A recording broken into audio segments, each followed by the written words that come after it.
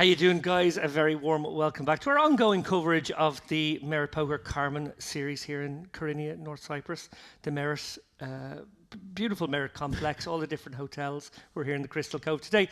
I'm joined by James Dempsey. My name's David Lappin, if you don't know already, and we will be bringing you day 2 coverage today. 500 roughly players. It's a bit of a moving target. 500 players entered, 131 re-entry, so we're pretty much on that 2 million mark now already. Pretty amazing field. Yeah, a whopping point there. We're at the 2 million of the 1.5 million guaranteed already. And David, there are still 4 levels of late reg, hour-long levels, so that number is going to rise up pretty considerably, I'd say. Yeah, I think we're going to get something in the region of 700, which again is just another guarantee smasher. 9 levels anticipated for today. That could change, but that's what we have scheduled at the moment. So we've got a full day of coverage. Please do join us all through the day. Some very familiar faces out there in the field. I took a little walk around. Got a little lay of the land, shall we say. Jack Sinclair out there with 470k. Obviously big name, former World Series of Poker Europe main event winner, and of course main event final tableist as well. Maxime Chilot, Frenchman, part of the French contingent who love to make their way out here to North Cyprus. I saw Constantine Helt in the field. I saw Mihai Nista. I saw Edward V, as you've dubbed him. Edward V, Edward Barsagan, the man who's 5th in the last main event, 5th in the warm-up, 5th in the high roller. Can he do it again? Can he come forward? We would love to see I take 5th in every tournament I play. Let's not get too greedy. That would be okay. That would be okay. I would accept that as well. Look, we have a huge day planned out here. I cannot wait. Ali Najad will be joining us in the booth a bit later on as well. But for the first frame, it will be myself and this man, Flushy. I have a few... I was doing a little bit of research on you, Flushy. Ooh. And a couple of your... Because maybe everybody doesn't know that I'm in the presence of greatness here. WSOP winner, WP2 winner, but also the Chicken Cottage Classic winner, the Woolworths Pickens 7-game mix, and the Gatwick Express Invitational. I spotted those on your CV as well. Gatwick Express, yeah, I like that one. I'm quite excited though, as we have a look at the beautiful Merit Crystal Cove exterior shot. But we've got one man at least on this table that I'm somewhat familiar with from this side of the booth. I haven't played against him, but Boris Kolev's in the mix on our table. And there he is in 6th place in here. But look at those stacks. 61 big blinds for Kolev. One of the shorter stacks. Of course, this is a day 2. Reg is still open, so unsurprising. But everyone with pretty healthy stacks, David. Yeah, it's a lovely time to enter the fray here. Obviously, day 1, very deep. The guys are splashing about. Maybe they're, looking to spin up stacks. Happy to do a re-entry. But yeah, this is a nice period to come in. We're coming in when maybe the average stack is about 60, 70 bigs. And it will stay roughly that for the next few levels as well. As we see, we have a feature table that has roughly average chips on it. No, none of the big stacks. There are a few very big stacks in the room. Some people did go on a bit of a spin, possibly ramping up the variance on day 1. But they play a short day 1, so you kind of come into day 2. It almost feels like an after-dinner raise. Yeah, it's very... day 1. Yeah, like you say, very civilized day 1. These guys backing up very early, David. We were, unlike us, in the spa last night. Met some of these players that had already bagged up, and it was just past 7 p.m. Yeah, they were infiltrating our spa, David. They were. They were also given the option to play the Mix Max because you can do both alongside each other, which is a nifty little invention here. By having the sort of split day, people can jump in 2 main events of sorts simultaneously. Yeah, and now David, the viewers at home, and us here will realise we don't see cards here, but this is a one-hand glitch. Can't promise you will see the hands, and it is Ace-Queen for Laidlow, Queen 5 of Spades for Volhonsky. That's what we've been promised, David. So kind of a board you might not necessarily see the C-bet from, the 10-9-7 kind of board. But then I guess the opener gets to have quite a lot of that kind of stuff right from the hijack, the Broadway combos, the straight draws, some 10x. Yeah, interesting line here from Volkanovski. Obviously plotting some larceny here on the turn. And a great turn to do that, right? 7. There are 6 cards. We were told the truth, David. So he did have backdoor spades at least. I do prefer that as a candidate with the spades. Nothing much Laidlaw can do about this. Just outmaneuvered there. He got laid down the law. Oh. The law won. The law didn't win. The law did not win. He fought the law. Oh, yeah. A nice day ahead of us. This is kind of fun. We've been picking up tournaments pretty late on, David, and although that's the exciting part of the tournament, it's perhaps not the most intricate part. Here we are. We're going to see a lot more post-flop play this deep. Potentially multi-street bluffs. Some very complex kind of hands turned into bluff scenarios. They're always my favorite. Just 2 months later, Do that kind of stuff deep. Interestingly, I watched a breakdown of a hand that was turned into a bluff this morning as my prep. Oh, yes. I I was busy. I was up early.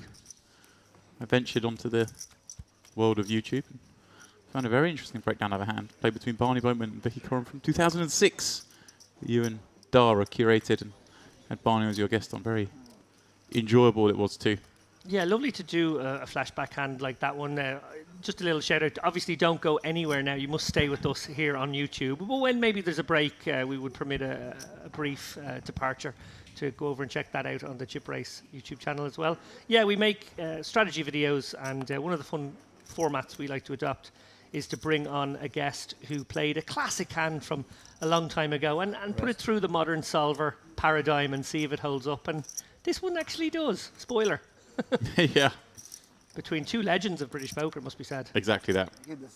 One still very active in the poker scene, the loser of the Why hand, you take it so personal? versus one who isn't so active. The only double winner of an EPT. But is a huge mainstream star. Very active in TV, yeah. Now I cannot lie. Colin from I can't fall. Or I plus can one, for getting like a little fruity here, David, with the ace-5 offsuit. See the flop together. Yes, one soda water with ice lemon. Her dad. There's a man I remember from this very venue.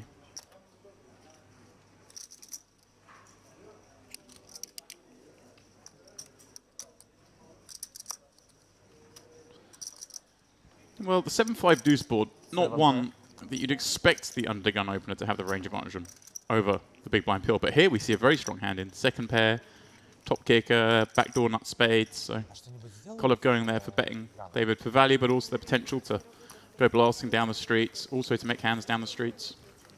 Big deviation on our, well, on the first two hands, I'd say. I wouldn't expect ace-5 offsuit to open undergun +1 from Cove, and I wouldn't expect the queen-5 suited to get sticky on 10-9-7. So perhaps the boys they finished too early yesterday on day one, or they finished the day before that. Maybe they've had a day off. They're just itching to get involved. Or maybe they want to put on a show for us, James. Yeah, that could be it. Selfless. I like it.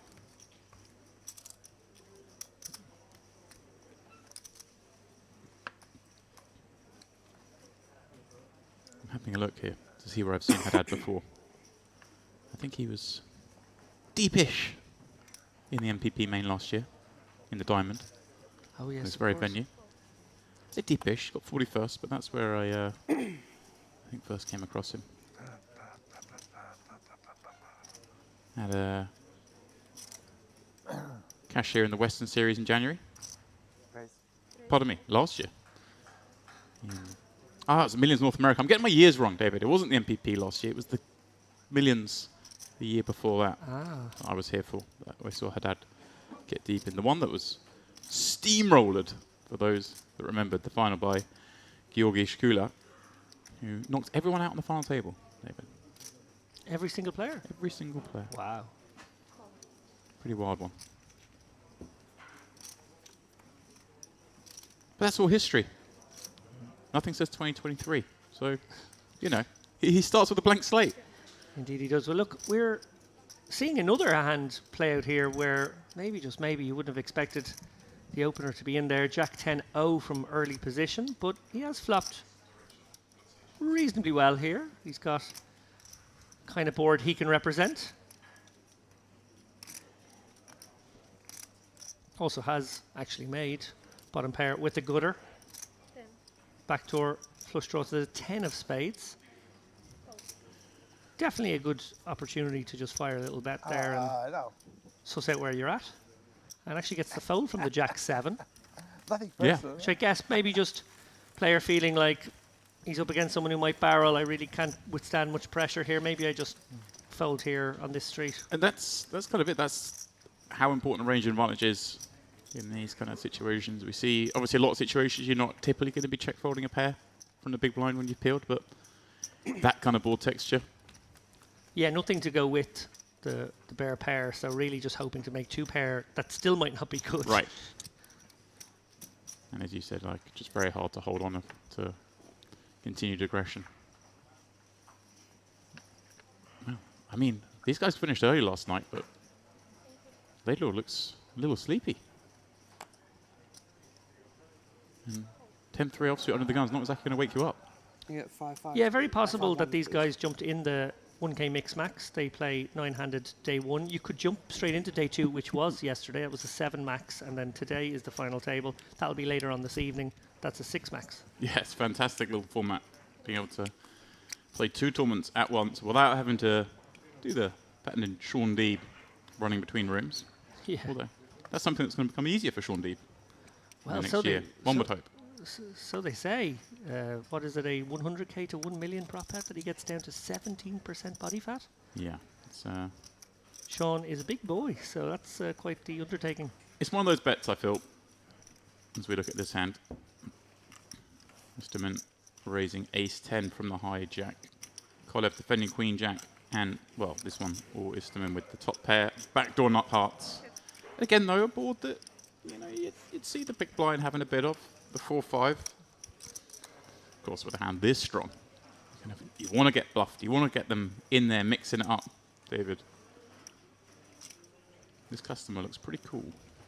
Yeah, Isterman definitely targeting plenty of hands here that can call. He looks to be going on the larger sizing, which seems reasonable on this texture. Right. You want to really make it difficult for the 7-8s of the world, the 3-7s, the gut shot, nothing else hands. Just really struggle to continue here. And also you even start to put a little bit of pressure on the smallest of pairs. Maybe not the 4, but the deuces and the 3s that appealed. A small part of the range, but worth considering. As we see with the 3-card straight there, the 10 jack queen, giving that consideration. Right. So A smaller bet, maybe he could have called that. I don't think he would, because you're still up against hijack range and you got a lot of crossover there between the queen jack and some of the continues. But a hand that certainly isn't an auto fold, especially to a small bet. absolutely not. Just taking a look at some of the bigger stacks in the room, I've just spotted Roman Gadziev, chip leader overnight, 821K already. Wow. 8 stacks. Astonishing stack building there from Roman. Recep Aydemir, familiar face to the stream, 554K, another big stack. I don't care about these guys. Tell me where my boy Clipper is. Clippers, he's doing okay. He's got about average. He's a little over 200K right now. Okay. That makes just, as long as we get to see Ari Clipper again, I'll be happy. Had a quick chat with Luke Bindell in the field just before we started off as well. He's got 225K. Sitting pretty nicely as well. Those guys all very comfortable. Obviously, you see here that's still, you know, approaching 100 bigs. Not too shabby. And here we go. Volkonski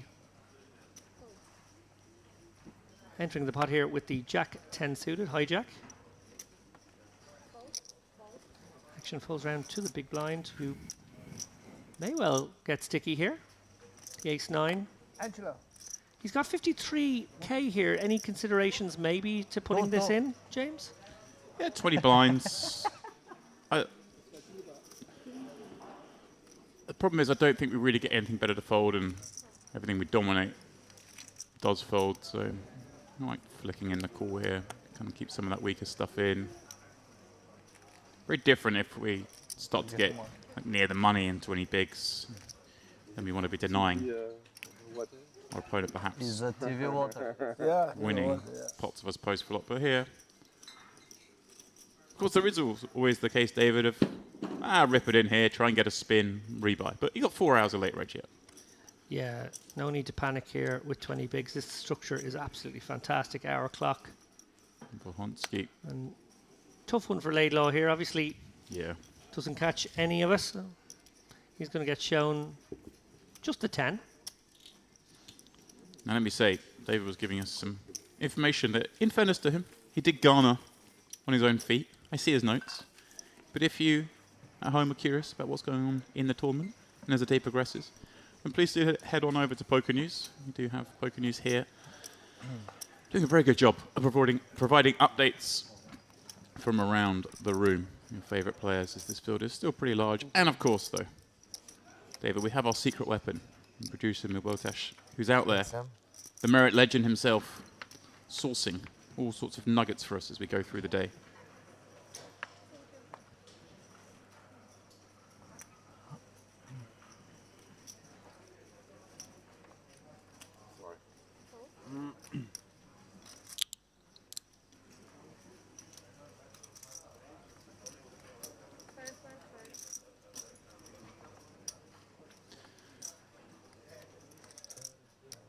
Ski.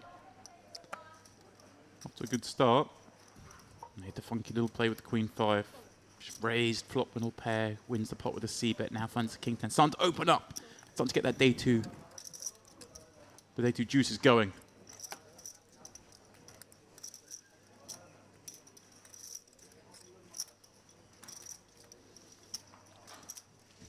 Karatu in the big Jack 8 offsuit.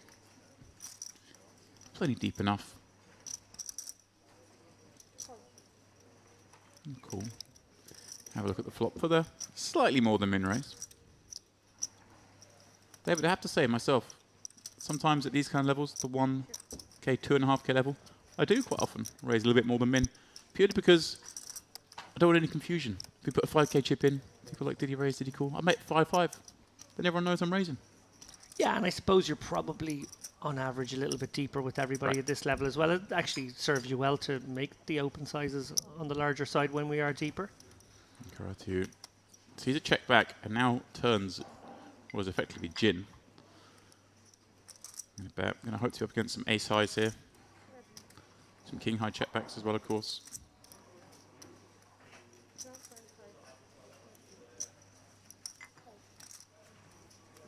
And you notice, David, there's an empty seat there. And I see chips in front of it. Yeah, there is a player who's missing in action, Hassan. Anyone knows Hassan? Can you give me a little call on the phone? Hassan Yauchin, missing in action.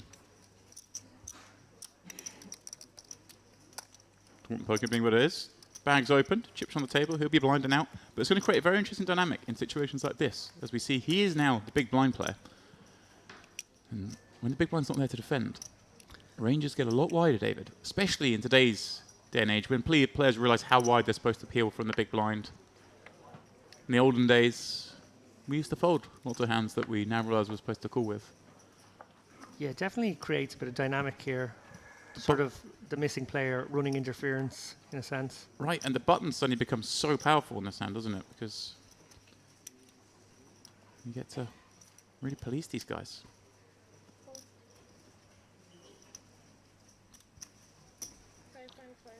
Volkonski back on the horse here with the pocket eights here in early position. He's going to have a go at that dead big blind.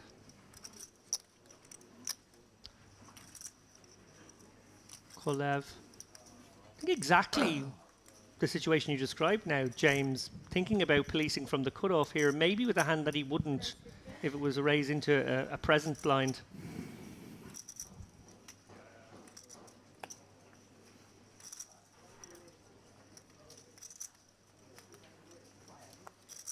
Yeah, exactly that. My friend, protect your cards Well more. predicted, sir. I didn't see them, but if I really want, I will.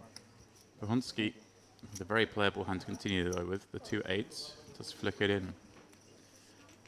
And Kolov deviating once more.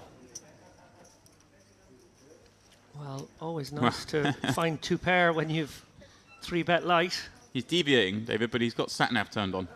Indeed he does. And great spot for him actually, because you know a lot of ace-x in Volkonski's range here that he can target, obviously behind the ace-jack, but everything else, maybe ace-queen might even have flatted this bet. So you can definitely target some big hands for some value across 3 streets. Right, and the Broadway combos as well. They've all picked up a piece. Bet's actually very small here, and I'm going to go out on a limb and say this is a bit of a exploit. I might see him go a little larger on that kind of texture because those Broadway combos are in there, but Maybe he's just being a little bit smart, should we say. Against, you know, a main event field. Kolev, a regular in some of the biggest tournaments, you kind of maybe have to play a little bit more GTO in these. In this tournament, so you can kind of deviate a little bit. So just go small there because he really wants action. Yeah, I think one population tendency, for want of a better phrase, I've noticed over the course of the two festivals here, the Western and now the Carmen, is that ranges just tend to be a pip wider by everybody. You noticed that as well on commentary the other day, James, just how players seem to be just willing to get in the mix with a hand or two lighter than maybe they would normally, maybe they would online, maybe they would in other games. Yeah, certainly do. Well, of course, a WSOP champion in 2021, the winter edition, the November event. I remember won the it 5K. well. Made a last-minute break for the border. The Biden administration opened it up around about day 1C of the main. We all hurried out there.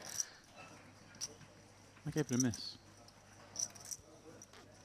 I read straight into day 2 of the main in that one, actually. That's how late it was. They added the 2 extra day ones. Never miss a trick, the World Series. Raise and take it from HN.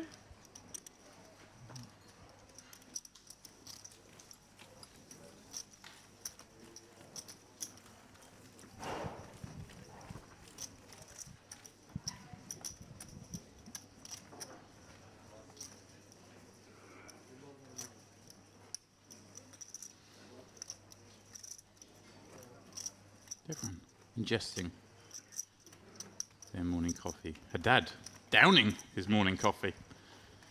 Get the caffeine in. I think you're right, David. We these guys all finished early on day 1, but maybe they were up late playing that mix max.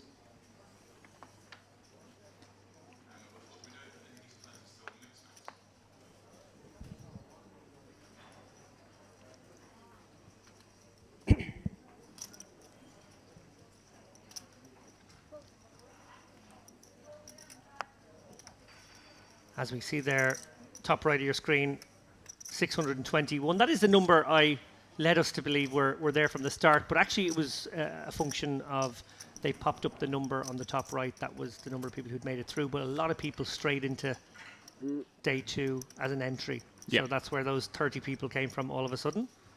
That was the number I was working off. Brought to you 2 kings in the cutoff. Nearly 100 deep. And again, he gets the second button, with the button being set out. Lovely little spot to be in. Sure, you lose some equity when you're in the small blinds, people are going to attack, but you gain it back with having 2 buttons.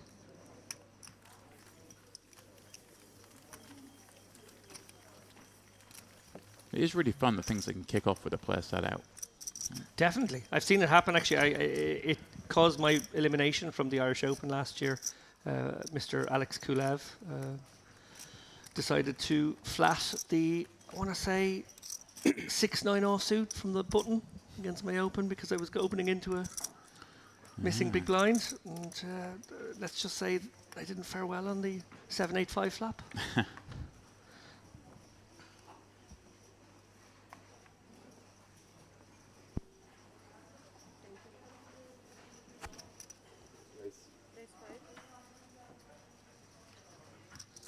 Imagine Queen 10 of diamonds from number 1. That's always getting raised. One of our shorter stacks, but as this is the start of day 2, and in most tournaments, David, it'd still be day 1 because we only played short day 1. So we are very deep. Yeah, very civilized way to play your poker, short day 1s, allowing for, yes, if you want to go play the mix max or maybe a turbo. There was a turbo on last night as well, but also just have an evening off, have a nice meal. Yeah. Go to the spa. 100.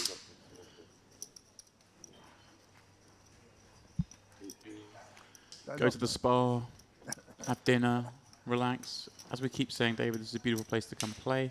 It's a beautiful place for the the other half to come along with you. Was So it's lucky. nice to be that accommodating. So if you do bring your partner down here, you can person all the time. spend the evening together. And then if you're still in day 2 at dinner time, they kind of forgive you Just kidding. if you can't make it. Hi, Chin. Flopping at second pair, Ishtamin with a gut shot to Broadway. And of course those backdoor spades. Both players with a fair amount of this board, ace, queen, 8, very coordinated.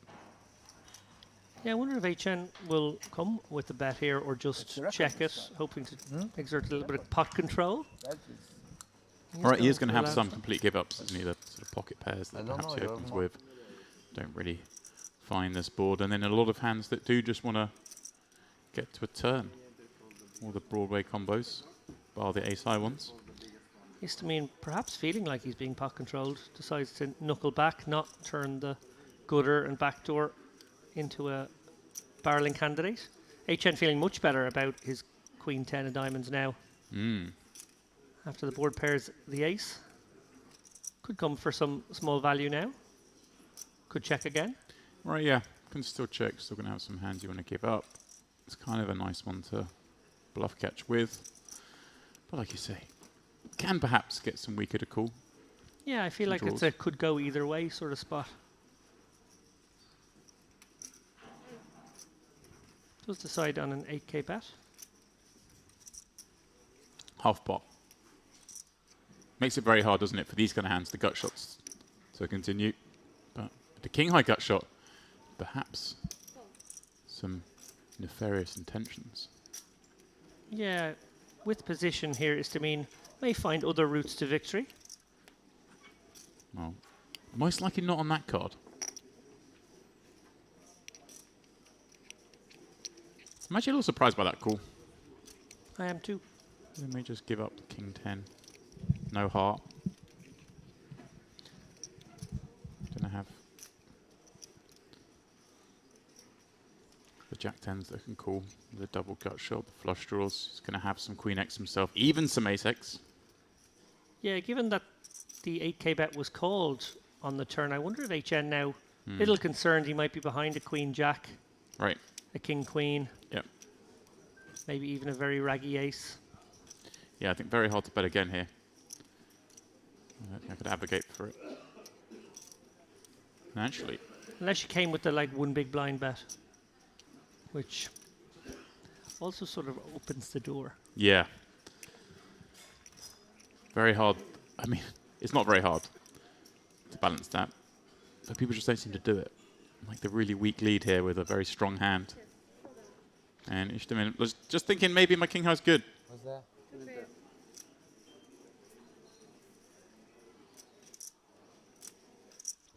Yeah, I got to agree with you there, James. A little optimistic on the turn, and given that the action was checked to him, I guess we know his thought process was that the king high could be good often enough, and I just don't think it is.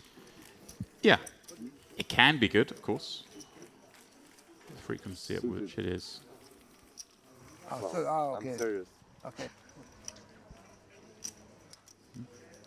Is For there a half big pot. difference? Yeah.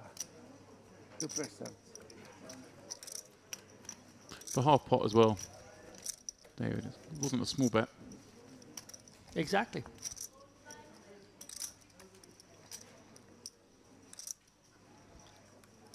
Maybe just a teeny tiny misstep there. Put on we go.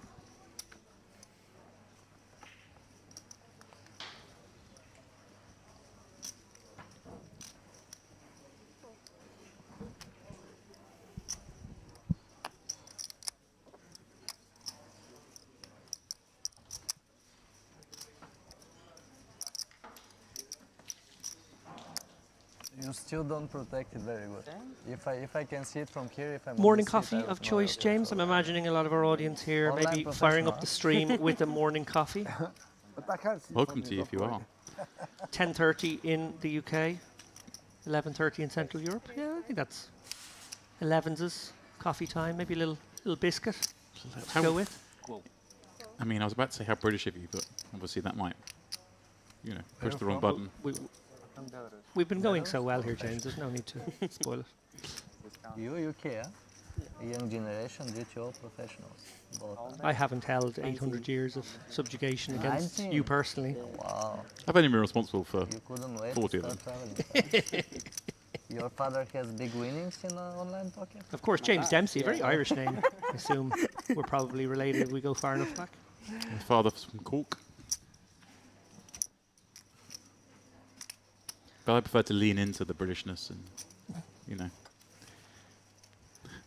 Leaning into some straight draw and flush draws here, HN and Volkonski likely to continue in this situation. Istamine and Haddad, well, this board isn't in their vicinity. Yeah, this is kind of a fun one. HM from the big blind peeling here does have some of this board. It's going to check back through a lot, and he's only got 7 high. And with those backdoor hots, may elect to just come bluffing here. I like this. I like this a lot. I really like this too. This is exactly the kind of texture he can represent. He's obviously got the draw. He's got the backdoor hearts as well, like you say. Yeah, great spot to see that he can confidently lead this spot. And as predicted, Volkonski, the man who will join him on the turn. Players confessing to some underage gaming online. There we go. All's forgiven now. So you have a good Tricky one here for HN now. Obviously, bottom pair pairing. He can have more 2x, and he can certainly have both in this situation as played. Can have straight. But Volkonski on the button, maybe representing something more like an overpair to the board here, and will certainly get sticky on the deuce. Yeah, he has all those pocket pairs, bar the highest ones, of course. Although some of those may elect to trap. So an interesting situation here for HN. I kind of like it if he goes very aggressive across 2 streets as the plan, or not aggressive at all. Yeah, I think you're right. Kind of a You don't want to do big an bet here and a in-betweeny jam on the river, or we need to check. Yeah. Or even maybe a very small bet here. Kind of set your price. There's an argument for that. Looks like he is pulling out 4 at least of those 5k chips, throwing on a couple of 1ks.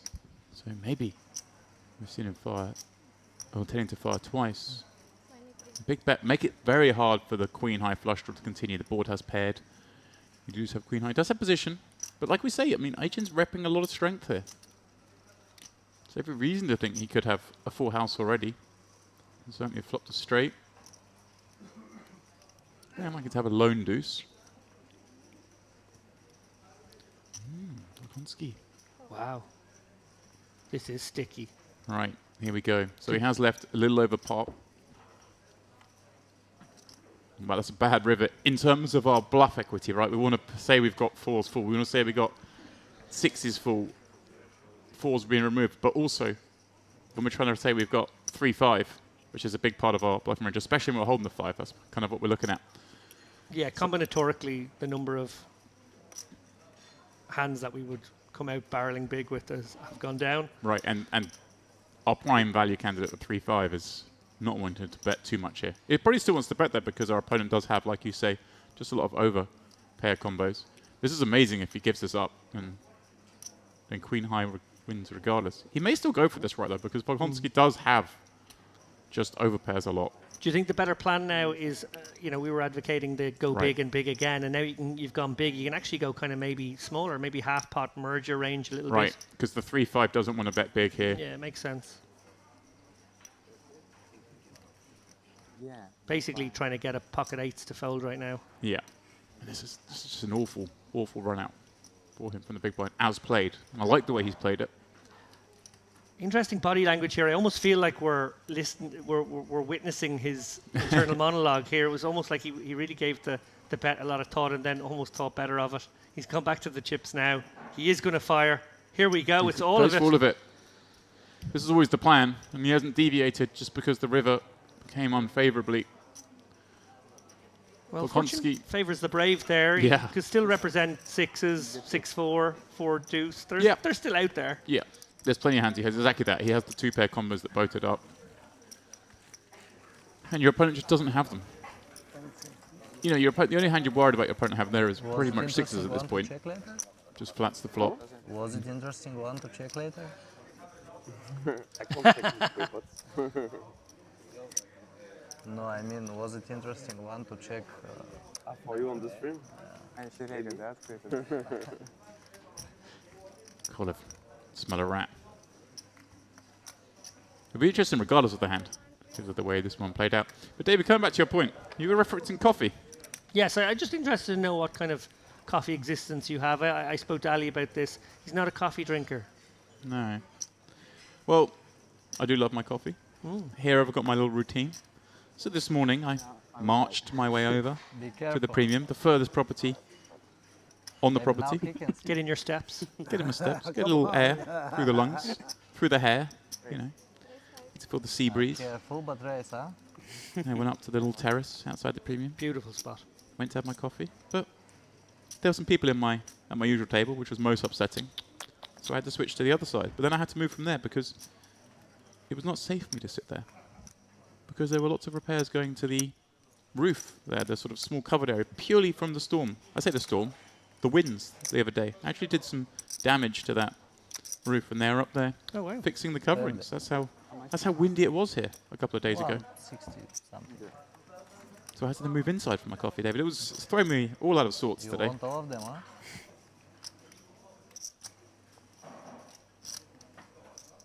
Check.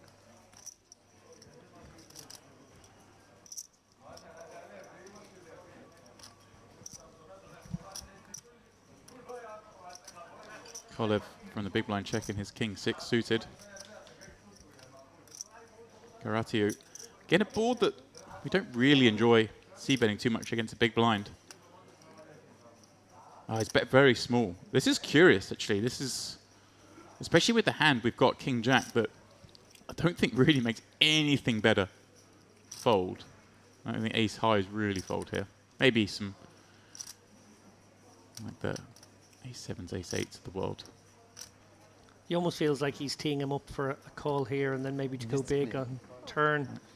In the end, Kolev with backdoors, king high, decides to let it go there. Yeah, see, Colin made a reference a minute ago. Is this a hand I need to check in a minute? The big pot we just saw. That's right. But didn't I see reckon, your cards this time.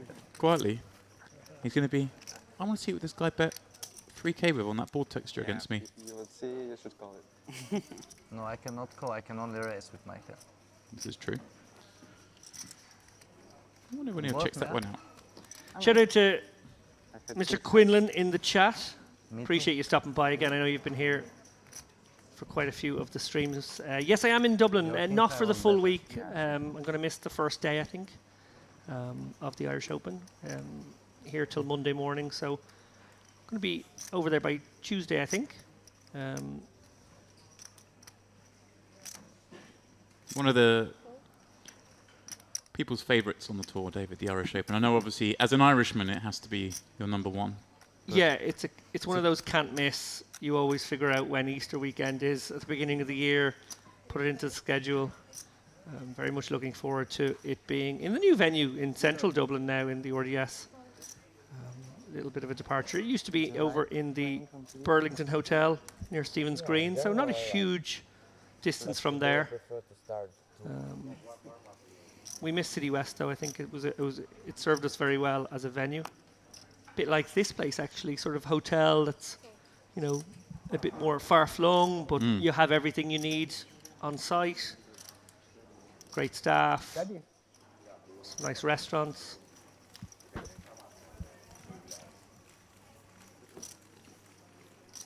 Far inferior buffet though. it's tough to beat this buffet. Can't beat this buffet. Very, very tough. Although, David, with our start reverting back to a midday event for us, we've been covering cash games and some final tables that have started a little later. So, didn't get a chance to get our lunch buffet in before work this morning. Very Ye- upsetting.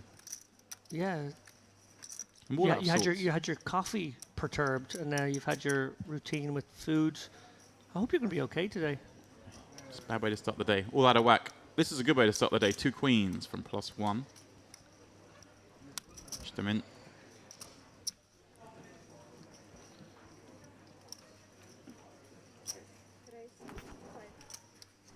Just throw in the single 5k chip, but announces raise. Let's go with it.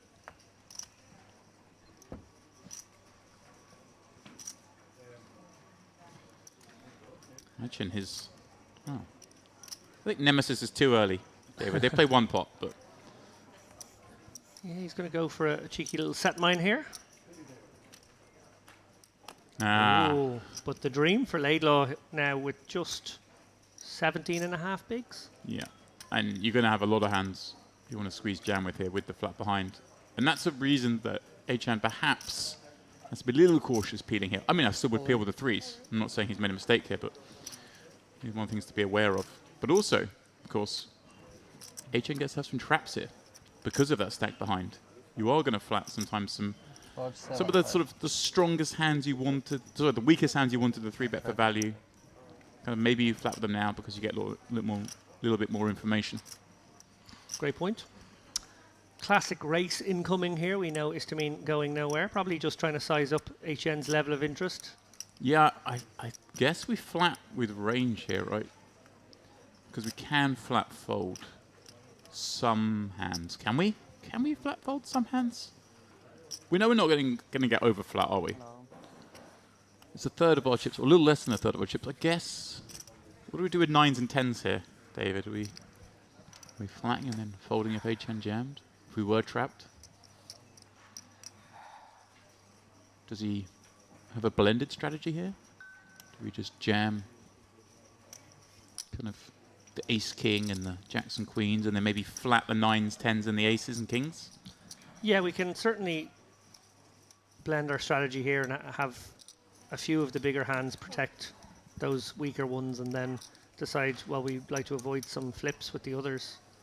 I like this. I like the flat. I guess if we're flatting queens, we're probably flatting everything. Does feel like he's just Strategy he's gone for. Classic. Yeah. Probably what I go for. I like to keep things simple. I like to have one avenue. Less to think about. But as you say, David, it is the classic flip. Ishtamin won't be happy to see that. Stack something. Against that stack size. Oh well. Supposed to be in a pretty good spot. Still is in a pretty good spot. 2 queens, of course. We call it the coin flip. David, I'll run queens all day against you, your ace king. Especially on a queen 7-7 flop. Well, Ishtamin attacking the table. Just needing the runners. The very specific ones at that. Jack no use. You will have the option of re-entering if he so chooses. On the flop. It's only level 1 of day 2. Has 4 hours of late register. It's a 7-6 or something. What's Very bad bluff. I had what is you going all in pre-flop, right? Fishing for info. No drama. Just like this. Tom Shamam in the chat asking how many people get in the money. Well, my friend, we don't know that yet because registration. registration is still open. We won't know that for a few hours. As Hassan Yashin has decided to make an appearance. Welcome to the fray, Hassan. Still got 72 blinds, having set out the first Do you think he's been in the spa or in the bed? 50 minutes or so. Look, something else. I think he's been Pick something nice about it. yeah, but out for a swim in the sea. early, so it's okay. Brave in these wins. 1:30. The last 3 hands. It was till the money or till certain level? Huge thank you for those of you who've tuned in. We appreciate it is early doors across Europe. So you had a good sleep, huh? If you are there, could you So mash the like button? What happened, Hassan? Where have you been? I'm not speaking English, Yeah. sorry. You don't speak English. Yes. Okay, no problem. Doesn't speak English and can't tell the time, David. I jest, of course. Sorry, I cut you off there. I was very No, intrigued to see where he had been. Yeah, no, there was an inquisition of sorts taking place. You were right to Think about it. point to it. I like how he said, I don't speak any English in absolutely perfect English. Yeah. Oh, was that his alarm going off on his phone? Say, wake up, you got day 2. That's the snooze. I think it's been hit a few times. But yeah, I always convince myself, if something like this happens, that it's for the good. Yeah. There's been a few You times avoided where a clash. not normally this late for a day 2, but maybe something happens and you miss the first couple of hands. I convince myself that I'd have been dealt kings of the aces and turn it into a positive. I'm easy to bluff, David. I hope he's not a backed player and the fact that it's on the live stream has really caught him out there. Yeah, wouldn't be great. Vagonski popping up the ace-jack from +1. Cove flatting with king-jack off on the button. And again, David, this is probably not a hand you necessarily want to be flatting against +1s, but, you know, deciding he wants to get in the mix in what, for him, will be perhaps a field he feels he has a bigger edge over than in some other games. we've seen Volkonski as well play a lot of hands, albeit legitimately so. So maybe he's thinking this man's a little too loose. But Volkonski coming out with a very nice check call on this deuce 3-5 board. May not be the soft spot that Kolev hoped he was, although does he follow up after betting so small on the flop, David? Yeah, I think he's probably going to take pairs out of Volkonski's range and maybe attack some of the ace highs, the ace tens, the ace jacks. Right, which will struggle to call a bigger bet on this turn. They will, of course, check call flop with overs and a gut shot. And here we go, nice size from Kolev, going 20 into 27. Making it very hard for this hand to continue, and others like it. And, of course, Kolev kind of gets to have some king, queen, some queen, jack. He has a king and a jack blocking those hands in his opponent's hand, although queen, jack, probably not a concern. Nicely played. But I don't think Volkonski's done anything wrong there either himself. Really nice. No, sort of bully boy poker there from Kolev. Like to see it in position. Yeah. Understands the power position on a board like that. Yeah. Приятного просмотра, друзья. Maybe some viewers at home.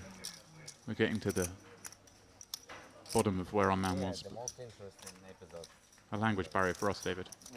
I mentioned they're hitting the like button. If you could also hit that subscribe button while you're at it. There we The go. double. The daily double of button clicking. That we would appreciate.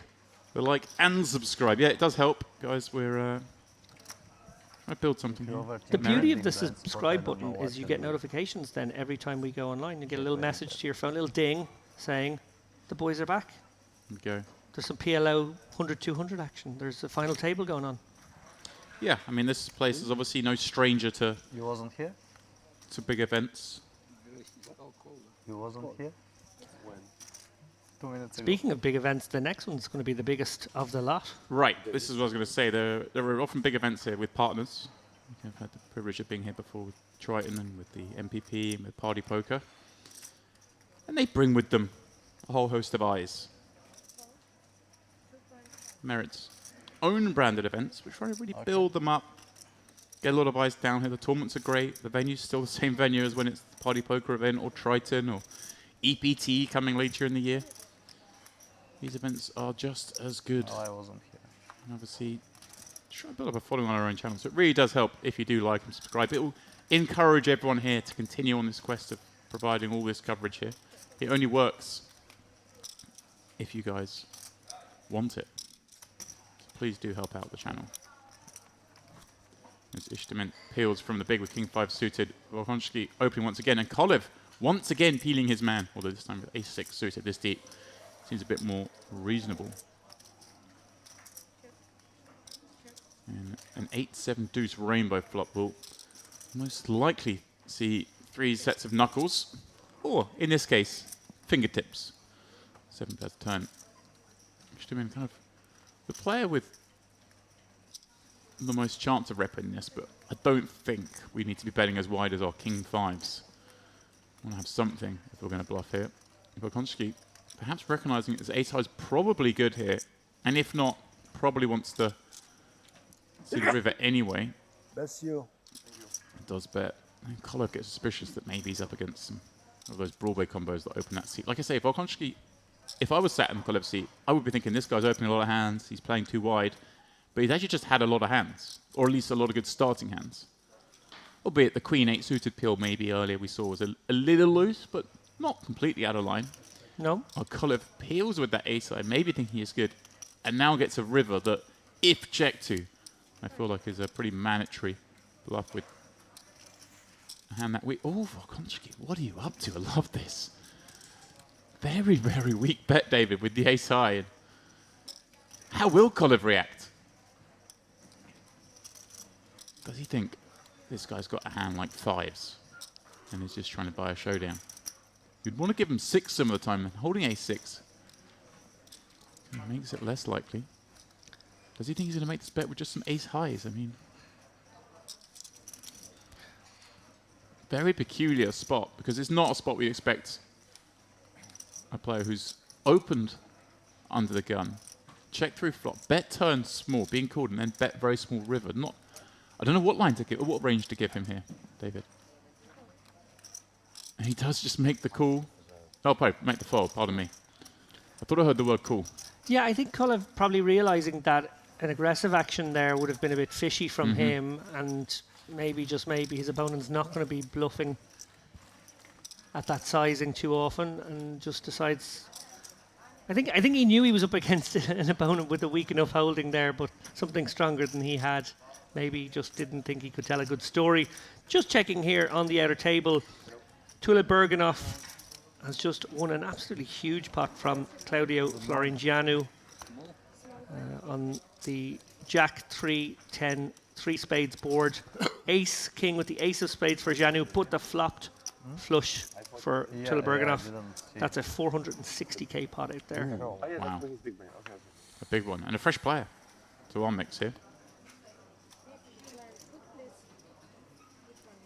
It's been a good start for He is Dan at big blind. Kizu as well. He picked up the aces against the jacks for a virtual double He up was big to blind. get to 130k. So he's on the comeback trail as well. Не сделал.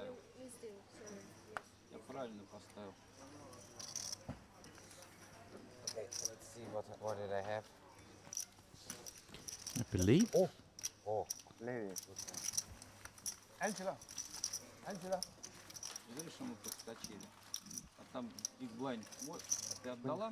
I actually missed what happened there, David. A missed deal, nonetheless. but I think it was suited. No damage done. I don't know, it just fell. See, we do have some fresh meat at the table here. Потом сможем посмотреть по записи, как Believe. так получилось, что батон проскочил.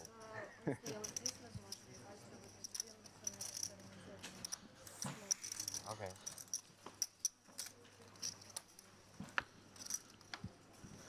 Прикольное слово, сдвинулся. Why? No, I mean, the word is good, but the We go again. Ace-5 suited under the gun for her dad. by itself. So just to fold that, David. Yeah, a little surprised by that. That's sort of the perfect hand to mix in to the early position opening range. Gives you a little bit of board coverage. Yeah, I'm surprised to see it fold as well.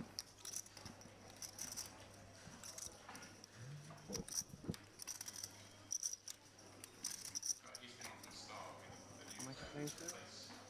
Around 160, 75. 170.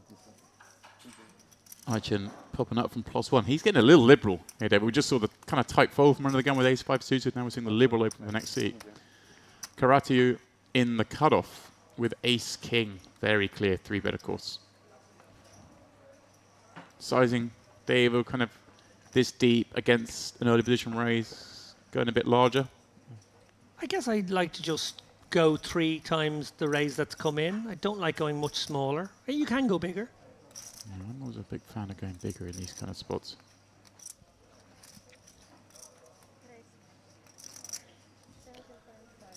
James advocating the larger sizing. That is the choice.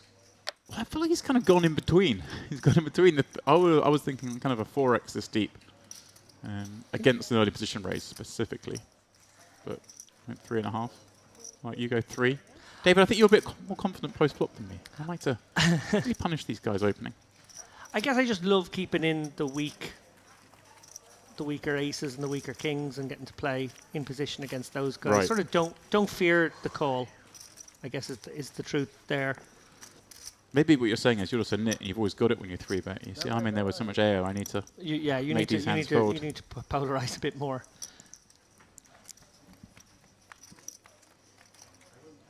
Do you know, you're probably right. Probably not attacking the early position openers often enough from middle position. It's probably exactly why I choose the 3x.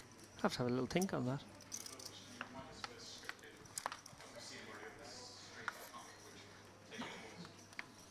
Welcome to anyone who is just joining us now late in the stream. This is day 2 coverage of the Merit Series Carmen main event.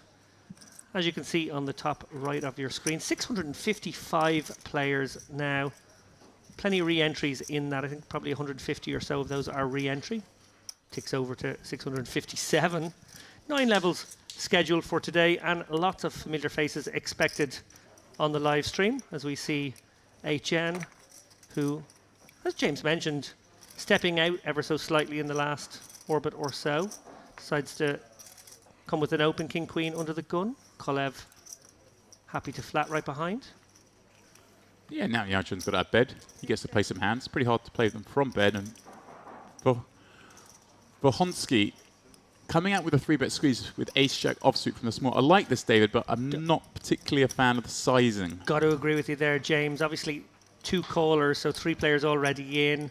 I think you can actually go quite big in this situation. I think you can go almost 30k. Yeah. If I'm honest, like 28k, 27k seems like the lower end. 17, very, very low, and actually could bring in all 3 players. Well, on the flip of that, though, does Aichen have like a really nice candidate to potentially 4-bet bluff here? He does, but I don't know if these guys are profiling Volkonsky as somebody who would maybe go for this squeeze. Even as light as ace-jack, we see, of course, that he does. Yeah. King-queen does toss it, and yeah, like it's a great price for both of these guys now with 7s and a suited ace. And Kolev, therefore, probably just going to continue. And once more, these 2 play out of pot. Of course, Yalcin around the back, surely going to have enough interest to join them in this adventure. Indeed, I predicted a potential 4-way here. We are going to have a menage à trois instead.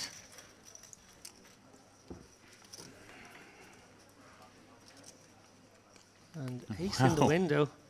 Volkonsky with the top pair. Gut shot. Gut shot to the straight flush draw, has to be said.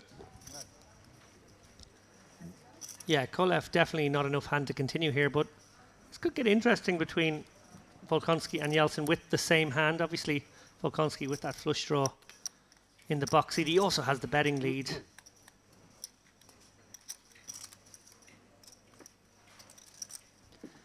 Do you ever feel in this situation with the ace, jack of clubs that you've got the second nut draw, you've got a pretty good ace, but not brilliant ace, you're not that high up on your own range? Maybe you proceed cautiously? Yeah, it's kind of a weird spot because we did 3-bet. Okay, 3-bet 3.5x, but that's a pretty small 3-bet size against the action we saw. You're going to get peeled quite a bit because you're giving up position to the rest of the field.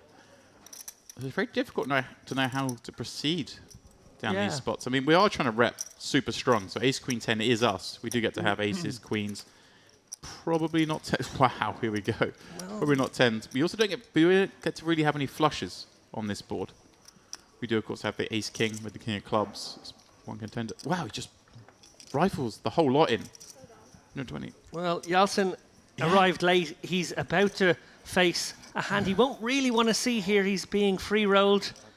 Yeah, this is obviously he can't fault. Like I say, he knows he's not up against a flush with that 3-bet from the small blind. He also actually has the range advantage on the turn, but Volkonsky with the edge, the free roll. There it is. And sends Yalcin back to bed, David.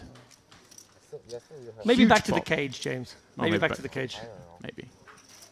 A brutal one for Yalcin. Can't fold him. Obviously, he turns his straight there. Every reason to believe that his opponent could just have a set, could have top 2 pair, that kind of stuff. He's going to get in there. Can't be necessarily putting his opponent on a flush. But actually, the really devilish outcome is that you are facing the free roll, and there it is, the 8 of clubs. I don't think he's been eliminated. I think he's going to maybe have 10k left. Oh. But, yeah, fumes. Well, a little accounting.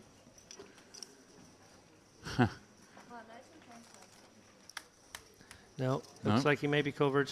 Oh, no, yeah, 12k. Tossed some chips. You were right, David. That's right. Huge and very interesting hand there. Yeah, I can say I can't say I'm a fan of the turn jam with ace jack with the jack of clubs. However, it worked beautifully in this situation. Vadim Volkonsky up to 350k. What a great start to the day he's had here. And he really has been the most active player, David. Yeah, he's picked up a lot of those middly strength hands and been very willing to play them. I think it's a sign of the times in this poker room, really, that guys are getting in there, as I said, with just a couple of pips lighter sometimes. I actually think he's had pretty much reasonable opens all the time. Hey, the players are discussing they got 3 more levels of Till the end of level 13, I think. 13, yeah. buy-ins. So next time you can call. It's my Gamble, gamble. This is yours. I have to. Oh, we got a lot of cards in there. Museum, huh? Too many cards. Okay. Not happen Ah, today. come on, look. Your dad's got the cigar out. In a tournament as juicy as this, well, I have a question for you, James. You're sitting there, you're probably fancying yourself maybe as a man who's got a, I'm going to say maybe 30% ROI in something like this. Actually, let's come back to that in just a moment because we have a little bit of keeping the lights on to do here. We certainly do. A prelude of what's to come, David. May 10th to the 25th at the Merit Royal Diamond Hotel and Spa is, of course, the Merit Cash Game Festival. All sorts of juicy action running alongside, of course, the biggest series here, the Triton Super High Roller Series North Cyprus. The biggest names in poker will be doing battle in the biggest buy-in tournament. I have an idea. Or Come maybe over not. here, get in the mix in the cash game, spin up 25k, Online and then from hop in Europe, one I of the don't like. Triton High Rollers. I play, but Sundays. You'll be more than welcome, David. You won't see me do that. Yeah. Very late. Triton have been flirting with some of the lower buy-ins. How lower for them, I mean, is like a 10k or a 15k. there was a 15k in Vietnam. I know it's probably too early days now, but do you have a sense if that's something we'll see going forward from Triton, or was that sort of like just for Vietnam as a stop? Maybe they want to attract a few more people. I'm not sure. I really don't know, David. Obviously, the Vietnam stop was the most successful in terms of numbers. Kind of where it's located geographically, maybe a big part of that. It depends on the hand. But it's hard to know with the future. There's a lot of options with Triton. It's in a good place. You Okay. can decide to experiment more, maybe some smaller buy-ins. It's weird because you can't really reference a 15k as entry level. You know, No, it's not an entry level tournament. also doesn't feel great to come along if that's the only one you can afford. Right. If you know what I mean. But that's why it's nice, perhaps. Cash Game Festival running alongside. Maybe people can pick on one of the smaller events. Of course, we have the GG Super Millions. It's the opening event at all those stops now. Maybe at 25k that people can qualify online for. Play that and then come down and play cash. If you don't get a score in the tournament, maybe they come down, have the one bullet. There's a 20k, of course, as well. We're experimenting with, I say, it's hard to call them slightly lower buy-ins. There is, of course, one tournament here Thank you. that may attract a different market. Given this place's position where it is in Europe, and the kind of players that come along here like to play the 4-card variant, there is going to be a PLO tournament at Triton, which is something that's not at every stop, but was enjoyed here last time out, as we see Vadim having won that monstrous pot with the old straight v straight with the free roll, running away on this table as your chip leader and the victim of that, David, down to just 5 blinds as we continue with day 2. Look at this. I absolutely love this. We are putting the blinds up. There we We're go. not putting both of them up. Just the small one It's a small one, I like it. by Basically, 500. someone's looked at it and gone, you small blinds are following too much. Let's forward you to the mix. I also noticed a name there that we saw fill the vacant seat, Maxim Skripkin. The man who finished 10th in the warm-up, David. There's obviously a late entry here on day 2. Coming in with exactly the starting stack. There he is on the left-hand side of your screen, folding the Queen 6. Malta is okay. It's 1 hour difference with here, right? Talking of your homeland, My adopted country. Malta. Country Very of popular. residence. Popular poker spot. It's a Both- great spot for poker, actually. It's got the weather, much like Cyprus. It's a beautiful archipelago, lots of water sports kind of activities to do in the summertime. And yeah, probably pretty much every major poker operator brings a stop on their tours to Malta at one time or another, either in the Portomasso Casino or Casino Malta there in Patcheville. And a lot of, for that as well, a lot of players moving there to play online. It's just a nice base to have, kind of a lower cost of living compared to some of the major cities in Europe. Oh, absolutely, yeah, much better value than the Dublins and Londons of the world, great cities as they may be. Yeah, I think Malta just kind of offers a slightly more laid-back lifestyle, and definitely a better value one in many ways. And connectivity, right? You have a direct flight here. Yeah. No. You direct flight to a lot of places. Yeah, the Dubai flight, actually, the Emirates flight to Dubai sort of pit stops in Larnaca, so it's perfect. You can sort of grab hold of the wheel and as it's taken off and then jump off at the end. It works out great. You have to make sure you remember to get off, though. Yeah, that is true. That is Probably true. the only place you can be. So here's my question for you, James. I remember now that I had something very important to ask you. I'm going to ballpark you as somebody, if you were out there in the field, who has a maybe 30 to 40% ROI. Oh. That's what you fancy yourself as having. Okay. We're getting into that stage now where there's not too many levels of late registration left. Maybe we have an hour left, or I think it's slightly more than that, but let's say there's an hour left to go. How much are you changing your ranges if you are playing sub-starting stack? Are you deciding, well, this isn't a bad spot to be a little bit gamblier because actually firing that very profitable next bullet is something that I won't be able to avail of if I just grind the short stack?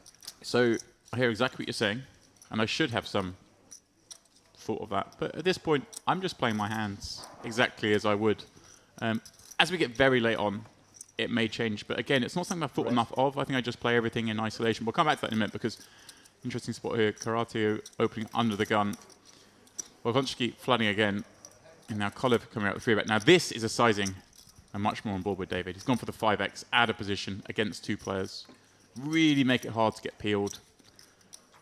Yeah, also for 20% of his own stack, which I think places the 30k absolutely perfectly in what you want to do because you will have some raise folds here. Yeah, some of those. Ace-3 suited. I'm going to get naughty with. Nice. Good discipline from Wolkonski there. Yeah, so I hear what you're saying, and I know there's probably some people who've crunched the numbers on that, like, okay, I should start gambling a little bit more later on because of the look to re-enter, but it's not something I've thought enough about, David. All the French sides and all the... Okay, here's another question for you then.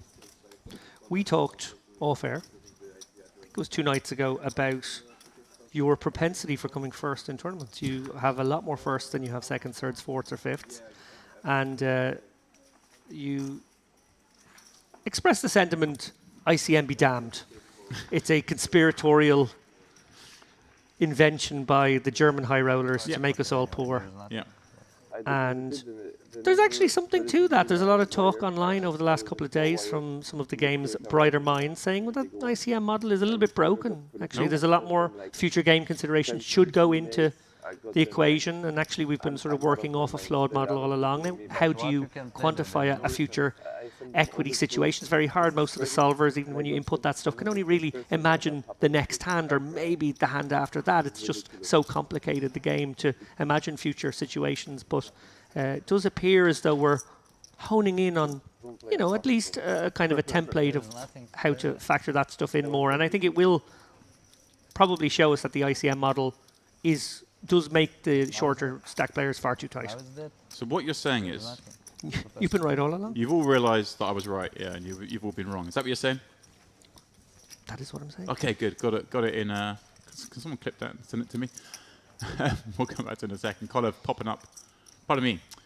Ishtimin popping up with ace, queen suited. Cove peeling the button. Queen 9 suited. Little loose, but we're deep. I like it. Karate overcalling from the big blind. Both players flopping top pair on this queen 5-3. Very broken board. And this is where things get kind of fun. Ishtiman gets to have quite a lot of queen X, but as does Cove. Both have a lot of pocket pairs as well. Continue here, and of course, some airs. The king jack suitors of the world, jack 10 suitors of the world that might want to go barreling from either spot. And it's gone pretty small, 8 into 22. Yeah, you're going to be up against a fair amount of no pair hands. Betting here with the player. This bet puts a lot of pressure on Cove in the middle, I think, David, because it's hard for him to peel with those ace highs with the big blind behind on a 5-3 textured flop. So it's kind of a nice spot to bet. I think you almost get to bet a little bit wider here in a 3-way spot than you do heads up. There's some logic to that as we see a deuce roll off, complete the rainbow. And a card, David, I guess that Ishtiman would continue to bluff with some of those ace highs haven't picked up a gut shot to the wheel. Yeah, I think another factor on the queen 5-3 board 3 ways is when you go 3 ways in that situation, you can also go kind of smaller with your sizing too. Yeah. Everybody's got to worry about each other. And yeah, you're absolutely right. Like, his hand wants to bet, and his range probably wants to bet here. So I would expect a barrel here. Sizing will be interesting. I'm about to say go a little bit bigger. He certainly does. 25 into 38. I like it. Really makes it hard for not the sixes. Sixes probably have an easier time of it, but the sevens, eights, nines kind of really starting to not enjoy life here. Yeah, and putting a lot of pressure on the very likely and very plausible Queen 10 suited, Queen Jacks, King Queens now, which could find themselves, in quite a difficult spot come river. So we do head to the river. Cove with 1.4 times pot behind it. Very bricky river at that. Repeating the deuce. And again, I like a big sizing here. Right, because Cove now, his range is very much defined down, isn't it, to maybe some of those sevens and eights folded. So now we're looking at the Queen X. So when your opponent has pretty much a range that's constructed of top pair, if you are going to bet, you have to bet big, right? With the nut queen, we are loving life. I wonder if you can ever go for all of it here. It's Right. about 1.7, 1.6. I think if you had like 110k effective back, you could definitely consider it. Well, Cove's only got 130. So we're only playing 130 effective. Yeah, 1.7. Yeah, it's probably, as I said, if Cove only had 110, I think I might go for it. But you can still go for that sizing. You can just pick the sizing you like. I guess maybe more likely is we'll see something around pot, but I do kind of like it. Sort of something in between. Sort of sizing a 2/3. Is this perhaps in his mind targeting some of those hands that still may have called the turn, the 8s, the 9s that just hate life here? Or does he perhaps even give Cove a lot more Queen X? Belarus, huh? He's from Belarus, no? Russia? Yeah. Country profile. Fishing for info. Wants to talk. Wants to try and get a read out of his man. I love that he's doing this. Always great to interact with your villain in a spot like this. Yeah, because we put so much into the technical playing of the game, but we are playing live poker. There's a lot more going on. You can get a lot of information. Just the way the player puts chips in, the way they react if you talk to them. That's a big one. A lot of players, perhaps without the most live experience, as Cove, will give a little bit away by talking. But Ishtamin appears to be too smart for that. He's giving away nothing. Stoically seated behind those glasses. Good luck reading this man. But sometimes these set a baseline. Even if Cove likes to fold or call in this hand, he's going to find out the information later on, whether he was good. May see something now when he's studying his opponent that he can draw back on later. So sometimes good, even if you decide to fold here, to take a few more seconds just to try and get that baseline. I'm very hard to know what he's going to do here, David. Yeah, Cove probably thinking to himself, King Queen may not have gone for 3 streets in this spot, or maybe just about to, maybe just about at this sizing. Obviously, aces and kings are possible. Right. Cove doesn't block, unblocks those bluffs. Yeah. Right, the ace king, the ace jack, the ace tens that maybe decide to bet turn and then follow up on river. So the queen 9 suddenly becomes a bit more of an attractive call perhaps than the ace jack. Yeah. Queen jack, pardon me. Queen jack, yeah. So all sorts of things going on here, but then maybe the sizing. What goes 2/3? Sizing just feels very Value-y. milky and value-y. Yeah, that's why I think we like the polar sizing, where you can put some more of the bluffs into that bigger sizing and actually potentially confuse your opponent more. And from Cove's point of view, Cove gets to have 5s, 3s, that would be, of course, his most nutted hands. But there aren't many hands other than that he can have that are good. Cove looks like he is going to go for the call here. He does. And we'll get the bad news. Well done, Istamine. He found his customer there. Not a bluffy line in general.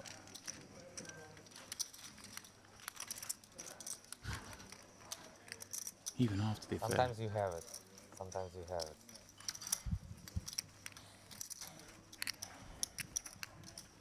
Yeah, not giving away too much even after the event, David.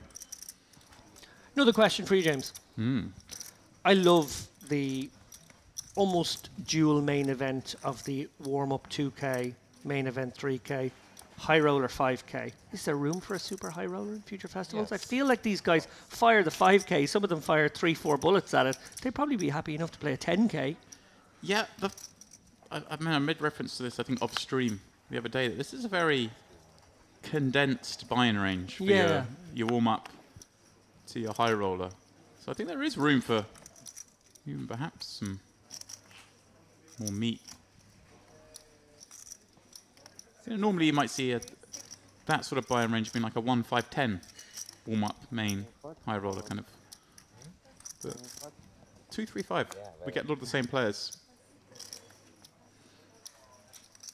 But the good thing is, David, with the buy-ins the way they are, it does perhaps allow players to say, well, maybe I play the 10K, but I can go play the 5K and fire 2 bullets, maybe. Yeah, I think you're right. I think players do often sort of have a budget in mind, maybe when they come to a festival, and if they feel like they have a couple of bullets in a 5K, for example, when there's quite a lot of late reg to them as well. These are all structured to sort of maximize the opportunity for people to get in twice. I think they can offer a lot of play day one, halfway through day two as well. Regible. I've never got a little spot here. Istamin, pardon me, under the gun. This time raising up Queen Jack offsuit. Skripkin deciding just to flat the button with ace 3, and now does Karatu with this particular hand, ace 3 suit. These are the ones we see quite often fall into the 3-bet bluffs. Against under the gun, he's deciding just to flat with this. Oh. Cool. Yowsin with that's why. buttons behind. This is working out perfectly, surely, for Skripkin. And maybe this is what he said. Oh, no. Maybe it's not what he set up for. Wow. I'm kind of surprised there, David, with Skripkin only having 85k behind himself. Be a great spot. And that's what Yowsin, I guess, was hoping for when he jammed. No, the blinds have gone up to 153. So was it a closed raise? Just wait. Yes. Was a closed raise. Of course. So you caught the deliberate mistake perhaps earlier, David, with the 1,500, 2,500. You're right, it's actually 1,500, 3,000. So yeah, he wasn't reopening action. That's a very good point. That makes a lot more sense, why these players all snap called. And Yowsin, though, doing a dreamy looking flop. Flops hearts. Missed him in this time. He's on the wrong side of this setup, David. The top pair. The top pair. He's outkicked. And Yeah, I'll see him sitting there with some hope, at least. yeah, I mean, this is a great spot for him. He's deciding to c-bet this. And again, he's c-bet pretty small in a dry pot. I guess we don't have to go too big in dry pots because we've obviously got something with a better dry pot, right? We're not just c-betting air. Skripkin with way enough hand to maybe try and go with against our hand. Look at this. He knows the ranges are tighter in a dry pot. Quick fold from Istamin. Yeah, Yowsin. With a shot, David, a quadruple up. In a very good shape, eh? Flipping. The best possible. One of those. Not the hand that Skripkin wanted to see. There it is. Well, it's not over yet. It's not. Never easy. Never easy declared. The backdoor house draw.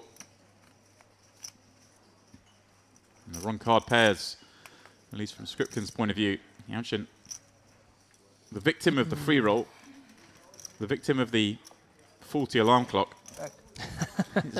He's back up to 37k.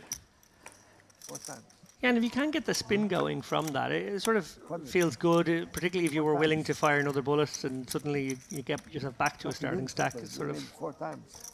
He went it 4 times. good feeling in poker. There's a different sorts of experiences of stacks. Some people feel upstuck. Some people feel like they're free rolling in these kind of situations. We are not. Yeah. Obviously, very important psychologically to just start from the stack in front of you each hand. But it is an emotional journey. Poker tournaments, live especially. Yeah, I remember a long time ago hearing something Greg Raymer, of all people, once said. That he approaches every hand, or tries to psychologically approach every hand, as if he doubled up the previous hand. He looks at his chips and pretends he's in his mind that he doubled up, getting that positive frame of mind. Very hard to do, but it's a nice idea.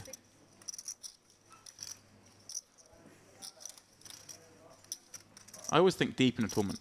I always try to think of myself as like, when I say deep, I mean like semi-deep. Like I think, well, I start this tournament with 100k in this event, obviously being a main event, but now we're in the money.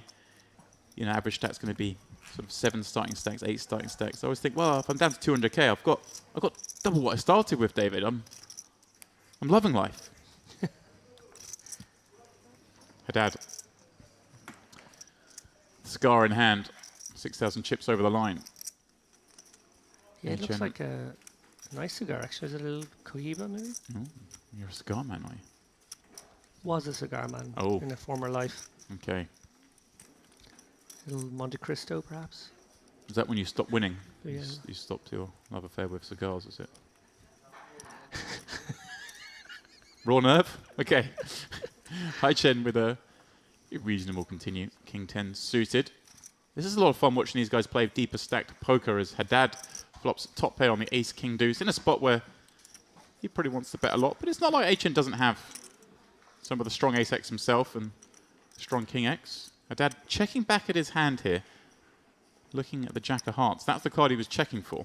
Do I have backdoor hearts? And I'm going to come back to that in a second because something I heard Dara Kearney mention this morning in a certain video I watched. But we'll come back to that. HN, with that king, kind of not loving life against range. No. So Haddad open from +1, but too much hand, of course, to fold for now. The 10 into 20, the half pot sizing of Haddad. And 7 diamonds on the turn.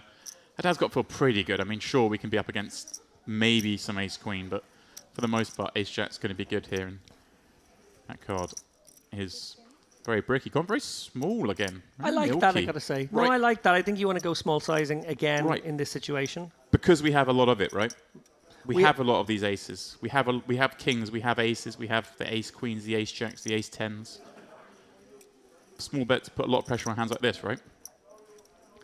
Yeah, I think this bet definitely targeting another sticky call as we do see it is a Cohiba. Excellent choice. King queens, king jacks, even the king 10 may be tempted for 15. Good fold, HN. Yeah, nice all round there from Haddad. But yeah, I want to come back to that because Dara made the point. You see that with a lot of players when they've played an offsuit combination, that they sort of, a couple of hearts come or 3 hearts come. They check back to sort of see if they've got, did I have the heart? Can't remember. Kind of telegraph that perhaps it's an offsuit combination. Not that I'm saying that's what happened here, and you can obviously balance that by always checking back at your cards, but it's just something that lodged in my head earlier from Dara, and dare I see it right there. O'Carney is a font of knowledge, font of advice. I'm very fortunate to work so closely with them all these years and just sort of by osmosis receive a lot more strategy advice than anyone else, I think. It's, yeah. Dara obviously joined us for the Western series. He was with us the whole week, or actually the whole fortnight, offering tremendous logic for lines taken and maybe some lines not taken.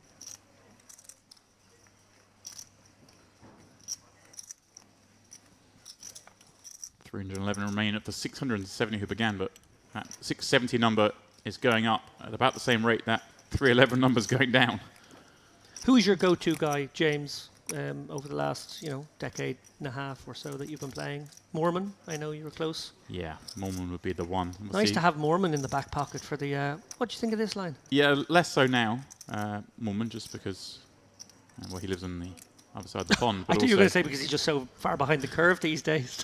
But also, I feel like now, with the advent of solvers and training sites, the game's a lot more solved, so things are easily sort of checked by yourself, whereas back in the... he was the oracle. The 2000s, the early 2010s, none of that was available, so you kind of just went to the most successful players, and I was fortunate enough to be in the circle of Chris Mormon, who was, I think, anyone in that era would have said was the best player, best tournament player in the world for a number of years through that period. For sure. 10-8-4, which I mean, from the small blind, having the best of this one against Volkonski's ace high. He's going to bet very small again. I kind of like this. Volkonski's throwing in some funky Little bets here and there. Not one I advocate here, David, betting Yeah. this flop with the ace high, but it's part of an overall strategy of kind of going a little different. Yeah, he's a prober. I It's like fair that. to say. I guess to try and find some merit for the bet from Volkonski, I guess it services as an equity denier, and it might get some value from weaker holdings too. And I guess quite often will allow you to see a river. Used to mean, well, on this turn, I was going to say this kind of may be the best turn for him, the 10 of diamonds, because he's going to have some flush, he's going to have some 10x. He doesn't want his opponent to check back with a lot of his hands like this. Wow, look at this. Whoa. Volkonski for the 8k. Again, very small sizing these two are playing out in this blind-on-blind encounter. So Volkonski clearly thinking his opponent has some draws. Wow, would you believe it? That will be quite an unexpected holding in the eyes of Istamine here, who may well go for very thin value of his own. He might decide to fire out a little Blocky. a blocky kind of one. Also might decide to check call, feeling like his opponent might have just a decent diamond in his hand and decided to float him. Yeah, and Istamine's still going to have some pretty strong hands here. And yeah, that's why Volkonski just happy to check back. Istamine's going to be surprised, like you say, to see that he loses to that combination, not necessarily that he loses in general. And Do you like a thin value bet there from Volkonski on the river? Now that you've got there, and it's sort of unlikely. well, when the bet sizes on a flop and turn are so small, I think I do lean that way because Yeah, we have me much too. wider ranges involved. Yeah. And of course, David, what we're not privy to in here is previous history. These two players, the way they're chatting, strikes me that they kind of know each other. So there may be a lot more at play. It's always the danger when you're in the booth in these events is you're not aware of previous history. But yeah, I hear what you're saying. Against if that had been a more traditionally sized pot on both flop and turn, then I would be less inclined to perhaps bet the ace, certainly that ace. But as played, I think we can try and get a little value. But you never know; these guys can be wily. You bet they're small, and then you get check raised, and you end up folding the best hand, getting greedy. Now Shin, with 12 blinds and deuces, just going for the min. Is he trying to elicit action, David, because this is a rebuy or the re-entry period still, as opposed to maybe just jamming it in? Well, he's going to get action in the next seat. Istamin with a pretty clear 3-bet against most stack sizes, cut off the button, but certainly here wants to take the action on for his shrapnel. Yeah, it is a strange open with the ducks. Obviously, no blockers here. The kind of hand that would like to c5. Wow. Oh, it's Well. an interesting spot has emerged from this Yeah. now. Yeltsin maybe considering the possibility that he could get isolated and there's a bit extra in there and maybe just maybe he gets lucky and finds the ace, king, ace, queen portion of the range. No, doesn't actually get away. Yeah. So I was- interesting way to navigate there already. I was about to say one thing to note here, Istamin going for the small 3-bet size makes entirely a lot of sense because you're 3-betting a 12 big blind stack on the button. Volkonski overcalling with 10s in the small. Again, very reasonable, but I'm almost surprised to see the deuces fold for 8k more, but given that this is the re-entry period, we can call 8k, we see the direct odds of 5-1 with some chips behind. It's actually an okay set mine spot because Right. if you do make your hand, okay, yes, you could get set over set, but you're probably going to get paid. And as you say, 8k into 48, sort of getting the price already. Right. Istamin with a pretty big advantage on ace-high boards. Volkonski doesn't have too much ace-x peeling from the small to this action. Does have, though, I guess, some 9s, maybe 7s. Yeah, But the he's- speed at which he called pre-flop kind of makes it look like it's a pocket pair to me, anyway. Sure. He's right to be sticky with the 10s for that price over 1 street. It is a tricky one to continue with, and I guess he'll be hoping for a check back from Istamine. Maybe, just maybe, he has the winner right now.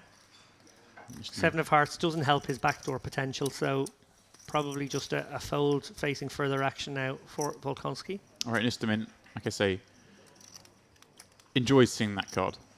It does remove some potential quads. The set of 7s now, of course, being quads. One of the hands you're really worried about being behind to. Yeah, I guess she's got to go big or bigger on this kind of. I think crucially as well for both players, they have to assign each other very strong ranges because Yeltsin was in there opening off 12 bigs. You're not going to isolate that guy more often than not, expecting him to get it in with you without a real hand. So, like the lighter portion of the range, unlikely to be in there. Yeah, and he does go for the bigger sizing now on the turn at 32k. Setting up to potentially try and get 3. There are, of course, Volkonski can have some ace-jack suited, some ace-10 suited that may be cool. Going after those down at least 2 streets, perhaps 3. Seems reasonable. More history developing between these players. Wonder what would have happened if he had just opened jam the deuces. The ace-queen flat the next seat, I guess, for 12 blinds. No real reason to reopen the action. Oh, to ISO for 12. It's not that you're going to get called liberally behind, and then 2 10s. 2 10s have an interesting spot there, whether they want to jam it themselves or flat also. Yeah, I think Mr. Min's saying something to, something along those lines. Would have been a far more interesting hand had he open jammed for those 2 10s. As it is, that one playing out fairly standard. But not often I advocate peeling a 3-bet off 12 blinds with deuces, David, but that might have been the spot. Yeah. Here's our man again. He's 6 suited in the cutoff. Now up to over 100 blinds. Yeah, nice hand to keep in the mix here. Not too many 6x in your range. This is one of them. Gives you a bit of board coverage. Obviously, suitedness always nice. Haddad could go both ways here. Definitely seen some players flatten this situation this week. Yeah, keeps in some weaker.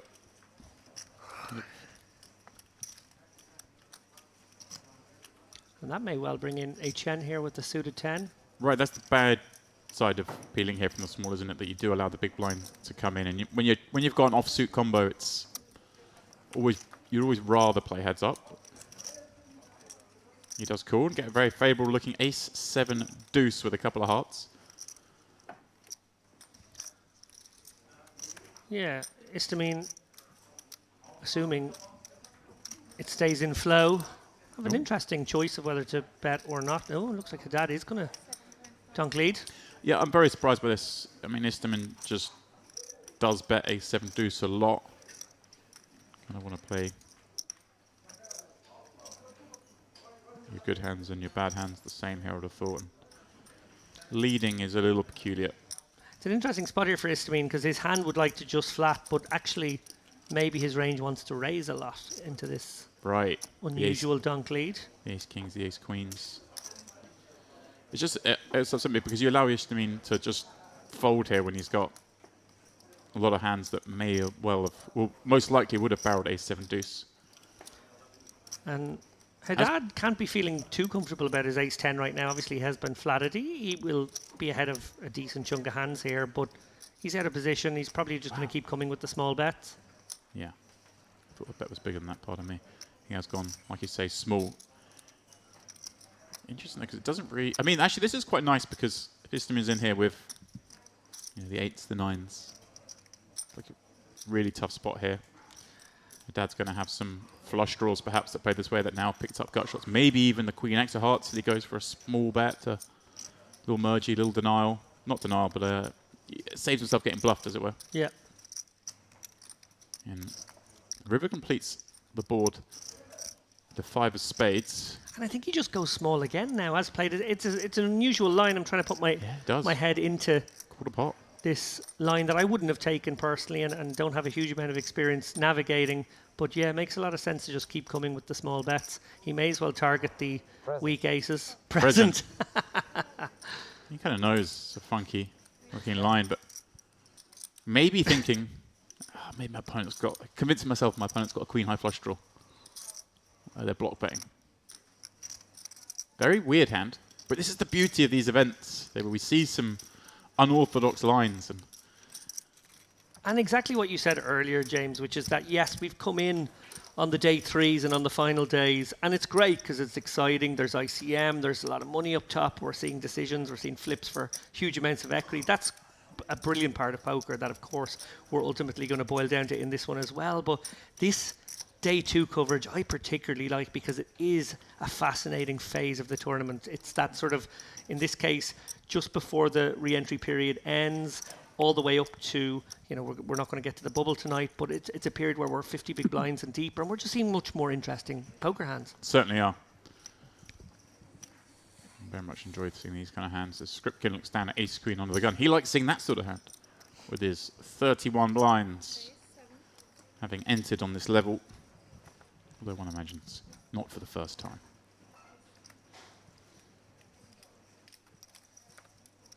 Just, I mean, 2 3s now against 30 bigs under the gun. Against a very capable opponent. Hard to continue. He does let that go. I think he may have called that against some players, especially deeper, but Haddad with the same hand on the button. But again, this is where things get a little awkward. You're up against under the gun, playing 30 bigs. You don't really want to be 3-bet calling off ace queen. You don't really want to be 3-bet folding it.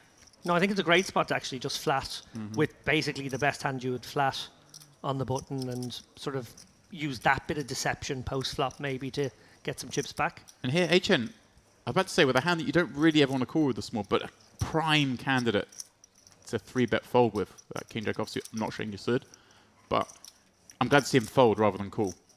I think, I mean, I'm a spewer. I'm 3-betting there. Putting the under the gun opener under a lot of pressure, especially with Haddad peeling.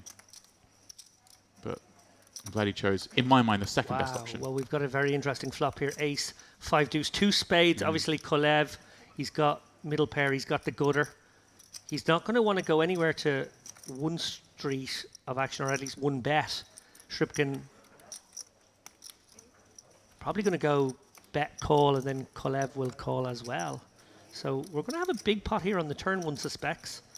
Unless Haddad drops the hammer right now. Yeah, and again, a fairly small sizing, but that, I guess, makes sense on ace deuce 5, right? Leave open under the gun. He gets had the biggest aces, but probably doesn't have an ace. Big blinds. Got to have a lot of just give-ups. And a bit like earlier, you kind of leverage the big blind being in the pot, putting the pressure on the button. Makes it hard for them to peel wide. Well, he's raised. Haddad does make life easier for Kolev, who would have been put in a very kind of wonky spot given his just 20 big blinds behind. Shripkin now, very difficult to get a read on this man, Haddad. He's fairly high up in his own range here. Yeah, question of whether, I guess, to flat or just jam here and run it against maybe some flush draws. He will like that 7 of diamonds, as you say. No flush getting there, and that's the one he would have been a little bit worried about. Haddad likely just sticks him in here for 80%-ish. Yeah. No, maybe slightly less. He's just going to go for... No, he's gone for... Yeah, I mean, effectively putting him in, David. Here we go. Skripkin. There will be no blood. And like you say, I'll just chop up what's in the middle. As he gnarls down on that unlit Cohiba. Hoping for all that pot, but having to feel okay about half of it. I guess it could have been worst case scenarios. Could have been behind. Yeah, I think Skripkin actually, when he jammed turn there and Haddad sort of flicked the chip in, he gave a kind of reaction like, oh. Because I think he is worried. There are some 5s, some deuces. For sure. There's some ace 5 suited, ace 2 suited. Maybe he was up against in there. You kind of you want the person to be, oh god, how much, you know, you kind of caught me here, but I'm committed. So a happy result for both, perhaps.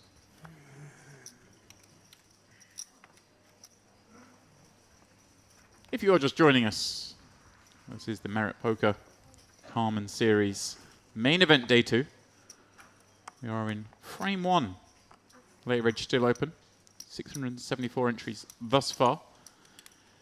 305 of those remain, so our average is a little over 200k. which is very deep considering the blinds are only 1,500, 3,000 as Yaushin, surely the shortest stacks in the room. Again, just going for a min raise, David. Just wanting to get some action, I guess. Wanting to double up or bust. Yeah, it's unconventional. Obviously, it allowed him to get away with the twos the last time, so interesting sort of situation. I guess it's a raise fold or a raise call if you just want to gamble. It works as a raise and take it on this occasion. The modern player looking to get a little bit more play from his short stack these days, certainly fair to say.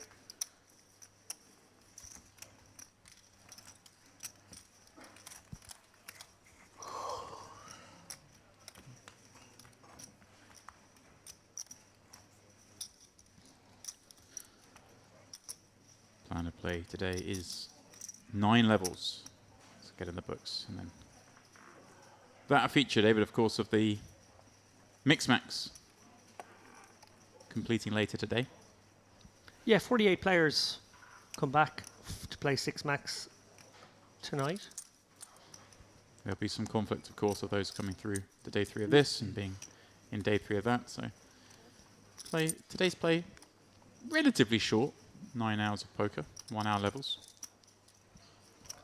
That makes way for the big stuff to happen tomorrow. Moving day. Yeah, it is moving day. It'll be moving evening tonight, I suspect, as well. Yeah. Yeah, I think when we come back from the second break today, the moment late reg closes, there will be a fair few last minute entries. Then there's 100Ks. A flurry of all-ins, no doubt. Clash of two of our familiar faces in the room here.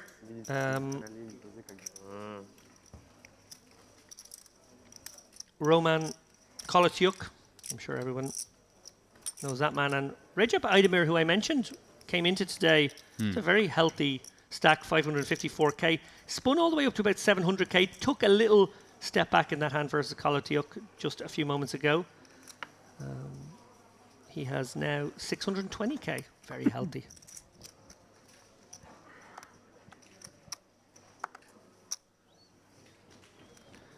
Thank you to Poker News and their excellent reporting, allowing us to bring you coverage, not just of this feature table, but a little bit of what's going on in the room. Yeah, it is nice. Poker News ever present. Our high roller champion, Alexander Hurst, who I'm sure many of you watched claim victory here a couple of nights ago. He's building a stack as well in the outer tables, 335k now. Ooh. Loved watching him play. That was a fantastic display of elegant endgame poker from Hurst. Proper beast, that lad. A reminder, if you do want to catch up on any of the action here at Merit, Yes, 25. the YouTube channel does save all the videos, so you can go back and watch as live. Do recommend watching that high roller final table if you haven't already. Bit of a masterclass from hers. Yeah, it was a very impressive win. It was Cove. A bit very small on this King 8-5 board as the pre-flop raise up. And of course, Yaushin peeling off a very short stack. Yeah, and that sizing, obviously a function of the fact that he was up against a short stack who he's willing to get in against. But also, you can, when you go that small sizing, you can bet all the way down to your bottom pairs in that situation. Right. I'm surprised maybe the Inga even goes smaller. I think bet 5, minimum's 3. I mean, we're really splitting hairs here, but could go all the way down to a blind. You could try and get away with the less than a full big blind and see if anyone spots it. You see, huh? I see, huh? Where do you come from? France, and you? Ah, c'est français alors. Selection of other notables out there in the field. Jack Sinclair, 420k right now. Fausto Tantillo, love that man, 340k. Ranelani, 300k. Pas confondre. Edward V Barsagian, 280k. Merit Poker Western Series warm-up champion, Paul Brown, Sorry, he wasn't the champion, Oh. but he was involved in the end game. He's out there with 250k. Needles. Volhonski popping up 2-3. He's getting two deuces to fold. Script with ace-5 suited in the cutoff. What In premier 30 fight? blinds. See how he wants to Premier take fight, this. Volhonski's been playing a lot of hands, so I wouldn't be surprised to see him 3-bet here, and that's what he does. Je viens de Lyon. De Lyon, hein, d'accord. J'habite à Malte. Ah, d'accord.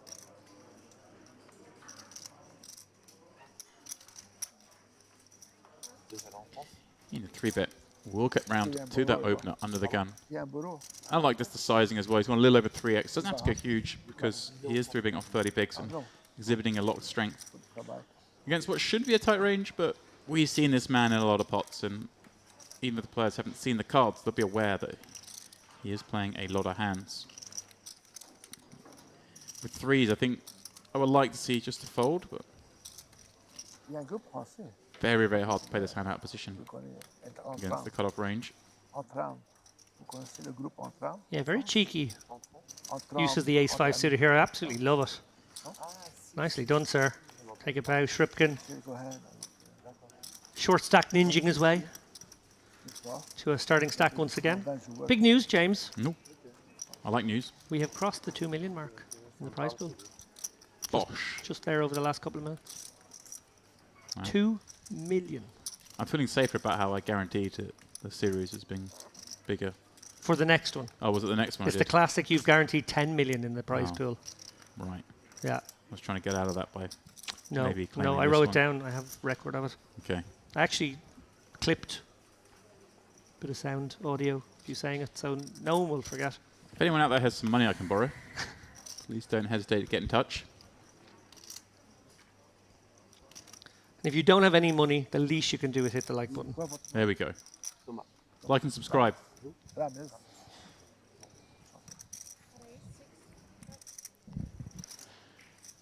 Kolev having a peek over the trench with his 2-3s.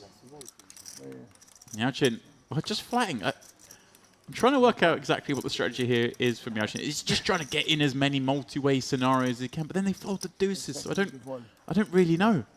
25 It's funky. It's very, very funky. He's finding more play off this short stack than I would have thought possible. And Volhonski coming out with the squeeze. I mean, I would have preferred just the jam, but I mean, it's effectively the same thing. Lovely hand to wake up with ace queen. Yachin says, "Come on then, you took most of the chips. You may as well finish me off." And that's what's looking likely. He does need to find a jack up against the ace queen of his earlier foe. Yalcin on the brink not that long ago. Got the quadruple up with the king deuce of hearts in a four-way. Yeah, 10-6-4. Not much use to him. Just the 3 direct outs as he heads to the turn. That's the situation heading also to the river. And it will be off to the cage if this man wishes to continue his quest to win the Carmen Series main event. Volhonski having a wonderful start to the day. Wins yet another pot.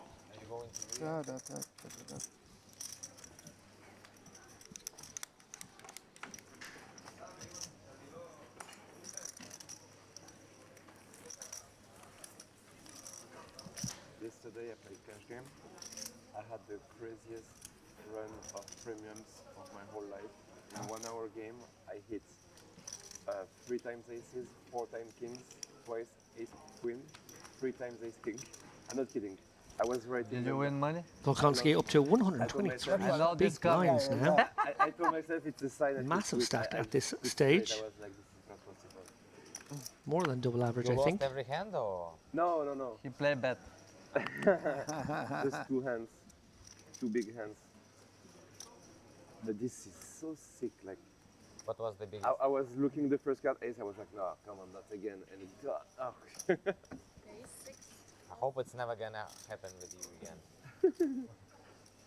I wish it was on stream so people think I'm not lying. Kolev Was it 25-25 or 5-10? 25-25. going to try and get one through with ace-8 from +1. Like, Again, 16 maybe. something, okay. Just playing that a little bit looser because it is a re-entry. Wants to get something going. Exactly what you were asking me about earlier, and I didn't give you an answer to. He's clearly of the mind. I mean, we did see him playing pretty loose earlier as well when he had more chips, but wants to get something going I mean, in these first 4 No, levels. the organization was. Yeah, I know. Well, he's picked up a customer in his old foe, Istamine here. Wow. Picking up on this. Wow. He's picking up on the Cove How much? opens. Why that much? Maybe seen some. Why that What much? that much says had with the Django's. He hadn't seen them when he said that, surely. If he has, that's so good. But I think he said, why that much? Then looked down at the kings and probably regretted having opened his mouth. But yeah, I mean, not going to work here from Istamine, but I love that he's picked up on Kolev and 3-bet him as wide as his Jack 10. That's great. 3-bet. I don't bluff then. Ace king, eh? The 4-bet Kings? Ah, was a 3x, but you fall to my at that point, we're shallow enough. I like it. I wasn't sure what I'm gonna do, but I didn't have a good hand to show. But maybe I will show. Best to go back. 15. I don't like to fold, you already saw. No, I didn't. The first time we play, no? Ah, you mean on that hand? You probably had a queen. I had a queen. Hard to fold the queen. I probably had kings. In some spots it's not hard, but Still re-entering. it's good reason to make decisions. Referencing the ace queen queen 9 hand. Kolev and Istamine played earlier. And also, both making reference to the situation we find ourselves in. Re-entry still open. Levels upon levels, David.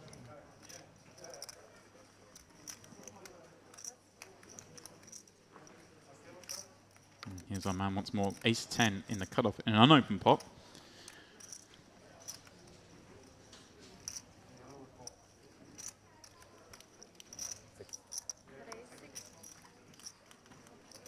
He's going to Hello. Hi. move things up a floor or two. Volkonski, okay. I've seen a couple of liberal hands, albeit we've seen him with a high frequency of V-pipping. A couple of them perhaps liberal, but this one is now getting a little out there. King 8 offsuit flat on the button. HN with 5-6 off in the big. Yeah, peeling from the big becomes less attractive in 3-way spots, but certainly with a hand with connectivity like this, and one would assume a kind of clean board around him, unlikely to be dominated on those cards. Does make the call. Yeah, coming back to Volkonski's flat here, the solvers have certainly informed us that flatting hands like King 8 suited is now pretty reasonable on the button in situations such as this, but King 8 off, definitely too loose. Queen 5 deuce the flop. We'll check round to Volkonski, who elects to check back. Jack puts that second Broadway card on board in a 3-way pot. Very hard for HN to think his 5 is good here or likely to elicit any folds. Should he bet to try and protect it? He doesn't like to check. I mean, with that gut shot to Broadway now, may look to bet here and do exactly this. Put HN's 5x and deuce x in the hurt locker. 8 into 22. Yeah, this is just grim now. Yes, we can be ahead. We see we are here, but when we're behind, we're very far behind. When we're ahead, we won't always get to showdown. Facing a second barrel on the river, potentially. The only, perhaps, leaning positive towards a call would be the size of the bet, 8 into 22, but even then, HN folds. I like to fold. I think Yeah, I like the fold too. I don't think you can proceed have in to that say situation that against this range. card We see there, obviously, Istamine at the light side of... Oh, maybe a marked card there. Yeah, well, But as we neat little play there from Istamine. come towards the end of this level, we're going to take a little look at what's coming up after the break, David. We do have a fresh feature table. And I do gather, there we go, in seat 2, Recap Edemeyer, the chip leader in the tournament, a familiar face Wow. on the streams. We've had him on the feature table this week already, I believe. A deep run in the warm-up, if memory serves. He's flexing his muscles in that event. Chip leading here, so that's who we've got coming up after the break. Of course, we still have a few minutes left at the 1500, 3000 level with this cast. And Fedor Dedalov joining the fray. Also, I noticed, with exactly a starting stack. So as we get close to the late reg closing, more players getting eliminated, coming straight back in. Coming in with these shorter stacks, coming in 33 blinds though. As you register now, it is of course though Vadim Volkonsky leading the way on this table. But maybe getting a little too confident, David, as we see him feeling with the King 8 against Alexei Ishtaman, who's perhaps having the best end to the frame. Very involved. Yeah, that hand just a little bit sloppy, I would say. I think he's played really, really well over the session, and I think he's probably maybe just feeling a little bit splashy. Emboldened. Emboldened. I like it. Gonna go with the flow. Start to feel good. Start to push the edges. Karatu, 2 3s from +1. Again, kind of, yeah, I like that. Just, we'll get into a situation where there are some stacks that are going to jam. You've got players playing a lot of hands. Now, if everyone's overfolding, suddenly raising 3s seems like a good idea, but if you're opening in hands like King 8 are potentially calling, we don't want to be opening 3s. Ishtamin, though, certainly does want to be opening the Ace-Queen. A hand he's had a couple of times now. 3, I think, once he won that big point against Kolev.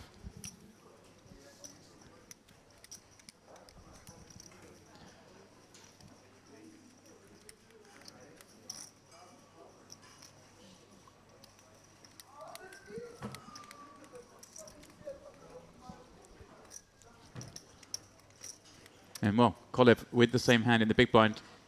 I guess it's just going to be a jam. And it's funny because I had a little back and forth over the last hand when he raised forward the Ace-8. How much they ask. Kolev likes hearing that. You like hearing how much, because your opponent's snapping Ace-King, snapping all the pairs. Fuck. Obviously, he's going to snap this Ace-Queen once he sees how much it is. And,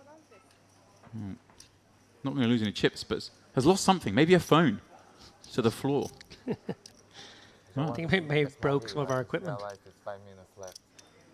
Oh no, he's got his own camera. Oh look, that's Are you a how streamer or what? he's an influencer. I do gather, yeah, he has his own channel here, vlogging from Merit Brilliant stuff. on the regular I don't like It this. is. Reroll. 4 of at hearts. Holla okay. BCN.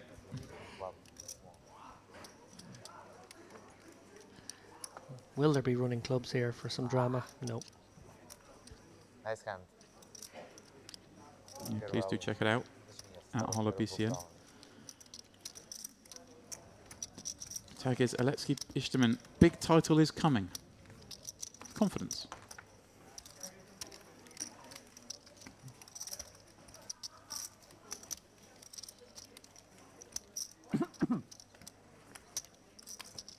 Vlogging his life, both in and around poker. Do you watch many of the vloggers? I don't.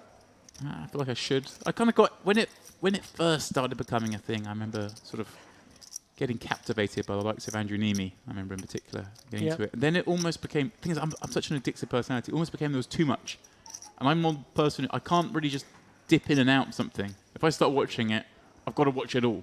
Sure. And to kind of to protect my time, kind of had to stop watching because too many of my hours were getting taken up by it. Some of it's so slickly made these days. The ability of people to edit these videos on laptops and put out great content is. Yeah, the means of production are kind of cheaper than they ever were, and I guess lots of people have their own visual style as well. Jamin Burton stands out to me as one of the guys who has really taken that medium on another step there with a lot of almost comic book graphics and animated segments to the show. A lot of talented people out there in poker looking to flex their creative muscles as well. Speaking of flexing muscles, you should have been doing that exactly here against Karatu. Opening under the gun, he's in the next seat, and I like this with Ace Jack offsuit. It's not a hand we really want to peel with the rest of the table behind us and against an under gun open. But it's also not a hand we really want to fold. So he's just putting it into that 3-bet bluff category. I would prefer a slightly larger sizing. Again, I hate to keep harking back to this, but in these early position scenarios, we're repping a lot of strength against a lot of strength. So you do want to go that little bit larger. Again, nitpicking, but I would like to see I feel like 3.5x as a minimum. Again, this, you Yeah, know, I understand. same ace coming. But now I'm sure nobody knows it's this guy. Referencing the Before marked it was ace, scary. perhaps. Like, who knows that the ace Indented of clubs? ace. Did you know the ace of clubs was But I haven't marked? said all that. The ace jack, 3-bet there. Does elicit the fold from the offsuit Now combos. it's not. Did you At have 3x. ace of clubs in the ace queen hand? The first one? Because if I knew and you had it, Right, you could just fold. no, I will call more if I know this. Really? He's referencing, of course, Queen you 9 think ace I queen. He ma- said, "Did you have this? Did you have the ace clubs in that hand? Because I would have called more if I know you had an ace. Because exactly that, the bluffs were the ace tens, the ace Maybe jacks, with the ace ace, kings. maybe with king jack. I He was don't know. worried, like you say, Maybe you at never that bluff, that's the sizing problem. about king queen being part of the range. It's all the time, basically. Sometimes you're learning. Now under the gun. How much does he want to play the rush? How come? He thought about it, David. Maybe Yeah, six, another seven, borderline six. one if he is deciding to step out here. I like the fold in the flow of the game because you've just won a few pots. Kind of looks a bit I know. Never played. fishy. I know in general, but I like to tighten up if it looks like you're playing loose. About myself. Dead love. His first foray into the online pot ranges you play, on huh? this table. You see now, tight fold. With the gun, Ishtamin, referencing that tight fold. check Well, in the stream. tightish. Had. Finding two queens. Going to be more than happy to try and take on the I 33 need to blinds learn of the to opener. fold sometimes. But I have problems. He's gone for a 2.5x 3, but I believe he said 15. Excuse me. Or Can 18 you kick perhaps. it off? Now it's a break. Does 3x it. Kind of like this. You make it very hard for these stacks to continue with a lot, but you do incentivize them if they do continue to continue with 4 bets in the shape of jams. This instance, just going to take down what's in the middle. I'm going to be sad to see these guys go in a few minutes, David. We've only got time for a couple more hands with them. It's been fun. Yeah, it's been really fun. I think the theme has maybe been unorthodox lines winning out. The two more unconventional players have actually made significant inroads over the course of the last couple of hours. The main event is the last hand of this round. At the end of the hand, you have 10 minutes break. 10 minutes break in the main event. There we So go. we're playing our last hand, as you heard there. Just a 10-minute break. Very short break. Very Yeah. short break. I guess we did start a little late. Maybe they're penalising the guys. Of course, the tournament has to finish in time for the mixed match. Exactly. To resume, so maybe shave off a few minutes of the break. I hope they've had big breakfasts.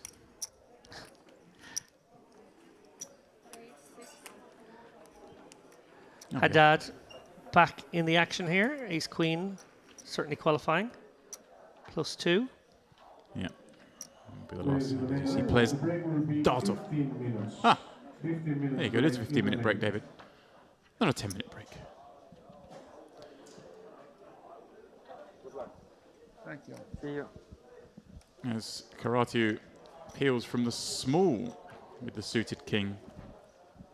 Hands that we've been talking about a little bit of late. Well, trouble perhaps on this Queen 6 board. He flops, well, reckons to be a good hand. And look, that's Haddad checking back.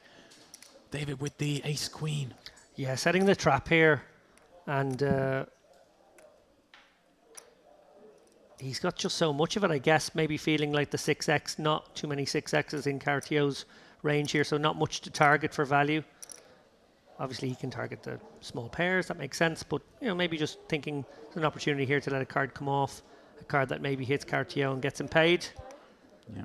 We see that Cartio does have a 6. One of the more likely 6 is the King 6. And he's gone quite a large sizing given the flop action, because I guess Haddad has a lot of showdown, you'd imagine, when he checks back Queen 6. He's trying to get called by the ace highs. Very trappy here from Haddad. No raise here on the turn. Just calling.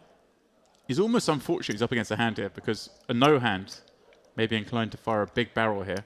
Of course, peeling from the small does get to have some Queen X himself, the Queen Jacks, the Queen 10s, the King Queen suitors of the world. The interesting development here could be Cartio coming with a small blocker sizing and then getting raised and then being quite confused, I'm going to guess. Yeah. Very much a reasonable line here, but it looks like he's actually going for more like a... Well, he's 50, yeah, he's gone 1/3. Oh, We just get a snap Snap. call. Wow. Very surprised we don't see a raise there. One of the best possible hands Haddad could ever have. A furrow of the eyebrows from Caratio, who probably expected to be put into a much more difficult situation there. Yeah. And getting away with it in a way. He's probably not completely shocked to lose the hand. Probably a little bit surprised to be snap called and lose the hand though, because you would expect maybe the 7s plus to bet the flop.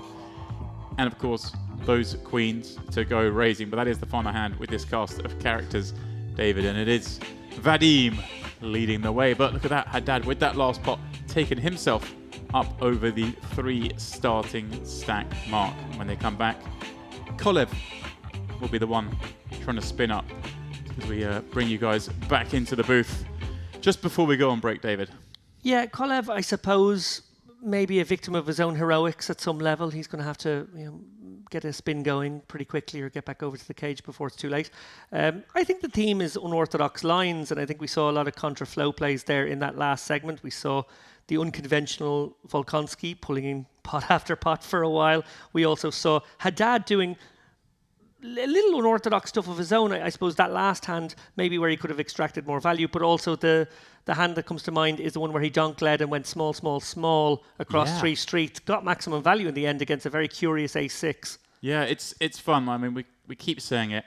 You see these main events as opposed to the super high rollers, and there are far more unconventional lines, and it's more exciting, I think, more fun for the players playing as well to try and deconstruct what's going on here. What's he doing when he has these small bet, small bet, small bet? We see him checking back a queen here and just calling. It's rather funky.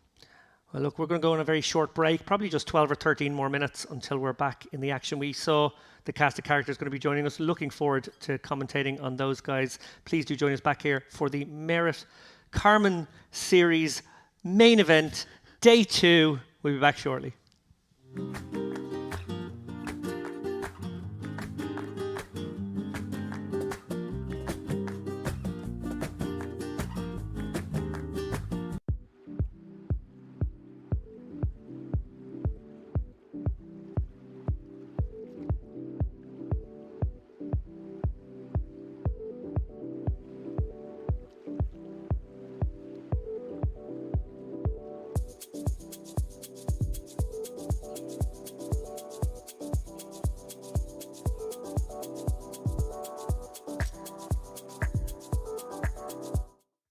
Queen 10 of diamonds now. After the board pairs the ace. Could come for some small value now. Could check again. Right, yeah. Can still check. Still going to have some hands you want to give up.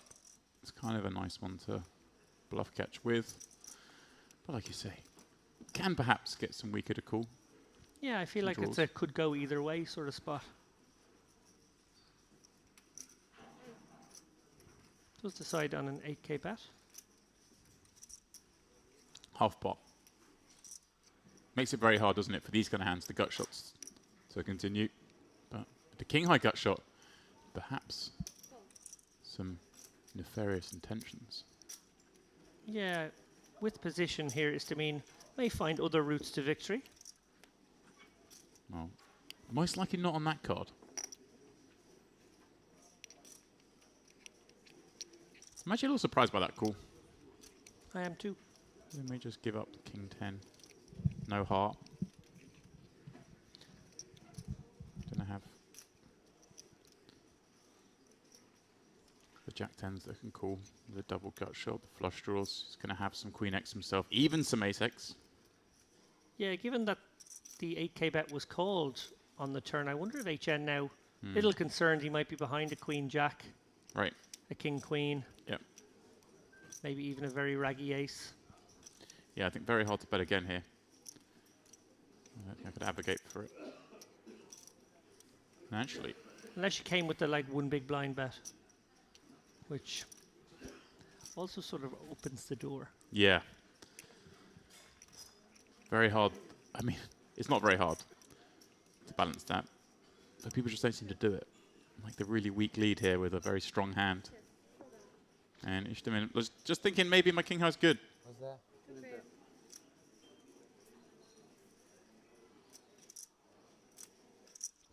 Yeah, I got to agree with you there, James. A little optimistic on the turn, and given that the action was checked to him, I guess we know his thought process was that the king high could be good often enough, and I just don't think it is.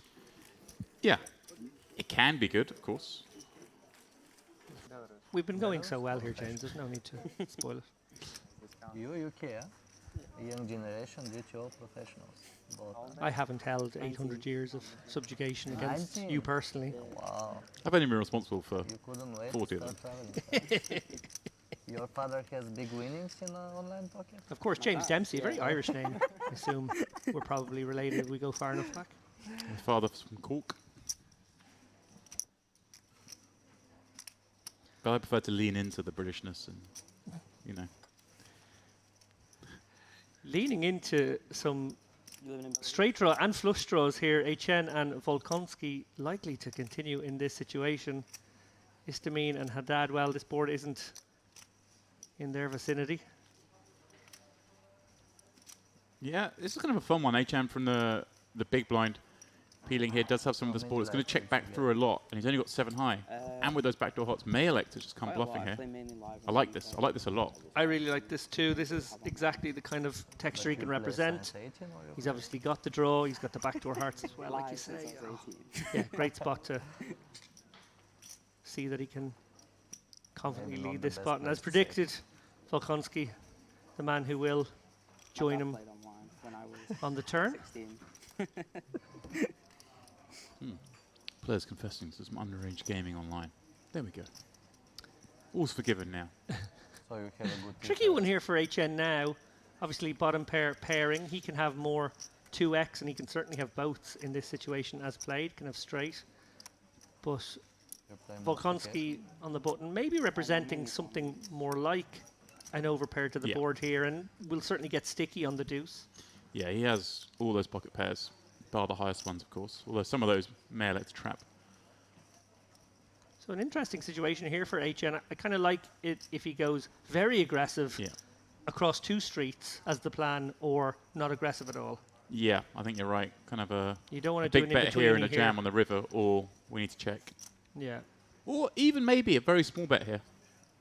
Kind of set your price.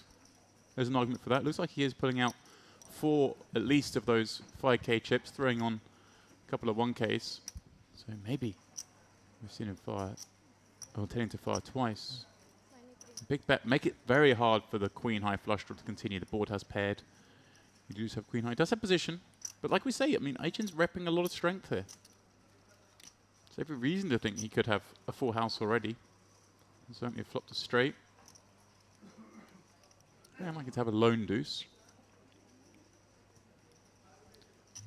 Volkonski. Wow. This is sticky. Right, here we go. So he has left a little over pot.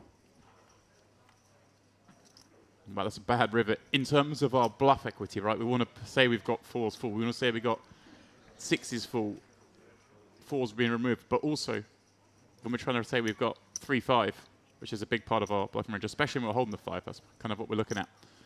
Yeah, combinatorically, the number of hands that we would come out barreling big with have gone down. Right, and our prime value candidate at 3-5 is not wanting to bet too much here. It probably still wants to bet that because our opponent does have, like you say, just a lot of over pair combos.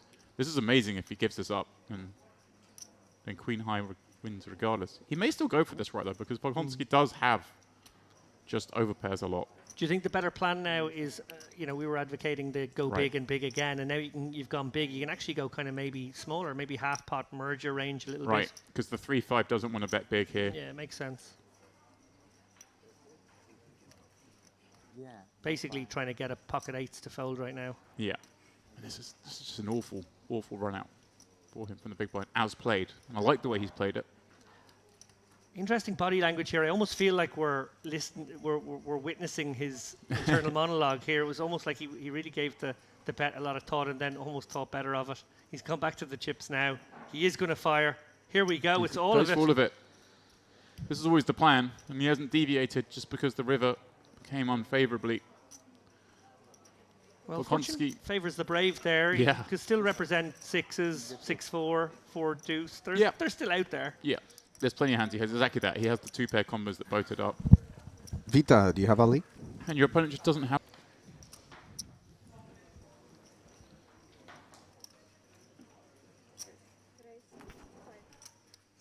Does throw in the single 5k chip, but announces raise. Let's go with it.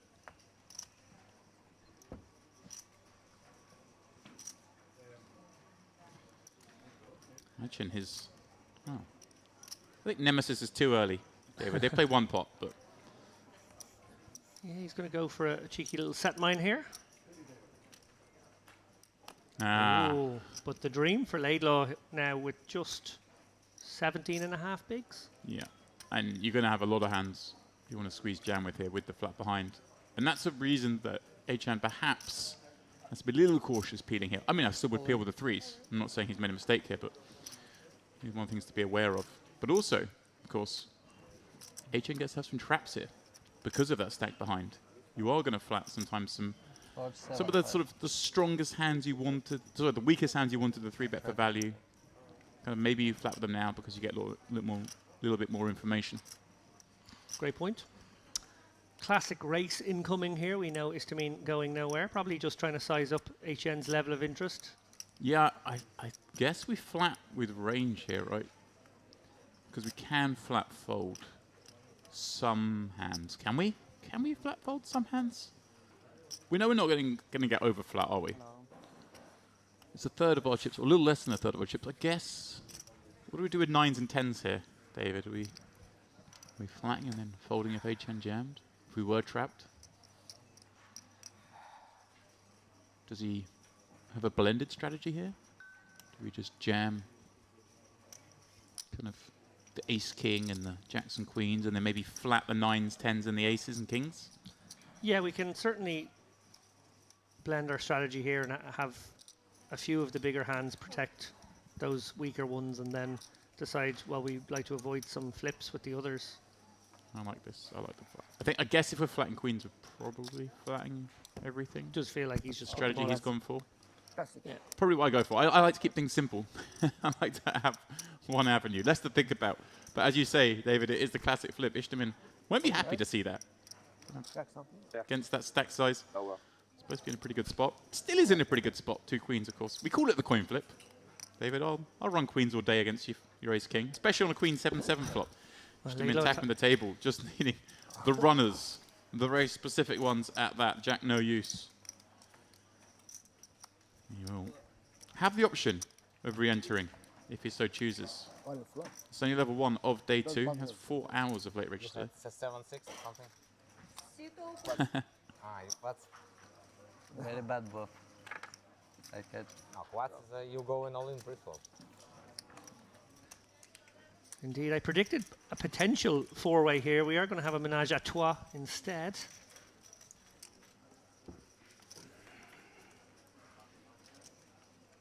And ace in the Wow. window. Volkonski with the top pair. Gut shot. Gut shot to the straight flush draw, has to be said. Yeah, Kolev definitely not enough hand to continue here, but this could get interesting between Volkonski and Yeltsin with the same hand. Obviously, Volkonski with that flush draw in the box seat. He also has the betting lead.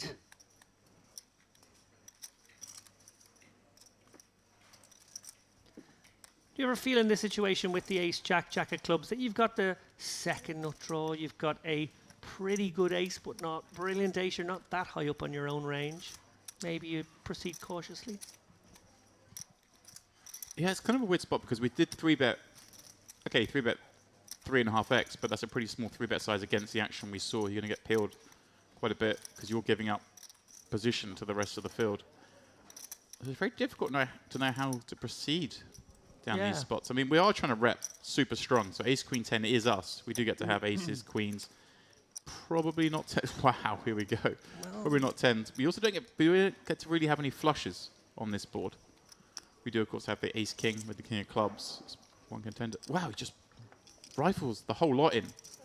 120. Well, Yeltsin arrived late. He's about to face a hand he won't really want to see here. He's being free-rolled. Yeah, this is obviously he can't fold. Like I say, he knows he's up against a flush with that 3-bet from the small blind. He actually has a range advantage on the turn, but Volkonski with the edge, the free roll. There it is. And sends Yeltsin back to bed, David. Maybe Huge back to the pop. cage, James. Oh, Maybe back to the cage. Maybe.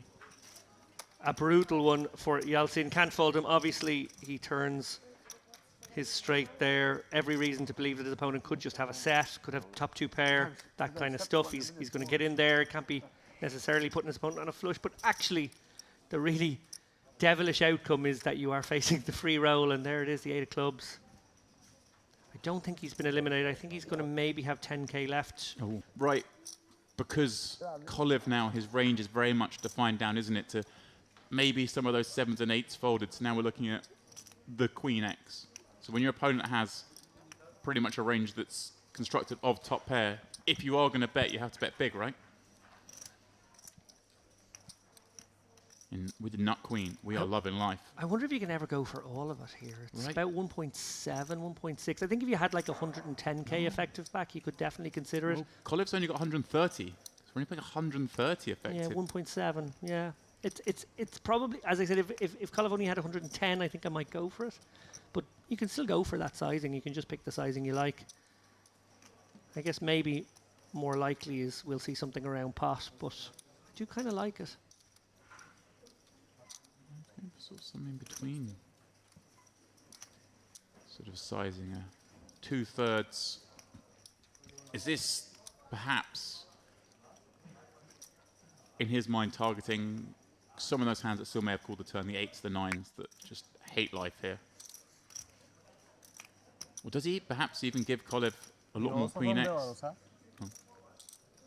He's from Belarus, no? Russia? Yeah. Country profile. Fishing for info. Wants to talk.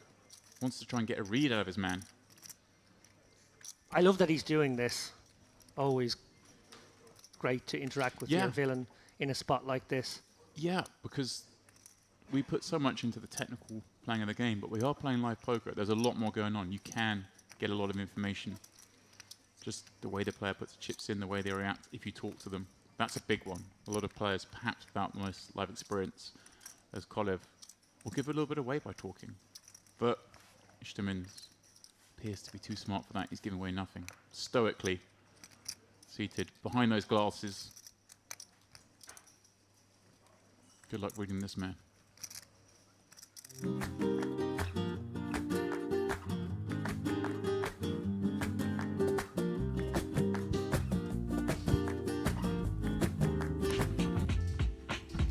And a very warm welcome back to the Merit Crystal Cove Hotel and Casino here for continuing coverage of Day 2 of the Carmen Series main event. I am James Dempsey, and whilst David Lappin has stepped out, I am very happy to bring Ali Najad into the fray. How are we doing this morning, Ali? We are doing wonderfully, as whilst you and David were anchoring the top part of today's coverage, the first frame, yours truly was having a steam in a sauna. Oh. Which, given that I played till 5 a.m. in a slightly smoky environment, was a welcome respiratory relief.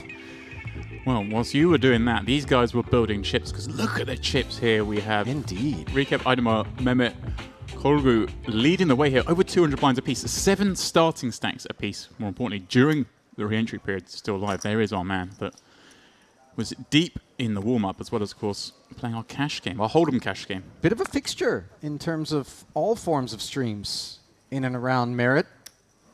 Given the number of trips I've now made here, both between Triton and Merit streams, starting to get familiar with a few of these faces who really have distinguished themselves as being part of the upper crust, as the new feature table just getting their feet wet here on Day 2 of the main event here at Merit Poker. And something that I'm not sure that we've alluded to adequately, James, is the idea that across the 4 day ones that are available to players before the field combines, Blabea here with a couple of 10s on the button going to work, is that Day 1A and Day 1B are 60-minute levels. But Day 1C is a semi-turbo with 40-minute levels, and then Day 1D a full-fledged turbo, 25-minute levels. Really love that idea in terms of giving people who may not want to sit and grind for a full day and just kind of spin or be out the door the option to play in that fashion. And Day 1D strikes me as being the best of the times with which to do that. Not the best of times, though, with Ace-4 for Habib, who has 3-bet to 27,000. Kolu's King-Queen into the muck as a result, but Blebea's 2-10's unlikely to be headed for the same place. Yeah, always fun when we come into these frames, mid-session as it were. These guys have played 2 levels already, so dynamics would have built up. Here we see Blebea obviously going nowhere with the 10s. Question of whether he's just going to full bet go with it against the small blind, whether they're going to flat. It's all predicated on the perceived range of your opponent. So we're joining these guys midway through, so it's hard to know exactly what he's going to do. But with the rebuy portion still open, Ali, I think you can kind of... Everything plays a little faster. There's reason to believe he's going to want to full bet jam. It's a lot more. Time will tell off of 122,000 back. Yeah, I mean, with 40 big blinds, button with 2 10s is monstrous. Curious level, by the way, 1,500, 3,500. Yeah, just letting things creep up slowly. We just played 3K big blind, now 3.5, next 4. That allows, of course, the 2.5K, 5K level to be the first one after re-entry. So if you max late reg, you've got 20 bigs.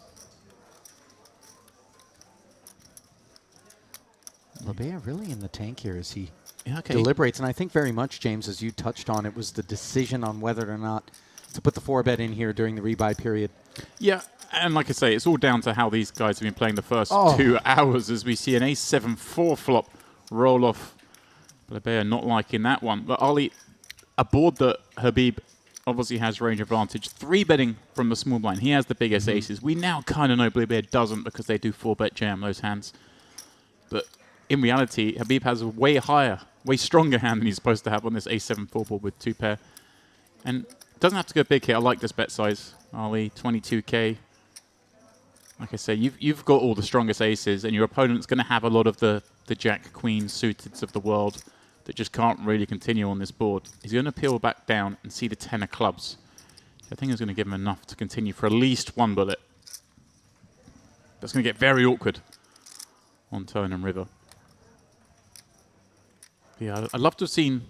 If we'd seen the first 2 hours of play, Ali, at this table, I would have been able to, I think, come with a lot more confidence of how best to play this hand. And that's why it's fun. You come, and this is also why it's fun. And when you recognize, as a player, when you get moved to a table halfway through a day, and you don't know the dynamics. Yeah, you got to work it out for yourself. Kind of put the pieces of the puzzle together, as Blebea will attempt to do upon having called this 22K and seeing the turn, which delivers a second overcard. Yeah, it's not. I mean, most cards are a brick on ace-7-4. It's not a complete one though, because there are some backdoor diamond combos that Habib maybe 3-bet from the small. I don't know. It's hard to give him too many of those. Blebea though does himself have some backdoor diamond combos: the king jack, the king 10, the jack 10 of diamonds. Hard to see that one calling, but the former 2 certainly would call flop. So they'd be interested now. And obviously a very shallow stack to pot ratio now. Just 81K left, and he's gone for not a weird sizing if we were deeper, but kind of a weird sizing the way this one's playing out. I think you're either going to go very small here or just bet the 80% pot, which would set your opponent all in. I think that 45 was basically Habib having kept an eye on Blebea's remaining stack and kind of decided that the best way to try to get all of it in there was in 2 streets instead of 1. Yeah, I think... As Blebea does put the 2 10s into the muck. So a nice pick up there for Habib. Yeah, an interesting first hand for us to lay eyes on this table with. I think Habib knew his opponent was kind of in there with the ace-4 offsuit. With any kind of frequency, probably would have just been happy to rifle the 10s in pre. Sure. Although, having said all that, you kind of... It's nice to have big hands when you flat the button. The board to come a little more favourable. Could have perhaps won some more chips down the streets. 689 players now in the field. Just 293 remain. Pretty staggering numbers that are being posted here with each successive series, James. We touch on it time and again. See Killer Turek with the eye roll there, looking down at his 80K and finding a6 offsuit. He's just like, let me get this 80K in. Try and get something going. Blebea, another nice hand, this time in the cutoff. King-Queen offsuit. But yeah, you're right, Ali. I mean, I've bravely David keeps reminding everyone that I said this, and I guess I've got to own it now, but I've bravely decided to guarantee the August 5 million festival at 10 million out of my own pocket. They're going to smash that guarantee. They're going to double it. Wouldn't that be something? Feels like there's definitely a live draw aspect to that prediction. Although now that you're guaranteeing the 10, that perhaps everybody gets together and decides. Oh, they do me dirty? Yeah, just get those Dempsey bucks in play. Though you do reserve the right to file bankruptcy. I mean, yeah, people doing that have got to have a lot of confidence in my solvency. Far more so than, any normal person does. My stock brokerage has got to have a lot of confidence in my solvency. Ace, queen, 6 here, as not one but two players have flopped this queen. Of course, advantage Blabea here with the better kicker in a three-way affair where he was the party starter. Yeah, interesting spot. I mean, Kolgu perhaps a little liberal on the peel. He's got a lot of chips. I can see him want to play, but the effective stats against Blabea makes it perhaps a little less enticing. Big blind, of course, coming along for the ride, the other big stack. Blabea just has a lot more of ace, queen, 6 has played. I think might not bet entire range here, but he's opening off 25 blinds, is tighter. A lot of those hands coordinate with this board. I wouldn't be surprised to see him bet range. So a C bet here with king, queen would be very normal. He's gone very small, which I do like, because you do want to keep him a lot weaker here. Kolgu, I even calls with the 2 5s. This is one of these I'm not really a fan of, because you've got the big blind behind him. I say Blabea's going to be opening reasonably tight.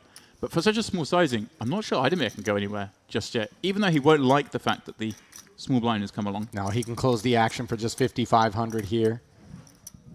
And is going to do so, taking that price and the turn. That's Jack of Hearts. That's quite a bad card for Blabea to see. He's got to be worried about, the king 10s, the queen jacks, as of course all the ace X that has continued thus far. Yeah, so lots of Broadway combos. Yeah, he won't enjoy seeing that card. One of the worst ones he could see in this instance. Oh wow, is Kolgu going to do something here? I don't advocate the peeling with the 5s, but if we do, we've got to do some funky stuff, and repping that card particularly would be kind of fun, because he does have the king 10s, the queen jacks. But he does go for the far more conventional line. I'm not advocating just taking off every time we've somehow got a bad hand in this spot. But it would be a good understanding of board knowledge if he did. Yeah, you could definitely lean on the middling aces. Yeah. And these hands, I mean, king, queen would just be in a coffin if you came out betting. And yeah, some of those weaker aces. As it is, this one, the way it's played down, no surprise to see Blabea check this back. Yeah. Does have a lot of give-ups. And pot control. Ooh, interesting river card. Obviously, his king now nullified. And then 6s with an ace. Kolgu, he doesn't really have anything worse than this. And generally, when you've got the worst part of your range early, you want to go bluffing. He's going to have king 10. Yeah, he does. I haven't liked how he's played this hand up to now, but all of a sudden, Ali, I'm a fan. And this is a line that could be very plausibly tethered to an ace X. Easily. He can definitely have an ace here. He probably doesn't have the strongest ones, because he would have 3-bet them against the shallower opening stack, but he can certainly have the ace 10s, maybe even an ace jack that's got the... He could have the king 10, as I mentioned before. Is there some suited 6X, given the depth of his stack, that might also be a part of this? Oh, wow. Oh, wow. Wow. Idemir's call makes quick work of Blabea's king-queen. And poor Blabea. Back-to-back blows to his already withering stack. Yikes. Kolu got caught bluffing there. I want to see Blabea's face. I don't. I feel too bad for him. Idemir just putting his man on a bluff. I mean, there we go. He's like, really? I have a 10s and had to fold turn. And I got a guy barreling that can't beat a queen on the river, and another guy calling with a queen. No respect for my range. I guarantee you, when Idemir called on the river there, Blabea's like, oh, I'm so glad you called. Save me having to toast off chips, potentially toast off chips. I think he might have folded, to be honest. I would have folded the king queen in that spot. They'd be shown 2 worse hands up front. That is pretty brutal. But incredible. Idemir just like, yeah, I know you've got some pocket pairs, perhaps, that just bluffing here. I'm not letting get away with this. Idemir, of course, the one player in the pot who could have a 6 in that spot. Unlikely he'd overcall it, but it was a very small c-bet on the flop, so a very interesting hand for what was a relatively small pot, Ollie. And a great setup for this table, for this frame. 2 interesting hands to kick things off. Idemir, of course, the man who came 19th in the warm-up. 9k for that. He's maybe got him warmed up. Get his juices going. Dialed in. Could be some customer dependency there. But note, Kolu didn't land on over 660,000 in his stack by not taking some unconventional lines. When you see a man who has that many chips in front of him at this stage of a tournament, James. But does he have that many chips in front of him? Doesn't appear that way, does it? I'm just kind of given benefit of the doubt. Are we out by a factor of 10?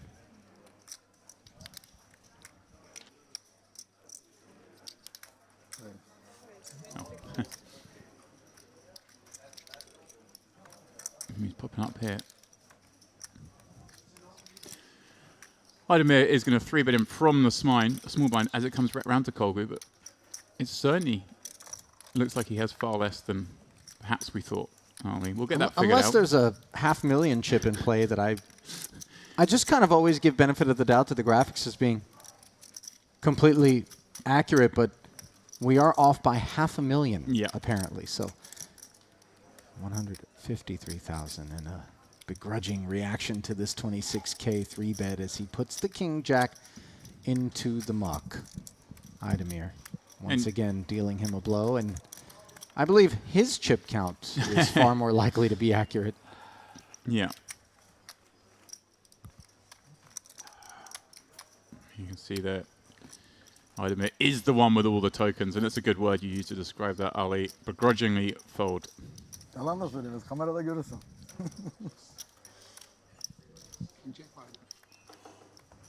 İyiyim.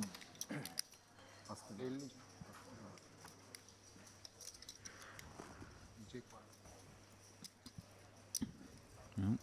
Little look there. Noira. He's still in the mix max, this chap, Ollie. A decent stack. 12 for 48. So he'll be playing today, hopefully bagging up, running over to the other side of the room, unbagging, and trying to advance his way through that tournament. I mean, when you think about major tournament series, I can't think of another that creates that sort of opportunity for players, where you don't have to forego participation in one event just because you've made a deep run in another. And I think the players appreciate that. Because when they travel here, their intent is to play as much poker as possible. Well, that's the beauty, because it gives you the 2 options. Myself and Dave have mentioned this earlier.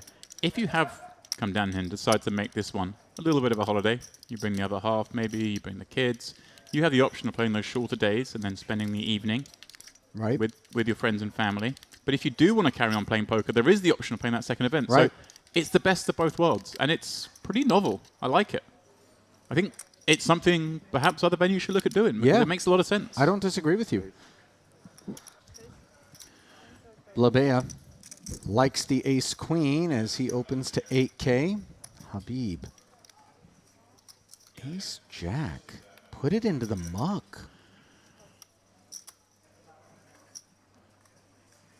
Or did I miss something here?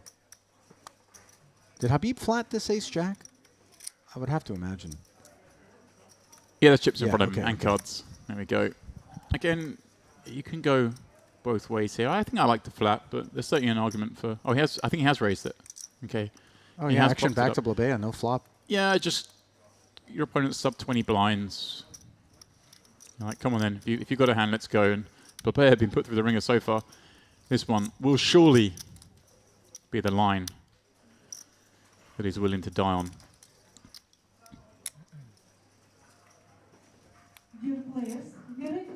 If he knew it was ace-4 a little moment ago, that's right. Certainly would. He didn't get to see that, but he would have been. There is the jam. Yeah, Habib's not going to love this, but asking for a count. It's going to be another 34,000 for him to call. Clearly, he's deep enough to be able to do so. Yeah, 19 blinds. You can't really be 3-bet fold with me. So you don't, again, it's one of these spots, you don't want to peel with it. You don't want to 3-bet fold. You kind of have to 3-bet call. You're in okay shape against some of the hands. This is just a factor of stack size. If his opponent had 25 blinds, could perhaps 3-bet fold flat. If he had fewer, it'd be a lot easier. Right in that sweet spot for this ace-queen to get in good against ace-jack. 142,500 in the middle, and that flop is the sweet spot for Blabea, who's got his man out-kicked. No clubs to worry about.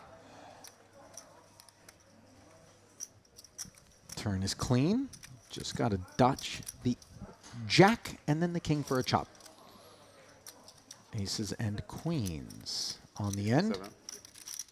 Yeah, a few little chop outs there. Obviously, an ace or a 4 would have been the dirty way. Oh, yeah, I hadn't even thought about that. King would have... I hadn't actually spotted the king myself, Ali. There you go. So it's a good thing we're both in here to pick apart the potential. Between as it is, the two though, of us. A double. Kind of... It feels about right for where Blackbeard's been in this tournament so far. No kidding. Since we've seen. So he was in a good spot with the 2-10s. Great spot with the king-queen against the queen-8 on an ace-queen board. Fairly impressive hand and mob on Julian Remus Blabea. 226,000 in career tournament earnings, his best live cash. 97,000, and over at the Western Series, he did have a second place finish in that Mix Max event that we were just talking about, James. That was good for $39,400. Also cashed in the main, as well as in the warm-up. So the man knows how to bag. High roller event finished 8th. That's another final table for him, so got a nose for all of it.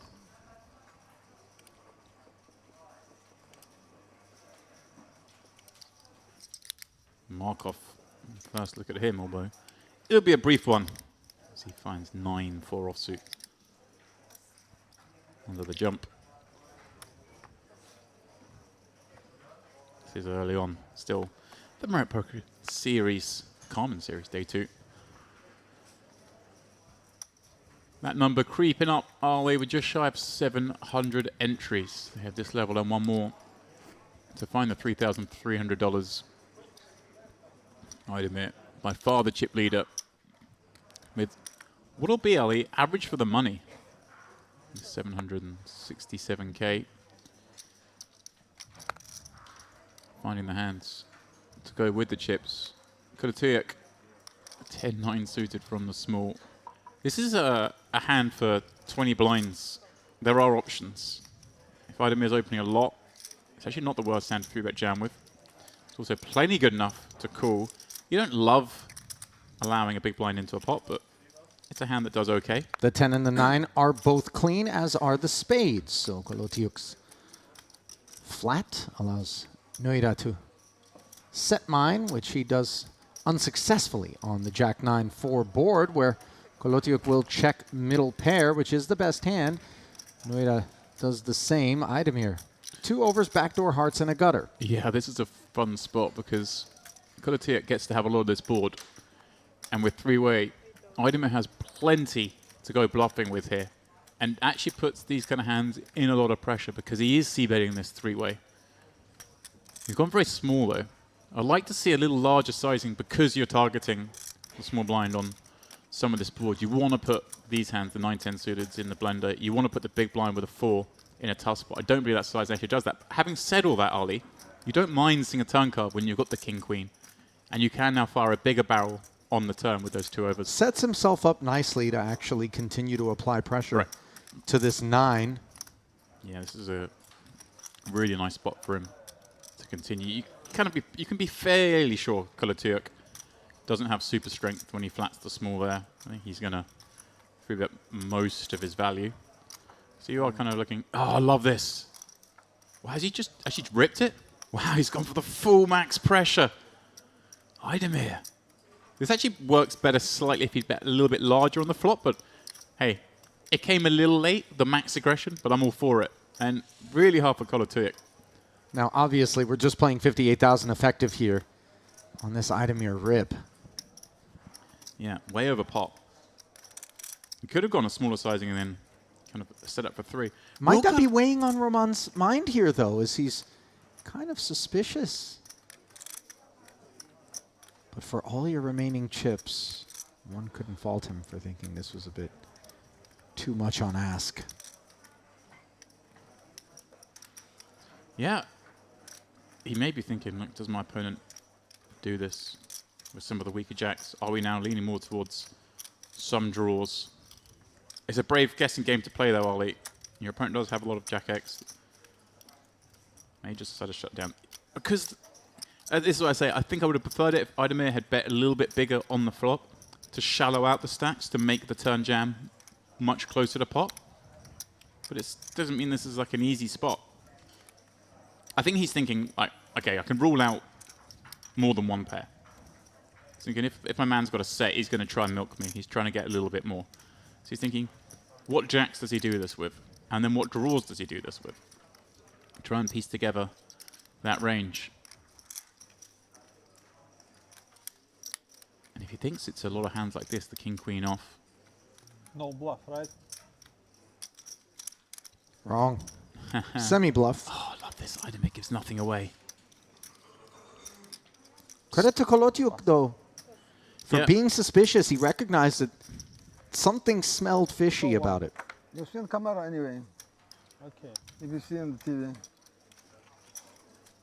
I think you just got to fold there. It's a little nasty.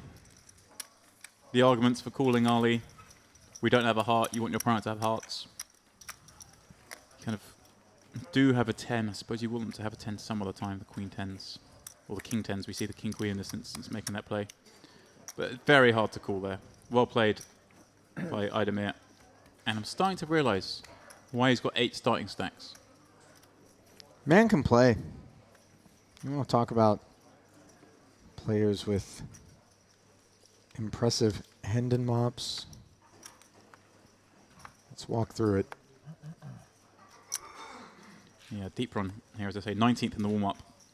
It's stressful already. 382,000 in career earnings. 15th in the high roller at the Western Series. 2nd in the warm-up in the Western Series. 28th back in this very main event at the Vintage Series. So he knows how to bag, and he knows how to cash. Doesn't miss many of these series, by the way, here. Yeah, at Merit. Just looking through that now. Does play some World Series of Poker online events as well. Actually popped up to our sister property, Merit Poker, up in Montenegro, in Budva, back in 2020. A couple of results there. Hmm. So we see Blabea. King 6 suited, putting the new chips to work.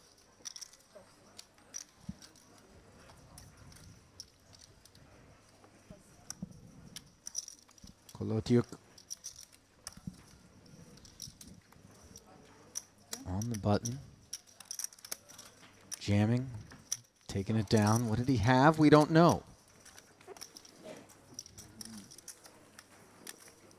We're a fan of the jumper tied around the neck, Ali. It is simply incredible that you would bring that up just now, because had you waited not but a second and a half longer, it is the immediate topic of conversation that I was going to zero in on.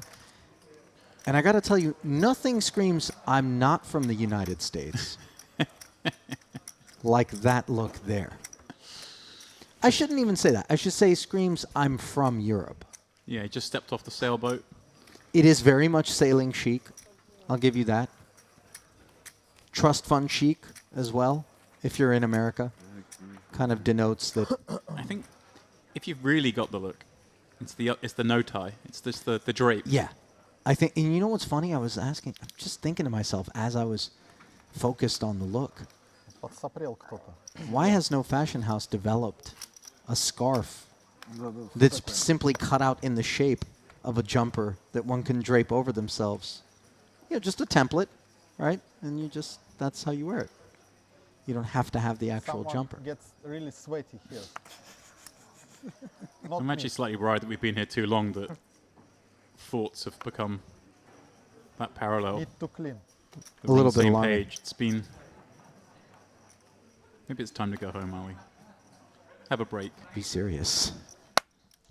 Can't pry me away from this place. Not until the festival's done, and even then, with objection. This is a great place to be. No doubt. King Jack suited off of almost 800K now, a great place to be as well as Idemir opens to 7,500.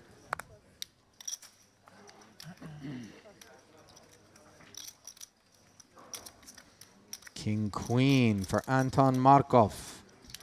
He has been dormant thus far. Yeah, I think a spot we just want to be peeling with most of the time from the small blind. You can throw in the occasional 3-bet here. I think a bit more attractive is someone else to peel in between to 3-bet, but he gets the desired effect, which is the big blind folding, taking it to heads up and flopping 2-pair on the ace-king-queen board. Although, it's kind of like the worst 2-pair, if you know what I mean. Bottom 2, and obviously, given that pesky ace in the ranges that we might be assigning to the likes of an Idemir Open, Markov checks it over and faces a c-bet of 8,000 into 22. And these board textures for hands like King Queen can be complicated. Looks like Anton's flatting. Turn card is a 5 as Idemir does not complete the Broadway draw.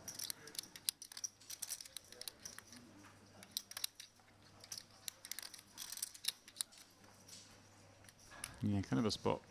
I think we just want to try and get to showdown now. Maybe that now, obviously, that option is not lost on Idemir, but I think he's basically targeting 1-pair ace-X's with this bet. I think I think this bet sort of accomplishes a few things. It allows him to get to the showdown. It, maybe makes it hard for like the queen jacks and the queen tens. Wow. Oh, wow. Now the 10 on the river. A third check from Markov after he called the 17K turn bet from Idemir. Would have been nice to see how he would have proceeded on the river unimproved, but now that he's got the nuts, we know unequivocally that he's going to be barreling into this 72,000. Just north of 1 SPR for Markov. Yeah, so it's going relatively small here, which I do kind of like because we are effectively saying we have the nuts and we bet here. So don't have to go big. Don't think we're expected to bet anything else, really. Maybe second set rather than top set, the conversing that you hope your opponent's got some aces up, but they don't have too many of those peeling from the small. Most of those are going to 3-bet pre. So we are saying we got the nuts. What a gross spot here for Anton Markov, who had a stranglehold on this one, and now is feeling... Yeah, nice fold. Very good fold from Markov. The very unfortunate, because I hear what you're saying, what would have happened on the river. I think if a brick had come, most of the time Idemir was just going to knuckle back and give up. Give up / still hope to win against maybe something, I don't know.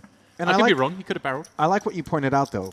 By going with a 17K sizing on the turn, he effectively, without any change in board texture, earns the ability to check back on the river unimproved versus face a potentially larger bet from Markov on the river and maybe not even be able to get to showdown. Yeah. So, have to guess. Much like chess, we are thinking moves ahead, or we should be. Markov, by the way, 330,000 in career earnings on Hendon Mob. Joined us for both the Vintage Series and the Mediterranean Poker Party. Retro Series before that, as he kept a full slate in 2022 here at Merit Poker. Best result was a first place finish in a 1K seniors event. 8-5. That was back in March of last year. Good for 10 grand. Here comes Kolgu. Now with his correct stack. Opening to 8,500 with ace queen and Kalev. A couple of seats down.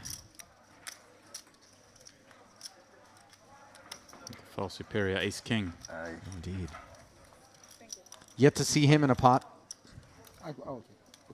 Well, you're going to see him now, Ollie. Yeah, no doubt.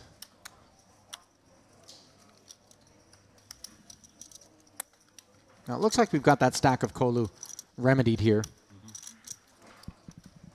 24-5. And Kalev is looking to remedy the open with a 3-bet to 24-5. Yeah, this is kind of awkward for Kolu. I think we just have to proceed mostly with calls. Again, we're not familiar, we're not aware of the dynamic that's built up in the first 2 hours of play, so there may be other forces at play. We've got way over 50 blinds. Ace Queen kind of does okay against the 3-bet bluffs. You're going to see some, you're going to dominate some of the Kalev's 3-bets still with this hand. You're going to dominate none of them if you 4-bet. So I would like to see a call.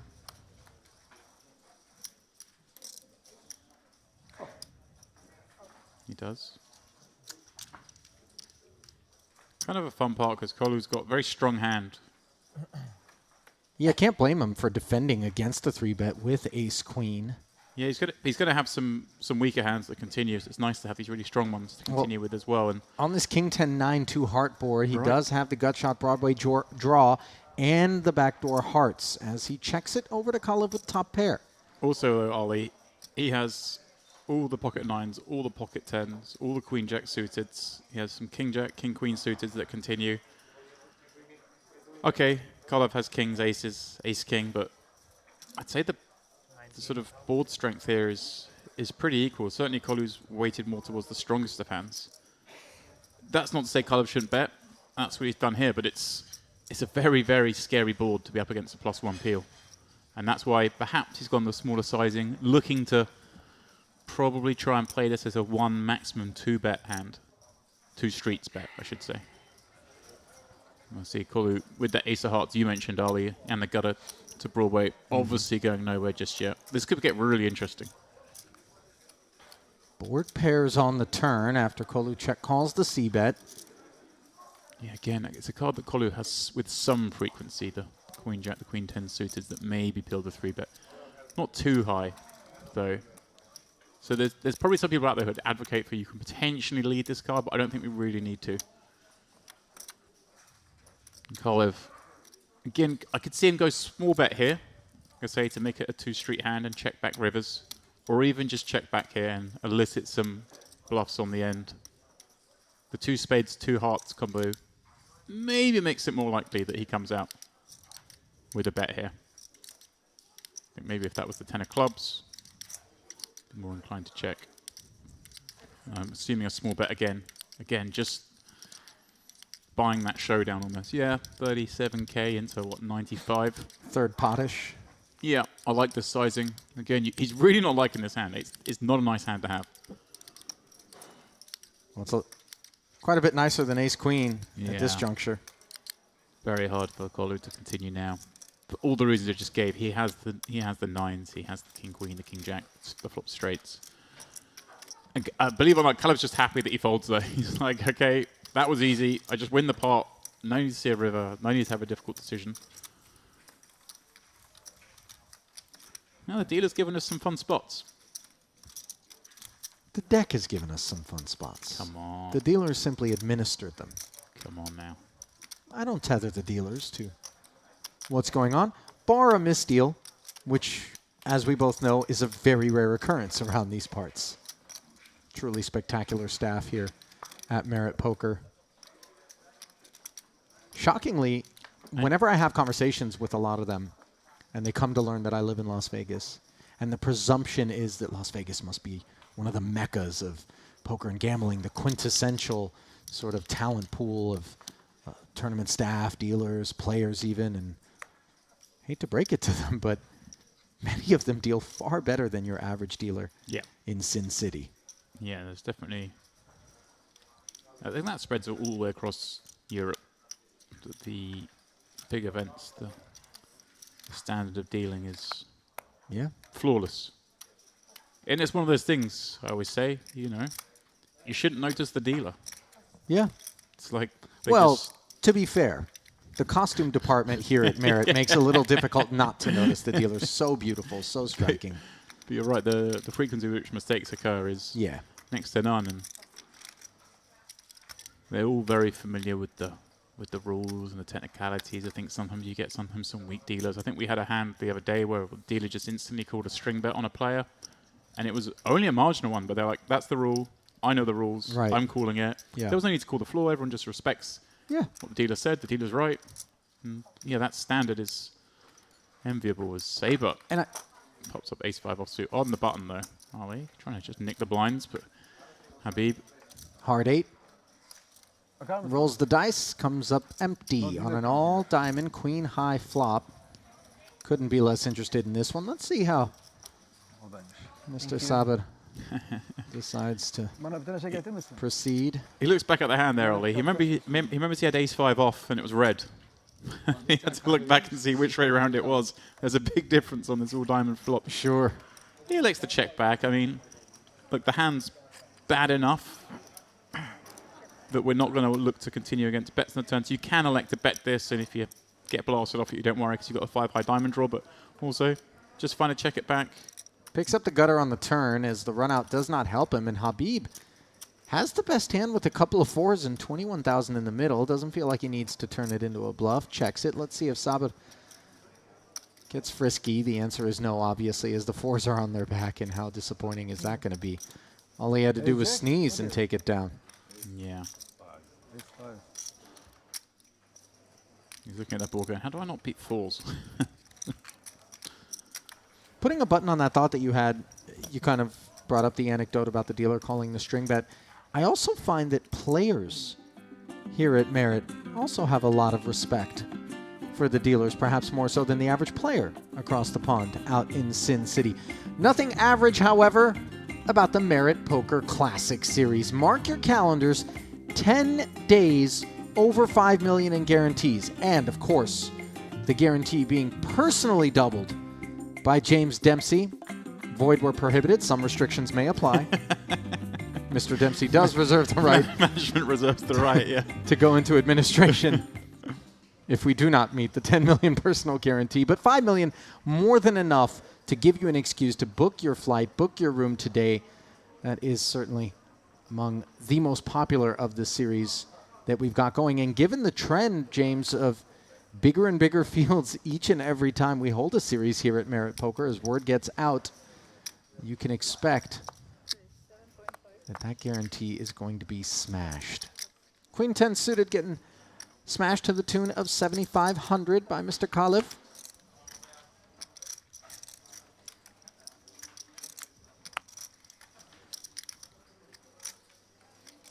Yeah, pretty easy hand to open with here. Blair with a decision on the button.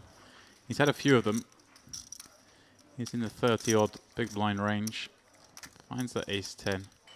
I don't want to continue, but against +1, maybe this hand serves better as a 3-bet. I can see all 3 here, to be honest.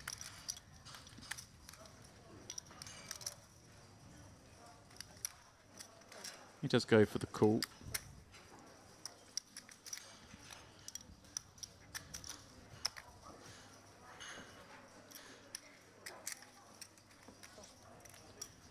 And that will invite in the big blind. And Kolgu, I think Kolgu. 10 high flop is a problem for Kalev, the opener, as he's got the inferior kicker. Big blind did not come along. Oh, he's in there. He's in there. He has come along. Okay. He has come along. And there so it is. I was wondering if Leblair, that's part of Leblair's decision making there, was we saw Kolgu kind of appear a little bit light with the 5s and small on the 4, maybe thinking about whether to 3-bet pre because he knows this man comes a lot, but maybe he's happy for it to go 3-way with ace-10 off on the button. 10-8, 4-2 diamond flop. Certainly a dreamy one for Babea. Maybe a little surprised to see his opponent c-bet this board. Kind of doesn't have too much of it opening from +1, and Babea certainly has more of it peeling from the button. But the bet is just 10 into 27.5. Again, we saw some of these hands when David was in the booth. We've seen a couple with you where it's three-handed, and kind of by betting as the opener, you do leverage the big blind still being in the pot, making it harder for the player in the position to carry on.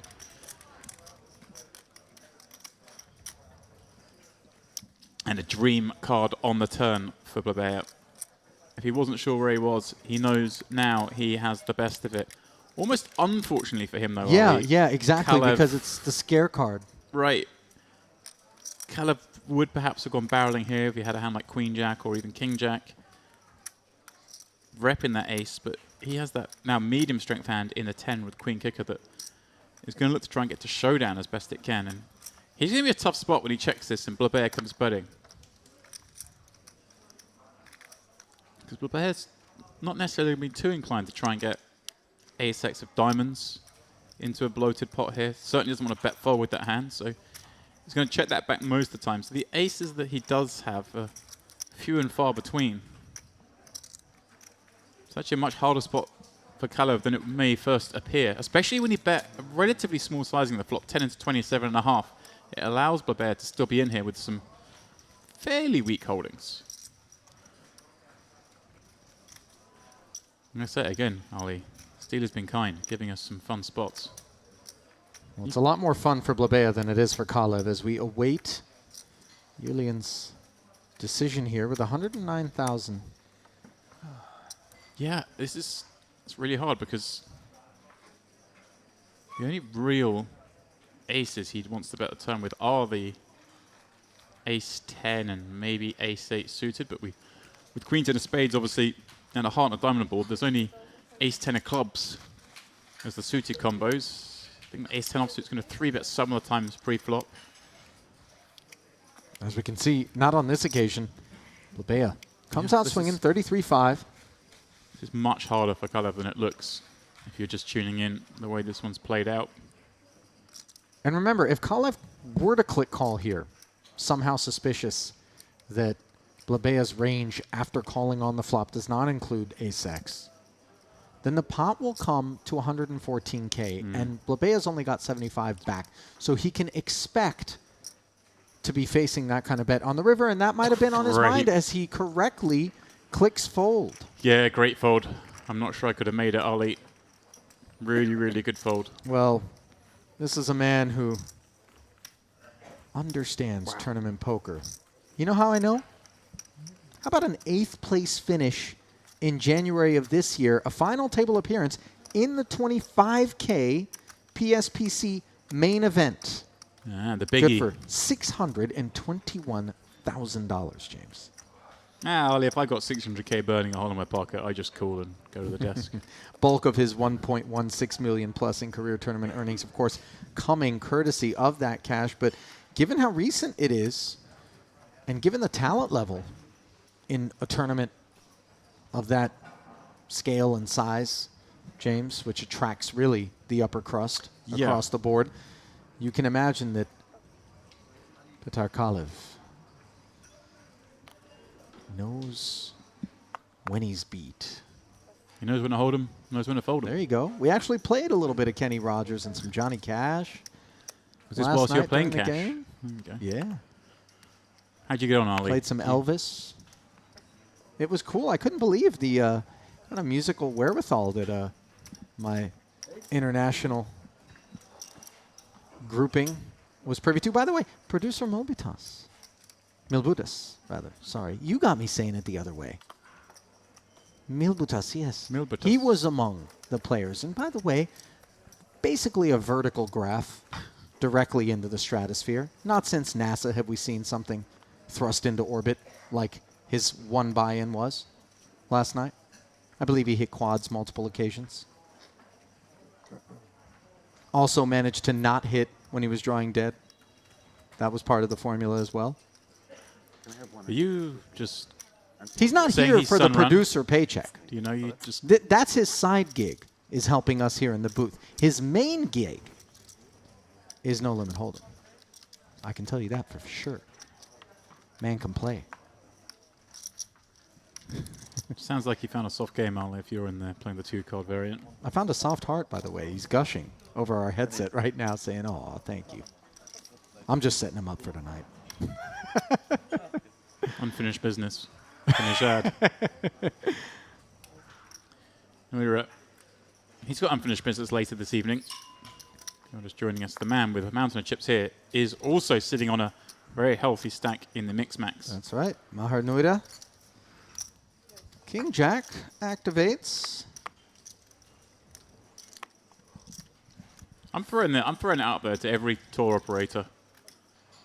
Poker tour operator that is. Yeah. I'm not looking at, Thompson Holidays here, but this is the format I like. Short day ones, short day twos, secondary event running alongside.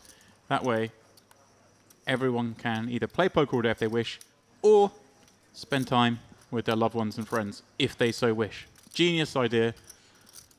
Merit. You can play the day shift or the night shift. Merit figured it out. Everyone else, you need to catch up. Every now and then, there's like this sort of transforming idea. I still think that having multiple day ones where you have different blind level lengths across the different day ones is also a fantastic idea. And it should be descending in terms of day one, day two can be the big ones, and then the last one leading right into the day two should be the spin kind of super turbo. When we got the big blind ante first appeared in poker, and then it was like, oh yeah, this is great. Let's just all do this. This is it for tournament series and schedules. This is what I want to see. Yeah. This change. As Kolgu says, he wants to see this change, but Ali, he's gone a very small sizing. I want to see you begin to acknowledge the silent G in Turkish. I'd Kolu. love to see that. There it is. Kolgu. Blabea suited and connected. Lone man standing after this 3-bet on the button. Yeah, but it obviously got the open to fold, but this bet size is just too small to ever get everyone to fold. So Blabea has to continue for what is just 12k more, albeit maybe not loving it with this particular hand and this particular stack depth. Almost 4-1 on the call. Right. I mean, don't get me wrong, Kolu's hand plays really well when it gets peeled. Ace-Jack, suited. I think, conversely, Blabea's hand plays very well in terms of lacking any murkiness post-flop. It gets difficult often. if he flops one pair in these kind of spots. Yeah, sure. That's where it's really hard. Which is, of course, the most probable outcome in terms of board connection. And here he is on an ace-queen-3 board with the flush draw. Top pair for Kolu, checking with the flow of play. Is Blabea 57.5 in the middle? One would expect the follow-through, and it has been announced. Just 15K. I like it. Your opponent's going to have lots of pocket pairs below the queen that don't really want to continue. They also don't have many flush draws, Ali. Now, obviously, this is where it's kind of fun, because Blabea doesn't really have flush draws here. He's going to be peeling a lot of the opens and the 3-bets with the sort of suited Broadway combos. Obviously, with the Queen of Hearts on there. Doesn't get to happen. So it's really funny. He does have a flush here in this spot. Really far less likely scenario. Of course, there are some. Like, I mean, he's as wide as 6-7 suited, but maybe you're thinking like the 8-9s, the 9-10s, the Jack-10s of the world. After Blabea does click call, another 30 slides into the middle, almost 88,000. Just north of 1 SPR for Kolu, and after a second check from Blabea, he barrels. Again, the very milky 30.5. Yeah, but I really like this because he's leaving only 60 back, so he's really shallowing things out. But this makes it very difficult, Ali, for queens. So we can have some bluffs here. Because what is a queen going to do to this action? Facing 30 with another 60 back, we'd be going into a 150k pot on the river. And obviously, people are saying, why are you worried about trying to make queen fold? We got the best of it. But I am talking his range bets here. If he's got a king-jack kind of hand, a king-10 kind of hand that's 3-bet light, repping the most strength here. As it is against this kind of hand, again, Blabea's getting 4-1 direct, plus you've got to think there's a very good chance you get the remaining 60. So it does continue with just 7 high. It's never great to be calling out of position on the turn with 7 high, Ali. Of course not. But credit Kolu for keeping this hand in there, and unfortunately, credit the deck with downing ace-jack as the King of Hearts rolls off and gives Blabea the best hand. Is he going to look to check and induce the shove? I think just because there's only 60 into 150, he may he just does his own bidding? Yeah, I mean, if you check, you'd still expect Kolu to bet with, you know, the ace-queen, ace-king, aces, kings, queens, all the strongest hands would still bet. So it's a question of what you think he's going to do if he's got a hand like this, ace-jack. He's probably going to check it back. And also, if you jam here, those 2-pair plus hands are always going to call you. There's just so much in there. So he may elect just to jam here. Of course, you do lose some equity with your opponent's bluffing that they might not bluff, but I don't think your opponent bluffs with too high frequency on this river once they've put that turn bet on, because you've knocked out all the Queen X. But it's definitely a peculiar spot. Once more, I love these main events, Ali. Kolu's. Day 2 in a main event's a fascinating time. Every street, every hand. Every hand, every hand. Kolu's reaching for the Java.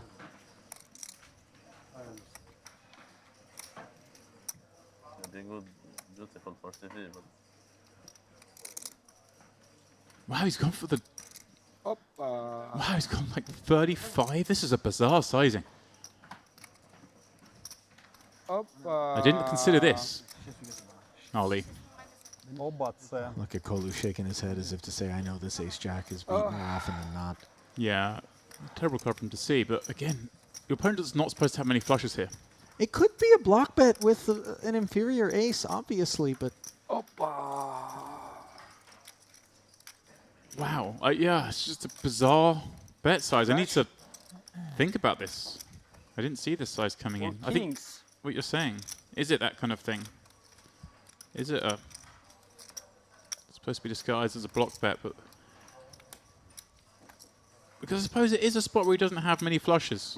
Just look at the price he's getting late. He hates his hand, and yet he understands the math. Means he doesn't have to be right that often for it to be a profitable call. This is a genius bet size against this hand. Against those 1-pair aces.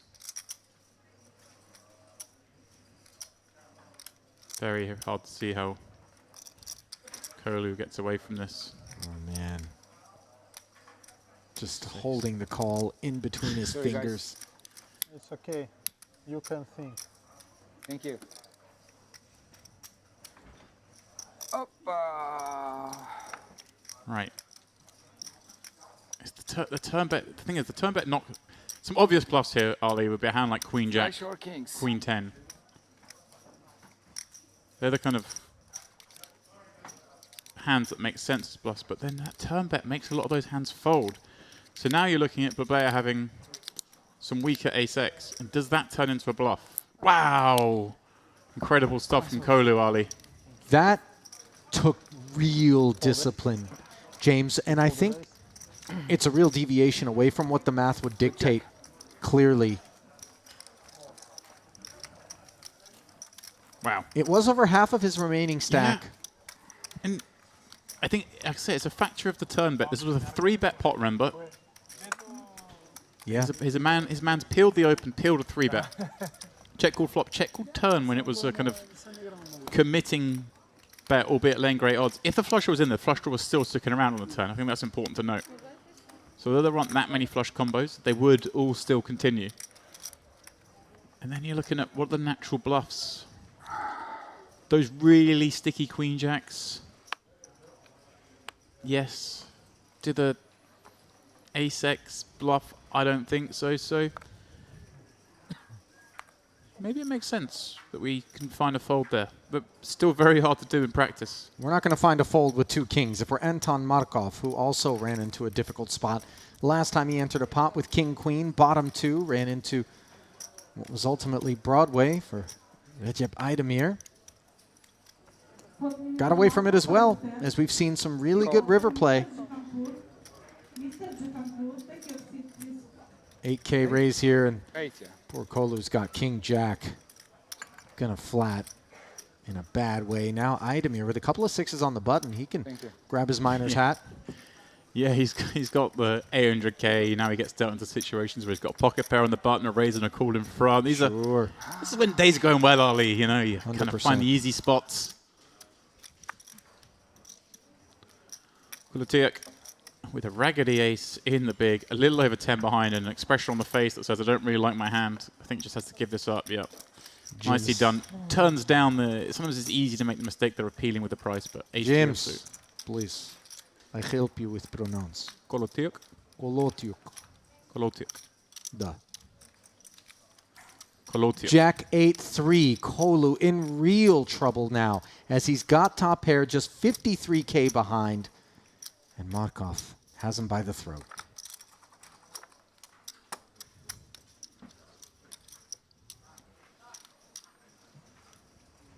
Yeah.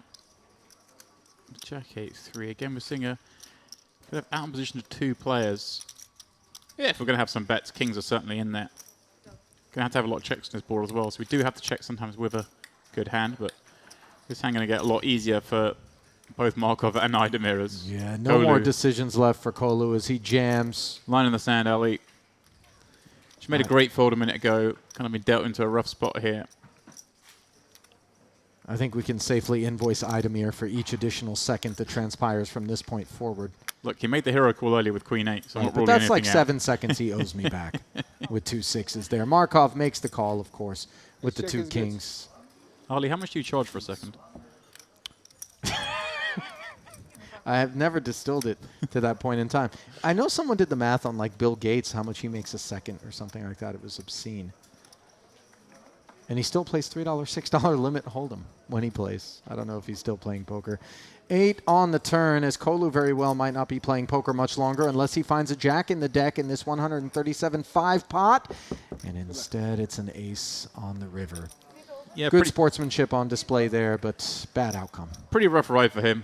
I wasn't a fan of how he played the first half of the hand with the 2 5s, but made what I thought was a really, really good bluff on the river, and Idemir just picked him off pretty quickly. I was really shocked. It was a good bluff as he gives us a wave.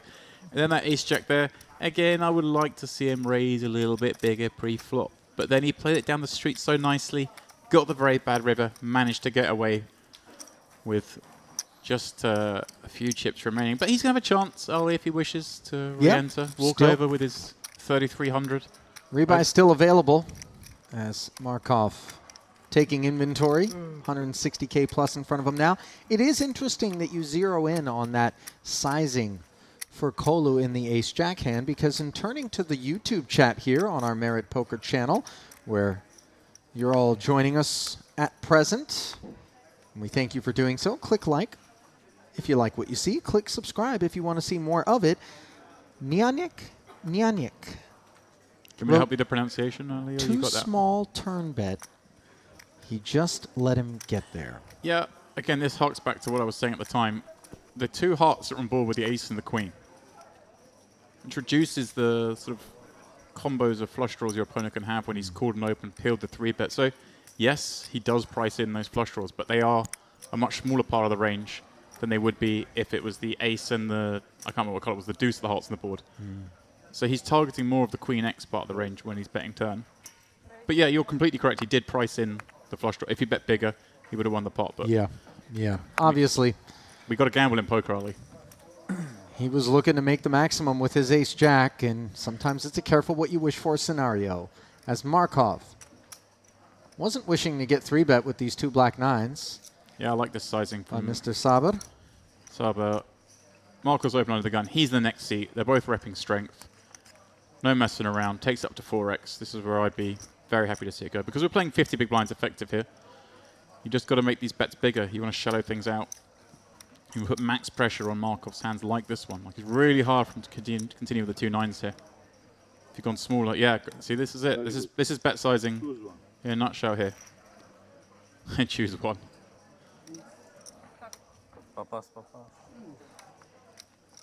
Yeah, pulled the face, but it's an honest bet. I'll wait. Can I get an assist here, guys? Can we get the chips over to the gentleman? The 9s into the muck there. A little bit of respect being shown by Anton Markov. Quite a decent amount of hand, but as you mentioned, some sizing and some recognition that Makram Saber isn't out there dancing around. Minimum, as they like to say in the cash games. Ace-King, 74 bigs for he and Kalev. Well, little cluster there between 4th and 6th. Ali, the small blind's gone up, the big blind hasn't. I believe that may be a typo. I think we'll be going to 2K, 4K now. Will make the most sense. So it's shallowing out slightly. If that's the case, we're now into the last level. Producer Butas stepping in to advise James that it is correct. Ah, nice. Snail's pace Well, here on day 2. So that would mean that the next level is a 2K, 4K, so max late reggers get 25 blinds, which is nice. Get that little bit more play with the last minute reg. I like it. An unusual level though, Ollie. Yeah, not one you see every day. But it makes a lot of sense. Again, credit to Merit for trying something different, Ollie. Listen, when you say the words merit, as Labea looks down at a couple of aces, it isn't an entity without human beings behind a lot of these decisions. And I feel like we'd be remiss if we didn't acknowledge the efforts of Ms. Songul, who is a president of Merit Poker, Mr. Ashkan, Miss Angela, even Jeremy, who handles the cash games, all of them. Even Jeremy, that's backhanded. Well, he's not part of the tournament part of the equation, but obviously a lot of guys come here and they want to splash around there. I mean, and that's just a handful of the names, by the way, that come together to make each and every one of these festivals a great success. And they are on hand straight through the wee hours of the night as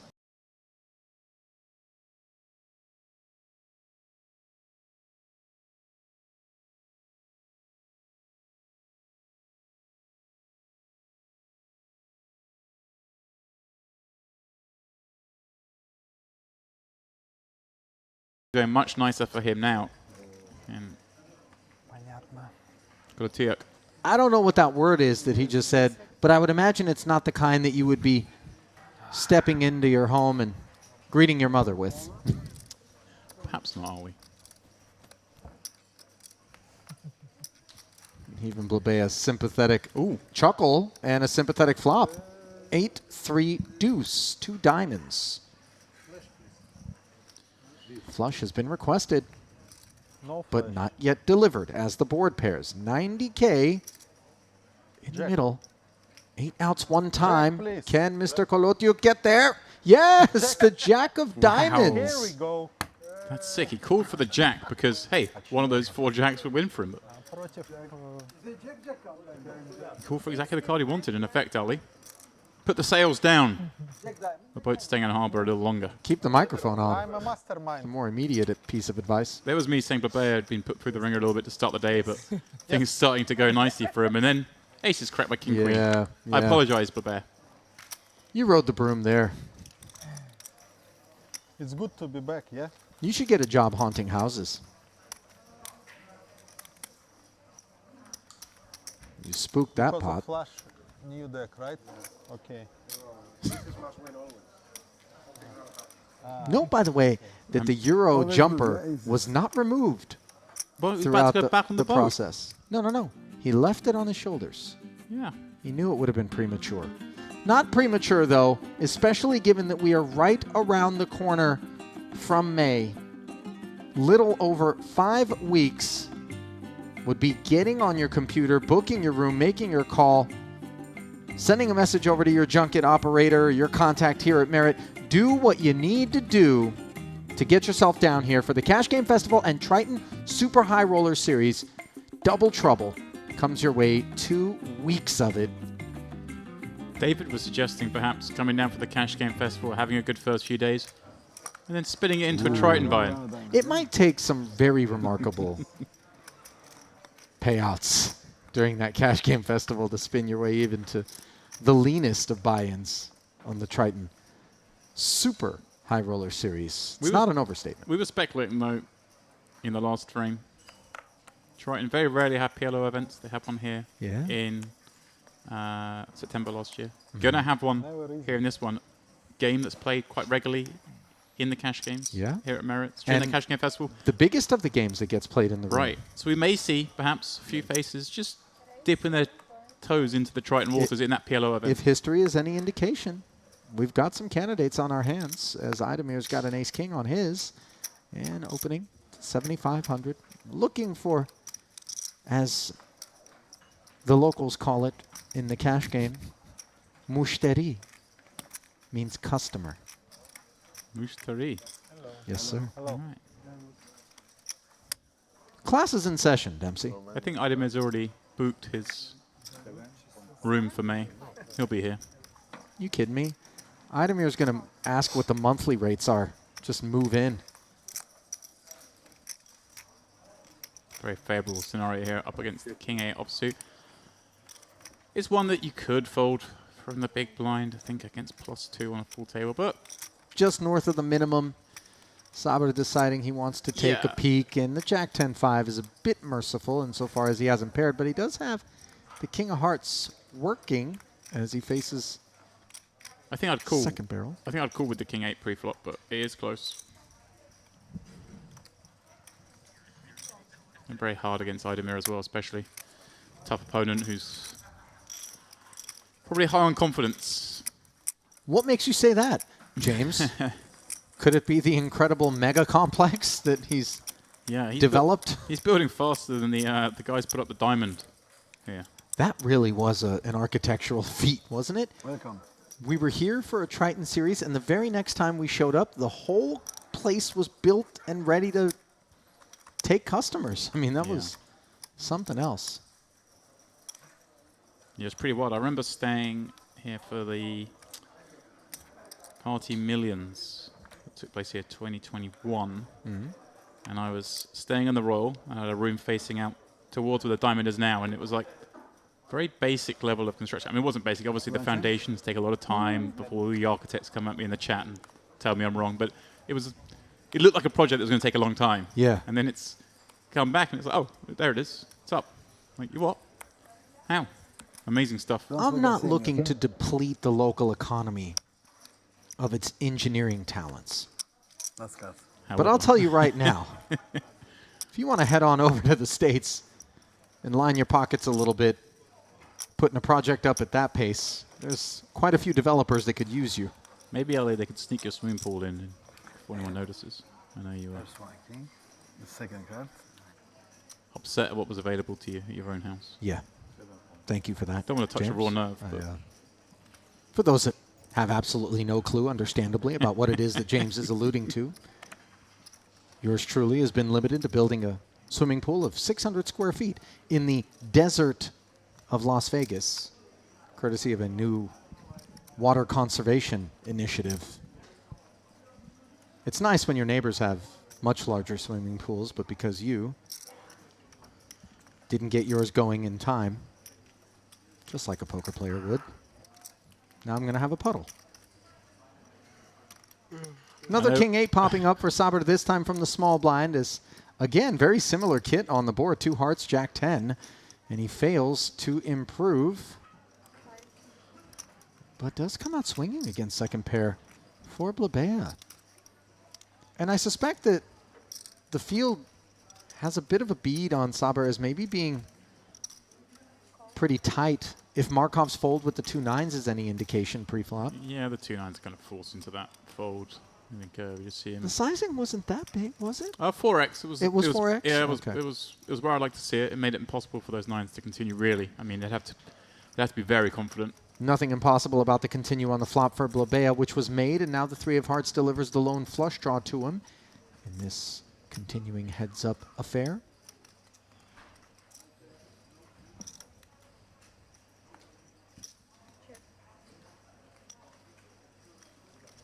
Looking like a shutdown here.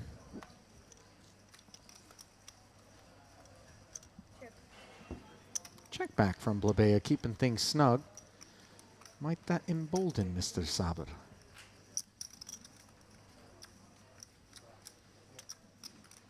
Yeah, I may do see this King 8. Very hard to win at showdown, but can put some pressure on medium strength. Like the hand is up against here. A weak 10. Blair's not having it easy. I know he's won some pots, he's lost some pots, but he's had no easy decisions.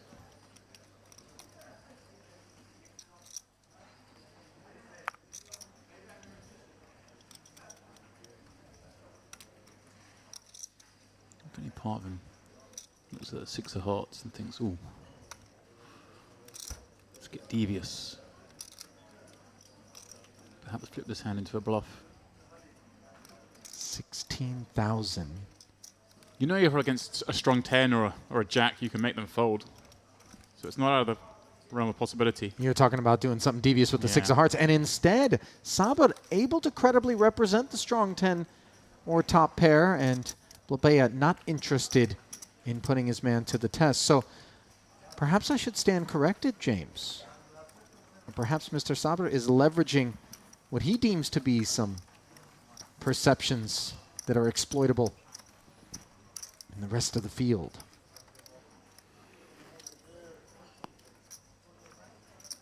Just looking around, some big stacks forming in the room. I'm checking out poker news. And Ali, I'm going to butcher pronunciation, but I'm sure of it. Tule Bergenov up to 670k, having just knocked out Ryan Mandara, the man who finished third in the warm-up. The former's King Jack holding against the straight and flush draw, pardon me, of Mandara. Jam turn. And yeah, another big stack growing. Those over 500,000, very happy with rebuys still allowed. Come on, pronunciation, where am I going with that? Are you going to give me that one? I actually was immediately going to come to the defense of your pronunciation and suggest that it actually was right in line. All right. With how I would have pronounced it. That gives you, of course, no confidence that you're correct then, surely. Given I get everyone wrong. That's fair. You must be. Ah, Kisu and his famous hat return. Never far. A fresh stack though, Ali, 100k. Well, I can only presume he's just brought in. Been delivered to the feature table here, courtesy of a rebuy one would expect, given that 100k that he took a seat with here, and he puts it to work immediately with pocket threes up front. Sabad, fresh off of the bluff, with over $250,000 in front of him on the button, is going to flat.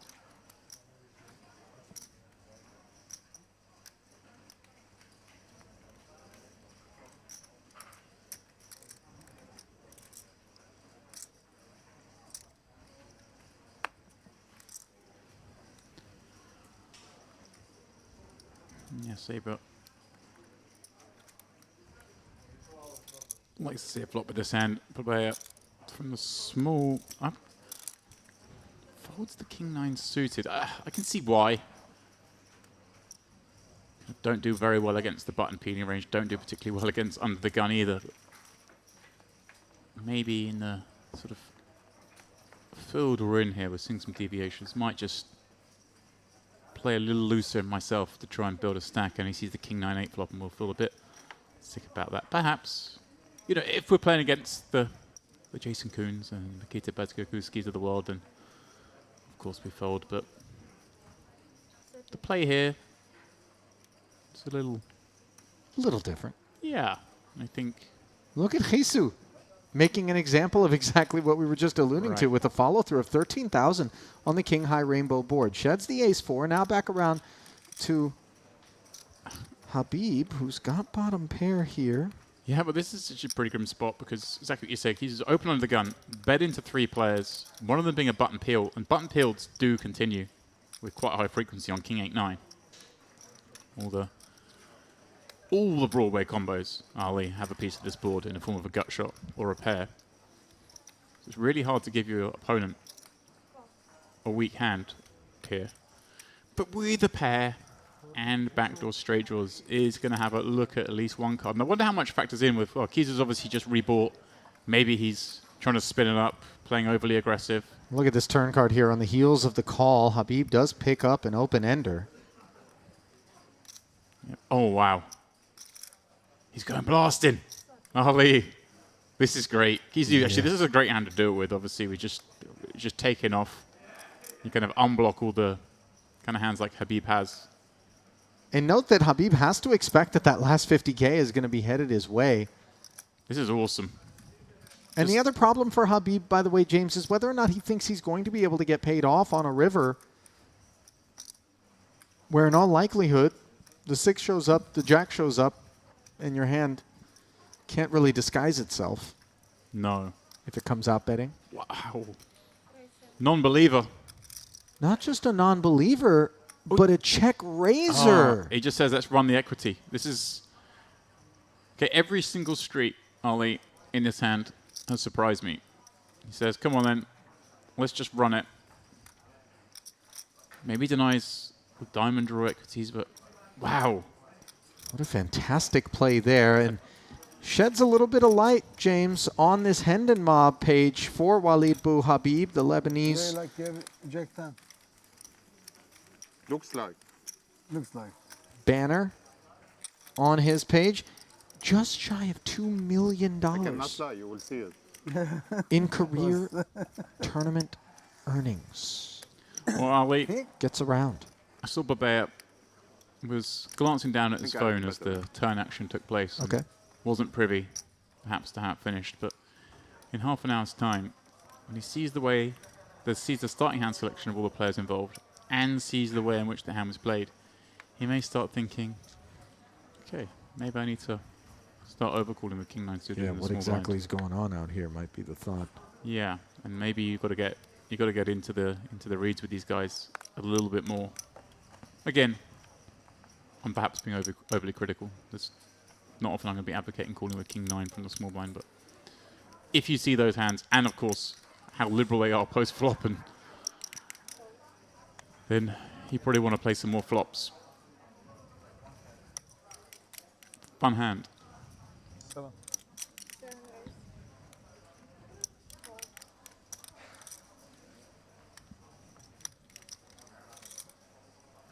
Kolotyuk opens to 7,000.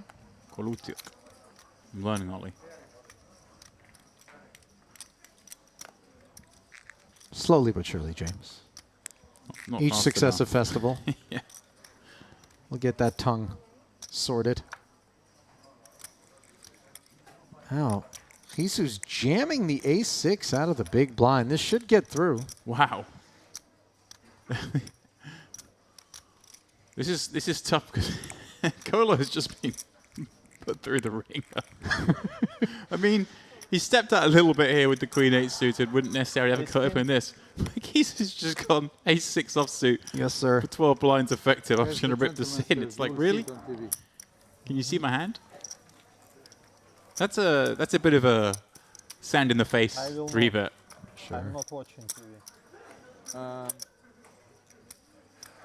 Choose any ace with whatever you want after minute of thinking. So Okay. ace for sure.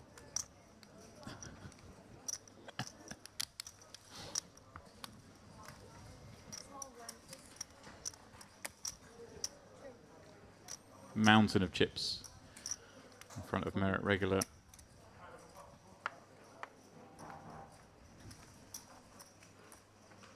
As we do play the last level for buy-ins.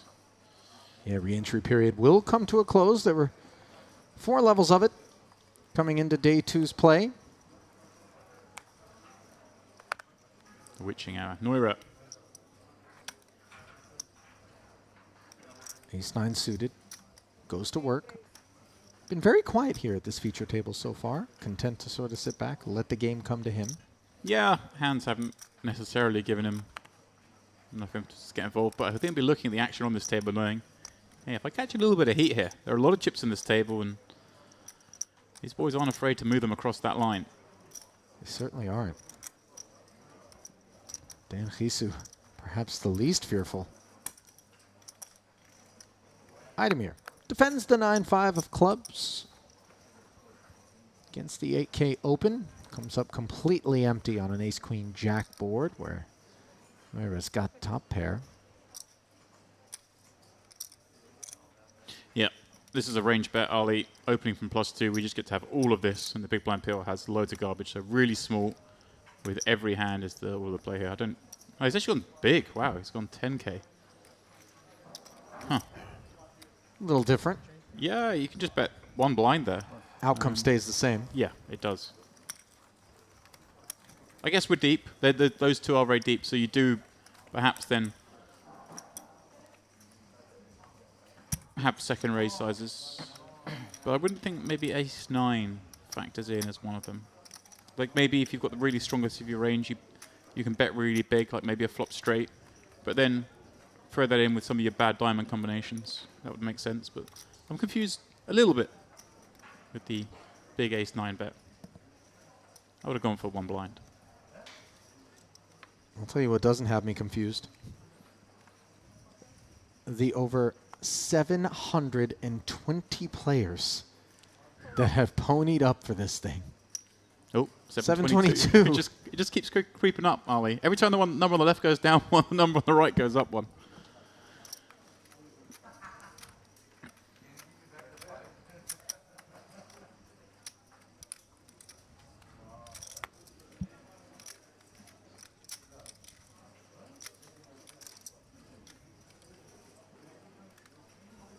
9-7 suited now for the tremendously accomplished Walid Bouhabib. Suited one gapper. Goes to work. Yeah. Very nice hand for this very big stack. Idemir, look at this. He's getting a little curious with deuce 4 suited from the small. Does it like to fold at the end, but clearly wants to play.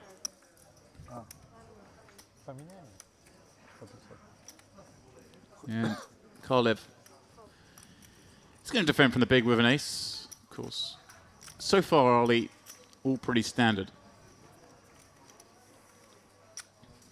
And an ace 10-7 flop. One that both players have a piece of. Yeah, the big blind defending and checking with the flow of play, mindful of the possibility that he is outkicked with this ace-3. Follow through of 5,500, downsized from the open here with bottom pair. I was going to say, you can go two ways on this. Ace 10-7 obviously has some connectivity, but you're against a big blind pill, so they do have just a lot of give-ups on this board, so I'm all for a small bet. Ooh, that's an unlikely card to have vaulted Kalev up the hand rankings. Yeah, aces and threes now as he can really hope that Habib continues to barrel away. Yeah. And hope even more that it's connected to a big ace. As played, Habib with the small C button, the flop. I think we just can check back here. We could bet again, kind of equity denying those backdoor diamonds and the heart combos and some of those gut shots. That's clearly what he's going for. It's a great spot for Kalev to come with the check raise early with such a rich board. The ace 7-10, so many draws, two different flush draws. And especially against that sort of half pot sizing. Kind of getting up against a lot of the strong aces that don't want to fold. And yourself, you want to deny equity to all those draws. Could be out there, so I'd love to see Kalev come in with a big raise here.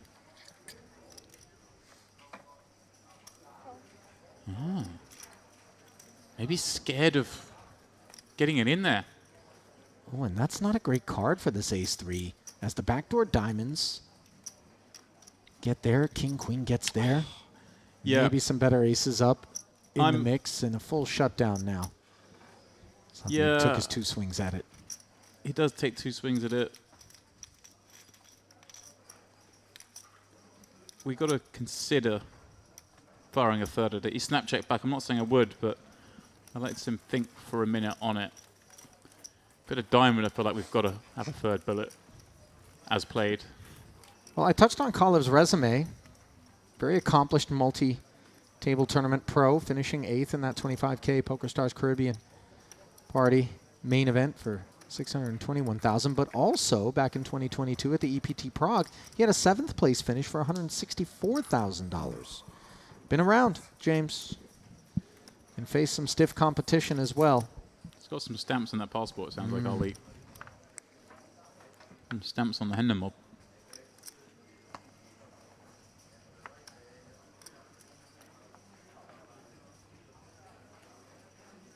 Yeah, an eclectic mix on this table.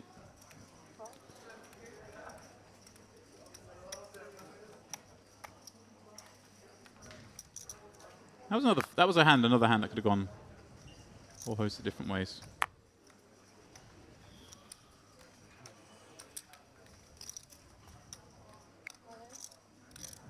Key suit.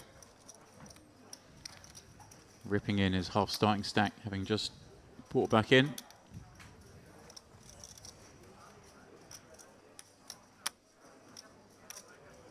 A man, I understand, Ali, who's no stranger to the bright lights of TV. Not at all. Applies his trade in the television industry as a producer. Cash the warm up for 6K. This one is very bad. Here he is. But I gather, Ali, jamming his way through Good one. the whole field. Go on, James. I gather his talents also lie in opening envelopes. They do indeed. At the EPT Paris this year, He actually opened up a $75,000 mystery bounty envelope. This is And good if hand on blackjack. he thinks he's running hot Double. in the envelope streets, But not good news for him is we'll have our 2K Just buy-in wait. mystery bounty event starting tomorrow here at Merit Poker think I need with a couple more 150,000 guaranteed, but expectations and predictions centering more around a $300,000 prize pool for that one. Maybe he already. I want to get has into mystery blackjack. bounties, Ollie. It looks a lot of fun. Possible, yeah. I want to open an envelope Against blackjack. and then I'm feel a bit going of that disappointment of finding a small number. Yep. And can't surrender. But I think I don't want to do it if you're the one emceeing the proceedings. I'll tell you what, if my entire career was simply handling mystery bounty envelope drawings, a fulfilled man I would be. I miss my calling as a game show host, James. You really have. This is my water on. Maybe we can talk to Dan and he can put something together for us. Yeah. What if I just became a Romanian game show host? I mean, he is a screenwriter. I'm sure he could whip something together for me. Sure we can figure something out. I'm sure we know some people.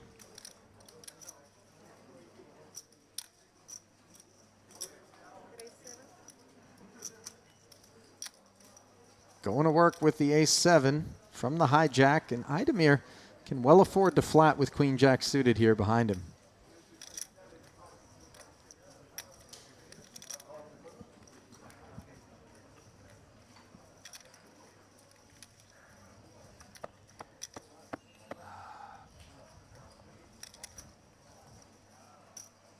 Nice.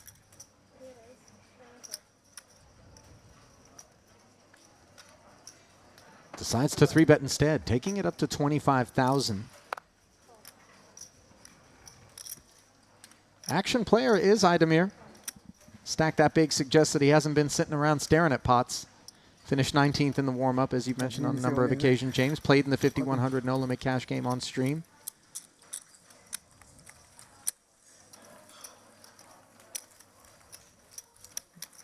And Idemir pushing him off that one.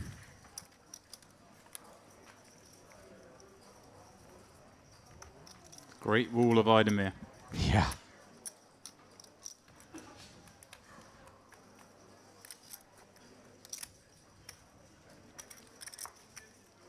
That's my new goal in life, Ollie, is to get you into a game show host role.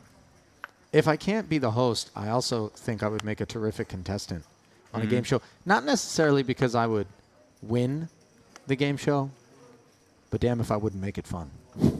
For sure.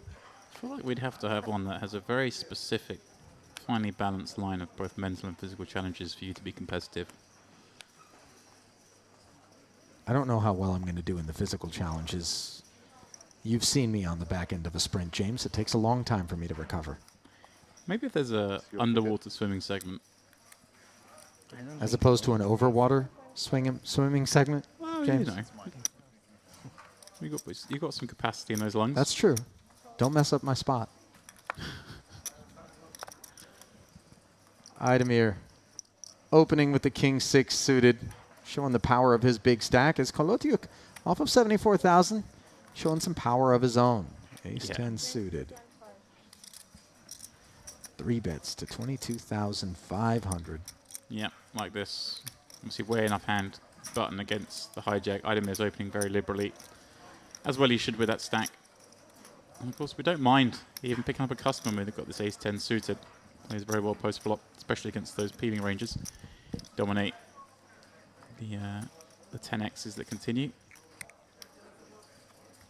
And at some point you've got to get something going, Ollie. He's on a short stack. We're coming towards the end of the rebuys. So if you do want to get something going, now's the time. King 9 4-flop, though, is not the one for him to see. 2 diamonds and a spade does give him that backdoor draw. You can't be thrilled with that. Opponent going to have a fair amount of King X here as the peeler. We do block those aforementioned Jack 10, Queen 10 kind of hands. Wouldn't be surprised to see him check back here. Also wouldn't be surprised to see him bet. If he does bet, going small, and then we have to jam on some turns. ones that pick 'em up some equity. There we go, 15k, I like it. Into a pot of 54,000. Yeah. Idemir hanging in. That's not one of the ones he's going to get to jam, one would imagine. Ace 10 of spades was looking for the backdoor equity. Didn't manage to pick up any, of course. And how will it react to a third diamond, just 37k behind? The shutdown appears imminent, but then suddenly the ace of diamonds on the river. And let's see if Idemir feels compelled to turn his hand into a bluff here. Difficult. I hear what you're saying, Ali. You're worried that you're just being outdrawn. It's just 37,000. Yeah, and realistically, what offsuit high diamonds do we have? I think this is going to get picked off purely because it's very hard for Idemir to have the lone queen of diamonds, jack of diamonds kind of cards. Yeah, and he calls pretty quickly. Well done there. You've got a Turk. No respect to my free bet. And a wry smile from Idemir. But yeah, that was a good call. Like I say, it's very hard for his man to have the queen or jack of diamonds on its own. Kind of, you'd think ace, queen, ace, jack even might just jam pre. They're the only two serious contenders. The queen, jack offs of the world, we're not calling that 3-bet. Having said that, Idemir was in there liberally with king 6 suited, but that is a different beast. Very fortunate run out there for Kolotiuk to be able to spin his stack forward. As you pointed out, James, it's been a very rough go of things for Roman, whose nickname is Romaha. And I don't need to walk you to an explanation on that one. Apparently he likes to play double board PLO bomb pots. Who doesn't? I'll tell you what, it is so much fun. Every dealer change, we do it in the no limit game that happens here with the staff tucked away. Yeah, I donated some wages a couple of days ago, Ali. Yeah, to be fair, they were my wages that you donated, James. That's true. As the juice is running on that 500 I let you borrow. Okay. For Hisu, the 59k is running straight toward the middle with ace king suited. No customers thus far.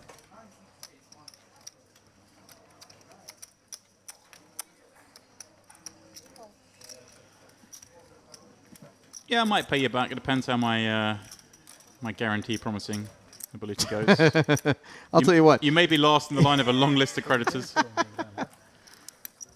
We may pay the smallest debts first, though. You know. First in, first out. Yeah. We haven't even started that series yet. It's not quite how that works. We always try and make the little guys whole first, though. So. At Dempsey Guarantees Incorporated? Yeah. Now, where are you off to after this series? James, you going to pop onto a couple of planks in France? I am. I'm obviously we're leaving Monday, and I'm swift turnaround at home, popping down to the delights of Val d'Isère in the Western Alps, Eastern France. And either a week or two of skiing. I'm undetermined just yet. Depends how the weather goes. I've got the first week booked, floated the idea to the other half that maybe if I in the second week. She swiftly changed the booking for our parking to the extra week as if it's a guarantee. I was like, hold your horses. Yeah, yeah. Let's see what the weather does. But it's looking very promising out there. What was a bad mid-season in the Alps has certainly turned into a strong late season. A lot of snow forecast over the next couple of days. So we'll see. But very much looking forward to that. Balancing some poker with some skiing. After all, when the summer comes around, Ali, from May onwards, things are getting very hectic in the poker world with a couple of Trident stops, the World Series of Poker, the Merit Classic. Going to be very busy, so got to get the R&R in when you can. I haven't skied 2 weeks in 10 years. Must be nice, James. That's not an inexpensive hobby. And it looks like things aren't going to be inexpensive for Dan Gisu, who continues to be frisky here at this feature table on this occasion. Yeah. On the heels of an ace-king suited jam, he opens to 7,000 with jack-9 offsuit and promptly gets 3-bet by Nuida. Yeah, this one a little too liberal for my liking, Ali, and Noira going for the 2.5x sizing again. A factor that keeps us opening off just under 20 bigs. You don't have to go particularly large. 18. It does get a peel out of that sizing. This is kind of a great spot for Noira. You're not expecting too many of the hands you dominate to peel, though. You're kind of thinking some Broadway combos here. Well, neither player is going to be thrilled by the ace, queen, 7, all diamond. Keys, you reaching for chips? Surely not, Ali. He bets here, he's my new hero. Okay, he does jack. Noira hates that flop himself. Hard to think of many hands you beat on that kind of board. May bet very small here to fold out some, you know, black card combinations. Okay, does bet 2 blinds. Gets what he's after there. Makes the hand a little easier to play. Yeah, Ali, I'm looking forward to 2 weeks of French food, French wine, good music, good skiing, sunshine.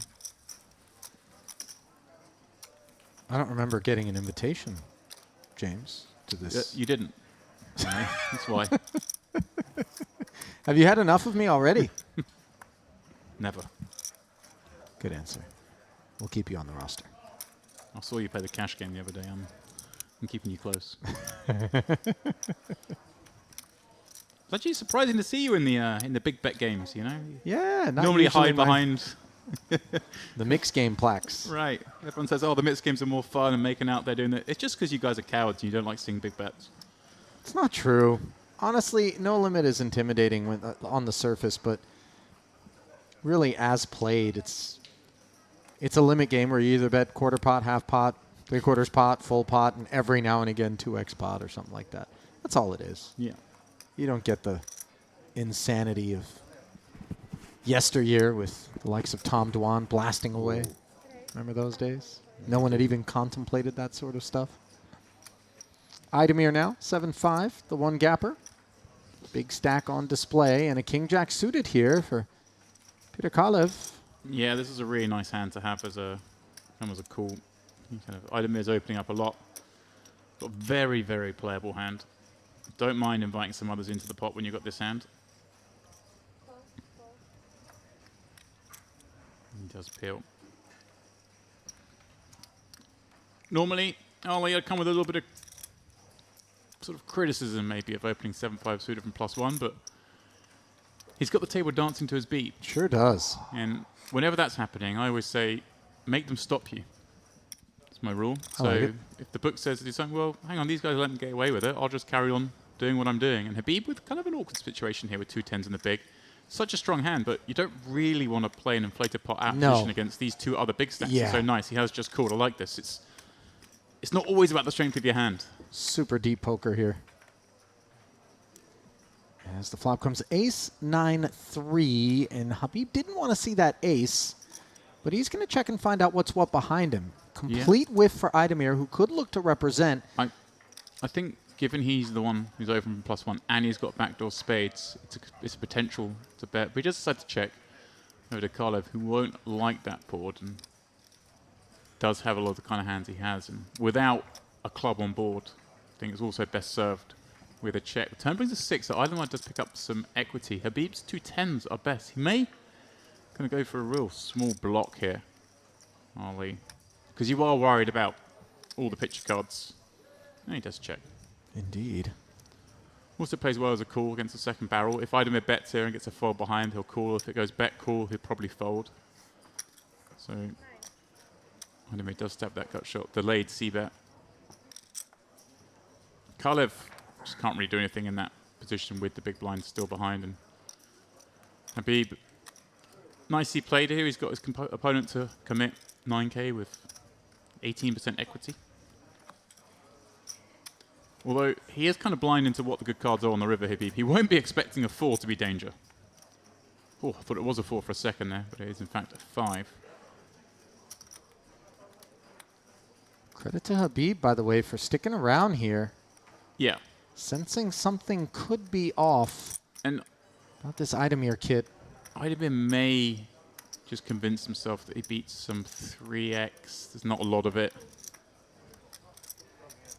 And that the 5 is enough to show down. Otherwise, he's trying to bluff a 9 off. Maybe a how like 4-5. Although they probably just lead turn rather than check calling.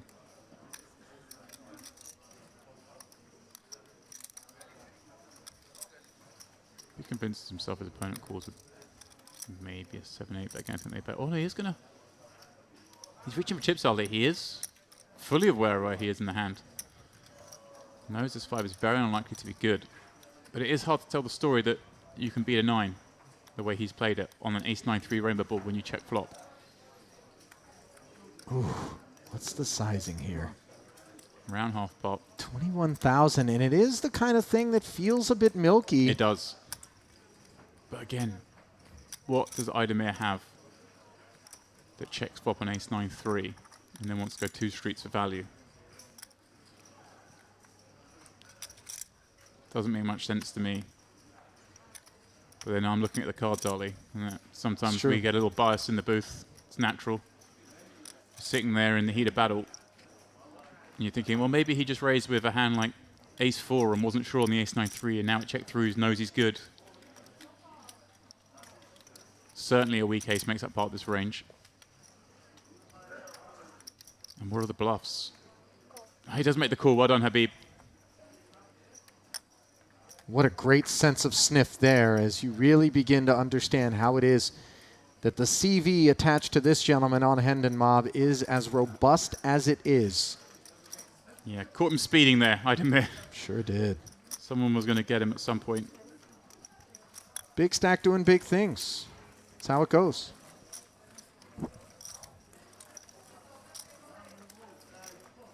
Some big stacks forming elsewhere, Ali, of course, as we head towards the end of the buy-in period. Alex Papazian, who we saw earlier in the week on this feature table, he's just short of 1 million in chips. Right atop the counts. It'll be dangerous if he gets going. Uri Reichstein, who we also saw on this table, he's up there with a stack not dissimilar to Idamir's. Maxime Chilod, Corey Korkmaz, all these players that we've seen already on our feature table through the week are up there. Gurkan Gungoran, my hero. That guy was putting on a show on this table. He's got 500,000 in chips. That'll be fun if he can start pushing these guys around. Sure will. Again, if you are interested in who else is in this field, who we may have coming up, please do head on over to Poker News where you can get all the updates on the action.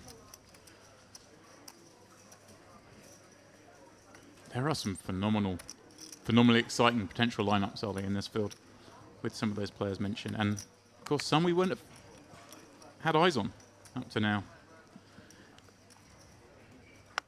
Some very exciting players. So numbers keep on rising, 734. Of course, it won't be too long after that end of buy-ins that we do reveal the prize pools. Wow, what a flop we have here, Ali. Ace-5-3, Kisu defending deuce-4, and Kolotiuk. I said he's kind of getting bashed around. Obviously, 1 king, queen, v aces, but he's not going to believe his luck here. Flopping top 2, having opened ace-5 off. Simply incredible that Kisu was able to hit this board. And he's got the only heart as well. I can't wait. I want to see Kolotiuk's face. Come on, give it to us.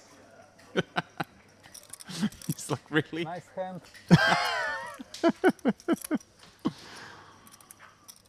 Well, Kisu rates to be the kind of guy that you can expect the unexpected from here.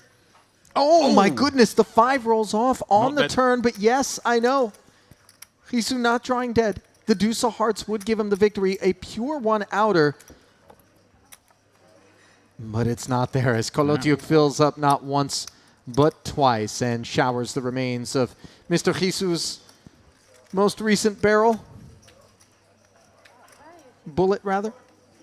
Maybe with it, go your chances of remaining TV fame, Ollie. Yeah, unfortunately. No, your ticket. Mr. Kisu bids adieu Unstoppable today, my to the friend. field. Yep. I'm unstoppable today. Unstoppable today. Oh, a singing career, I hope not in the future of that man. But Omaha, play Omaha. poker Omaha. career, maybe. Double full. Ran down the aces with king queen. Runs down the flop straight with the flop 2 pair. Maybe, just maybe, his day.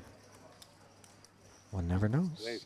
Of course, he's done nothing wrong, Ali, in either hand. I'm not saying he's lucky. Well, he is lucky, but I'm not saying. Oh yeah, he's obviously. I thought He was just running forced into good. the situations. flash from the flop, but I don't care. But so brutal. Yeah. Perfect flop. It's like flush Yes. for your hand. Yeah, I know.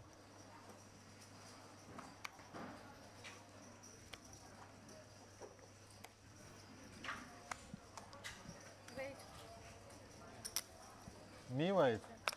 Huh? Yes. You said my turn. Okay. Yes, okay.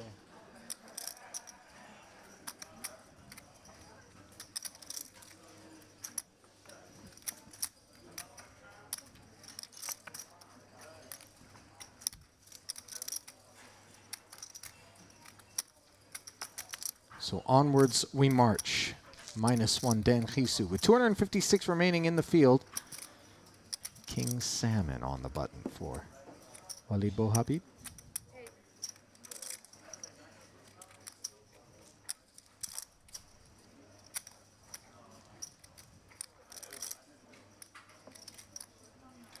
You want to give me a penalty for 200? I'd have been in one big blind scenario, looking at a very strong V range, ace-9 offsuit, but electing just to play it as a flat. They are very deep, I would But you see on me and say it's my do turn. exactly the same. And chips laying here, so. Sorry. Queen Jack 3 with a couple of diamonds now. Yeah, Habib can just bet very small here with range. And that's what he's done, betting 5,500. Oh, 6,000, pardon me. I'd admit, even with ace high, you're just going to find it hard to continue there. Let's it go. Nicely played, Habib.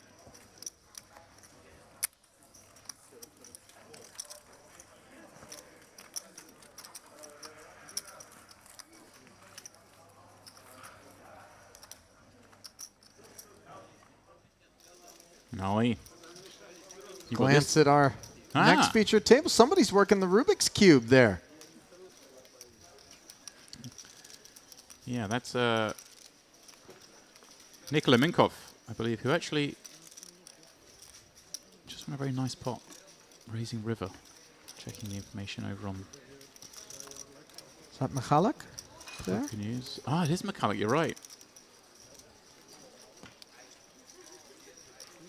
Some others.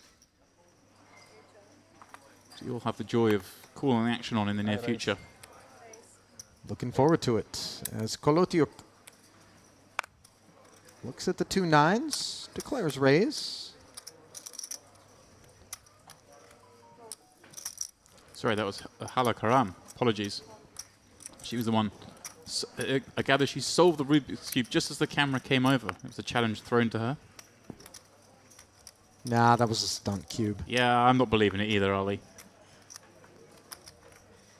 I've never solved one of those things. Granted, I've never really tried. But when you see people do it behind their back, with their eyes closed, or that you just hand it to them and within like 8 seconds it's done. I mean, come on. Yuri Reichstein was on that table as well with a mountain of chips. I mentioned him a moment ago. Yeah, how's his Rubik's Cube game? He'll be coming in there. Kolotiuk popping up 2 9s. Now getting a bit more comfortable stack. Idem is stepping out here, Ollie. Peeling with ace-5 off from the small. Coming up empty on the 2 7s, 2 diamonds, and a 3 flop. Does check it. Sometimes these paired flops, James, as you and I well know, can create some interest. Kolotiuk snap checking back with the 2 9s. Really surprised by that. Yeah, as am I. Idem picking up a gut shot now to go with his ace high. I'm at a loss to explain this one. You're up against a lot of pocket pair combinations that peel from the small blind, as well as those broad-bet combinations you wanted on equity too. So you would have expected a hand like 9s to bet. Okay, you're going to have some checkbacks on 7-7-3. You have to be balanced, but I think those are going to be perhaps the aces of the world. With the occasional 7x pocket threes that maybe you open with. But his 12k bet on the turn does get called. Idemir has the lone ace of diamonds in hand, and another diamond has fallen on the river. I mean, he elects not to turn it into a bluff. Colotiuk, pretty tough to get value now as played on that third diamond. Would be over-repping, I think, if you bet now. Having checked back to flop. I think you just want to try and turn over the best hand at this point. He does. No flush, please. No flush.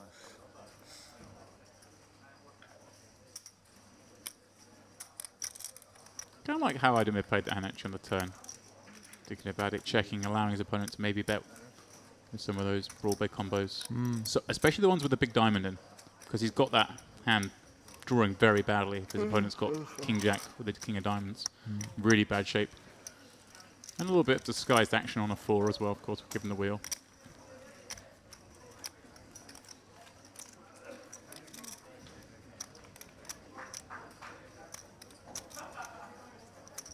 Yeah, very convenient that we came over just as he supposedly solved the Rubik's Cube. I mean... Yeah, what was that about? Come on now. I don't buy it. Alan Najad, he's a man from the TV industry. He's not falling for that. Yeah, I'm a skeptic. Let's face it. Let's see us solve it on the table, aren't we? A little bit harder. Yeah. That feat. I don't think I've ever done one. No? I don't think I've ever... Have you tried? Tried, yeah. So I mean, I don't really hang out with people that own Rubik's Cubes, if I'm being honest. I'm a bit removed from junior high school. No judgment. Sounds like judgment. Seems like a bit of a distracting thing to have with you at a poker tournament, James. Yeah. Takes a bit of brain power. I hear you, but it keeps the brain ticking. Better than scrolling the Instagram reels, which, Oof. you know. That keeps something else ticking. Deuce 3 as Makram Saber. I delved into your Instagram reels and how the algorithm targets you yesterday, Ollie, and Yeah. was surprised to see a mix of marine life and aircraft. It's And the dogs. difference between bet I mean, 16k and fold, right? you're a varied man. I saw you take a 16, then put it back. Simple creature. Yes. Yes. I think you want to raise 16, no? Okay. Never mind. Well, man, does want to raise it as a beat with ace-9 in the cutoff. Button folds. Over to call it small.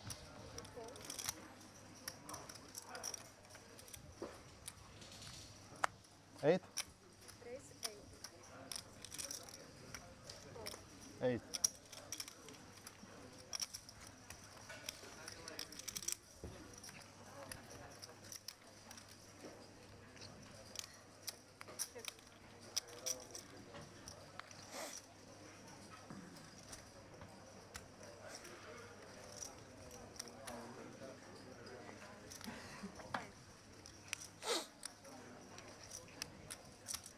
King 7-7. Kolotiuk.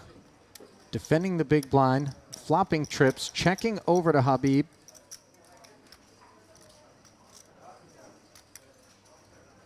Yeah, huge flop. Yeah, board. just lying in wait here with the trips. Yeah, I like Habib's bet size once again. I've been very impressed. Yeah, just with his 5K. sizing on that board. Yeah, he's betting range. So again, it's a lot scarier now. We can still be ahead, and we can certainly make some weaker hands, some stronger hands, pardon me, fold. But just go check, check. King pairs on the river.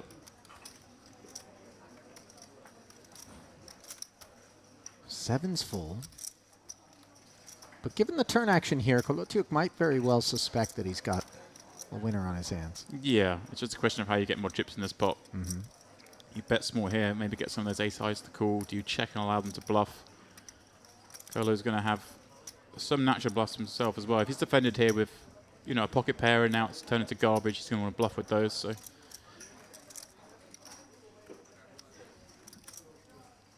and that's what Habib's thinking here. Right, I can beat all those hands. I can beat all the pocket pairs that called the flop. Beat even maybe some queen high that stuck around. I chop with some ace high, so he may get curious here. Obviously, he loses to all the king x and 7x, which all continue past the flop. 13 to 30, he may think it's worth the price. And he's going to have a lot of garbage himself that just has to fold. So I think it's a hand we kind of have to stick around with.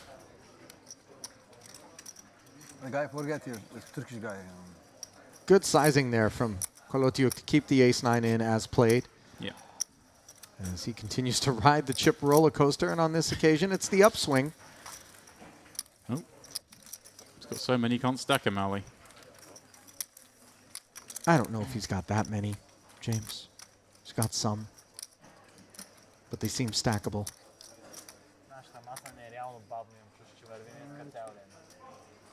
That was kind of a tabloid headline with respect to his stack. Slight bit of embellishment, if I'm being honest. He knocked them over. He was struggling to actually, you know, have the Nothing talent to about stack that them. man says to me struggling.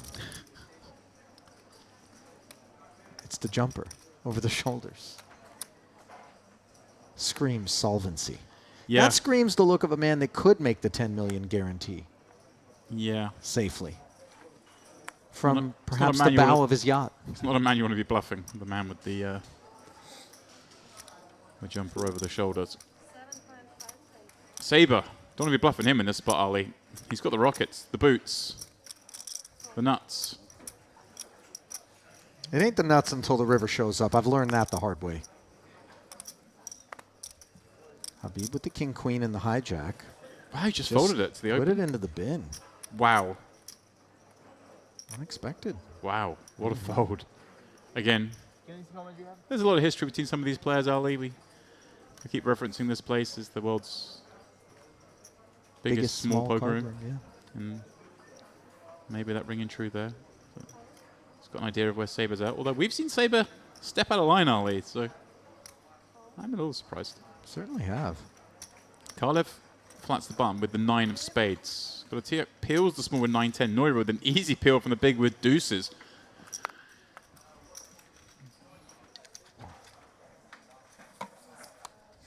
A little bit more company than I suspect that Saber was hoping to have with these aces, James. Ooh. 8-5 deuce. Bottom set for Noida. And a big problem for Saber. Yeah, such a broken flop as well. Yep. Saber looks like he's going for third pot on this 8-5 deuce. I mean, Kalev's not necessarily dead here, right? We got the 9 of spades. It stands to reason. He may have the 8 of spades or another 9 behind there.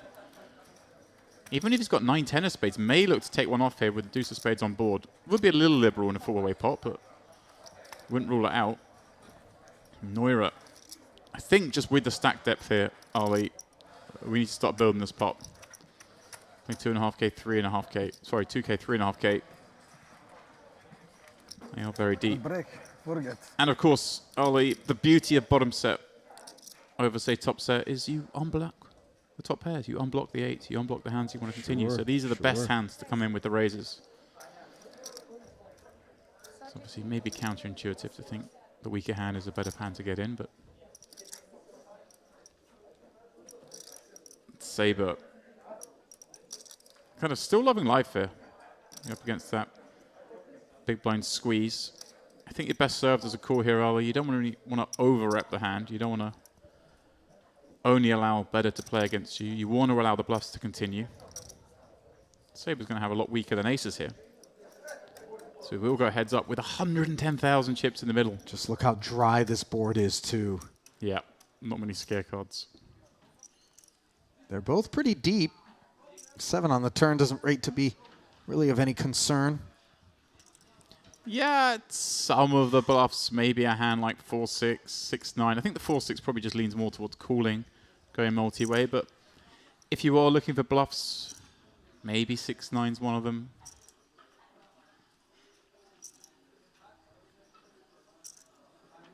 But also maybe some deuce X. Maybe starts bluffing flop. It's hard to give a players enough of a frequency in these spots. Looks like he's continuing for around half pot. Like you say, Ali, just such a dry board. You never really have to size up here, and this is setting up perfectly, of course. If he gets called here, which he will do. He's going to be jamming what, 150 into sort of 240. Perfect 2/3 sizing. Credit to Mr. Saber for kind of having his wits about him with these aces. Yeah, I don't think... He's not hating it, but he's not enjoying it, Ali. Just 2 outs, and that's not one of them. Deuces full on the river. Yeah. The 5 might seem attractive. It's a good card. Because the 8-7 gets counterfeited. Yeah, the 8 deuce gets counterfeited, not very likely. There's less combinations of 8-5. There's fewer combinations of 5 deuce. There's fewer combinations, of course, of pocket 5s. So it's a quite good card for Saber. And of course, all those straight draws, Ali, that were bluffing have missed, bar the one that got there on the turn.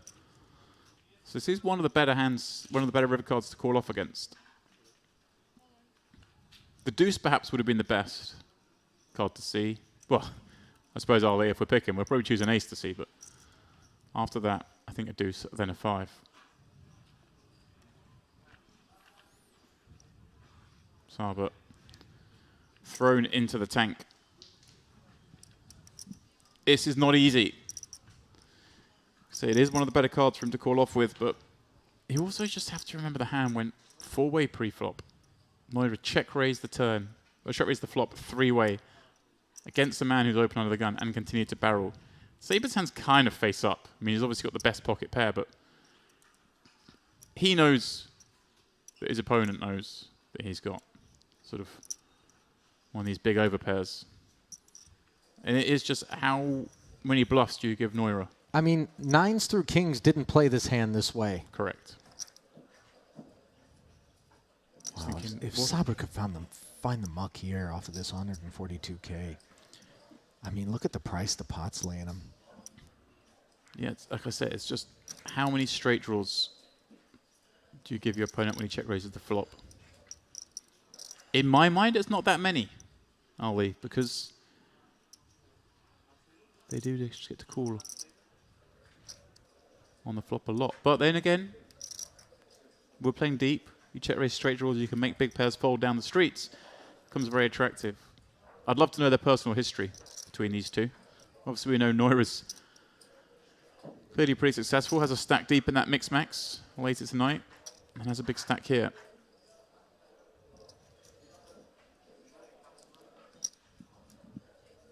You feel so exploited if you fold these aces here, though. It's like, well, if I don't call here, what am I calling with? Maybe you can make an argument, Ali, that kings are an ever so slightly better call. You want your opponent maybe to have an ace-3, ace-4.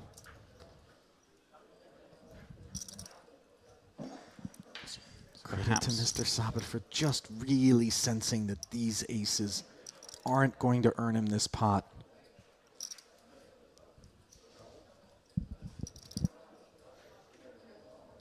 This is unenviable. I don't like being in his seat here.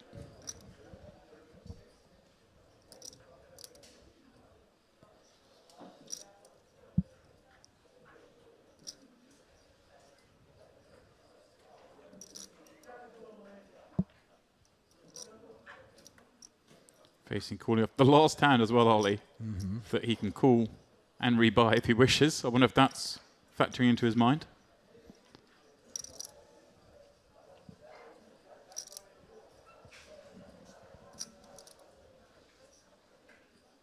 It's going to be very hard to get away from this.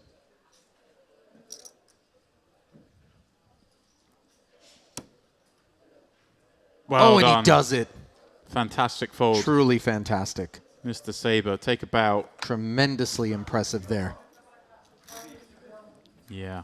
Nuita might feel a bit cheated once he gets a look at the stream on the delay, as he does not get paid off with those set of deuces which filled up on the river by Makram Saber, who lives to fight on. Yeah, blinds will be going up to 2K, 4K. Anton Markov will be the shortest in this stack, but you can see everyone with above the starting stack. There'll be a whole host of players coming in this break, Ali, who busted out in that last frame. Well, we know we've got a Rubik's Cube inbound, Mr. Dempsey, as This crew will be subbed out. The Recep Aydemir Show, looking for other pastures within the room. Back inside the broadcast booth here at the Marriott Crystal Cove Hotel, Resort, and Casino. Ali Najad alongside James Dempsey. And while Aydemir was the stack that we were focused on, I would say the story from that last frame is what we just bore witness to right there. And that is Saber, who showed us some different looks. Originally, I thought maybe he was on the snug side, then opened up, had some bluffs in him, and found a very disciplined fold, which I think anybody streaming right now might ask themselves, honestly, deep down, if they would have been able to make. Yeah, you have to be pretty brave to fold there with the aces, Ali. The pot swelled to a very considerable size. You fold, you leave yourself with just over 35 blinds. Obviously, you call you're out, and it doesn't look like your opponent can have some strong hands, of course, peeling from the big blind, but very, very hard to make the fold in the moment when you're looking down at those two aces. But to be fair, he could have made the fold and then gone in and snuck right in before the re-entry period did close, and I thought that might be weighing on him. But in the end, not forced to reach into his wallet, and instead, he is going to live to fight on, as we have well over 730 entries. Not sure how many we'll have once we tally them up on the backside of this break, but stay close. Just about 15 minutes time, we'll be back to continue coverage here from day 2 of our main event at the Marriott Poker Carmen Series.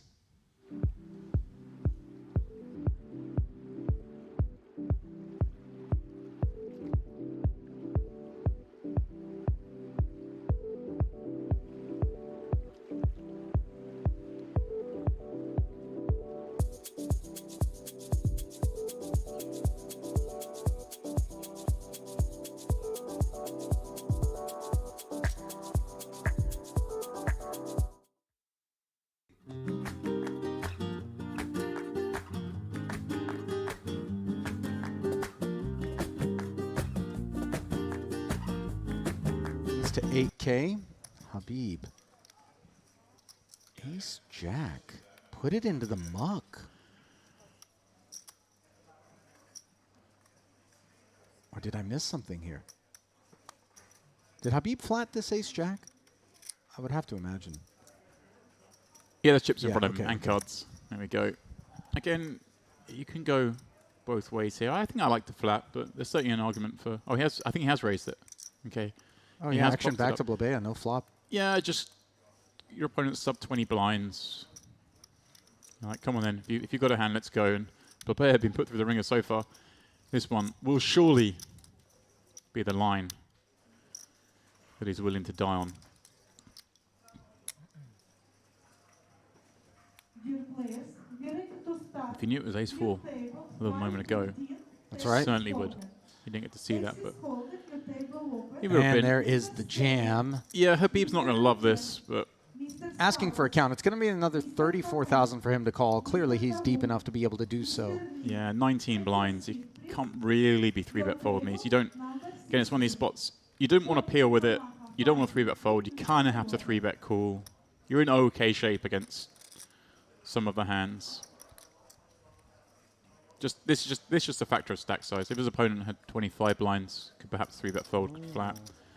If he had fewer, it'd be a lot easier. Right in that sweet spot for this ace-queen to get in good against ace-jack. 142,500 in the middle, and that flop is the sweet spot for Blabea, who's got his man out-kicked. No clubs to worry about. Turn is clean. Just got to dodge the jack and then the king for a chop. Aces and queens on the end. 7. Yeah, a few little chop outs there. Obviously, an ace or a 4 would have been the dirty way. Oh, yeah, I hadn't even thought about that. King would have... I hadn't actually spotted the king myself, Ali. There you go. So it's a good thing we're both in here to pick apart the... I'd like to see a little larger sizing because you're targeting the small blind on some of this board. You want to put these hands, the 9-10 suiteds, in the blender. You want to put the big blind with a 4 in a tough spot. I don't believe that size actually does that. But having said all that, Ali, you don't mind seeing a turn card when you've got the king-queen.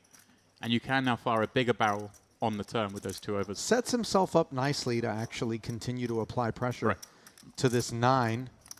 Yeah, this is a really nice spot for him to continue. You can be fairly sure Kolaturk doesn't have super strength when he flats the small there. I think he's going to 3-bet most of his value. So you are kind of looking, oh, I love this. Well, has he just actually ripped it? Wow, he's gone for the full max pressure. Idemir. This actually works better slightly if he'd bet a little bit larger on the flop, but hey, it came a little late, the max aggression, but I'm all for it. And really hard for Kolotuyuk.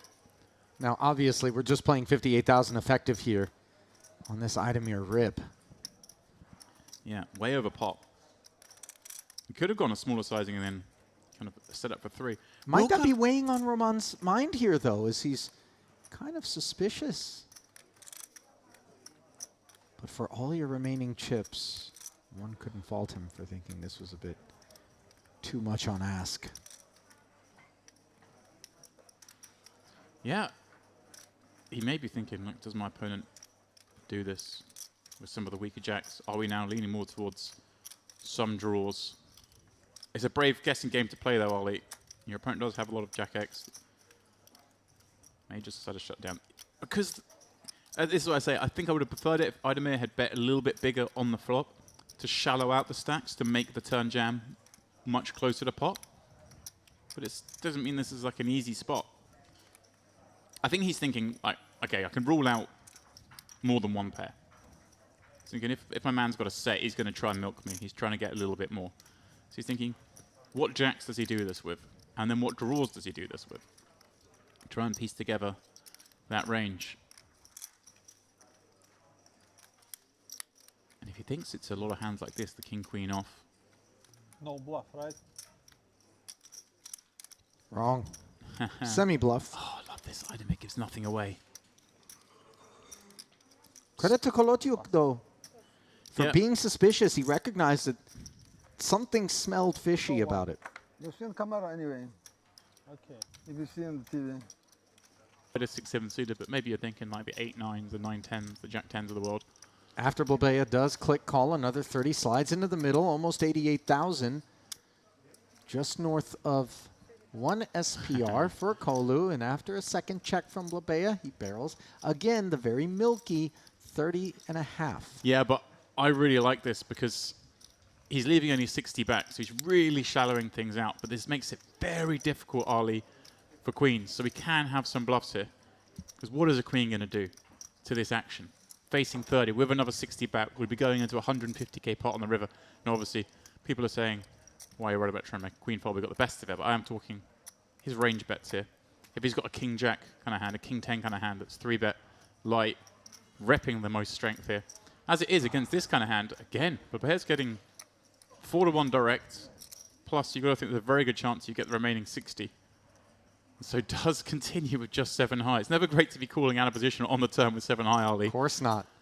But credit Kolu for keeping this hand in there, and unfortunately, credit the deck with downing ace-jack. As the king of hearts rolls off and gives Blabea the best hand, is he going to look to check and induce the shove? I think just because there's only 60 into 150, he may he just does his own bidding? Yeah, I mean, if you check, you'd still expect Kolu to bet with, you know, the ace-queen, ace-king, aces, kings, queens, all the strongest hands would still bet. So it's a question of what you think he's going to do if he's got a hand like this, ace-jack. He's probably going to check it back. And also, if you jam here, those 2-pair plus hands are always going to call you. There's just so much in there. So he may elect just to jam here. Of course, you do lose some equity with your opponent's bluffing that they might not bluff, but I don't think your opponent bluffs with too high frequency on this river once they've put that turn bet on, because you've knocked out all the queen X.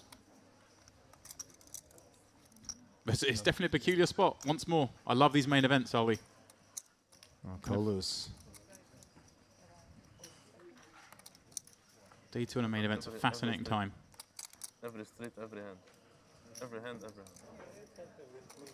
Kolu's reaching for the Java.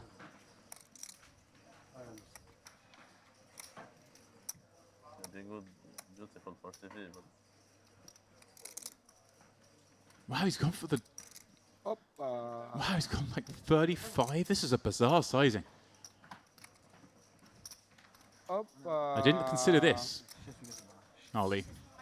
No buts. Look at Kolu shaking his head as if to say, I know this ace-jack is beat more often than not. Yeah, terrible card for him to see, but again, your opponent is not supposed to have many flushes here. It could be a block bet with an inferior ace, obviously, but... Yeah, it's just a bizarre bet size. I need to think about this. I didn't see this size coming in. I think what you're saying, is it that kind of thing? Is it a... It's supposed to be disguised as a block bet, but... Because I suppose it is a spot where he doesn't have many flushes. Just look at the price he's getting late. He hates his hand, and yet he understands the math. Means he doesn't have to be right that often for it to be a profitable call. This is a genius bet size against this hand. Against those one pair aces. Very hard to see how Kolu gets away from this. Oh, man. Just holding the call in between his fingers. It's okay. You can think. Thank you.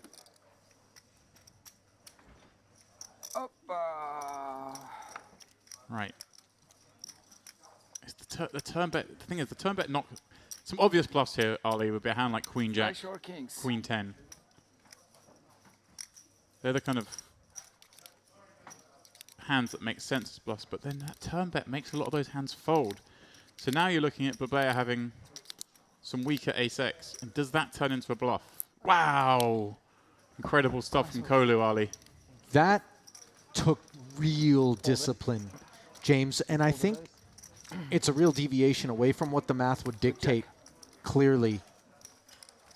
He's got the 800k, now he gets dealt into situations where he's got a pocket pair on the button, a raise and a call in front. These are, this is when days are going well, Ali, you know, you kind of find the easy spots. Kulatiuk with a raggedy ace in the big, a little over 10 behind, and an expression on the face that says, I don't really like my hand. I think just has to give this up, yep. Nicely done. Turns down the, sometimes it's easy to make the mistake they're appealing with the price, but ace James, please, I help you with pronounce. Kulatiuk? Kulatiuk. Kulatiuk. Da. Kulatiuk. Jack 8-3, Kolu in real trouble now, as he's got top pair just 53k behind, and Markov has him by the throat.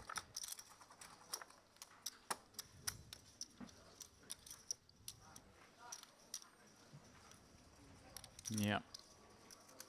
Jack 8-3. Again, we're seeing a bit of out in position of two players. Yeah, if we're going to have some bets, kings are certainly in there. Going to have a lot of checks on this board as well, so we do have to check sometimes with a good hand, but this hand going to get a lot easier for both Markov and Idemir. Yeah, no more decisions left for Kolu as he jams. Line in the sand, Ali. She made a great fold a minute ago. Kind of been dealt into a rough spot here. I think we can safely invoice Idemir for each additional second that transpires from this point forward. Look, he made the hero call earlier with Queen 8, so I'm not but ruling that's like anything 7 seconds he owes me back with 2 6s there. Markov makes the call, of course, with the 2 kings. Ali, how much do you charge for a second? I have never distilled it to that point in time. I know someone did the math on like Bill Gates, how much he makes a second or something like that. It was obscene. And he still plays $3, $6 limit hold'em when he plays. I don't know if he's still playing poker. 8 on the turn, as Kolu very well might not be playing poker much longer unless he finds a jack in the deck in this 137.5 pot. And instead, it's an ace on the river. Yeah, good sportsmanship on display there, but bad outcome. Pretty rough ride for him. I wasn't a fan of how he played the first half of the hand with the 2 5s, but made what I thought was a couple of aces. It isn't an entity without human beings behind a lot of these decisions, and I feel like we'd be remiss if we didn't acknowledge the efforts of Ms. Songul, who is the president of Merit Poker, Mr. Ashkan, Miss Angela, even Jeremy, who handles the cash games, all of them. Even Jeremy, that's backhanded. Well, he's not part of the tournament part of the equation, but obviously a lot of guys come here and they want to splash around there. I mean, and that's just a handful of the names, by the way, that come together to make each and every one of these festivals a great success. And they are on hand straight through the wee hours of the night. As for Kolotiuk, King Queen might leave him sailing into the night with 41k on the button. He's unlikely to be jams past it. his hand. Pretty standard stuff, Ali. Jamming 12 blinds this late. Babea was put through the ringer to start with, but things are going much nicer for him now. And Kolotiuk. I don't know what that word is that he just said, but I would imagine it's not the kind that you would be stepping into your home and greeting your mother with. Perhaps not, are we? Even Blabea's sympathetic chuckle and a sympathetic flop. 8-3 deuce, 2 diamonds. Flush has been requested, but not yet delivered as the board pairs. 90K in the middle. 8 outs one time. Can Mr. Kolotyuk get there? Yes, the jack of diamonds. Here we go. That's sick. He called for the jack because, hey, one of those 4 jacks would win for him. He called for exactly the card he wanted, in effect, Ali. Put the sails down. The boat's staying in harbour a little longer. Keep the microphone on. I'm a mastermind. Swimming segment, Well, James. You know. You got some capacity in those lungs. That's true. Don't mess up my spot. Idemir opening with the king 6 suited, showing the power of his big stack. As Kolotyuk off of 74,000, showing some power of his own. Ace 10 suited. 3 bets to 22,500. Yeah, like this. Obviously, way enough hand button against the hijack. Idamir's opening very liberally, as well he should with that stack. And of course, we don't mind even picking up a customer when they've got this ace 10 suited. Plays very well post flop, especially against those peeling ranges. Dominate the 10x's that continue. And at some point, you've got to get something going, Ali. He's on a short stack. We're coming towards the end of the rebuys. So if you do want to get something going, now's the time. King 9 4 flop, though, is not the one for him to see. 2 diamonds and a spade does give him that backdoor draw. You can't be thrilled with that. Opponent going to have a fair amount of King X here as the peep.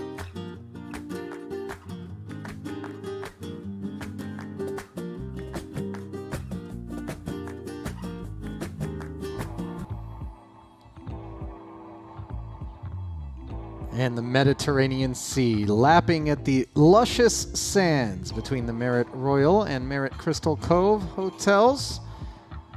A nice place to be in just a few weeks' time, I would imagine. Ali Najad now joined by David Lappin, continuing coverage of day 2 of the Merit Poker Carmen Series main event, with a new crew upon us, headed by Yuri Reichenstein. 169 big blinds. Boris Smushkevich. Smushkevichus? We call him Smush. 153 blinds. Then the big drop-off to Khan Miral, Nikola Minkov, Yakub Michalak, Isam Tanuri, Barjan Akimov, Darij Saidi, and Halakaram rounding things out. Just 11 big blinds as things have crept up to 2,000 and 4,000. Disappointed in you, Ali? Thank you. Yeah, you know what? It's funny. I was out there during the break with producer Milbutas, and he said it. I thought I had it. Is this Smushkevicius? Because that's not what I'm disappointed in. Well, clear segue. The master segue's missed one. The lapping ocean, the lapping Mediterranean Sea. Speaking of lapping, I see. A bit too on the nose, perhaps, for my taste, David. I tend to reach higher up in the tree for my fruit. Minkov, King, Queen, reaching for 9,000 here, just north of the minimum. Michalak in the hijack. A flat caller. As we see Darij Saidi.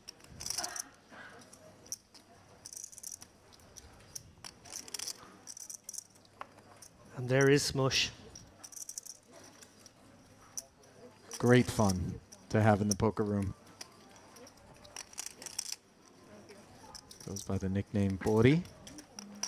Burrito.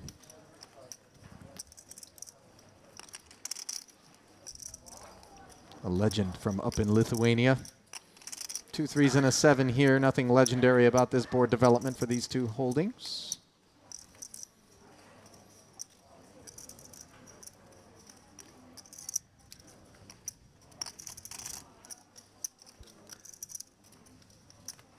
Yeah, it's an interesting one here for Minkoff with the king high. Unlikely to get an ace high to fold, but maybe, just maybe, can do a little bit of equity denial with a small bet. And that is what he goes for.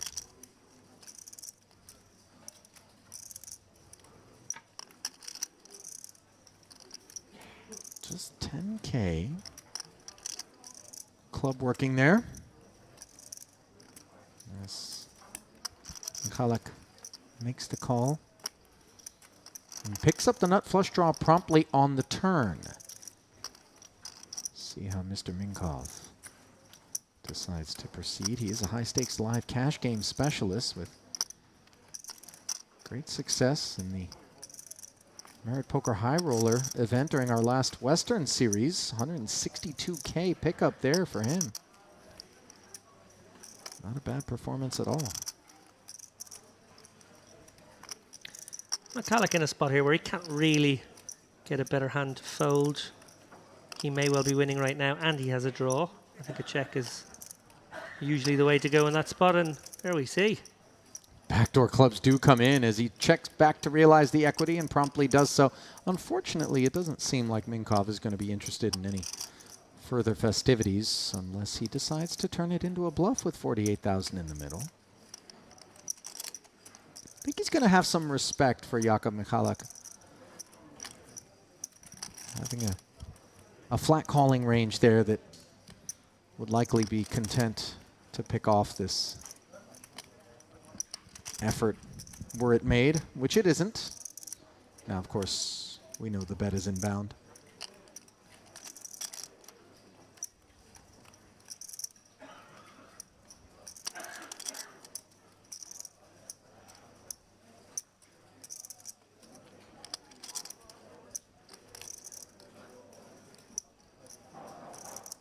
Just a touch of movie star about Michalek's. Yeah, the glasses today. Definitely. And the hairstyle. 55,000. As Minkov isn't going to co-star on the river here in this pot. Lets it go. Had a chance to cover some of Jakub's procedures on the feature table already earlier here in this Carmen series. Was quite impressed, David. Man that goes about his business quietly and without much fuss and to great success.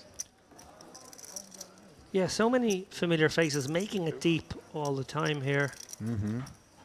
Of course, accentuating that point is Mr. Barsagian, who has made back-to-back-to-back final tables. How about it, huh?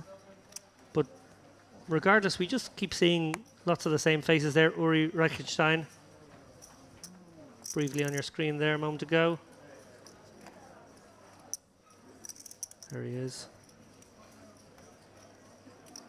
Jakub, by the way, has almost $2.5 million in career live tournament earnings. Most recently, a 38th place finish and a 10K at the EPT Paris High Roller.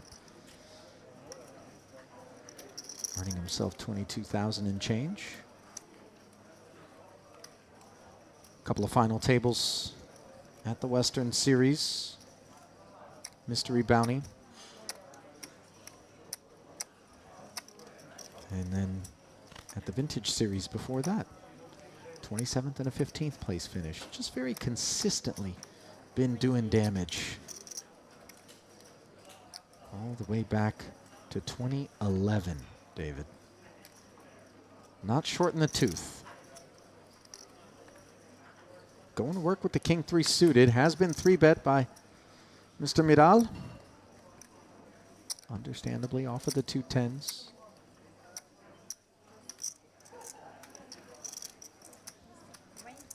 At 28, I'm sorry. Oh. So Tanuri, an accidental has to stay in and you can choose what call of the original 9, I think.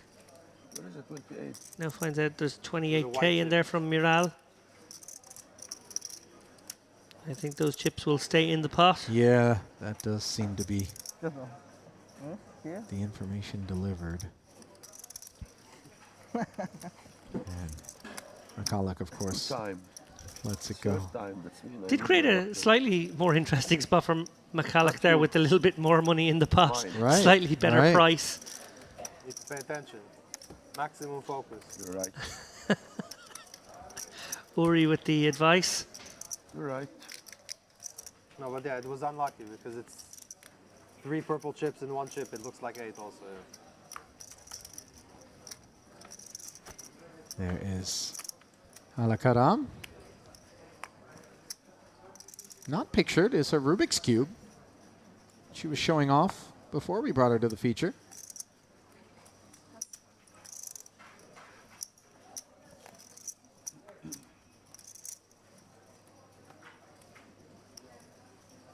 You any good at a Rubik's Cube? Rubbish. To be fair, I haven't really explored my Rubik's talents.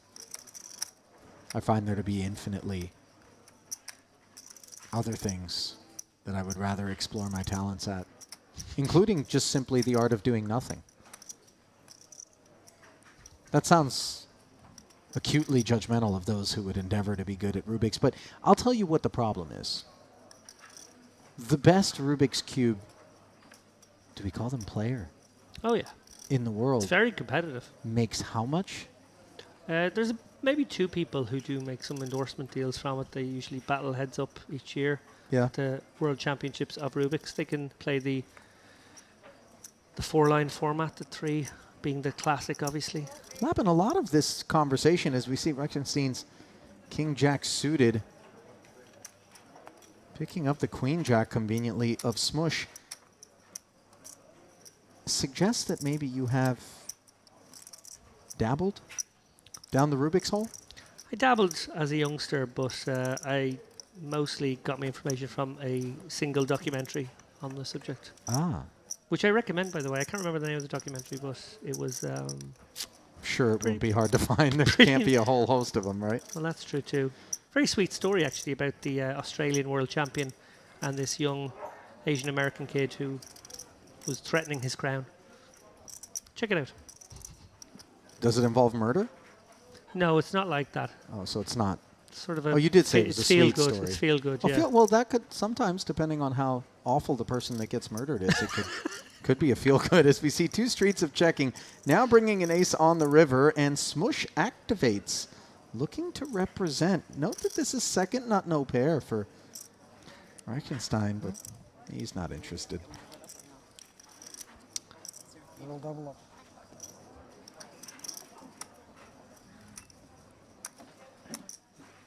Oh, okay.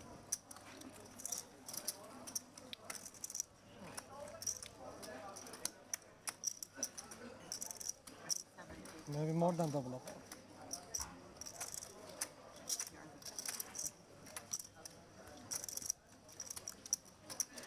I spoke with James in the first frame about, I guess, how much I love watching this phase of a tournament. Just the fact that all these players are a little bit deeper. There's more room for more intricate play, more exploits on show, a deeper stacked variety of poker.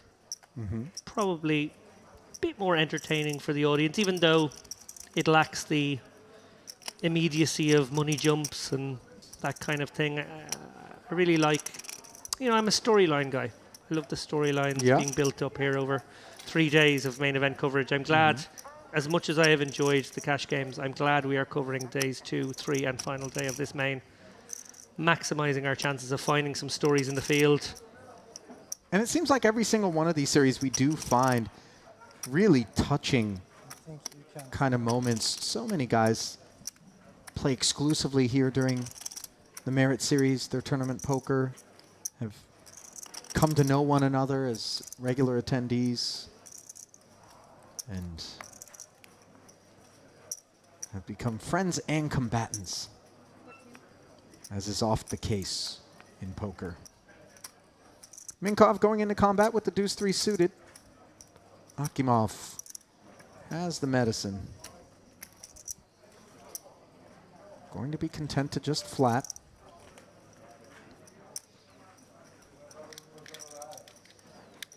King 7-6, 2 diamonds as Minkov flops the flush draw. Nothing cooking for Akimov. Let's see if he's going to be facing a c-bet here. Sure seems like it. Yeah, great opportunity here with this stack depth to set up a turn shove in a lot of worlds, I feel. Minkov could go a slightly larger sizing here sometimes. He can also come with small, set this hand up in a different sort of way. Well, right in the middle. 16,000.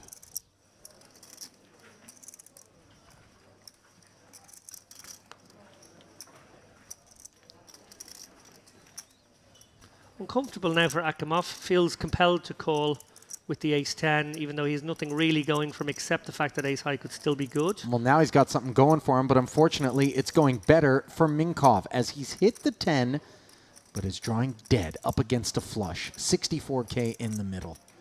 What an awful development this is, as we suspect at least one more street of value will be in store for Minkov.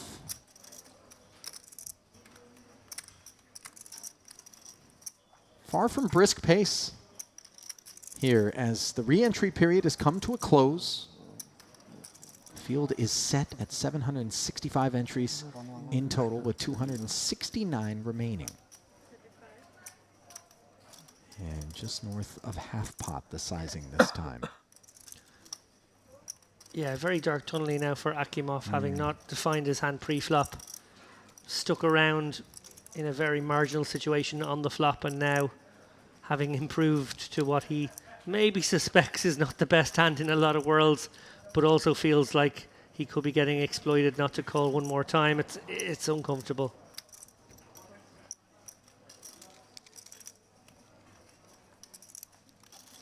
Akimov makes the call, blank river card, and in a lot of ways that's poor development for the ace-10. 134 in the middle. And most of the calculus for Akimov, depending on how Minkov decides to approach this third street, will center around whether or not he can assign his man a king. And he's going to jam 151K into the middle, David. Very polarizing. Yes and no. Like, Akimov only has 63K here, so it's been basically set up as a three-street situation. Great fold from Akimov. Very good. Didn't give him much thought to that. No. A faster street than those before it. Yeah, I guess he felt like he had to hang on the turn, but it wasn't a three-street hand anymore. And I guess with the development of the flush coming on the turn, obviously the king never going anywhere, he maybe felt as though his opponent unlikely to bluff. It was possible, of course, that he had far stronger hands than just the 10 there. Maybe made it seem less likely he would be bluffed on the river. Credit to Akimov. He took no time about that river fold decision. Certainly didn't.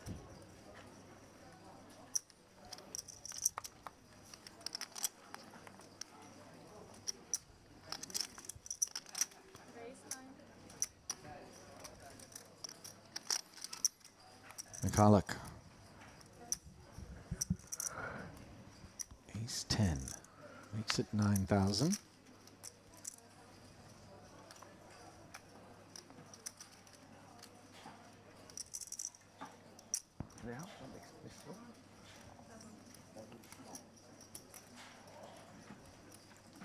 Nothing brewing anywhere behind him.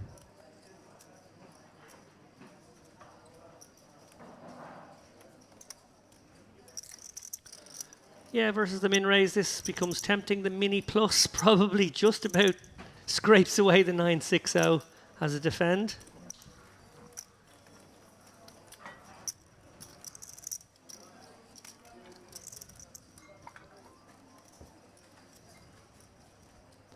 As we see the players keen to stay hydrated here. Very sunny outside today. Took a little walk on my break. A little windy as well. Not a lot of bad days here in Canadian North Cyprus. Did you walk here from the other hotel, or did you get in a car for those 175 meters? What happened? Just you said it was windy, and I thought, okay, maybe he's actually walked here. Imagine, if you will, the disappointment of the shuttle driving staff if they were to just go hours on end without patrons. That's true. In the interests of making sure that whatever the environmental impact of the armada of Mercedes C-classes that funnel us between the properties are, I make use of the service. Really, it's a noble attempt to honor Mother Nature on my part, which is about as much spin as I can put on it. Really, I just want to get here quick. And somebody else told you it was windy today. No, I looked outside. I was at the buffet and I was like, should I sit out? No, I'm good. Ace Jack for Tanuri. Flops himself top pair here up against Michalik, who's got a wheel gutter.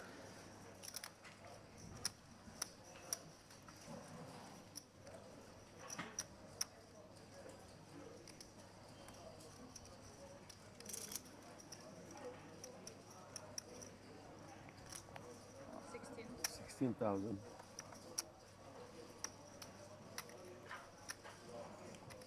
Healthy bet. Sure is. I think that will get the job done against this holding. Maybe against a smaller sizing. Mikala could have considered other options, but this is chunky. Oh, no. Did you think for a second Jakob was Yeah, I thought there was going to have a hunch? Well, it's kind of an okay candidate for a light raise in that spot, maybe. Backdoors working. Can't get yourself in too much trouble. But sensible decision in the end.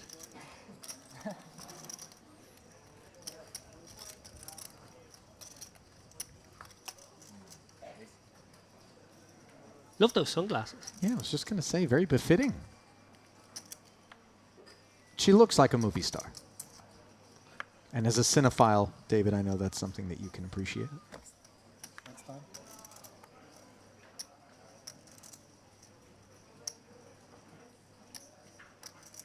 Thank you. Service? Pardon? Service? Pardon? Water. I'm out. Sorry. So big this table. Yeah, it's huge. No, really, it is. Yeah. You can see the dealer has to reach for the chips Not every time, comfortable. and like it's really high off the table. Minkov, ace 10.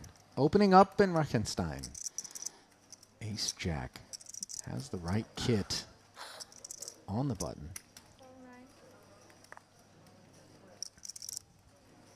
Going to flat. Producer Milbudas, by the way, advising that Reichenstein is known as Mr. Runner-Up. So many huge events where he finished in second, including at the EPT Barcelona.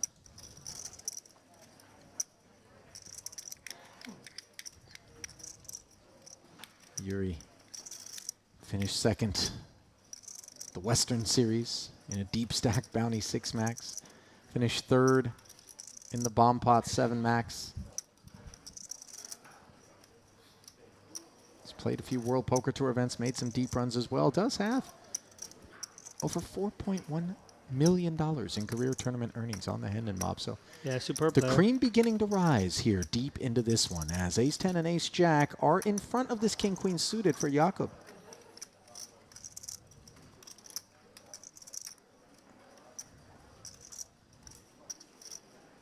Yeah, I've played against Uri quite a few times.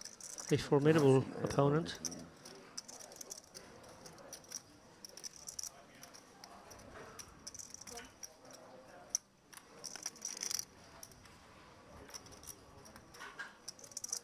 There's definitely a situation where I'm pretty sure our solver tech these days tell us to go both ways. We're probably supposed to mix our frequencies 50-50 for a 3-bet or a flat there with the king queen suited. The thing is, Yuri obviously is capable of trapping here on the button. Such a capable opponent. Michalik does flop top pair promptly on a very dry board as his flat invites Midal to join the party. He has made bottom pair while the opener and the flat caller in Minkov and Reichenstein have missed completely.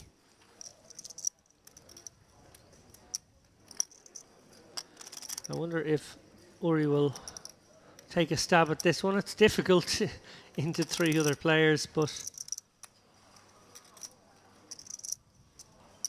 seems like an option he considered. Well, Michalax improved in a sense here. Top pair and the diamond draw.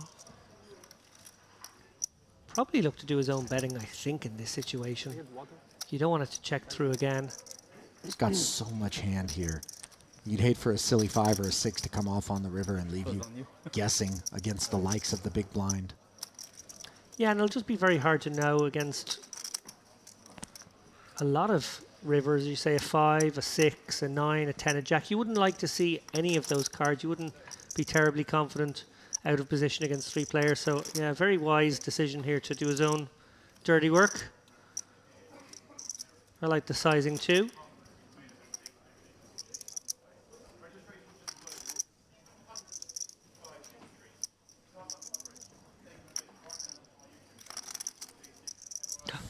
Into 40. Apologies, by the way, as I think we are listening into James Dempsey. Is Dempsey somewhere being streamed on delay? I think he might be our new sideline reporter, is he?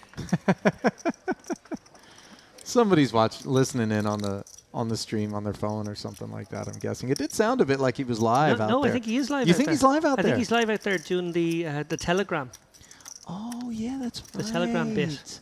I thought for sure it was somebody just soaking up some intel. As tends to be the case here on these feature tables, we'll oftentimes hear ourselves here in the booth, a half hour removed on delay, obviously to protect the integrity of the game. As Halak taking it down. Some bad news for fans of Alexander Hurst, our high roller champion. He's been eliminated from the main event at the hands of Paul Brown, who of course came third in the Merit Western Series warm-up a couple of short months ago.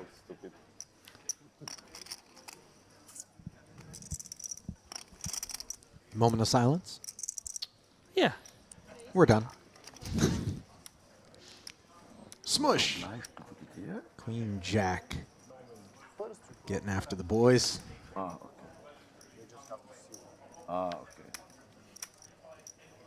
Deuces for Reichenstein. Is that take 2 for James in the background? Oh, that's, Telegram's a live medium. I'm just saying.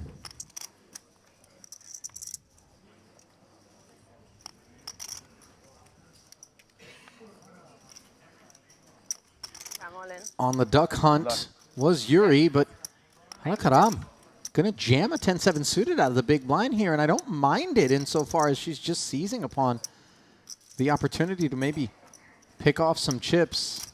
She's on her feet already. Awkward for Smush here with Reichenstein behind. He could just come with the call. It's a big ask for Queen Jack, isn't it? 10 bigs.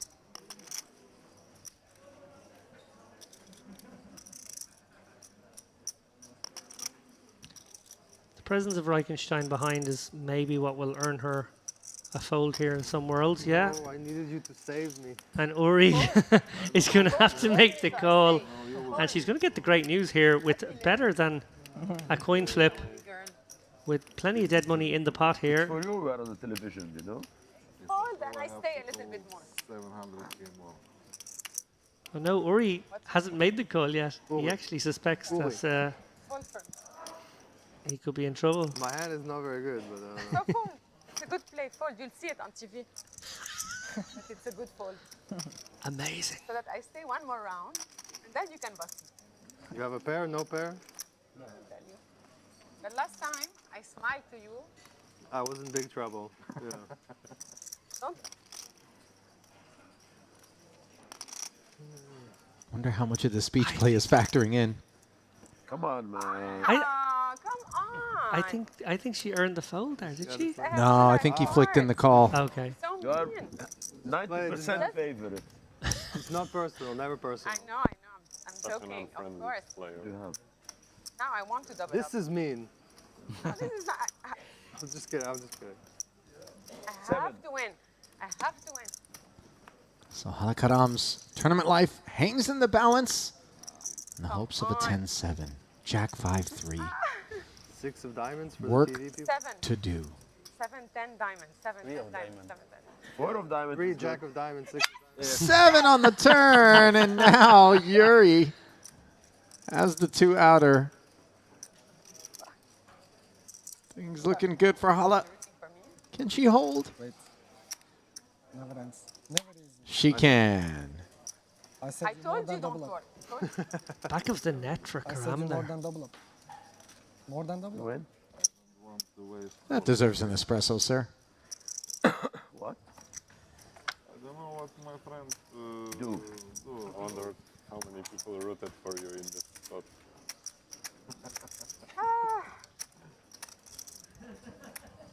This is because you were not nice.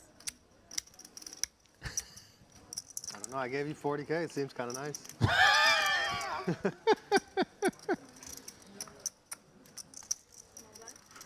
Fair.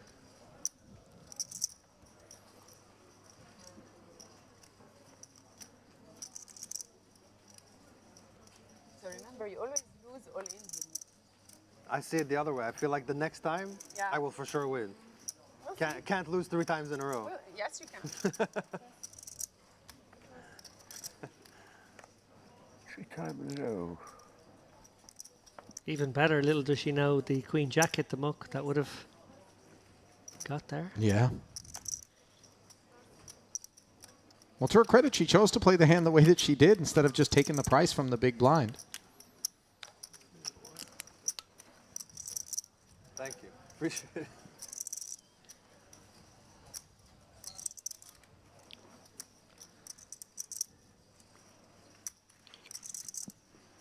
Good read.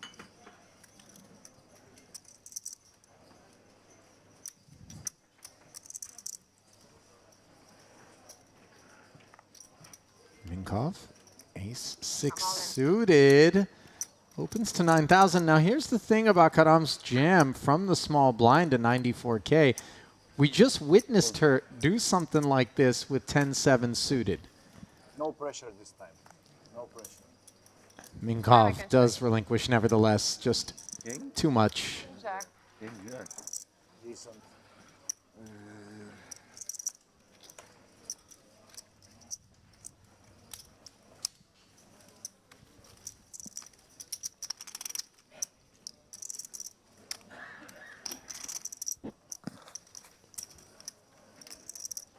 Some more news from the outer tables.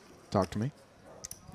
Fan favourite and maybe, just maybe, one of the best players in the room, Justice Held, is chipping up very nicely. He's up to 520k after a clash against Joseph Kneiser. I love the way you delivered it because the last time you had the similar intonation. It was to deliver sad news of the end of the road for someone, but you did characterize it as sad news, and this time you didn't. You told me to. So maybe that was a tell. As Karam is up to 111k plus. My professor. Why not? Why not, my friend?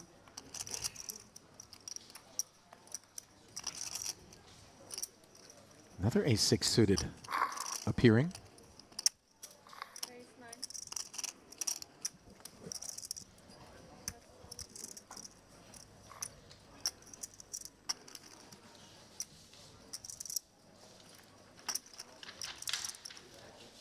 Up to 9,000 we go. Karam now sits much deeper than she did on the first occasion in which she jammed. As a result, deems her stack playable for a flat from the button.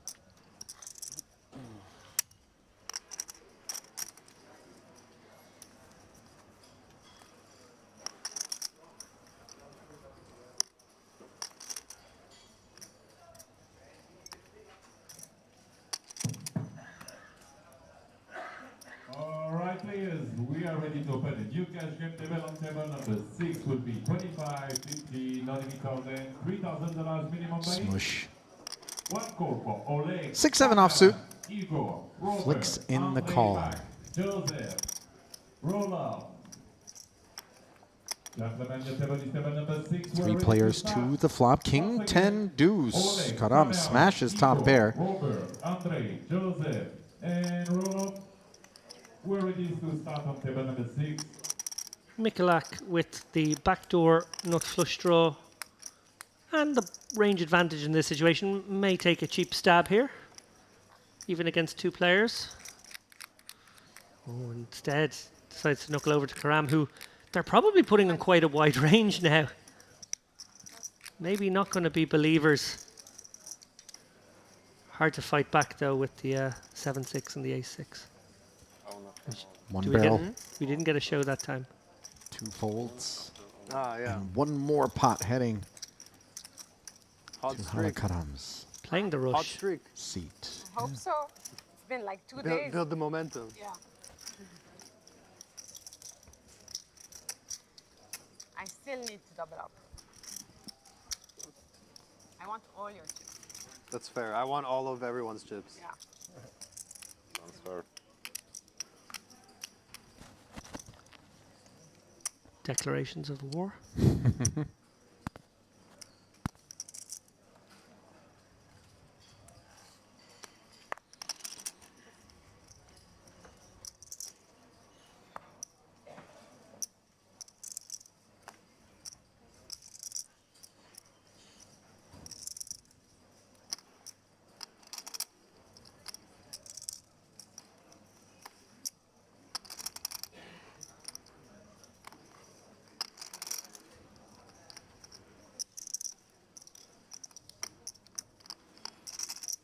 Ace 7 suited, a click up from the ace 6s that we've seen in the last 2 pots. And Mr. Miral Lucky again.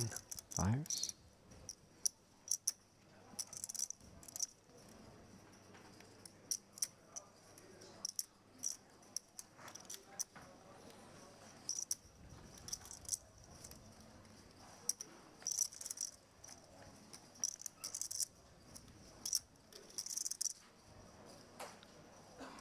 I'm not sure we've seen Saidi get involved in a hand yet, David.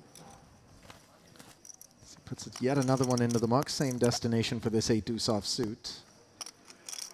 And Jack Deuce should be similarly done with it as Vidal picks up an orbit's worth of tokens. Sporting the Liverpool jumper, by the way. Lappin, not sure you can get behind that, can you?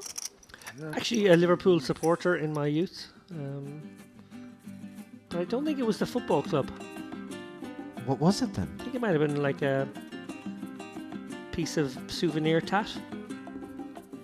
Okay. Just checking.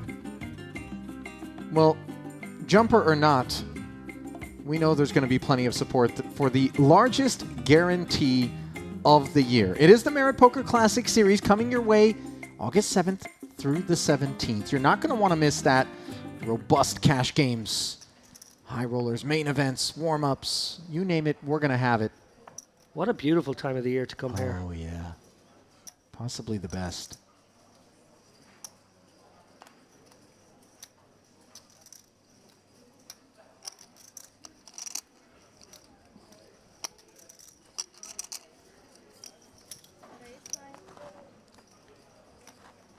Jakob. King, queen. Opens the pot. Saidi continues to spectate. Ooh, smush. Far from a spectator with a couple of jacks on the button. Flat calls, David, and you're nodding in what I would imagine is affirmation? Yeah, I like it. I think it's certainly a 3-bettable candidate, but obviously Michaelak's come from early position. There's a lot of ways to skin this particular cat. I think flatting the jacks, definitely a reasonable option. Probably going to do it at some frequency. Note, by the way, that a couple of 9s also flatting. Pardon me, didn't mean to cut you off, though, from the big blind, as the queen-high board allows the pre-flop raiser to hop in front of both of these pocket pairs. Yeah, and he's going to find at least one customer, if not 2. Oh, a little bit of deception of his own. Very surprised to see it, but all part of a balanced diet is my guess from Michalak, which will protect future situations, provided that this one gets to showdown, as for the time being it seems it would, where Michalak doesn't have any of it, but people will be keeping an eye on the fact that he's willing to raise pre and then check top pair. Yeah, had it gone continuation bet from McCulloch, call from Smush, Minkoff would have had a very interesting decision, a tricky one, but as played now facing just one bet and maybe feeling like McCulloch's giving up behind him, which we know he isn't. Minkoff must make the call here, just seeing one overcard.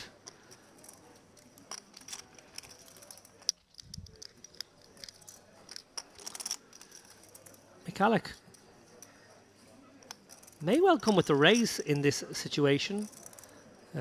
Versus one opponent, he might have been happy to just call against Smush and navigate, hoping that Smush did some of the betting for himself. But I think when the big blind gets involved here, you actually want to define your hand and come with a raise. And a raise he does. Small one to 46, but it is the right sort of line here. Sort of sandwiches Smush.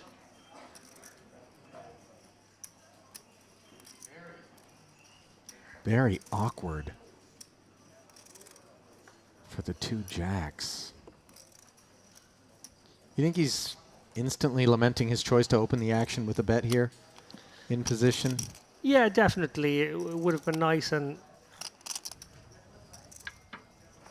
clearer for him to have seen a turn card and proceeded from then.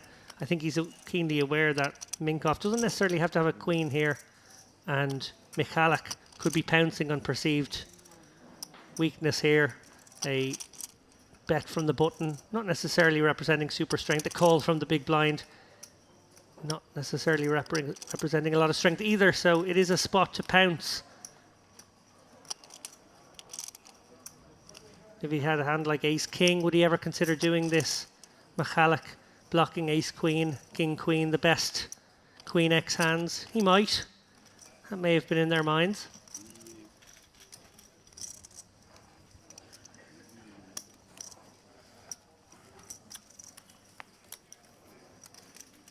Nicely executed there from Jakob Michalak.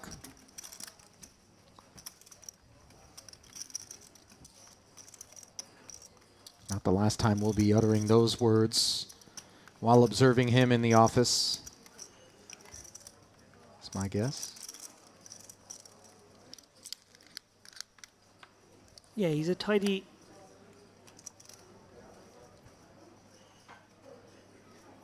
player. He goes about his business in a very neat execution style. Sure.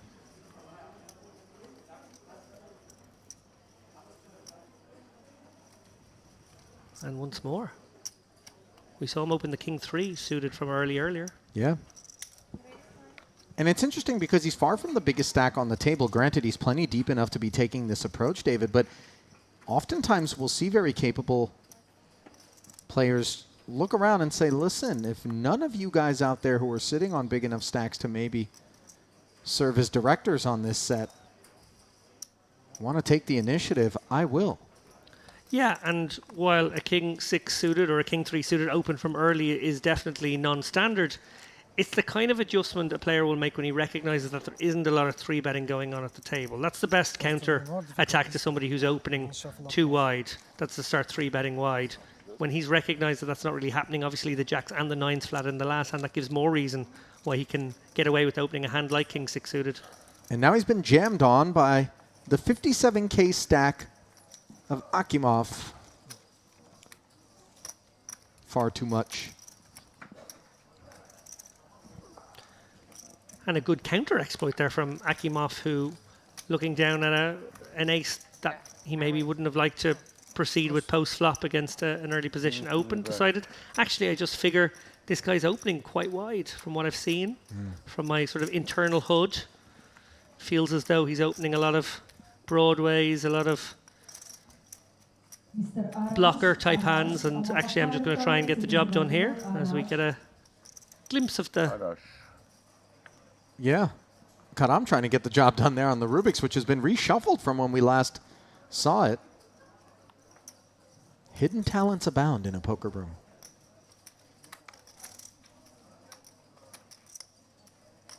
Do you have any hidden talents, David, or unhidden ones for that matter, that we're not privy to? Do I have a hidden talent? Massive cinephile, by the way. You're like Please human don't. IMDb. At least I have some friends who really are. My knowledge pales in comparison to some of my pals, but yeah, do like the movies. So we'll count humility as one of your unhidden talents. How many times are we going to stay here? 2 hours. 2 hours? Nice. Activation on the button from Jack 3 suited as Lapin. I have one. I have a hidden Talk talent. to us. I can cry on command. Get a few?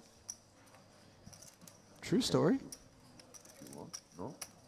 How did you come to realize that you had this talent? Huh? No need to get emotional, David. Just a question. Ace 10 8 as Yuri out flops the Jack 3 after defending the 10-4 suited. Still awaiting the response. I don't know how I realized I could do it, but I just knew I could. If someone said, "Can you cry?" I could just go, "Yeah, sure." And I could squeeze out some tears. Maybe a miscalling as a thespian.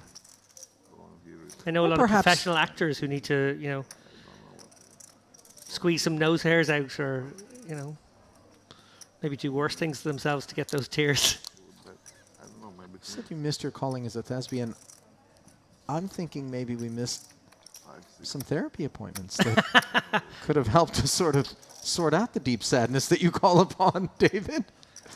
It's getting a bit dark in the booth. I'm only teasing, of course, as the turn brings a 5 of diamonds after Minkov took his whack at this one.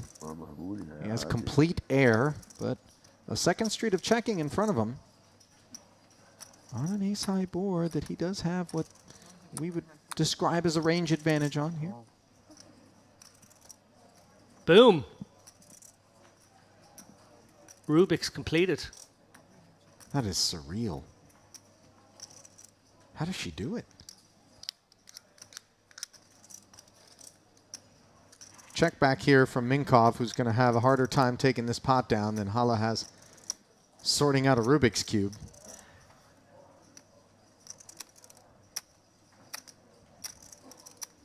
Maybe not, though.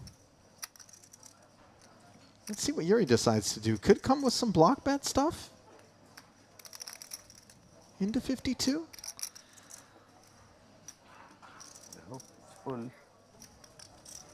Yeah, certainly considering it here on the club river.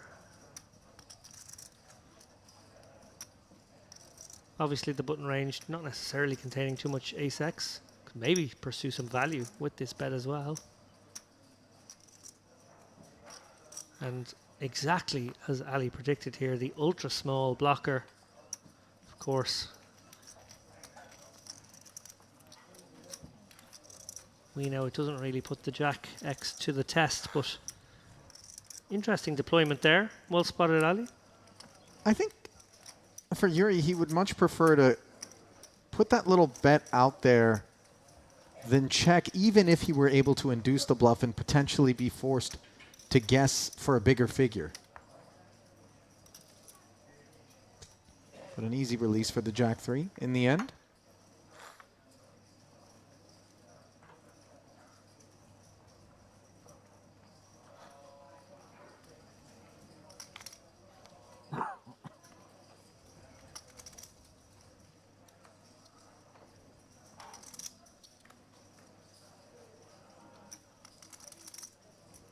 Might Saidi finally look to enter a pot? He has just 55,000 back. And still waiting. Good discipline.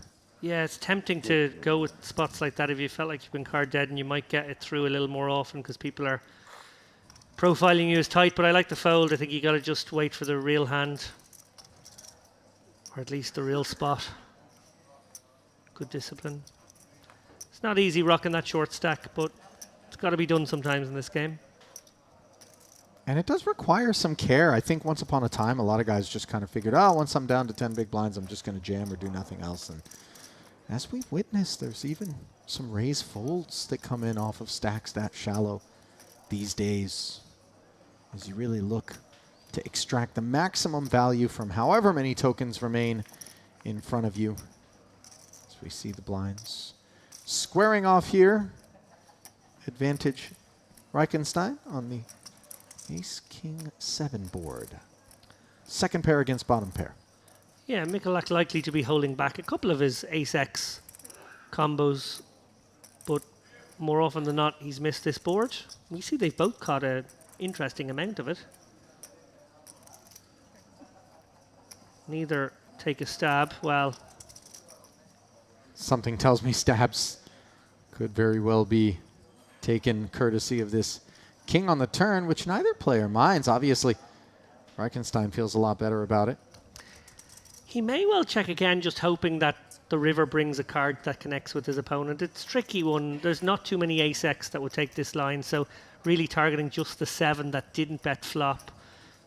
We see that that's exactly what Michalak has. So likely to extract some value here.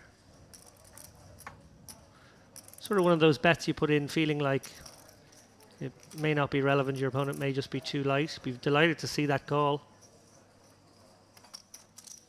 Maybe not quite so delighted to see that heart roll off, but trips is trips in a blind v blind situation.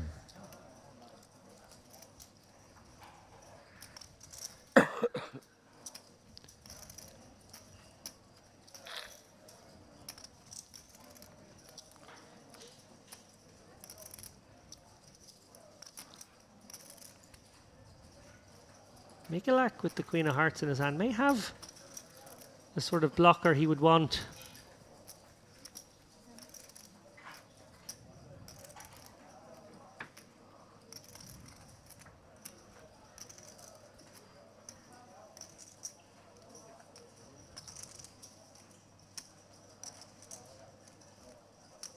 Four to 1, the price being laid.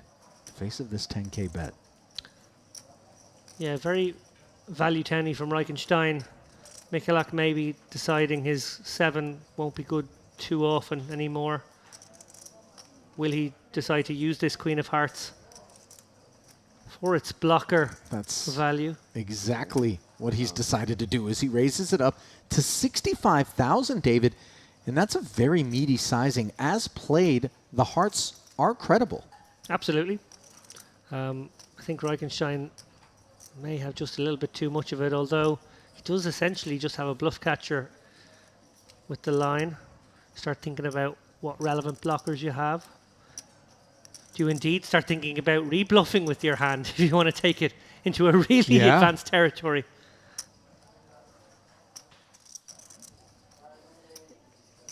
If that's what we see, we're in for a real treat here.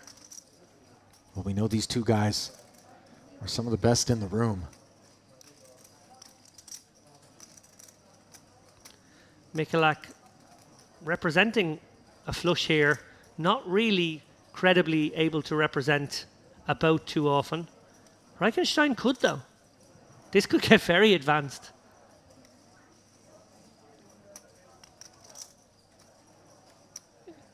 It's a funny one for Reichenstein because he beats a bluff clearly, but also may feel like he could muscle out a made hand.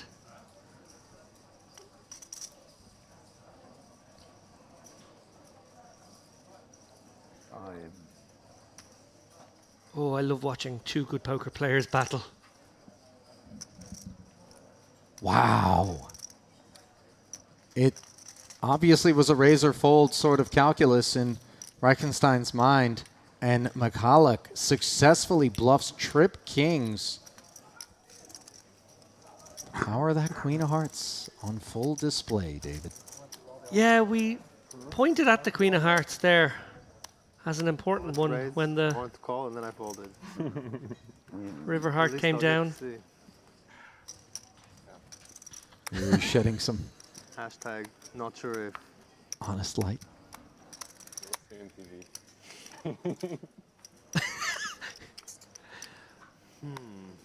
We'll see on TV. You see on TV, and then the big laugh, the belly laugh. All three options. All three options, exactly. We know exactly what Uri was thinking. I think our read on the situation was accurate. He was contemplating repping that boat.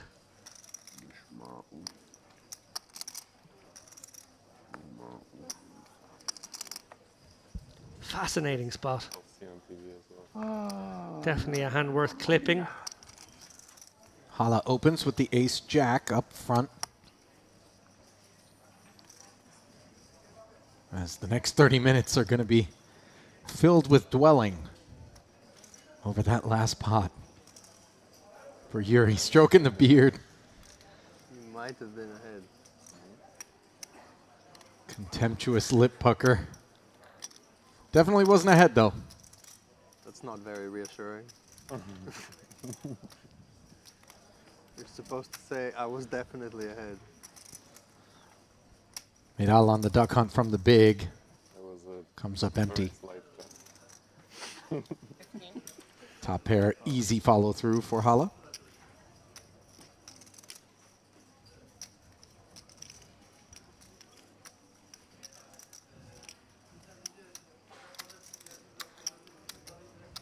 Great spin here from Karam. Just I 40k already know he bluffed me before. 20 minutes ago. I already know he bluffed me. Now up to about 150. It was, I had a better hand. I know, but 1 point better. It's not much better. It's still a bluff. Worse hand bet, better hand fold, bluff. Deuces. I'm waiting about the hands. But I will bluff your friend Next time? on a queen 5-6. Me too. He bluffed both of us. I know that weak queen. He bluffed both of you. He bluffed me now. Dude's just bluffing. He's just bluffing every hand. A week. It wasn't a bluff. 7, 8, something like that. Like that. Unless you guys are mates or something. Ah. So only me got bluffed. BBB. Right. What's the television, you know? I might No, have I been don't ahead. think so. What? I mean, if I fold, like a flush is obviously good if I fold, right? I didn't fold better than a flush. Sorry? I kind of expected that you wouldn't. Smush with the pocket nines has opened. Minkoff mulls it over with an ace-king suited.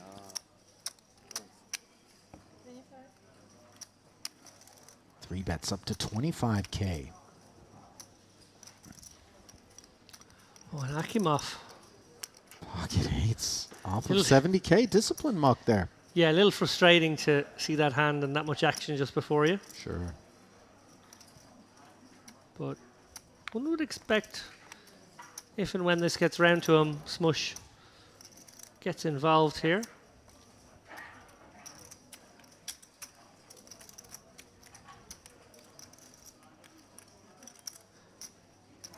Secret master. He's just trying to hide the phone, you know, don't want to go to jail.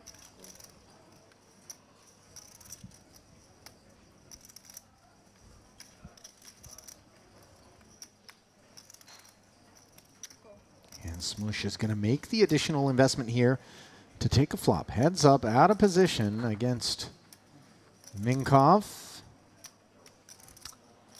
who flops himself a Broadway gutter, 2 overs, and the nut flush draw. Really not the board that Smush wants to see, but it could help him escape a ton of equity for Minkoff, who's currently a 3-2 favorite with 2 to come.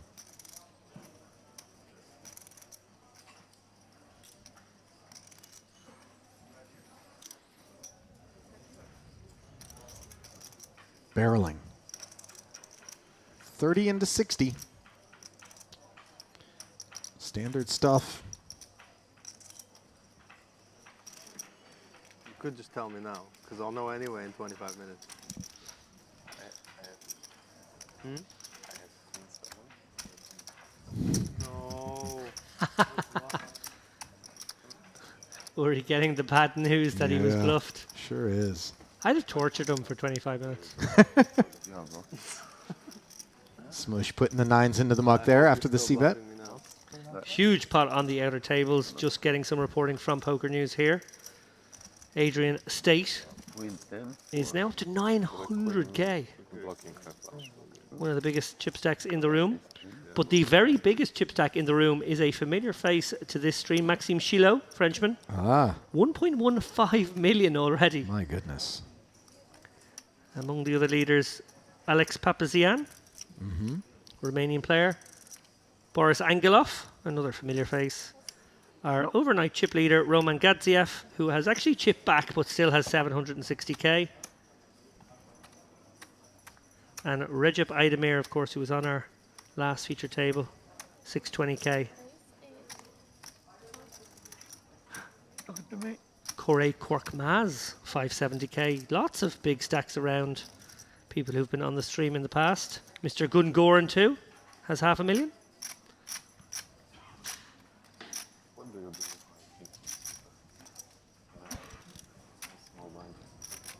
Not like it's a jam, but it's too much. I dominate and stuff. I'd rather Being told by producer Milbatas that You had what? Papazian is on his way Yeah.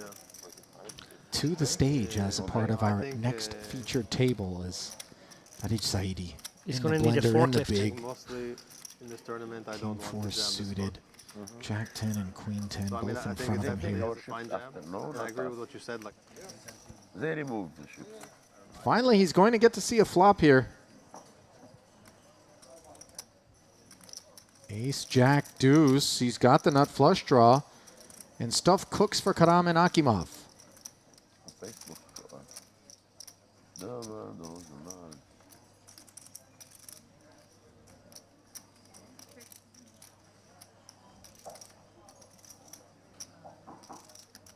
Lara.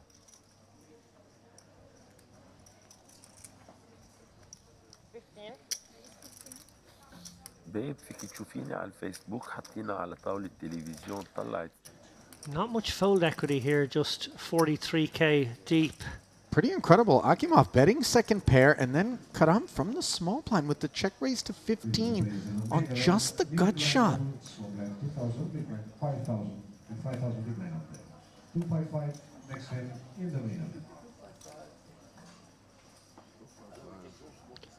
He won't think he has fold equity on this, but he does. And what a result it's going to be for Saidi. How much more?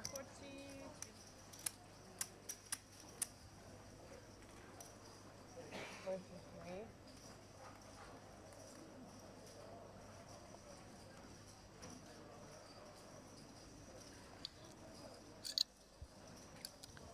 $28 into a pot of about 120 here.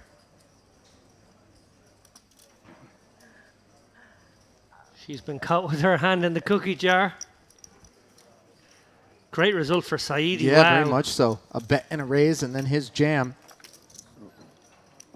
earns him the pot unimproved. Nifty development there, as he has been truly nothing more than a spectator for orbit after orbit. Current landscape in terms of chip counts as the blinds creep up to 2 and 5,000, courtesy of the dealer push. Akimov down to 11 bigs. Saidi trying to keep his collar loose in that 20 blind territory.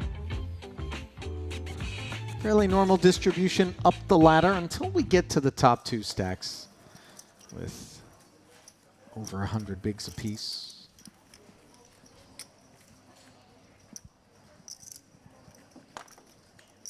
We were ahead, but I had a lot of outs. A lot of outs. Okay.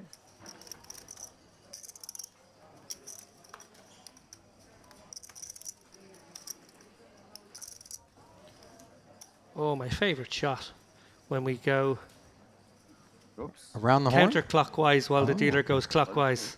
Love it. It's like a Swiss timepiece with a little bit less precision. 2 kings for Mr. Tanuri in the 2-hole. Shoots it up. And after the declaration comes the figure. 12,000 at the new blind level.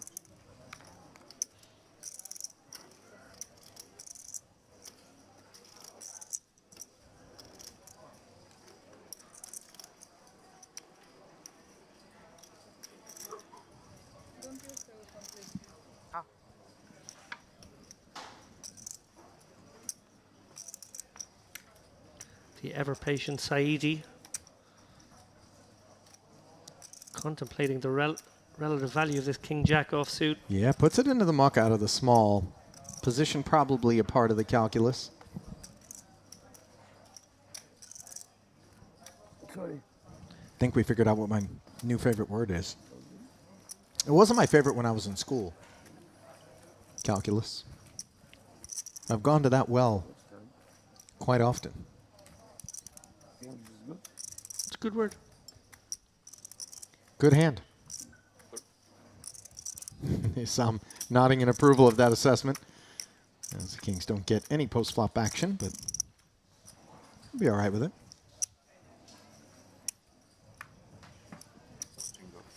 Hmm? No. I mean, the fact I'm asking people.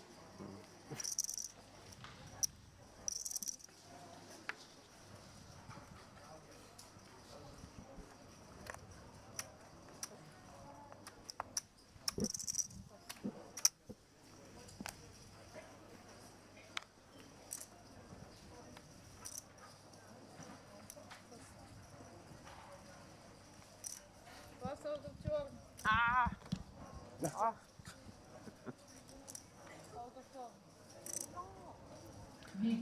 I think we have a penalty incoming. Talk to me. I suspect Karam acted out of turn there just by some fractions of a second. Eagle-eyed dealer spotted it.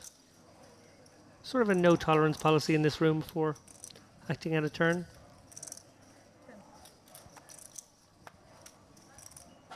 Well, she seemed to certainly be ready to accept the consequences. And seemed like perhaps a repeat offender based on the reaction. Maybe. As we see Saidi, such a rare occurrence on which he's able to open a pot as he's done here on the button, A7 suited. Tanuri's going to jam over the top of him, and that is so frustrating when you've just been trying your best to play tight, keep it clean out there.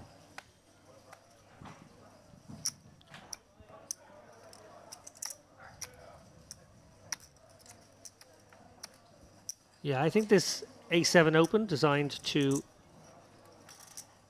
give yourself the opportunity to get away from a Tanuri shove, so that is what he does.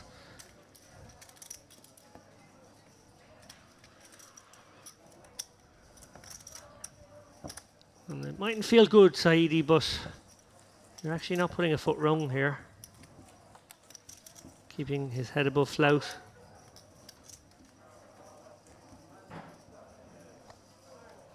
No penalty, perhaps. We'll have to see. This is where we should have the likes of Joaquin Phoenix in Roman garb somewhere With the in a crow's nest of sorts, ready to issue the thumbs up or thumbs down. That's what tournament directors really should evolve into. Just little VAR emojis. Right.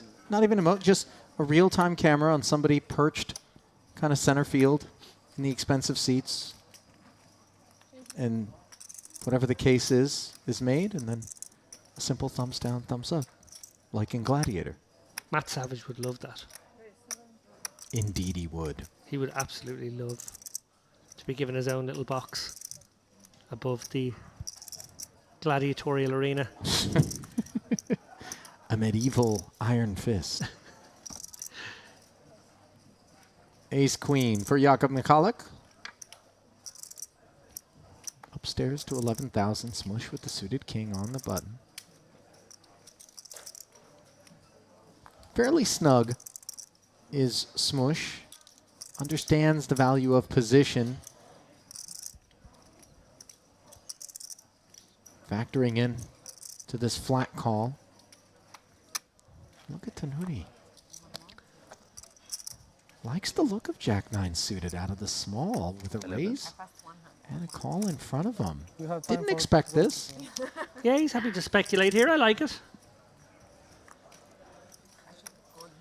That's going to bring Minkoff in with the 5x.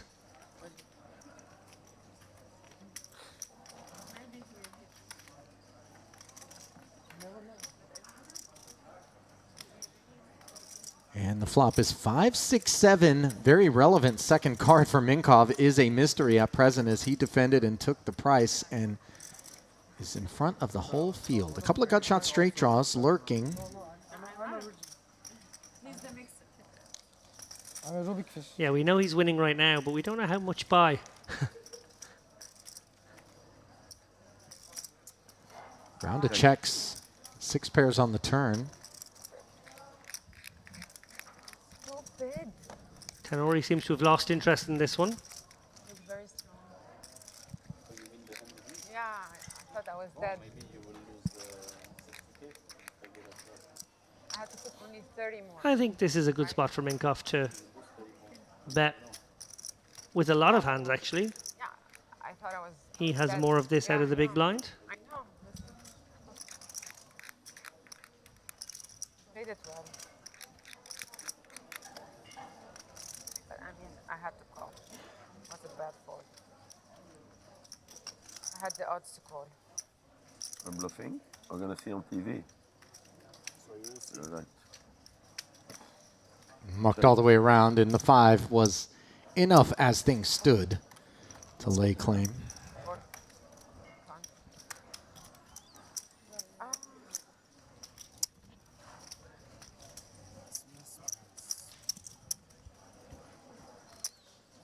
I played it.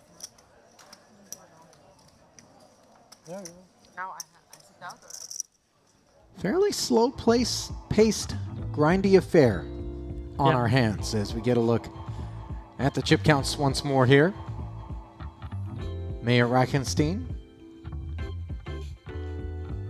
co-mayor Smush, 2 members of the court, all others in the cabinet. I wish all of you out there could kind of see the regularity with which David will break into sort of self-contained dance when this music comes on here in the booth. I feel it. You do indeed.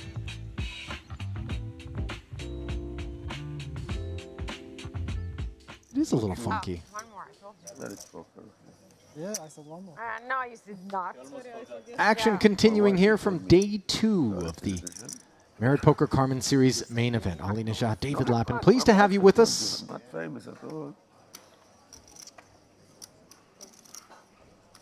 These players are pleased to be working their way toward the money, as so many of them have already experienced in a Merit Poker main event thus far. We're looking at a very accomplished group. Not famous at all, my friend.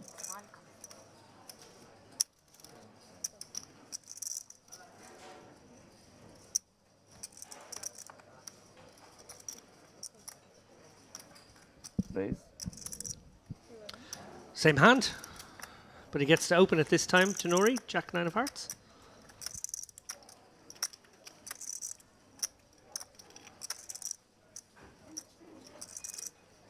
$11 to go from the button, attacking the blinds.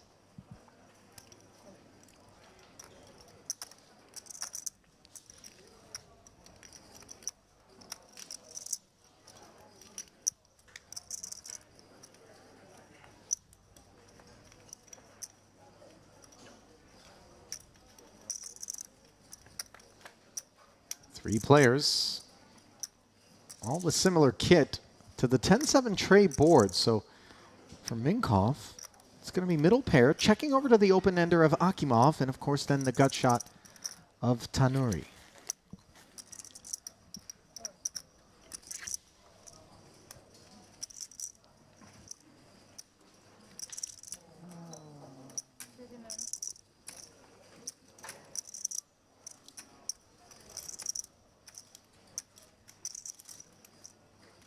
Akimov jamming with the open ender here. Backdoor spades as well. Gonna spin the wheel. Fairly sizable. Yeah, you just enough for a pot-sized bet here. Akimov obviously calling to flop some equity, and indeed he has. Open ender, you're very happy to take this line. Can't imagine Tanuri's going to continue to show interest with just the gut shot and a player left to act behind him in Minkov. Yeah, wrapped around that 10 of hearts in a very attractive way, but just probably not tempting enough. Little annoying. You kind of get a flop that your Jack 9 of hearts interacts well with, and then a pesky player out of the big blind sort of takes away your fun options. Yep, bit of frustration. Tricky one for Minkoff here. Probably has to call with a pair and gets the good news that he is flipping.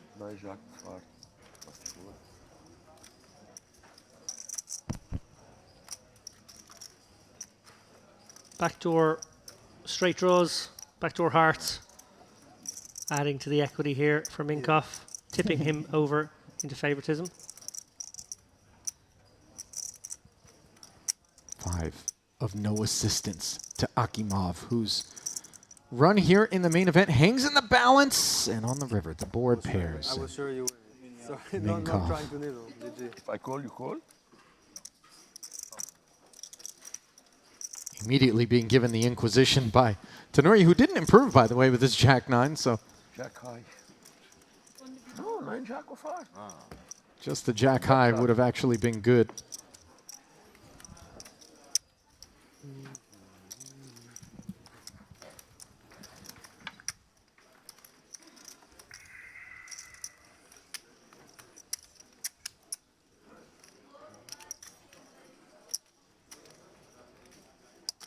Got a casualty at the feature. Yeah, you're right about the pace of play. I guess we haven't seen any obvious coolers. We haven't seen too many Wasted on me. I have tiny big like hands clash in lose, deep let's stack see. situations either. Then I you guess also maybe wouldn't more a offer function of card distribution, because we do have the personnel for some wild action. I feel as though Reichenstein, Mikulak, Karam certainly, all action players. To be fair, though, David, this is what the bulk of a tournament consists of. And if we're going to be honest, show a live stream, not some edited iteration of what's out there, then this is peeling back the curtain in an authentic manner. And those who have bought into a poker tournament know that there's ebb and flow. Sometimes all of a sudden things get dynamic. The right player might be tilting, might be opening a much higher VPIP as a result. Suddenly weird metagame creeps in. Storylines begin to develop I love television. between players. Smoke one cigarette. Yeah, Tenori's going to go for a quick smoke. Love this, by the way. Not necessarily from a health perspective, but the fact that when the man wants to have one, he's going out and grabbing it. McCulloch and Smush collide on an ace-9-8 board that should keep Smush out of trouble. Let's see how Jakob elects to follow through on his open.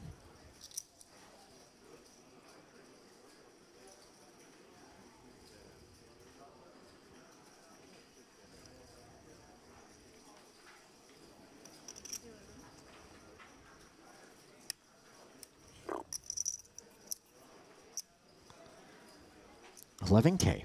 King of spades in his hand makes this kind of tempting. Ooh.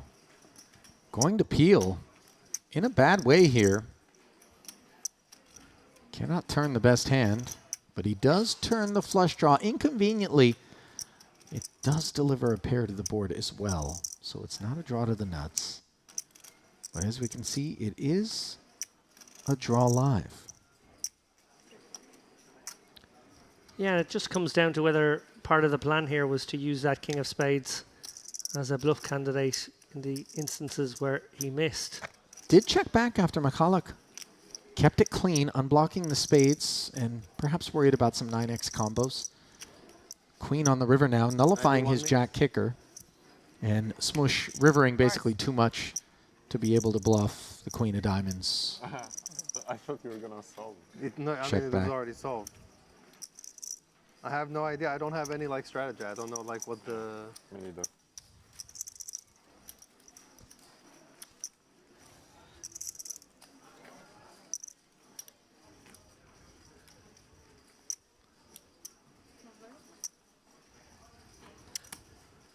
Of course, Ali, you're kind of at the forefront of the type of Making it poker unsolved. coverage. No, it's the best Obviously mix not ever. live stream No way in she your can do it. case, but Poker After Dark very much changed and created in a way a format of poker where we saw maybe not all the hands. I imagine there was some light touch editing in there, but we saw how a game sort of took place over hours and hours, and we saw most of the hands and got a real flavour and sense of what really goes on at a poker table. I guess a precursor in a way to live stream coverage. Yeah. In fact, Poker After Dark was broken up over 5 consecutive days of coverage to bring you a conclusion to a single sit-and-go event. And the mission statement was very much to show all hands, and in that way really give people a much more authentic rendition of what poker was than all of the production to that point had ever been able to kind of deliver. Just a function of needing to compress the exciting moments all into the hour or two that were given to you. And yeah, now the appetite for live streams has burgeoned. Okay, fully mixed. John Miral, suited and connected in a bit of a bad way here against Michalak, who has the 2 9s on a jack-high rainbow flop.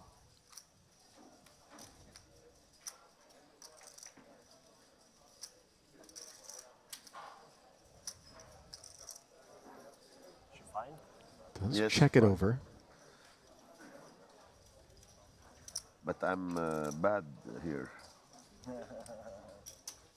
Because my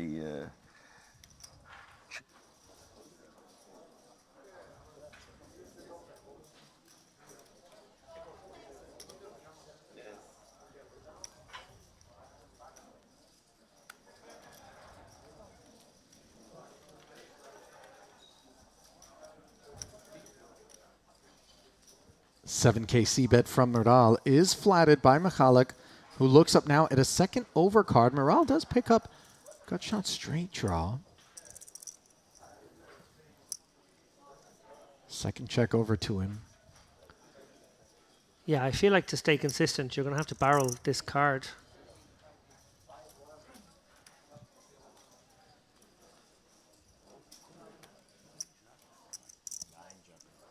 We'll put Michalak to the test.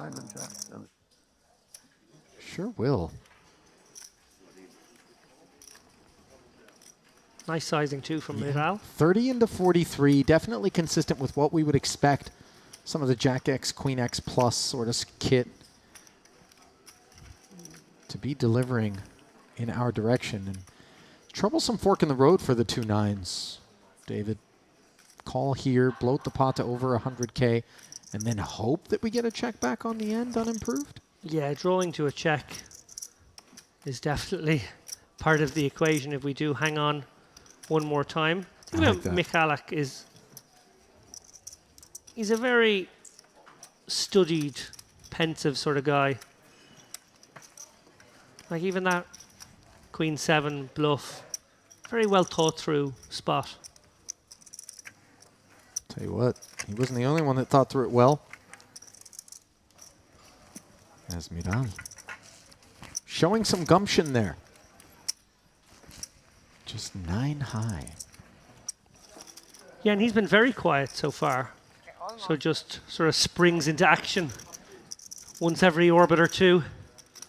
Oh, look at this. Here we go again. Has sprung into action.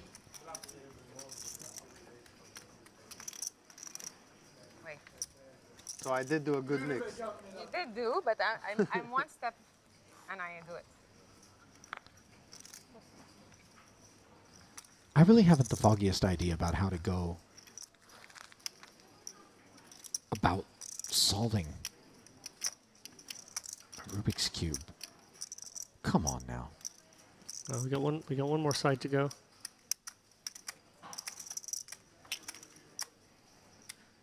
Ace-4 suited for Saidi. Here we go. Which is apparently more difficult to approach than a Rubik's Cube, just given the time with which Karam was able to solve it. 81,000, just about 16 bigs Gave it all at away present. for the Rubik's Cube.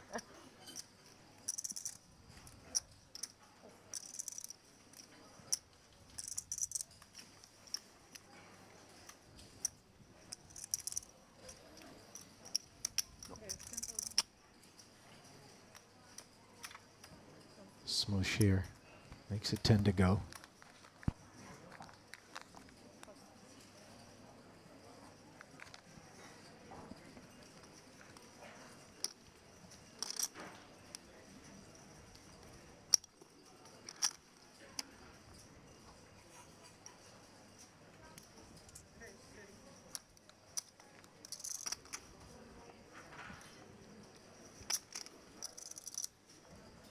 Ten-nine suited, the opener, a 3-bet from Queen 10 suited, which is the medicine out of Reichenstein. These two guys are deep. Now back over to Smush, seasoned veteran.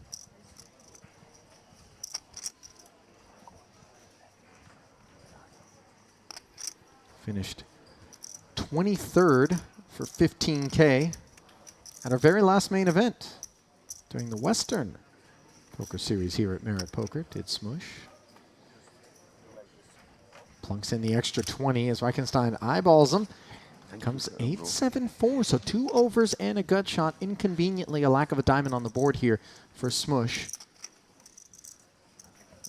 Full whiff from Reichenstein. Yeah, Reichenstein will be a little bit worried here about the steady nature of that board, the coordinated nature of that board, sort of smashing a decent part of Smush's open and call to 3-bet range. On the other hand, he does have just queen high backdoor clubs. Probably needs to take a stab at this if he still has intentions on the pot. This one could develop, Ali. Sure could.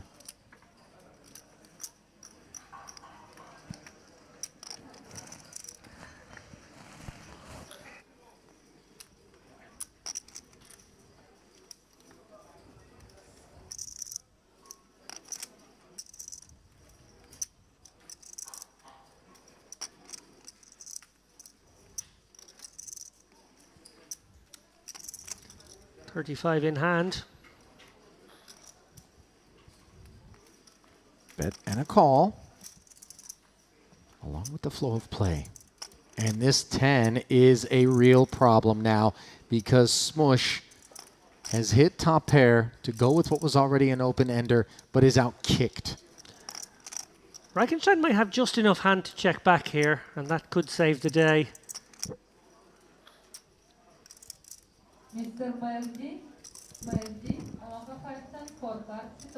Sometimes you see an advanced blocker in this situation hoping to be able to check back some rivers unimproved.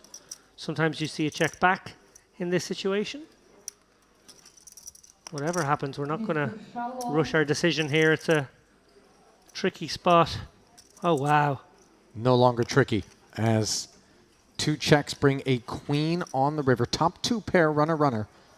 Reichenstein. No improvement for Smush.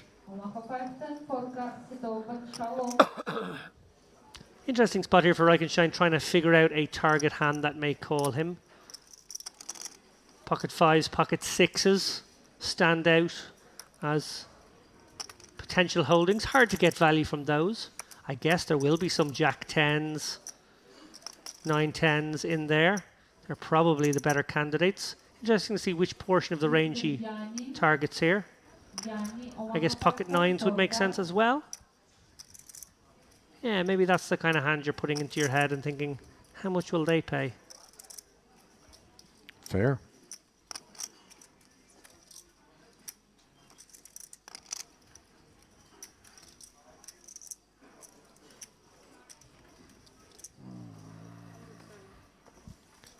You hear the groan from Smush as he faces the bet of 107K.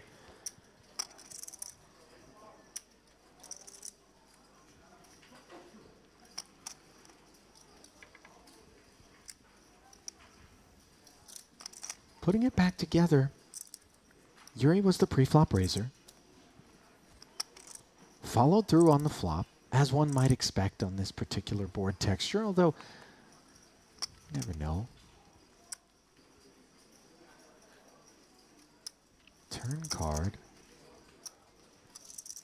Went check, did it? Yeah. Happen, and then now suddenly the barrel on the end after the queen appears. Yeah, I think Smush probably putting his opponent on an overpair as the value. Queen 10 probably will be a little blindsided by that combination, but it may well be in there as well. Just Queen X. But he also might be thinking about the possibility that his opponent just has the ace king, the ace jack, and has decided he's going for it here on the river.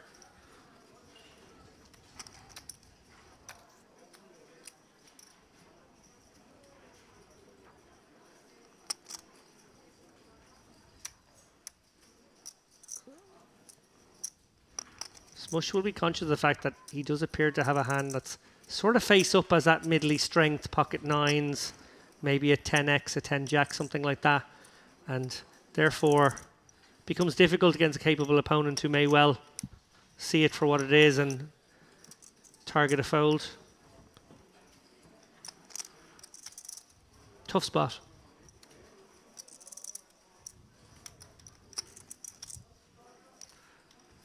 Kind of spot that can be easy against some kinds of players. You can be pretty confident they have it, and very difficult against the likes of Reichenstein.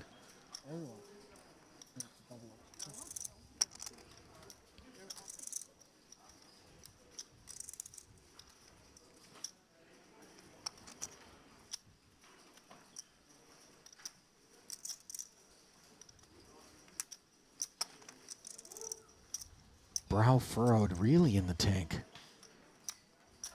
Oh, and he's going to pay it off. Queen wasn't a needed card, so obviously can't lament that one, but Not bad. Smush Thank you. with a big hit to his stack there, David. Yeah, huge moment there. Clash of the two biggest stacks, I think, in the, well, on this table anyway. Reichenstein now one of the big stacks in the room. Such a good player. Such a capable executor.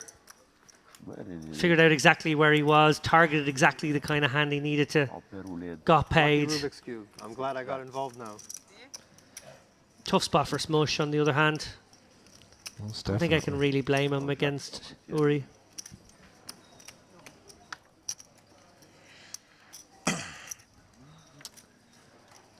Some big pots on the outer tables. Julian Laurie, of course, we covered him substantially during the warm-up. We sure did. He was very impressive.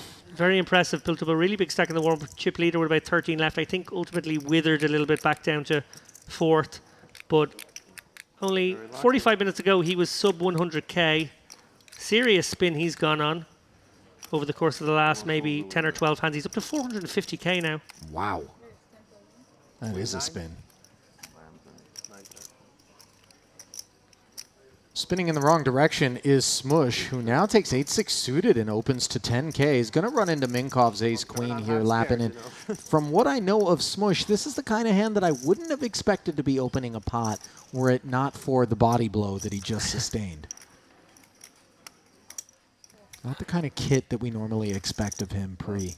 Yeah, I don't hate it as a light open choice. I definitely don't think you want to be doing this with all your suited lower-ish gappers here. But 1-8-1-6. mixing it in once in a blue moon, not terrible. I think you're right, though. I think it's probably not in the frequency too often. Yeah. But for what we just saw.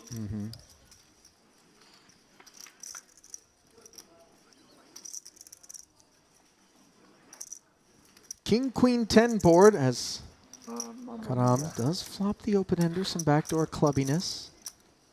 Smush interacts with the 10 of diamonds. You were bluffing me after the hand. Minkov who? But I see you were actually bluffing me in the hand. Nice hand, nice hand. I had a king. Flatted the ace-queen, is under-repped, has second pair and a gut shot here. Going to check it back. So let's see what develops on this turn. A 5 of diamonds, which gives the pre-flop raiser a flush draw. Hala up on her feet. What, versus me? No, no hearts. Yeah.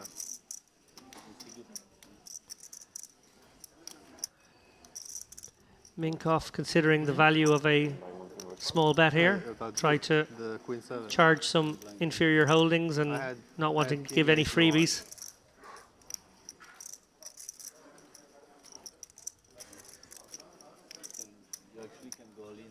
Yeah, I wanted to, but Tricky one for Smush out of position. I told him that I was taking all the options. I don't know. I don't really love jamming that much because. Wow. I'm probably opening ace king. Nine of aces, diamonds on like the deep enough end. that The I'm probably not improbable flush river for Smush. I don't think Minkoff can pursue value here with the queen. Surely a knuckle back here. Border straight out there. We see Carmen would have made a straight, but she kept her nose clean by getting out of dodge in the turn. I tell my friend, people never bluff. And then I go on stream and everybody No, bluffs I me. had the jack, and if I called... Very small pot, yeah. Very, very small hand. Hala immediately recognizing open, that she would have call, been check until river. in trouble had she taken that river card. If I go all in on the flop, you call me?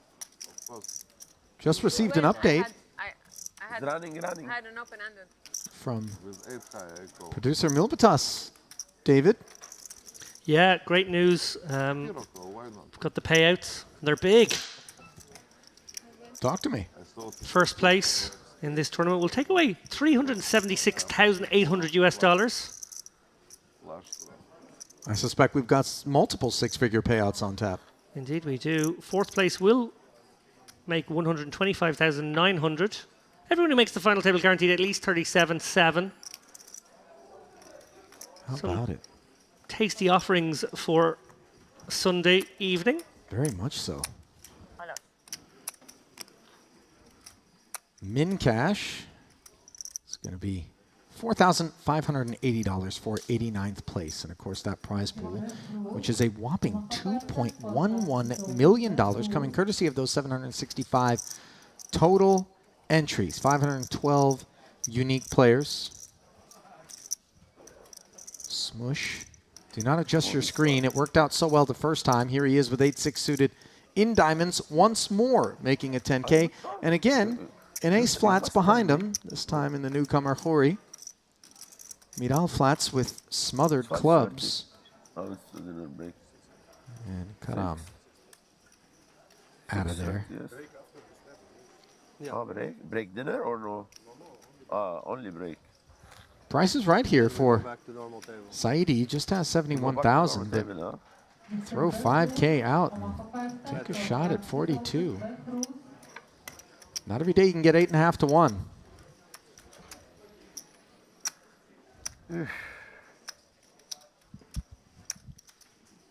So improbably that he has both a 6 and a 7 elsewhere in the field, each of which have him dominated.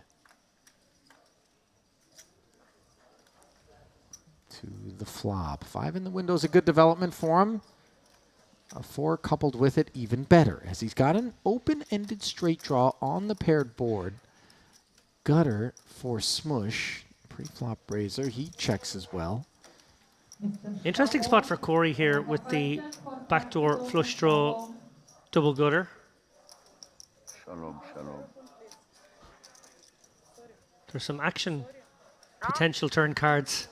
Will we see one of them? That is not an action turn card, as 3 5s mean all the straight draws have evaporated into very low value holdings.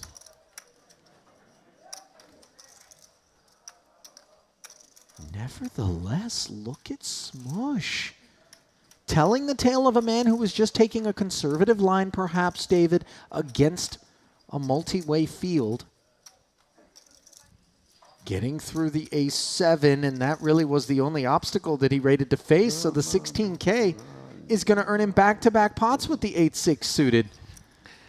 Nicely done, Smush.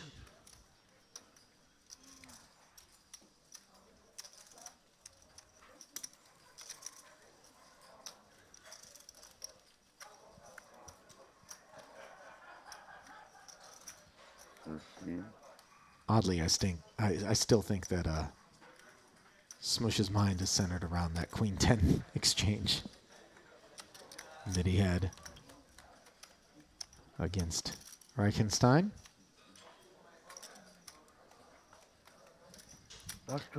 monster hand on the outer table. Justice Health, who I mentioned earlier, has just come off very nicely in a clash of King Queen and Jack Jack on Jack 10-9 Rainbow. Wojciech just coolered really there and has been eliminated, unfortunately for him. Justice Health up to 760k, a very dangerous player with a big stack now. Wah wah wee wah. Pocket fives, a raise to 13,000.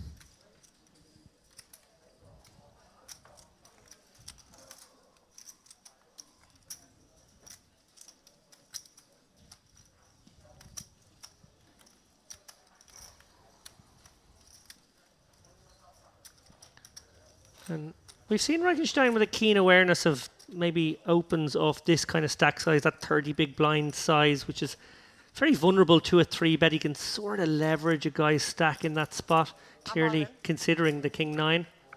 Hala with Queen Jack suited going to jam over 100k. You can stay, no problem. Over the top of Tanuri, 20 bigs. How much you have, the lady? Smush. Big blind ace jack. 110,000. Boy, it's cuspy. Yeah, it's tricky with Tanuri having opened up front. Oh, hello. Okay. Someone wants their chips back and wants them back quick. Yeah. Jam over the top. I told you, Jacques.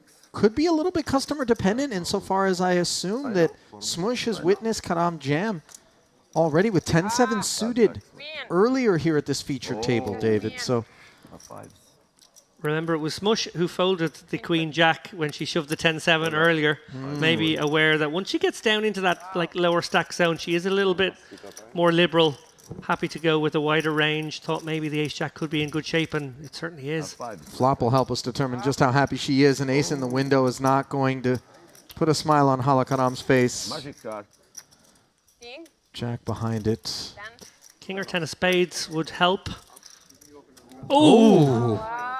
On request, as now she's got 2 straight draws and a flush draw, popping up to 32% equity is Hala Karam. Is she going to be allowed to stick around? King 9 or a spade? No. Why the cruelty? Thank you guys. Nice hand. Bye. 4 diamonds on the river and Smush. Feigning some nervousness. And we will certainly miss Hala Karam.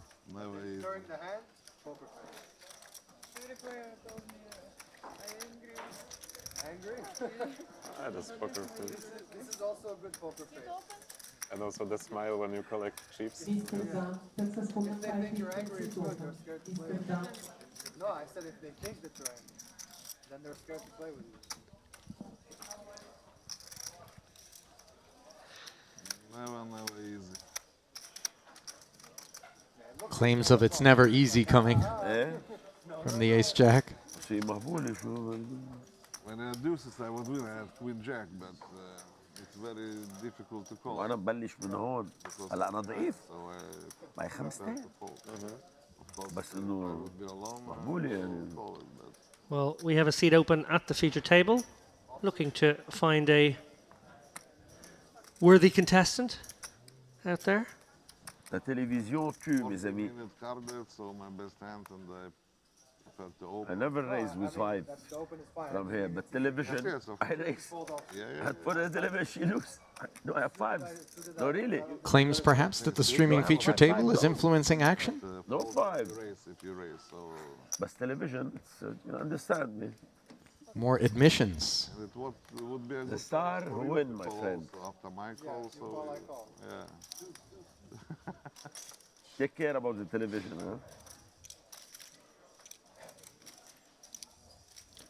The ever-patient Saidi. Rock, you can fold for me.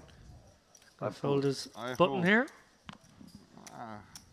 Very difficult to fold. Okay, I know, let's play.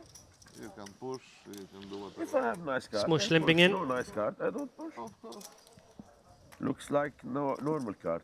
Like Okay. For me, all cards are very nice. So Because you are rock. because you are my rock. 9-7 deuce here as the blinds square off. Two quick checks. Smush with the sevens on a bit of a heater.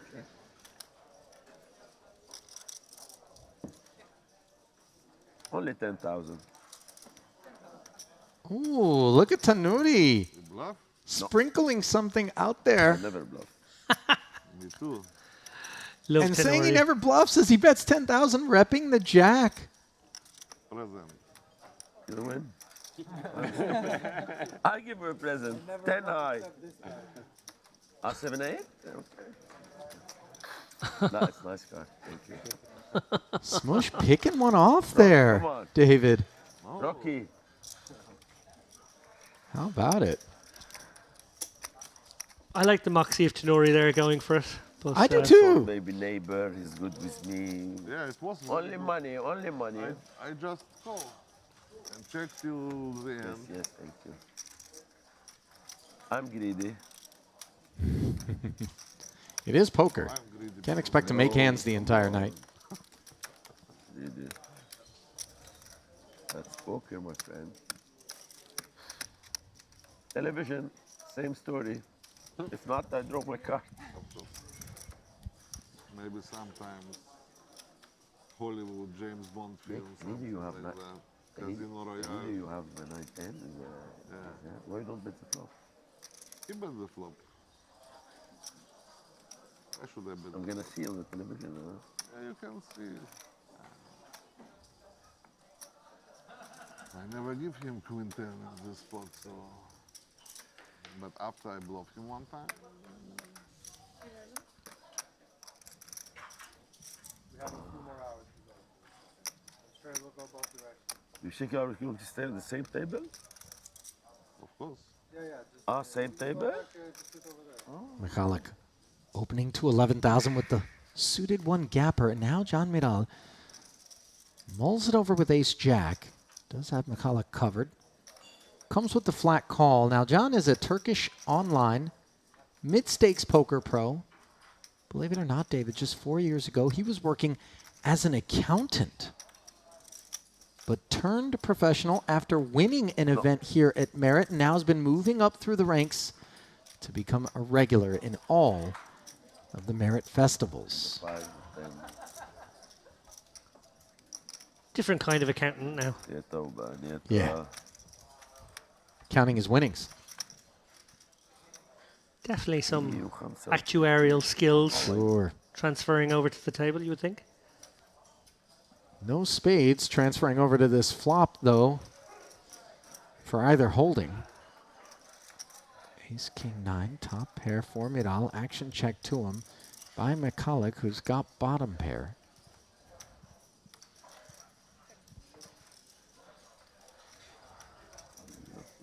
Turn does provide a gut shot straight draw to both players after a round of checks.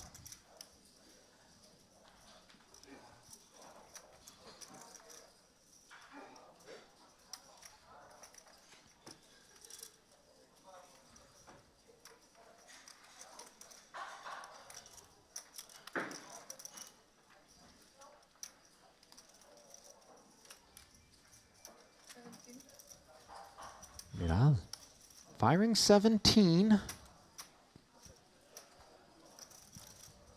Exactly half pot.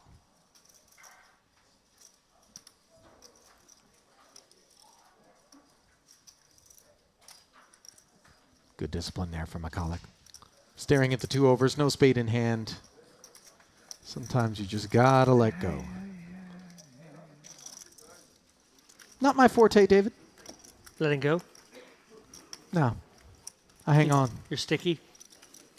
I'm just a big ball of scar tissue. Poker trauma. I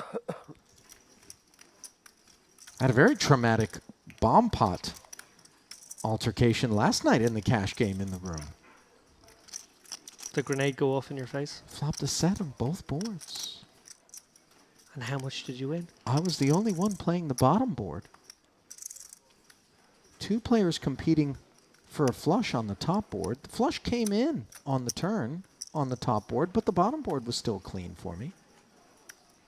Unfortunately for the king high flush draw, the queen high flush draw that also got there in the form of a straight flush. Ooh. So needless to say, as they did battle for the top board, yours truly was nutted versus their holdings with a set on the bottom board. And then suddenly, as the money got all in, the man with the straight flush had a couple of danglers that came together to form a gut shot straight draw, which promptly came in on the river on the bottom board, allowing him to shower both of us.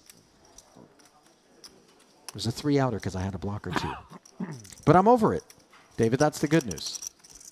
And by over, I mean under. As McCulloch goes right back to work yet again with a suited one-gapper.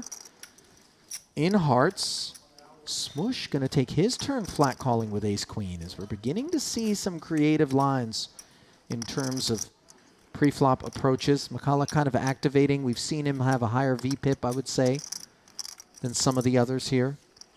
Smush now showing his sneaky side, and Corey being lured in with the temptation of value.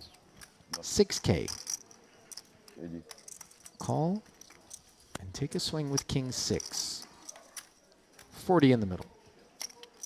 King in the window, but a 10 and an ace behind it. As everybody's got a pair, Smush, top pair and the Broadway draw, well in front of the field.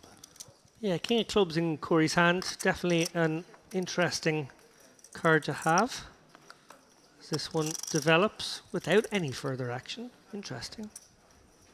Did Round expect of knuckles, Smush and to- now kings and 6s on the turn for Corey. How about that card? It looks so innocuous. It does, and he's betting out here into two stronger ranges on this board, so it's an interesting spot. McCulloch's going to get out of the way. He doesn't really have anything, but Smush will have every reason to believe he's still good most of the time here. Here's a curious lead out from a big blind in this situation. It will be furrowing the brow of Smush, who wondering if his opponent has a draw or a well-made hand.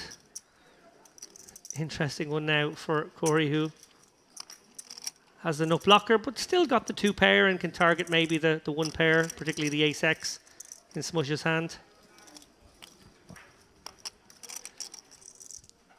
Quick call. Yeah. 2 streets of value secured by Corey. As Smush going to be shown a hand that he knows had he 3-bet pre-flop, he wouldn't have been up against. Yeah, and I think if he'd taken a little more time over that river spot there, he could have maybe pieced it together. Unlikely to be a bluff. And as is standard and customary, we get a look at our next feature table. It's like a chatty bunch. We've arrived over for a row. This is great. Perfect timing. A few too many smiles, I think. The Clipper! For it to be a real row. There he is, Ari Clipper. Gives a smile, Ari. Yeah. And a wink. Oh, and a kiss. Lovely. The champ in the warm-up event.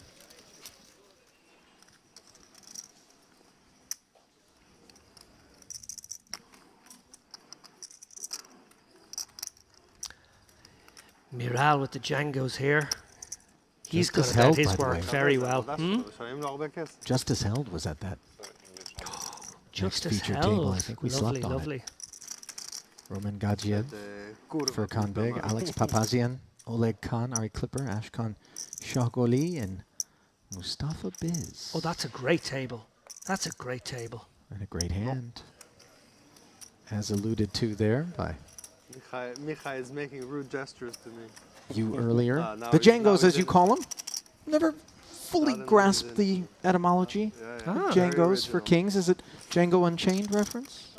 Or no? No, well, yes and no. Django, obviously, is the default character name of the cowboy in many, many westerns going Okay. back years. Obviously, popularized by Tarantino in that movie. Now I get it. For the eponymous character. But actually, Django was just the pretty standard Mexican name of the cowboy in the movie. I always thought Caballero was what we called. Or Vaquero. Also another one. Why? 8-6 tray here. As ace-5 suited in the big blind. Sort of interacting with the texture. Obviously some range advantage here. Checking it over.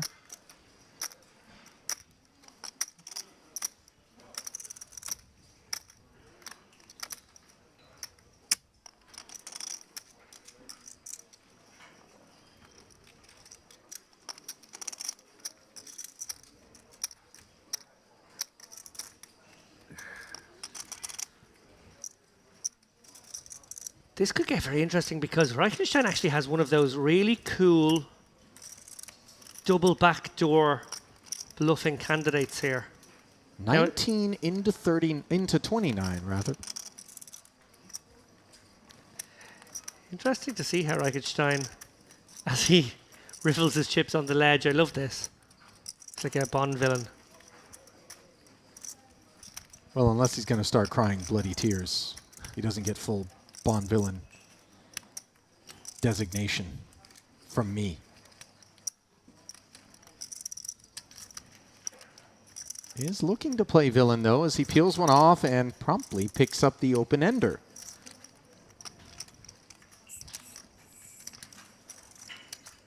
Could consider coming with a lead in this situation. Miral struggling to represent much of this board coming from early position. Maybe a little capped in the mind of Reichenstein as a overpair. Reichenstein, obviously, all of his one pair hands likely to have connected and made two pair on that 7. You could really throw some shackles on an overpair with a lead here because that board texture is such that no overpair is going to be looking to inflate the pot, potentially get themselves in trouble. Could play some pot control here, Miral, but obviously you do want to charge any of the draws that may have materialized. The other factor in Reichenstein's mind is he does have ace high and will be ahead sometimes. Somewhat surprised to see this bet from Miral. I did fancy this one to get checked back on the turn, but a different question has now been posed to Reichenstein, who has a few options before him.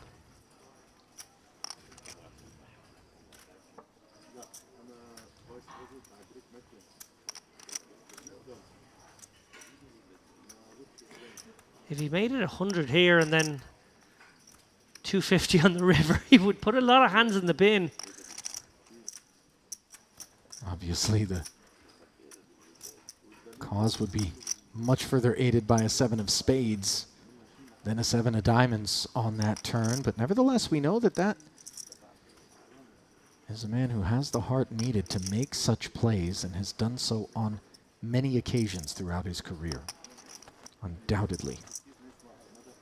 You don't get to 4 million plus in career earnings by being bashful.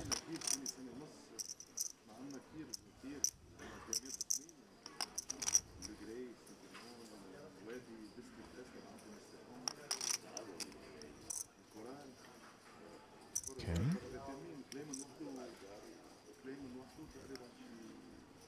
This looks like quite a bit more than 35. And as you suspected, David, a line that really creates discomfort for these two kings, because as it stands, we've got to call another 83,000 just to take a river card.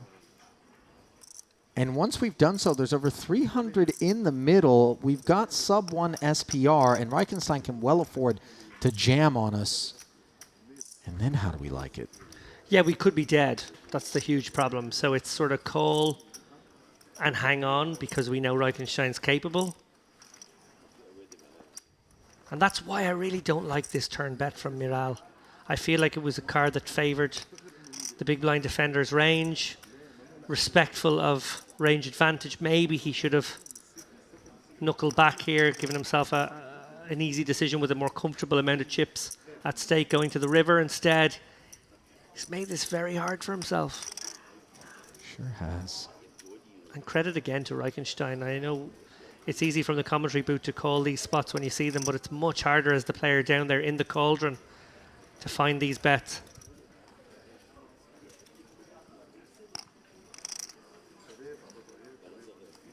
And the two kings find their way into the muck. What a terrific recognition of the opportunity before him from Reichenstein. Billions. As perhaps in retrospect, once John Miral watches that pot back, he'll be reconsidering that decision to barrel the two kings, David. اكيد انا تخيل بس انا برايي الوقت حلو ليد الحرام كتار يلا الله يهديك ايه هذا المظبوط بس هداك الكبير بيعرف بس يصح الصحيح هذا المظبوط يلا اهرب maybe it's the last hand goodbye television Most likely. you are happy now huh you are a movie star Last chance you to too do something for the fans. no I'm not going to do Maybe a 10-7 suit. see you later alligator Cheeky exchanges there as McCulloch pointing out that this is your last chance to do something heroic for the stream, should you feel so inclined. okay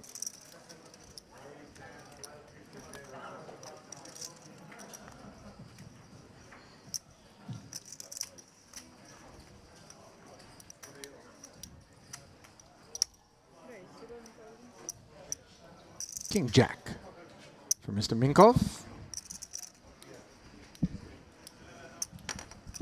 Asks for 11K if you do.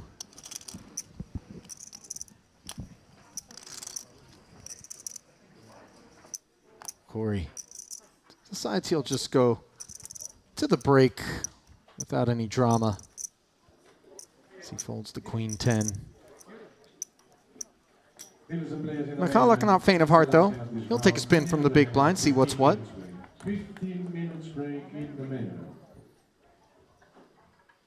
And 4, 5, 7. Doesn't connect with either one of these holdings. Players on their feet, just about ready to head to a break.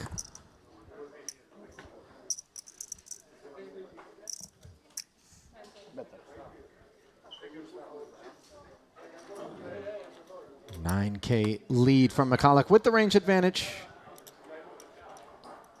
And the pre-flop opener with just king high. We'll reach for his mic. We'll leave it behind for the next group of 9 who will replace those on your screen there. 141 bigs deep, a nice frame of play there for Yuri Reichenstein. Putting a good bit of distance between himself and the rest of the field, picking up the bulk of it from Smush. As he got value out of queens and 10s against 10-9. Blinds will be headed to 3 and 6,000 on the back end of this break. Short stack. Darij Saidi will be looking to spin it up elsewhere in the room as we bring you back inside the commentary booth. Ali Najad alongside David Lappin. Day 2 main event. Still a lot of poker to be played, obviously, but some of the poker we bore witness to there, very notable. Yeah, somewhat subdued, somewhat glacial beginning to that table. You noted that as well, that maybe it just didn't come alive for a little while, but then it suddenly did with, of course, that Mikolov hand versus Reichenstein. The Queen 7 turned his hand into a bluff. Reichenstein, so aware of all the possibilities, almost considered turning his king trips into a bluff. At the end, actually made the fold, as he said to his opponent, I had all 3 options available to me. But from that point on, it was kind of the Reichenstein show. You pointed out the hand he played against Smush, obviously very well disguised Queen 10 in that instance, and I don't really blame Smush. It was a tough spot. And then, of course, that fabulous hand right there at the end against Miral, who had been something of a silent assassin himself. He'd played so well up to that point, I felt, but a bit of a misstep with that turn barrel, not really recognising that board texture change. He opened the door. Very dangerous to open the door to someone like Uri, who pounced immediately. Well, we're going to be opening up the stage to the new group of 9 participants, including a man who you've had your eye on, just as held some speculation that he perhaps is the best player in the room on your part. Obviously, he's going to have to earn that title here in about 15 minutes' time, as we're going to step aside, give you guys a break while the players take one. We'll take one as well, but continuing coverage here of the Merit Poker Carmen Series main event awaits us on the back end of this.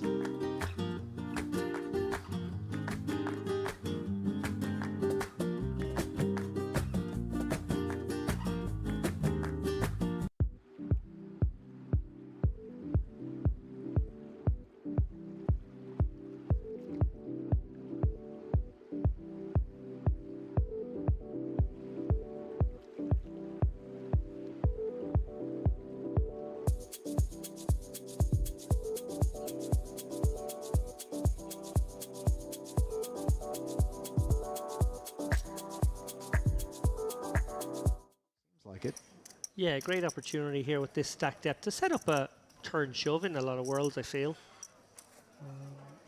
Minkoff could go a slightly larger sizing here sometimes. He can also come with small, set this hand up in a different sort of way. Well, right in the middle. 16,000.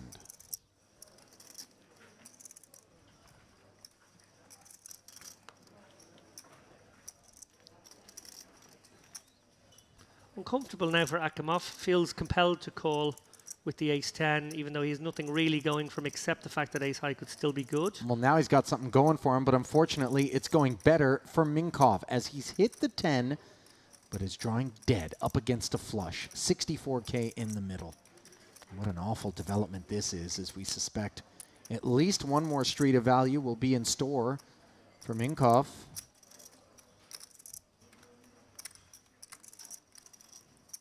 Far from brisk pace here as the re-entry period has come to a close. Field is set at 765 entries in total with 269 remaining. And just north of half pot the sizing this time. Yeah, very dark tunneling now for Akimov, having not defined his hand pre-flop. Stuck around in a very marginal situation on the flop, and now having improved to what he maybe suspects is not the best hand in a lot of worlds, but also feels like he could be getting exploited not to call one more time. It's uncomfortable.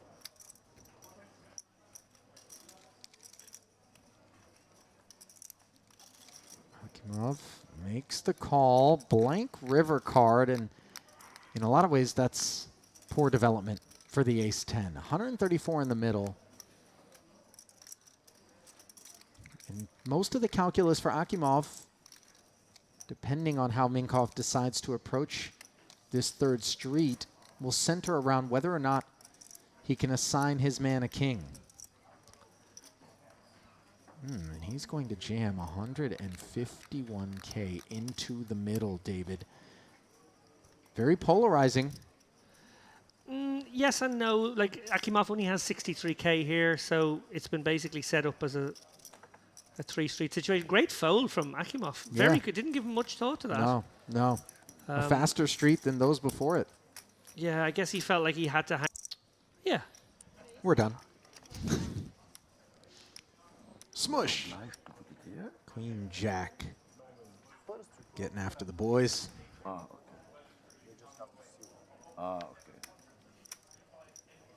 Deuces for Reichenstein. Is that take two for James in the background? Oh, Telegram's a live medium. I'm just saying.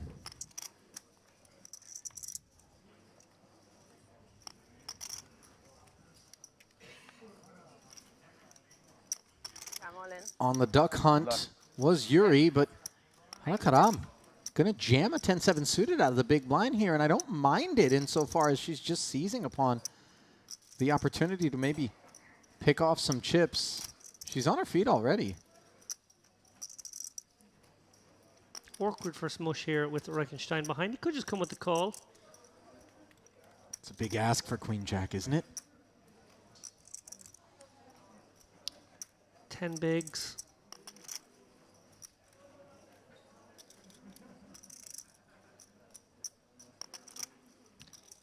The presence of Reichenstein behind is maybe what will earn her a fold here in some worlds, yeah. Oh, I needed you to save me. And Uri is going to have to make the call. And she's going to get the great news here with better than a coin flip, with plenty of dead money in the pot here. For you, we are on the television, you know? Hold and I stay a little bit more. 700K more. Oh no, Uri hasn't made the call yet. He actually suspects that he could be in trouble. My hand is not very good, but So fold. It's a good play. Fold. You'll see it on TV. But it's a good fold. Amazing. So that I stay one more round, and then you can bust me. you have a pair, no pair? No, I'll tell you. The last time I smiled to you, I was in big trouble. Yeah. don't. Wonder how much of the speech play is factoring in. Come on, man. Come on. I think she earned the fold there, did she? No, I think he flicked in the call. Okay. So You are mean. 90% favorite. It's not personal, never personal. I know. I'm joking, of course. You have. Now I want to double This up. is mean. No, this is not, I'm just kidding, I'm just kidding. I have to win. I have to win. So Halakaram's tournament life hangs in the balance in the hopes of a 10-7. Jack 5-3. 6 of diamonds for Work the TV people. 7. to do. 7, 10 diamonds. 7, 10 diamonds. 7, 10.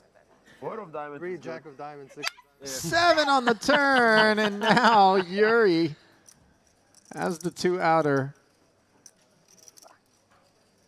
Things looking good for Hala.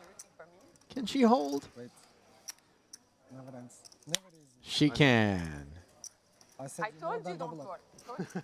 Back of the net for I said Karam more there. than double up. More than double up. Win. That deserves an espresso, sir. What? I don't know what my friend Do. wondered how many people rooted for you in this spot.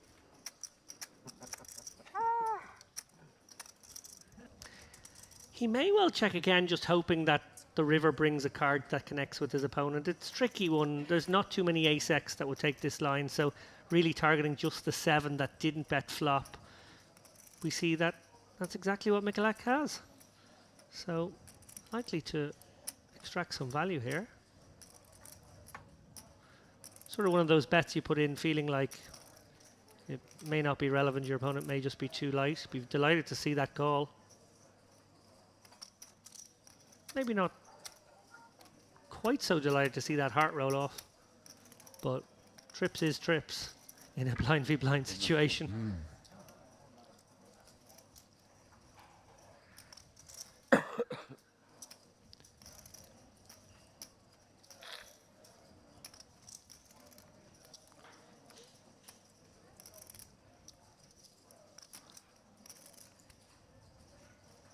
Mikulak with the Queen of Hearts in his hand may have a sort of blocker he would want.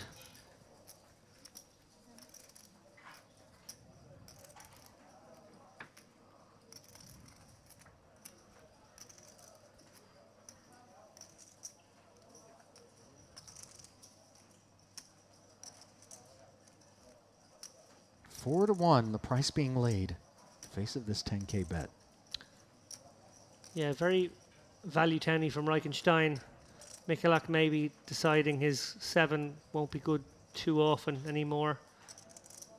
Will he decide to use this Queen of Hearts for its blocker value? Exactly what he's decided to do is he raises it up to 65,000, David, and that's a very meaty sizing. As played, the hearts are credible. Absolutely. I think Reichenstein may have just a little bit too much of it, although he does essentially just have a bluff catcher with the line. Start thinking about what relevant blockers you have. Do you indeed start thinking about rebluffing with your hand if you want to take it into a really advanced territory?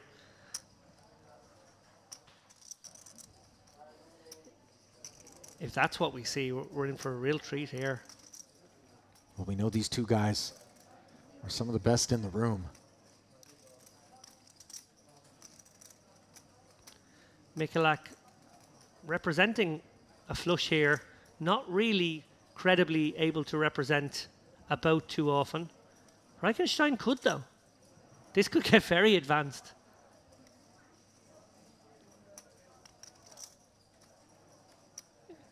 It's a funny one for Reichenstein because he beats a bluff clearly, but also may feel like he could muscle out a made hand.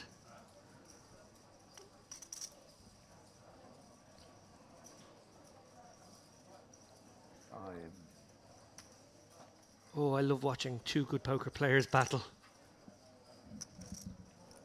Wow. It obviously was a razor fold sort of calculus in Reichenstein's mind, and Mikulak successfully bluffs trip kings. Power that Cork Maz, 570k. Lots of big stacks around. People who've been on the stream in the past. Mr. Gungoran too has 500,000. What do you do?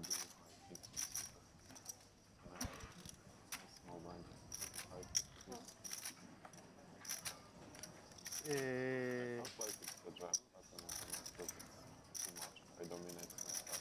I would rather jam. Being told by producer Milbatas that You had what, Papazian is on his way Yeah. to the stage as a part of our next featured table as Farid Saidi. He's in the gonna need a blender, in the forklift. big Mostly in this tournament, I King don't want 4 to jam this suited. Jack 10 and Queen 10 So, I mean, both I in think front of it's him here. a fine jam. And I agree with what you said. Like, They removed the chips. Finally, he's going to get to see a flop here. Ace, Jack, Deuce. He's got the nut flush draw. And stuff cooks for Carmen Akimov. Facebook. No, no, no, no.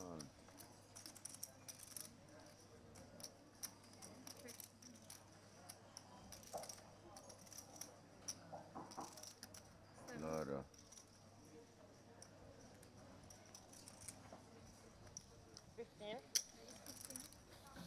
بيب فيك تشوفيني على الفيسبوك حاطينها على طاولة التلفزيون طلعت.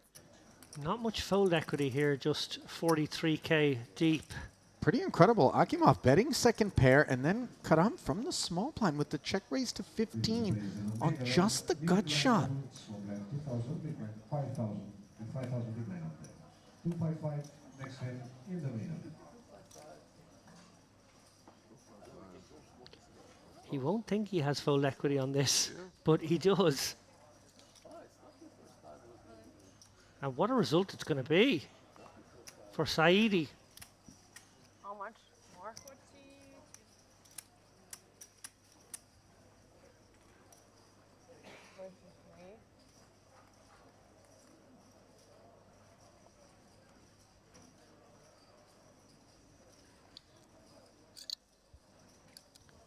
28 into a pot of about 120 here.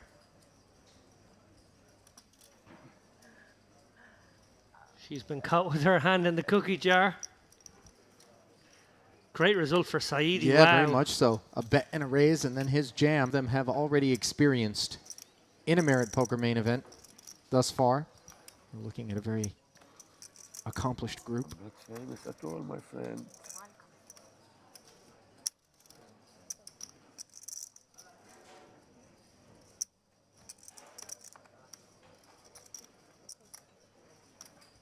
Raise. Same hand, but he gets to open it this time to Nori, Jack 9 of hearts.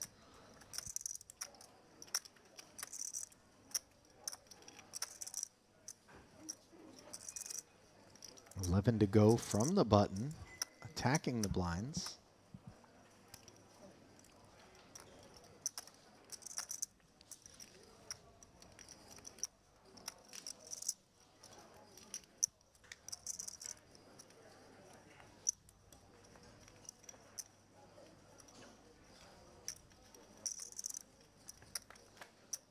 Three players, all with similar kit to the 10-7 tray board. So for Minkoff, it's going to be middle pair, checking over to the open ender of Akimov, and of course then the gut shot of Tanuri.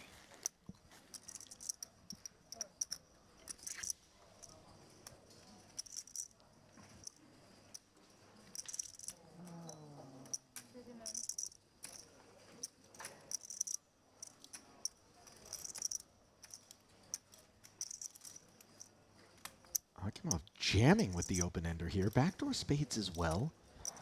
Gonna spin the wheel. Fairly sizable. Yeah, you just enough for a pot-sized bet here. Akimov obviously calling to flop some equity, and indeed he has. Open ender, you're very happy to take this line. Can't imagine Tanuri's going to continue to show interest with just a gut shot and a player left to act behind him in Minkoff. Yeah, wrapped around that 10 of hearts in a very attractive way, but just probably not tempting enough. Little annoying. You kind of get a flop that your Jack 9 of hearts interacts well with, and then a pesky player out of the big blind sort of takes away your fun options. Yep, bit of frustration. Tricky one for Minkoff here. Probably has to call with a pair and gets the good news that he is flipping.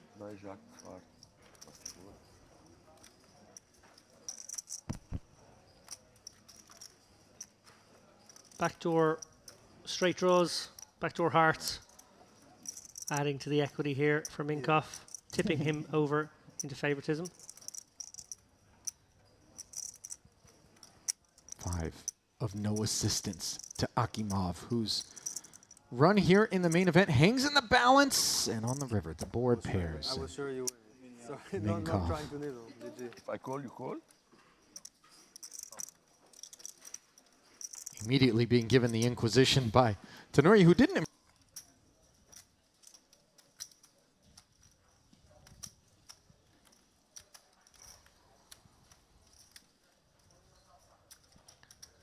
And we've seen Reichenstein with a keen awareness of maybe opens off this kind of stack size, that 30 big blind size, which is very vulnerable to a 3-bet. He can sort of leverage a guy's stack in that spot, clearly considering the king 9. Hala with Queen Jack suited going to jam over 100K. You can stay, no problem. Over the top of Tenori, 20 bigs. How much you have the lady? Smush. Big blind ace jack. 110,000. Boy, it's cuspy. Yeah, it's tricky with Tenori having opened up front. Oh, hello. Okay. Someone wants their chips back and wants them back quick. Yeah. Jam over the top. I fold you jacks. Could be a little bit customer dependent insofar as I assume that Smush has witnessed Karam jam already with 10-7 suited earlier here at this featured table, David. So remember, it was Smush who folded the Queen Jack when she shoved the 10-7 earlier. Maybe aware that once she gets down into that like lower stack zone, she is a little bit more liberal. Happy to go with a wider range. Thought maybe the ace jack could be in good shape, and it certainly is. Flop will help us determine just how happy she is. An ace in the window is not going to put a smile on Hala Karam's face. Magic card. Jack behind it. King or 10 of spades would help. Oh! On request, as now she's got 2 straight draws and a flush draw, popping up to 32% equity is Hala Karam. Is she going to be allowed to stick around? King 9 or a spade? No. Why the cruelty? Thank you guys. Nice hand. Bye. 4 diamonds on the river and Smush. Feigning some nervousness. And we will certainly miss Hala Karam.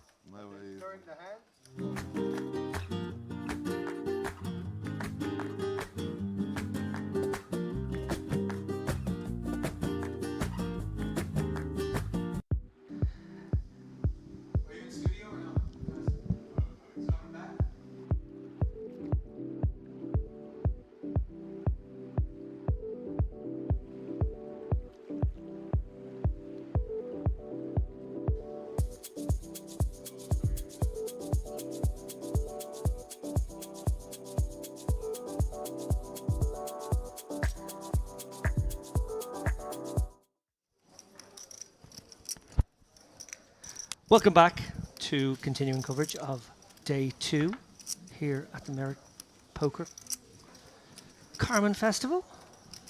My name's David Lappin. I am in the booth here with the James Flushy Dempsey, and we're going to take you right into the action here. Yeah, no messing around. No messing about whatsoever here. Justice, health, pursuing value in the amount of 10K into this 53K pot.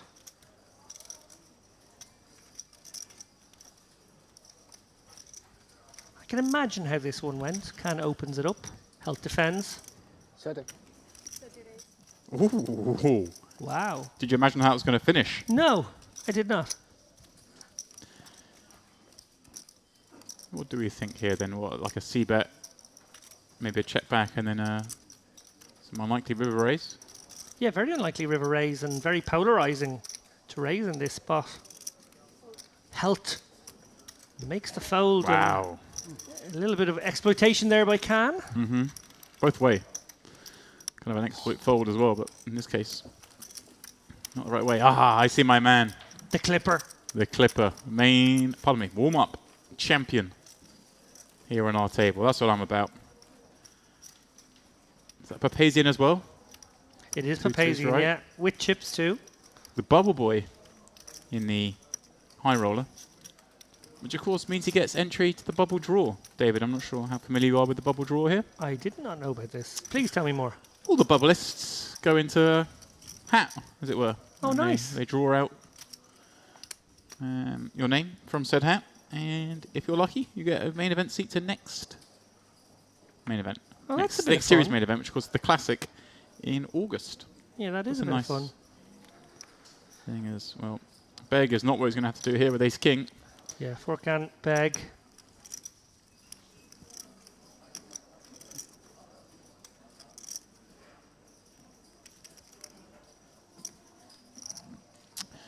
And Beg under the gun, of course, with that Ace King. Not seeing it is eventually going to pop it up. To a min raise.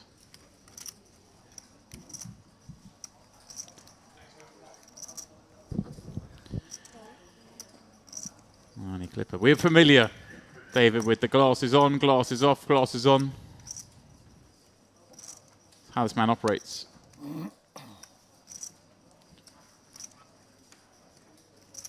Big's open. He's making his way around. Yeah, what an anniversary weekend Harry had Yeah. last week. He had the misses on the rail. It's probably one of those situations where if he had still been in the event by the time the anniversary rolled round, it would have to be final table or approaching it. So he probably got the pass on that basis. As we see Justice going for the large sizing here. Really leaning into Beg here with a lot of his holdings, but Ace King, not one that he's going to release. And interestingly, this one could go here. What do you think here? I imagine they're probably used to the dynamic set up by Health. Yeah, it feels one of these spots where you never feel great getting Ace King in from under the gun for bundles, but at the same time, sometimes you just got to die. All in. Oh, wow. That's Okay. a huge shove. Well, that's just sort of taken a lot of the more interesting routes out of the equation. Just drops the hammer there, does Furkan. You know what? If I'm sitting there opposite Justice Health, I'm probably not fancying a lot of options that you could take there. The flat, the deceptive flat to keep in some of the inferior hands, the clicky bet, the larger 4-bet. I could see a flat with some of the suited combos with the ace offsuit. I kind of do prefer the 4-bet. And hey, all in. Maybe that's the way. It looks. I think when we go all in, it's very hard to then ever have aces or kings there. It's very hard to get called by worse. Well, yeah, you're never getting called by worse. You're trying to deny flips. Just pick up the pot nice and easily. I think we want a 4-bet smaller, so we can have aces and kings still. Yeah. Now we have a chance. I like it. Right. So you see there, Papazian also stacked. Gosh, there's a lot of chips on this table. David, when I left, the entry period for this event was over. It just finished. What I have? I do see the payouts for that, which is quite exciting for me, knowing what these guys are playing for. 370k up top. Figure out what I have. 377. It's delightful. 30 minutes. 30, yeah, whatever, 30 minutes, yeah. We're watching 89 players paid. Serious resume on Papazian there, just to give a few of the highlights here, and there are plenty. He won the 888 Crazy Eights at the World Series of Poker for $888. He also came first in the 25k EPT Monte Carlo Grand Final for 1.2 million back in 2016. And a whole host of other... Oh my goodness, what an amazing double I've just spotted. He also won the 888 Crazy No Limit 888 Crazy 8s online event. He's won the 888 twice. He's won the 888 double. That's a cool stat. Seeing as we put them in play again. 9-6 deuce the flop. We put them in play again. Beg peels from the big against business cutoff open. Interesting that he splattered a hand as strong as this, David. Obviously, we're not privy to the earlier days action on this table. There may be all sorts of dynamics at play. In fact, there will be all sorts of dynamics at play that we're not aware of. But it is still it's a little surprising for me.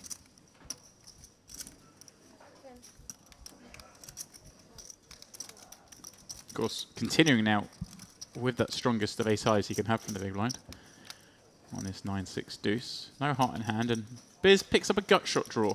Let's go with his 2 overs to the 9. Yeah, really like a second barrel here from Biz on this particular card. Not just because it brings him a little bit of equity drawing to the nuts, but because it's a great card to represent. Yeah, and certainly makes life hard for Beg if he's got a deuce and even some of the sixes. All the draws that he has would have to fold. Now, of course, queen high ahead of most of those, but it's always nice to knock them out and win the pot. And Biz does mean Biz with this 32k. I was wondering how long it would take for you to make that joke, and it turns out first hand he plays. I was ready. I was just like the tiger in the long grass, the wildebeests. In this case, you could be one of the cats in the short grass outside that always seem primed to strike.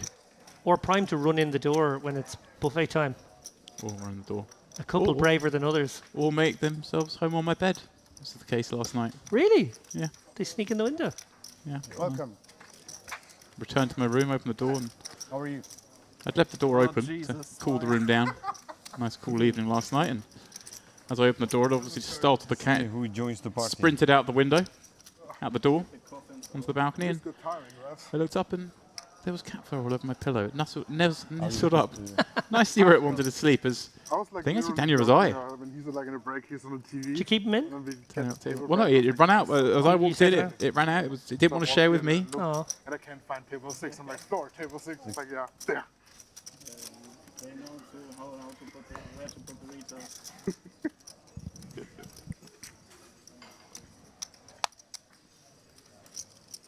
Shagoli.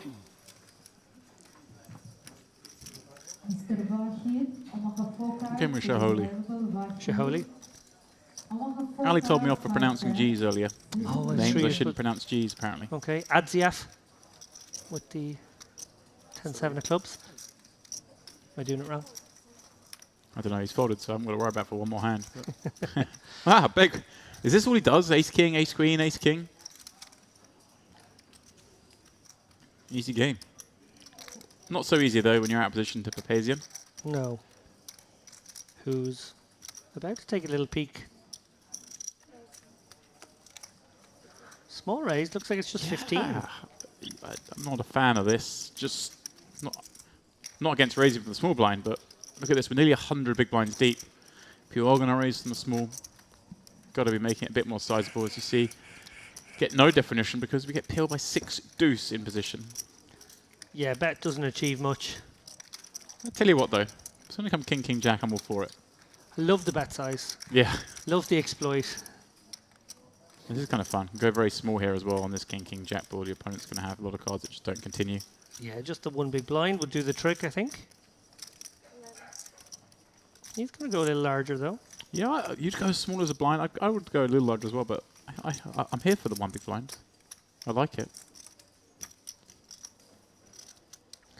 I think the one big blind bets lets you bet all the way down to like a queen high for value. Ooh. You're a bad man. You're a bad man. Blind versus blind. How many hours do you play day 1A? 14 minutes. Or not 14 minutes, like maybe 3-4 levels. Yeah, we played it. You check raise me all day and then yeah.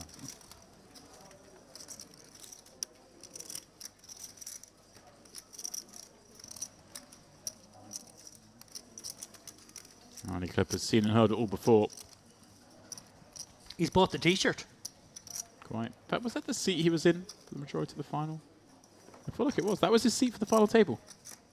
It was. I remember. Lucky table, lucky seat, lucky week. Winning the event on his actual anniversary as well. Maybe the anniversary weekend, but winning it on the actual day. Forevermore it will be the anniversary of his great victory. And yeah. I wonder which will be. I'm not going to comment on that. You don't know. Shahuli, ace jack under the gun, +1. Opening up 30 bigs. Omaha 4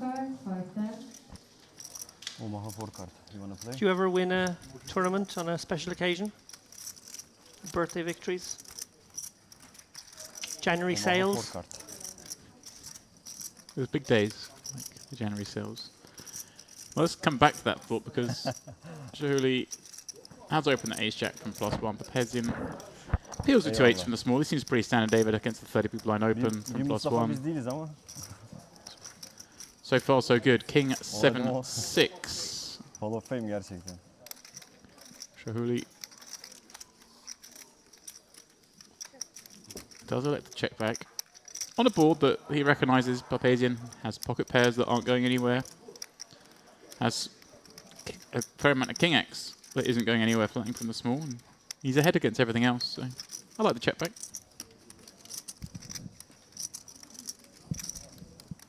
Papazian may decide here to induce the delayed c-bet. With a hand that Yeah, I like that. has a lot of playability. A lot of good river cards for this hand. It's also nice. It's gone big, 2/3.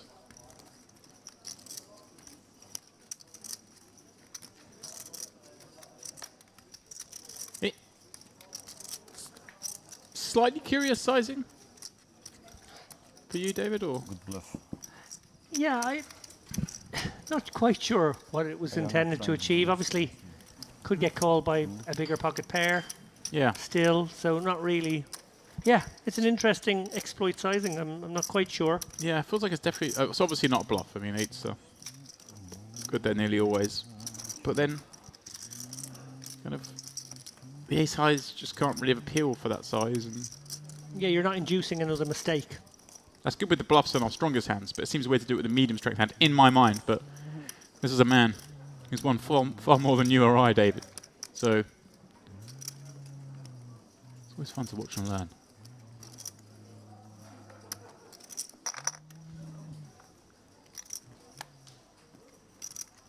Again, looking through your resume, James, the Mushy Peas deep stack, That was a tough one. the Brighton lights on extravaganza. That was when the Christmas lights come on. Yes, that was the one. Christmas special. Got a lot of presents in that tournament, I have to admit.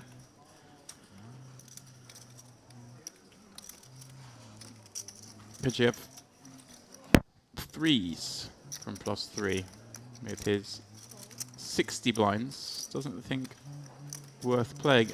I think that may be a factor of the kind of caliber of player he has behind him. Yeah. More than the situation itself in isolation. Which is a nice way to adjust, actually. Yeah. I mean, Papazian on the button. You got Reside behind you. Beggs on over 500,000 as well. And he always has ace king or ace queen problematically. That does make him hard to play against. This time We have a Hummer. We do have a Hummer. Is it? We had a Hummer before. Clipper's back. Yeah. Is Clipper the Hummer? I don't think Clipper's the Hummer. In the chat, who do you think's our Hummer? Yeah, name and shame. Can be a stealthy Hummer.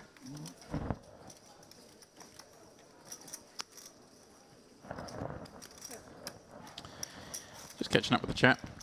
We go asking how people were getting the money. I did reference that in a passing comment, so if you asked before that, I've answered. But if not, if you're just joining us, it is 89. 89 of the remaining 195 will find their way into the money. And it's good to see Ori Lee Clipper in the chat once again. This is the Clipper show. Whoop whoop. Daddy Clipper is in the mix. Although Ori says Daddy Clipper looks tired. He's not tired yet. He's got a few more days in him. Everybody's quiet. You guys are more talkative in the other table. Don't be shy. You have to stop talking shit. Right? It's okay. We can still have fun. It's problem. 6-5. It's okay. 6-5 shy. Right? To be honest, the table was silent before. Only we were talking. Yeah, just you and me.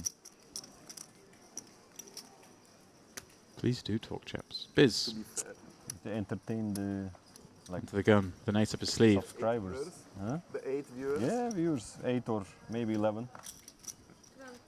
Well, I'm pleased to report there are a few more viewers than that, David. There's 8 members of the Clipper family alone. 7 million, by the way.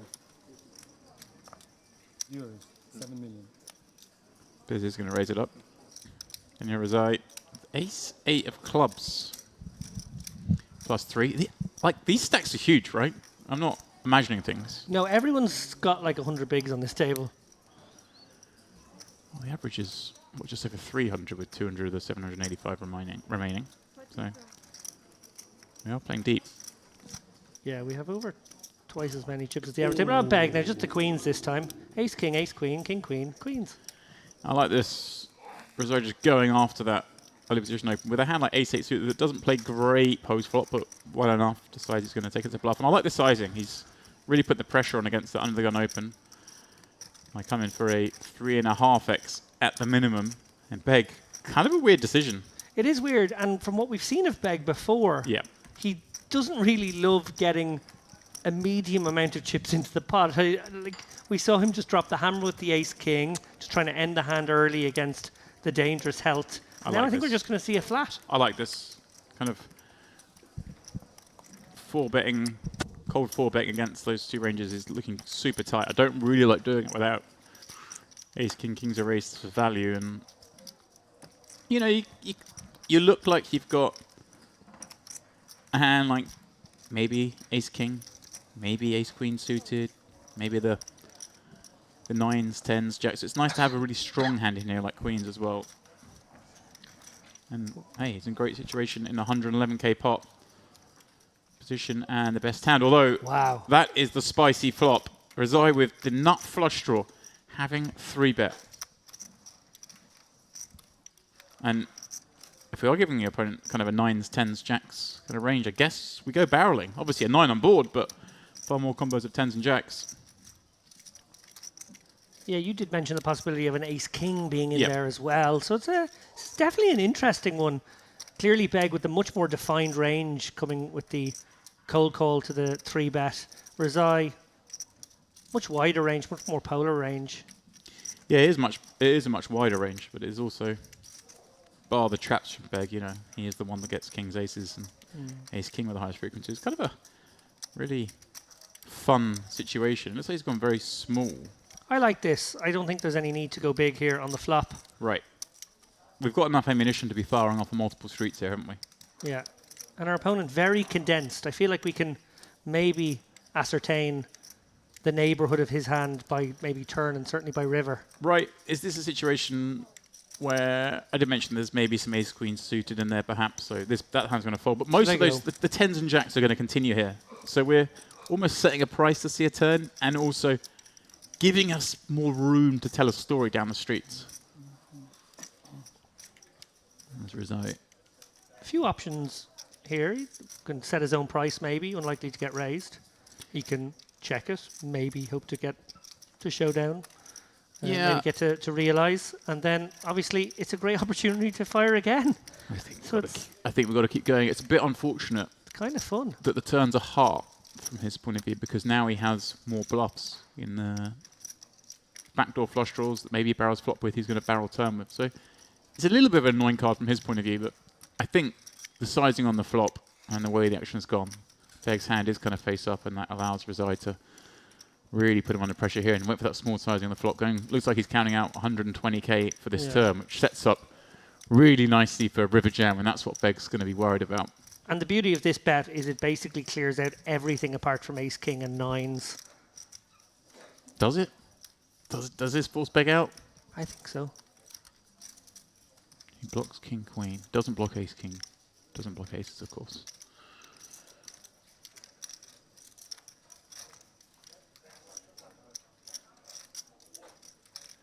Let's see how well this works.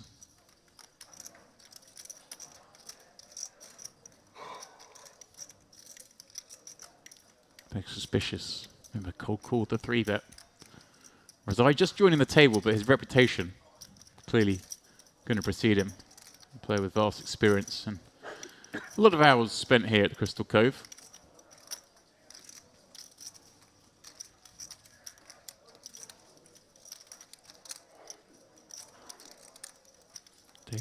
fold. I think the longer he thinks, the more I agree with you.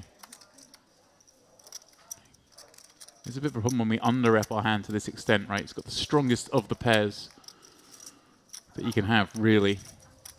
Oh, he's loading them up. He's loading up more than the call. Oh, maybe he's just fiddling chips. He's got fiddling chips and playing chips. Importantly, he was watching his opponent throughout that. Yeah.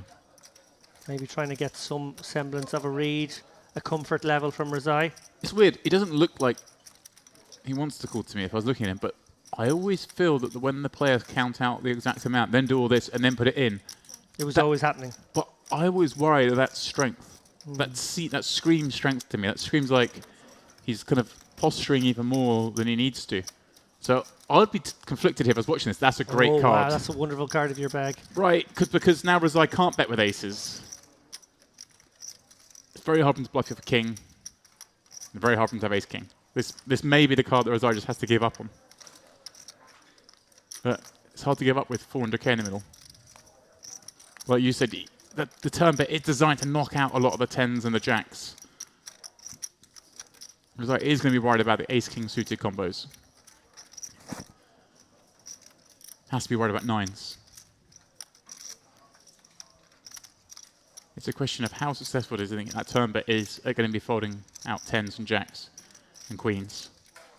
What frequency do they still call with, and balancing that versus the ace-king combos, of which there are obviously only 2 of the suited, which are the most likely to be cold calling that 3-bet. Really, really fun spot.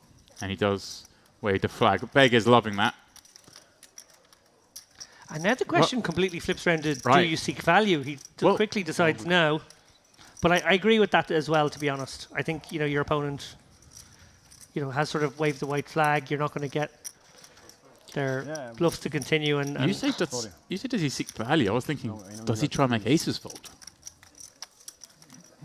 That was where my head was at. Well, ace-king is the only logical hand he can have a king with. Right, but Beg's always got ace-king or ace-queen. But if your opponent has aces, it's very hard. That's true. Yeah, Alex. Fun hand. Right. Very fun hand. You're completely right there. I overlooked that slight problem. And a little fist bump between the two. Ali, huh? Huge pot. 300,000 chips were in the middle by the river. So, Justice Health, final table of the, I want to say high roller here at the Western, bore an uncanny resemblance to Teddy KGB. Now, he kind of has the look, but he also had the tracksuit. Nice. It was so pure.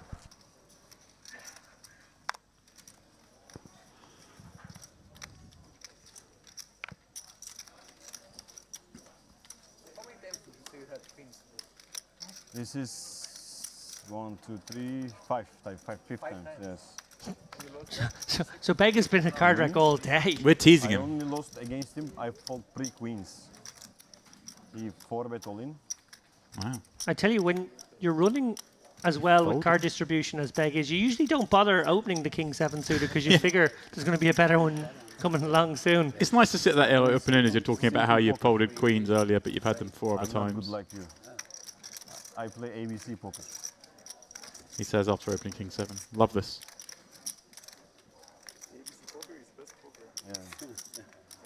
Pazing casually 3-bets him with the very non-ABC ace-9 offsuit. Love this. Can't. Queen Jack of Hearts would have loved to appeal this open, David. But there's a lot of action in front of him.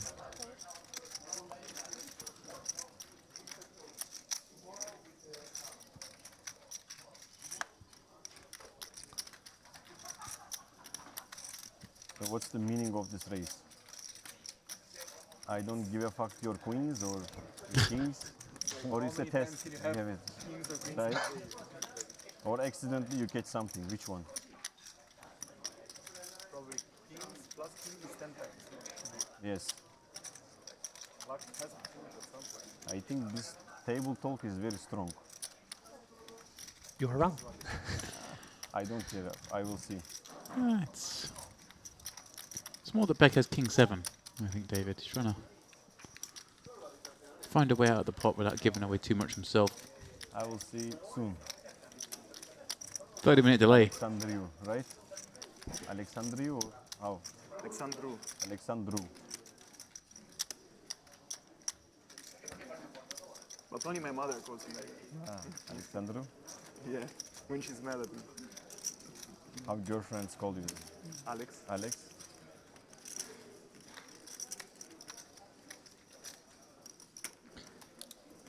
That's just the rich having a chat at the table, you know, all the chips, the casual.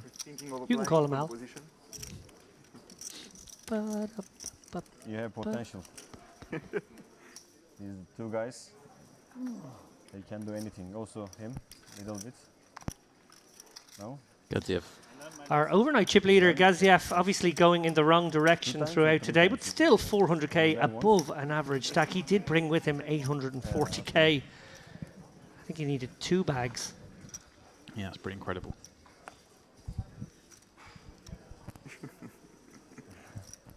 Remember, it's a short day one.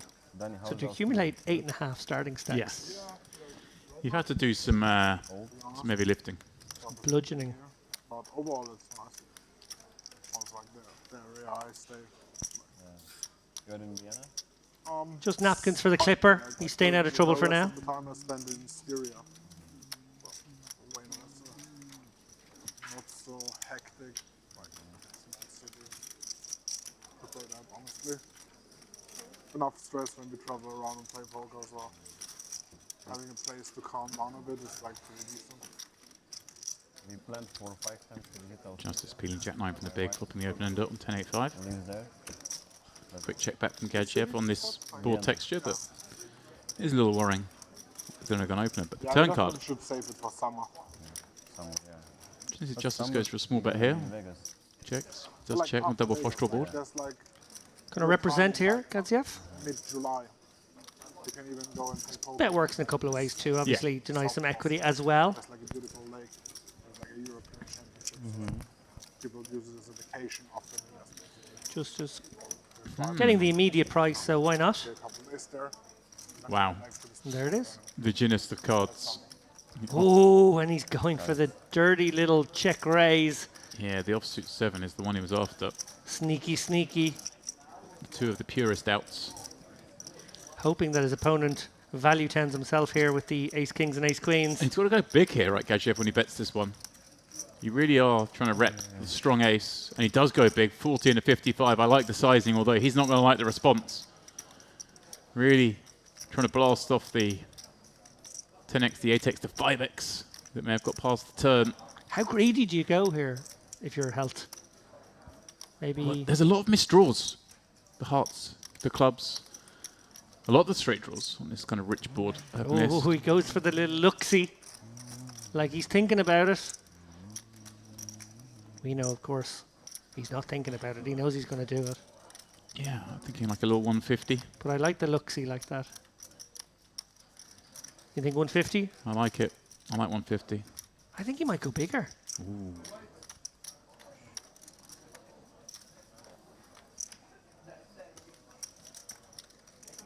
Just this hell check calling turn.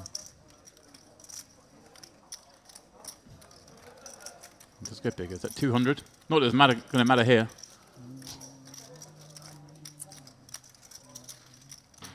The full pot raise.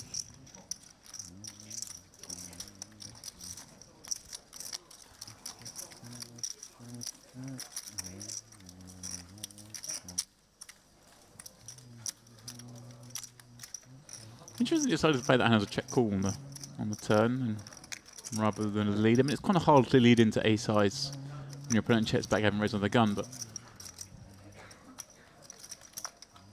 obviously given a price, he was happy to call. A little larger bet may have seen him fold.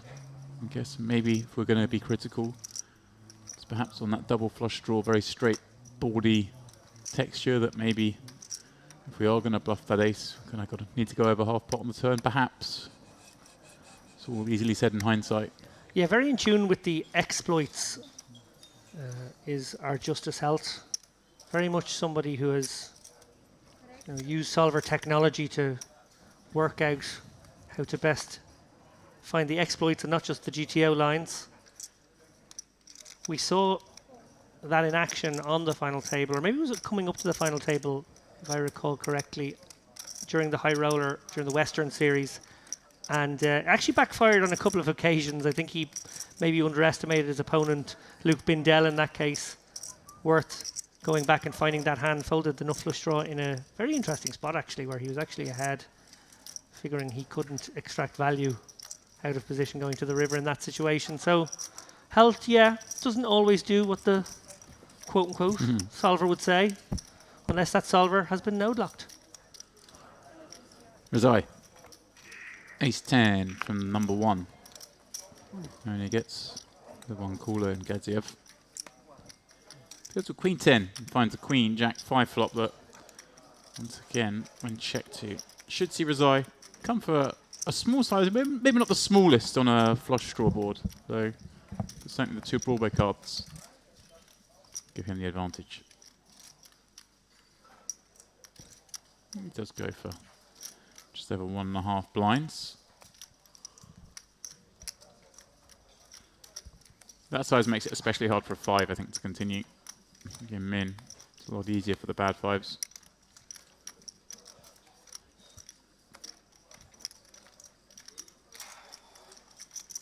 I think it makes it hard, makes it harder. I think they're still going to continue, but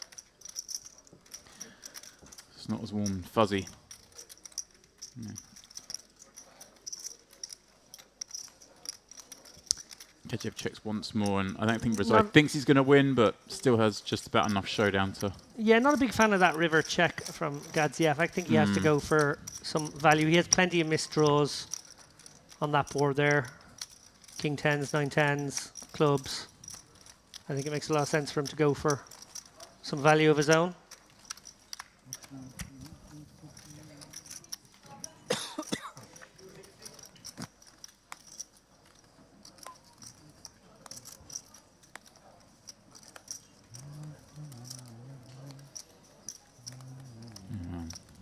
One pot that went right.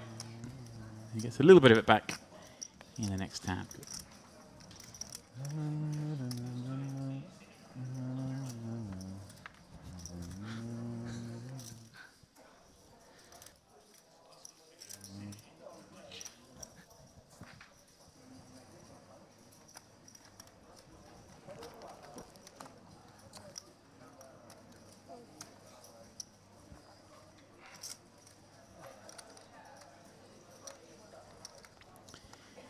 Beg with an unusually poor hand. Who gives him the Jack-6, eh?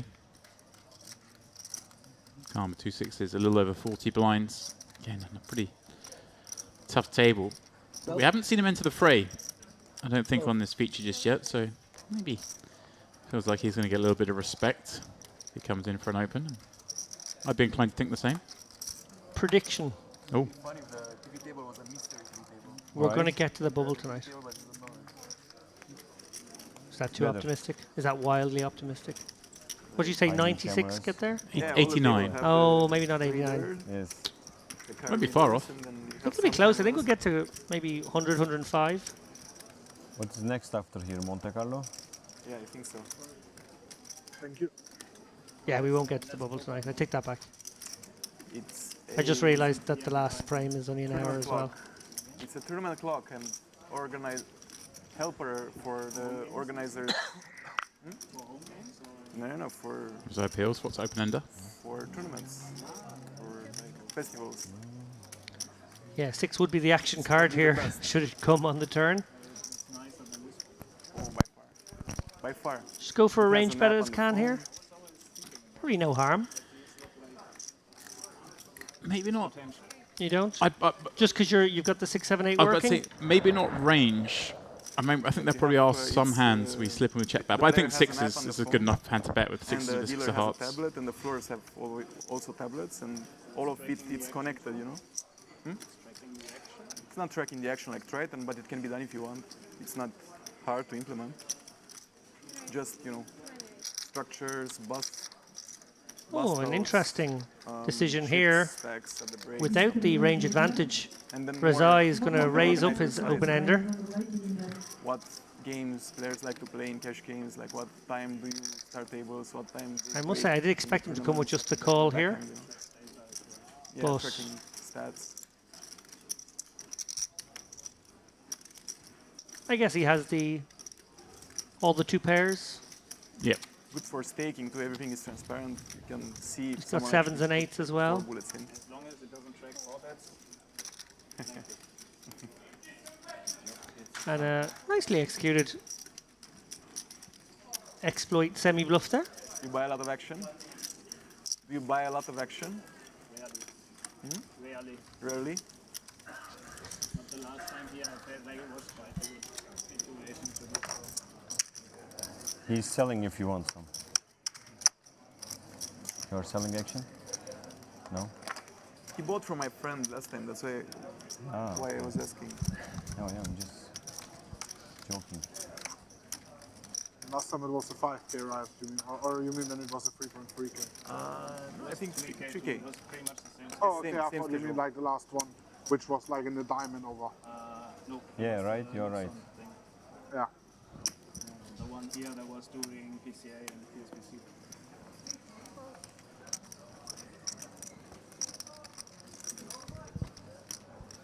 You didn't go there?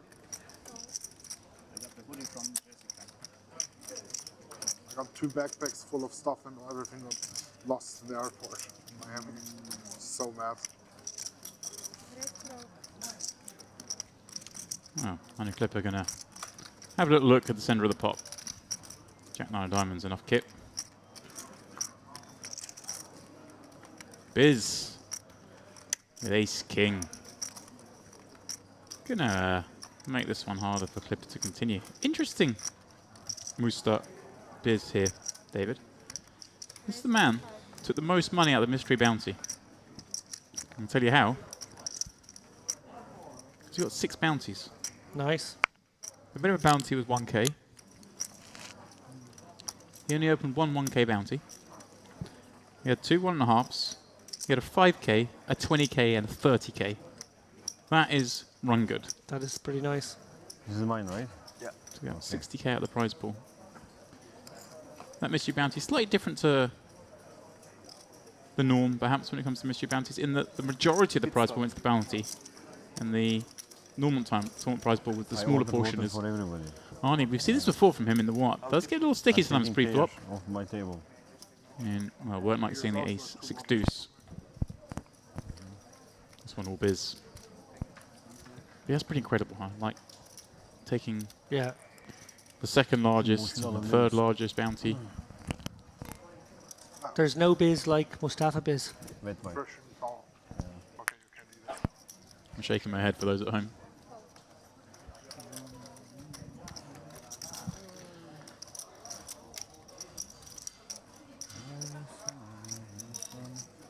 Oh, our serenader's back. Let's see. It is opera week here in Crimea. Yeah, I still haven't watched Carmen. It's bad, I know.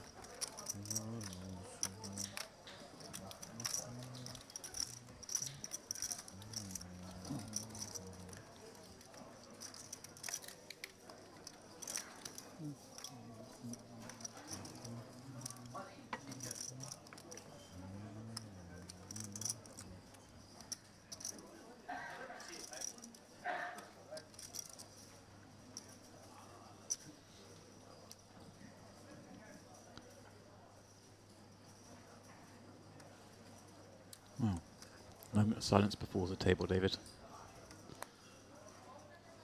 Yeah, they've been chatty enough. Yeah, it's nice. Get some insights from these greats. I think there was some talk about staking there a moment ago. Staking, there was where you're heading next. What's the next series? It's an interesting talk about innovations for tracking live poker as well. I heard Ocasian offering his thoughts.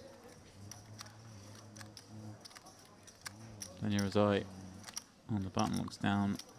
An ace. It happens to be a 3 suited, but any ace would have done.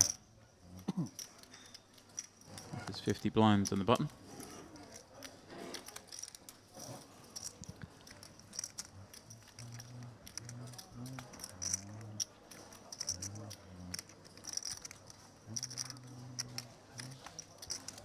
Beck having a think here with 10-5 suited from the small. I can't imagine he wants to get involved. And he does, after a brief pause, elect to relinquish. Pazian won't be doing the same with Jack Deuce suited in the big though. Now, I've noticed sometimes people do squeeze in the occasional suited hand as these 3-bets in the big blind. This seems like kind of a good candidate if we're going to go that way. I know. Obviously, the norm here is the call. But yeah, it's kind of a cool one to use. Still, the suitedness gives you a little where to go post-flop, if called. yeah, maybe the jack a little too high. Maybe a 8-deuce. The 8-deuce, yeah.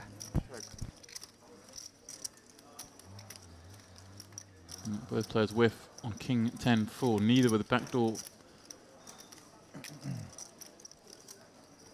Rezai. Well, he's got backdoor wheel and Broadway. He might try and use it. But yeah, not much going on here. Going to go for the very small stab. Should get the job done against Jack 2, let's face it. Yeah, seems like we don't like it, but king 10-4, hey, we've got to bet a lot of that. We do get to have a lot of it. And as Pazian's cards hit the muck, obviously we said goodbye to the table featuring Reichenstein, Mikolov and Co. earlier on. I have a hand from that table. Tanuri got it all in with king 8. It was called by Miral, who we will remember. Yeah, sure. I argue made that slight misstep against Reichenstein. I still think it was a mistake barreling his pocket kings when the very coordinated 7 came on the turn. He's unfortunately come out the wrong end of a clash with Tanuri, who had shoved the king 8 into Miral's ace jack. King 8 got there, and Tanuri stays alive. Staying alive. Why are you allowed with a smartwatch? Also, from the outer tables, we have a prohibitive chip leader in the form of a familiar face to this stream, Maxime Chilot, Frenchman. Yes. A lot of experience, a lot of wins in recent past. He is up to 1.5 million, would you believe it? No argument. You can run Pi on this. I mean, it's closer to a device that you can do something with.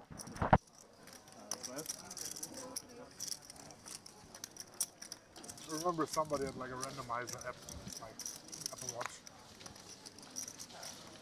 Yeah, I saw that.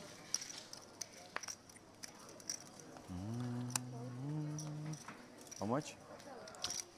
I keep thinking it's you singing, James. And I look around and it's not. Not this time. I realise it's somebody on the table. We haven't figured out who yet.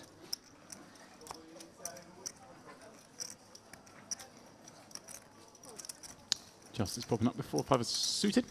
Quite happy to take that one down. A rare raise and take in today's poker.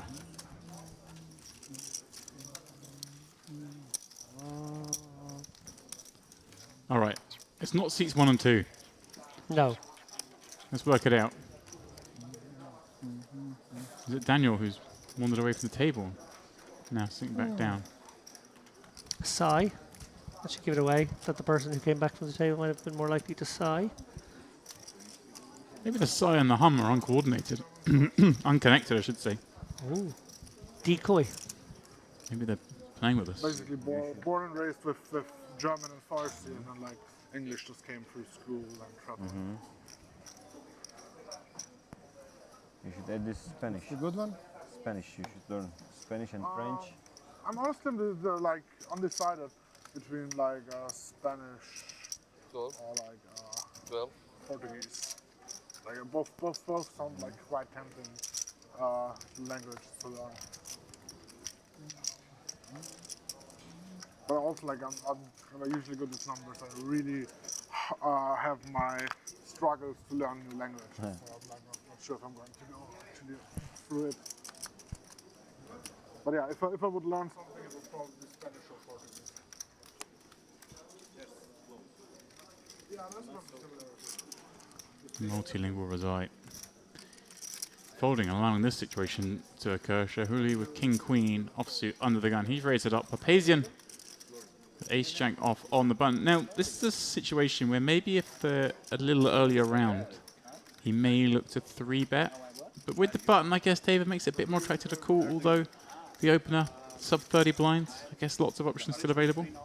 Yeah, 27 big blinds effective here. Can certainly go both ways. Looks like he's opted for. Oh, and look at this. Well, I like the flat on the button specifically. I do too. Yeah, I do too. Can't with a little over 30. Kind of a nice spot to squeeze jam. Very good hand to have when you do that. Yeah, 35, 36 bigs here. Big Perhaps jam. Yeah, it can go smaller, but kind of a. It's an awkward stack. The opener's opening off, what, 27. So kind of. So it's kind of like, let's just get it in with that stack. Yeah, and like when you squeeze, if you squeeze the sort of I work with lots of Hispanic people. 10 blinds, say, 9 blinds, it's kind of, you don't really have much ability to fold anyway. So maybe just jamming. Get rid of some of those pairs. It's good. If the opener had 30 blinds, then maybe it makes more sense to come up with a more standardized 3-bet size from the small. But oh, I do love these tournament poker situations, David. They're never the same. It's true. It is what's brilliant about tournament poker, and I think cash game guys have started to recognize that while they are probably more proficient with the deep stacks. The fact that they tend to reset to 100 all the time creates a lack of complexity in their game. In one respect, obviously, it's a much more complicated situation playing deep, but having to be a master of all the stack sizes, all the positions, all the situations, all the relative different stacks around you, and how you sort of change and contort your ranges based on maybe having some big stacks that cover you, so your stack is relevant, whereas maybe there's some shorter ones you have to think about too. Shapes of those ranges don't look the same, so you have to make compromises. It's way more complicated, at least for shorter stacks. Yeah, there's obviously incredible complexity in the deep stack games with multiple streets and a lot more peeling of 3 bets, even of 4 bets, but tournament poker brings up a whole different kettle of fish. Held. Going to get one through with Queen Jack from +1. He got a 4-5 through this round. He's got the Queen Jack through. He must be feeling invincible.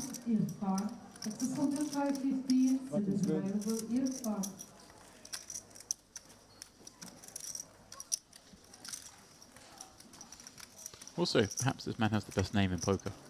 Justice. Held. Yeah. It's proper, isn't it? It's something you can scream when you've got all your chips in. You can scream your own name. Oh, are they perhaps watching an earlier hand? Is that what's going on between the two of them here? Checking out the all-in, I think, the big shove with the ace-king. Is it, or is it the ace-9? 3-bet. I wonder. Oh, yeah. I think you might be right there. They were curious between each other on that one. I think maybe the ace-king, actually, though. I think. Who knows? Held popping up with King Jack suited. I know that's a good play. Actually have next seat, Queen 9 suited. Probably a little too weak to realistically get involved here, but does come to the same conclusion. I think especially against this lineup, I think if you're on a table where you feel like, maybe not the toughest, then you look to perhaps get involved with hands like that. But on this lineup, I'd certainly be folding that Queen 9. Yeah, only 2 more hours with these guys. You might think, wouldn't mind a redraw tomorrow. This is a bit tough. Yeah, it's a very good point. Look at this, Shigoli. Yeah, it's never a spot you're wild about because you're hoping to get folds and you've got 10s, which is a good hand. Enough info about me. I think though, he's. He does just flat. Maybe that's exactly what I'm saying. He feels like it's a waste of 10s. David, perhaps just a jam here and against an undergun open. It's always kind of scary. So Alex just the call. And that was Biz in with the dominating King Queen and the Ace-7-5 board. Well, Shahuli, as one of his fears realised, and when this chick's round to held, having open under the gun with backdoor diamonds feels pretty mandatory. Continue. Absolutely, and Shaholi very much flying blind now.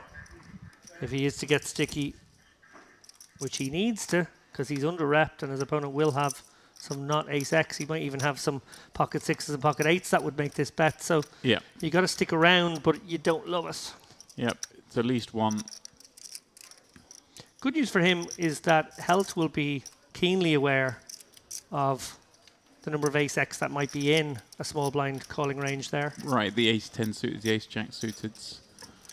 It all depends on whether he tries to get one of those middling ones to fold on certain runouts. Wow, well, we've got an interesting pop brewing here, boys. 68,000 in the middle. Picking up the flush draw. Does have 2 live overs as well. Little does you know, but this feels like a very good spot to put the pressure on. Obviously, it'll be very painful to bet here and then have to fold if you got jammed on, but sometimes you have to do that in poker. I guess, David, you can't always realize. Of course, you could just go for a sizing that means he doesn't have to fold. But that would lessen his ability perhaps to fire over 3. Yeah, I like it. This does allow him to both fire 3 and give the impression he's going to fire 3, which may be the more important part. This is hard now for Shahuli. Yeah, one of those spots that's actually quite easy against some players, but very, very difficult against someone like Health. Yeah, he's going to be left with exactly 3/4 pot. And I don't hate that fold at all. No, I don't either. And I was like, was it just my hand? And he was like, yeah. Unlucky, really, that a diamond came. Because if it hadn't come a diamond, I think maybe he gets the knuckles back. Thank you, dealer. I agree, but I also think that given Health's propensity to open probably wider than most from early position, I think just sticking the 10s in there wouldn't have been any harm pre. Would have made things a little bit simpler. It's the play I would go with. As we look at the leaderboard there, Health is at the tippy top, 110 bigs now, 882k. Furkan Beg, well, he's been a card rack, 758k. And Papazian, well, what a murderer's row we've got there. Those boys all in a line, 650k. Very, very deep as we kick things up to 4k, 8k. He's Ari Clipper, 22 blinds, the fan favourite. I feel like he and Shahuli need a big level here. It's the penultimate level of day 2. Some of these players will have to rush off So they have like to skip the breaks. and get into their mix max I messed up. I was playing yellow bounty. positions. In the same time, They change mix it all max the time. started. I They made change it final all the time, table it's random. in the Yellow Omaha bounty. But we're not gonna finish. Yeah, you can next unrage. match, I don't think so. They said No, at 10. because I qualified from day 1. It's Oh, impossible. wow, okay. That's shit. 3/4 of the money or something. Ah, yeah, I know. But I'm saying we're not gonna finish the main in time to start the mix. I don't think so. I think they do. Somebody said it's 9 levels, so we played 1 to 9. 2 more levels. Yeah, 2 more hours. Yeah, 2 more hours, yes. Yeah. They said till the end of level 18. Şey mi, çizik mi var? It's already past. Can you call the floor? There is a...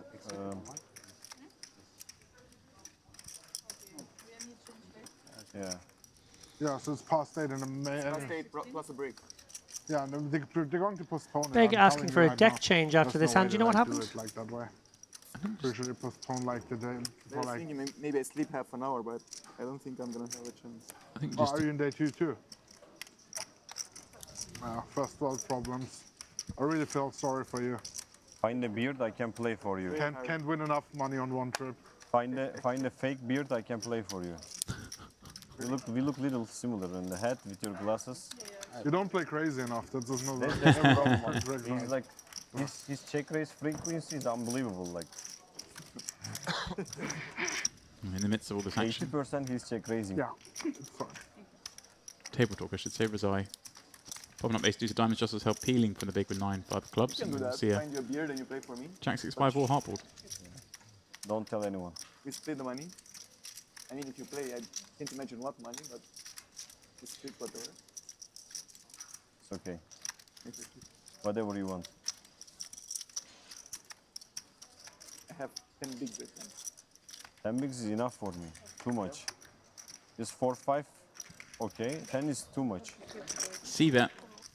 Gets it done against Helt, who did have bottom pair there, but, you know, maybe Very. just not fancying it on the monotone board. Yeah, very hard to play that one down the streets as we do a quick deck change. And interesting to hear the players discussing, of course, about that mix max that's going to resume at the end of play. Discussing whether they're going to overlap, but of course, they won't overlap. Unlike the Cash Game Festival and the Triton Super High Roller Series, which will be running side by side from the 10th to the 25th in the Merit Royal Diamond Hotel and Spa. And what a juicy little festival we're going to have there, David. I mean, you suggested maybe jumping in a cash game, maybe start the smallest stakes, spin up and up and up, and then throw it all into the mix. Yeah. Triton buy-in. Just take a seat beside Stevie Chidwick and the boys. Oh yeah, maybe not. Maybe I'll avoid that. Who knows? You'll be here, James. You'll be here. I'll be here. You were here at the last Triton Cyprus event. Tell us about that one. Oh, it was good fun. We had the boys enjoy it? I guess yeah, it's like second best one roaring after success. Barcelona. So yeah, it was good to see a lot of new faces. Yeah, but like some of the regulars here. Like But Ferdi pretty Mustafa, big who we issue, saw yeah. earlier in the week. Would expect that too. He was in the mix. Change deck. But the Scandinavians, I think they can't play Or change dealer. because of Texas. This is not used. They can. Penalty, seat 4? Yeah, I think you're right. Because not nice. Says Casimir It opened. hasn't came here yet. Yeah. While Manu and the other ones came. The last one, it was okay. Like she was giving me good cards. What do we have? Blind versus blind. 6 deuce of suit. You didn't watch it. Like you know, it's like six to up, but he's like. Deuce is getting busy. Oh, Christ. Yeah. You did on purpose? Chip dumping, huh? Don't tell anyone we are partners. Don't worry, you could be family and he's not giving you a chip without a fight. Catch if depends with an That's ace. poker Flops player one. nature.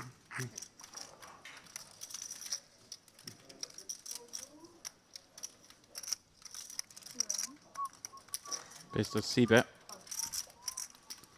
It's pretty standard so far. Gajev sticking around, of course, with that ace. Speed of the call. That's the only thing perhaps surprising. Checks once more. Biz. Pretty grim hand. Now with these two deuces. Could try and bet and knock out some of those gut shot draws and maybe even some queens, but I think he's just deciding to give up on this pot. Gajev. Interesting, we didn't see him bet a not too dissimilar spot earlier with Queen 10. But course correction here. They're pretty small, 26 into 66. It's very hard for Biz to do anything about that. May be trying to convince himself that he can beat some hands, and he can, but I wouldn't advocate a call there. That sort of sizing allows even a queen to be betting, I think, which is a broader range of value.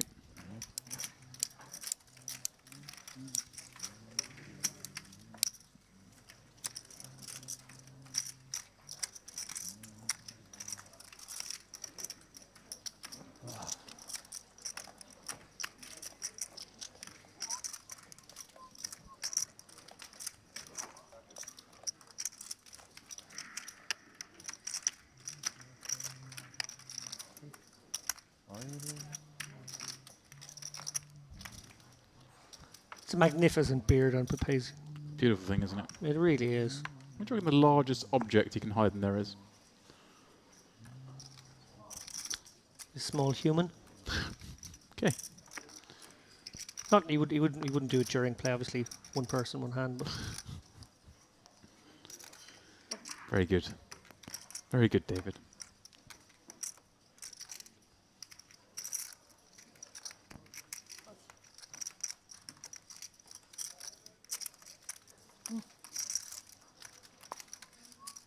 the Clipper. Here he is. the fan favourite. A little over 20 blinds. These 10s. He's going to look to play from the maximum. Kick things off with.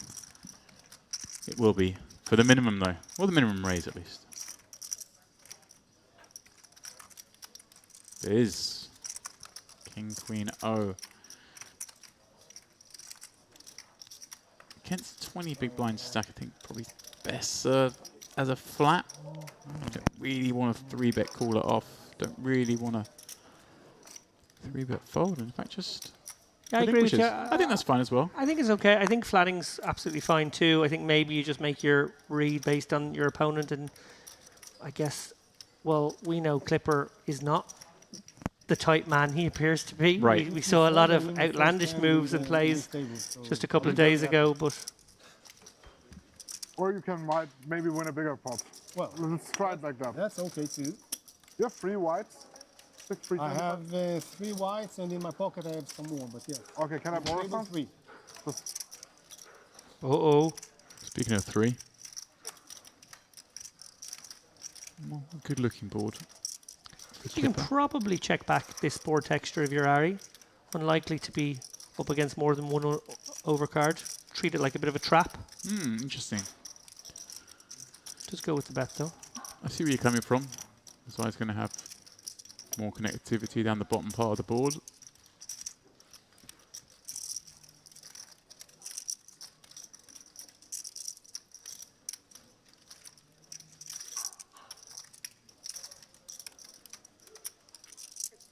Now, it was all talk before the flop. No talk after the flop, and disgusting card for Clipper because it looks pretty safe. Obviously the 4-5 gets there, but he might feel like he's up against the sort of the 4-7s and the 5-7s that would now improve to a pair. How greedy can Razai get here? Give me a number. Pot? I think pot's unlikely.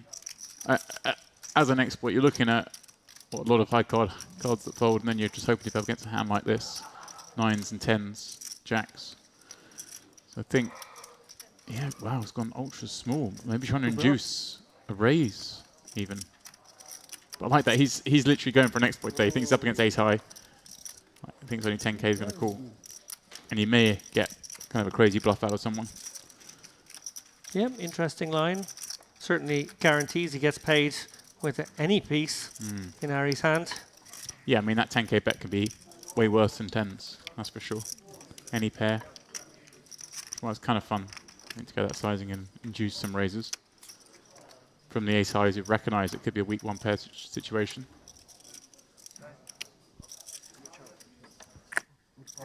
Thanks, man. Tough one for Clipper.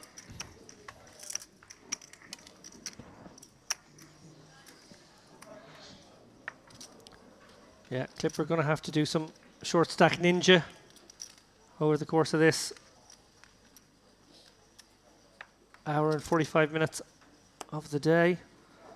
If we are to see him in the mix tomorrow, and by then I reckon we're very bubble adjacent. Should be fun. A reminder to you guys, we will be on the air from 12:30 tomorrow with what will almost certainly be bubble coverage right out of the gate. Straight into the excitement. Yeah, I'm like, I saw it, I heard it, and like he comes several times. Like, what's wrong with my head today? Like, all this is troll artists. Clipper coming again with a raise. He likes the 5 of diamonds and raise.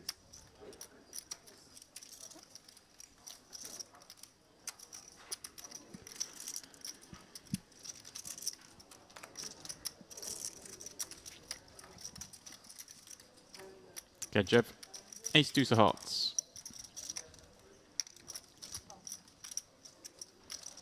Decides he's going to have a little look against that Clipper early raise. And was I king 9 of spades?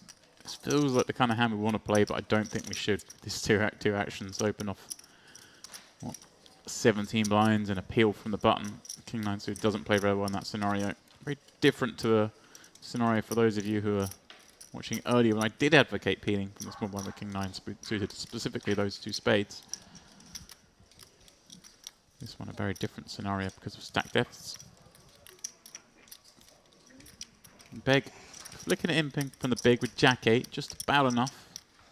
Doesn't love playing that hand three-way, but for the minimum. For the minimum, picks up the only live flush draw on King 7-4.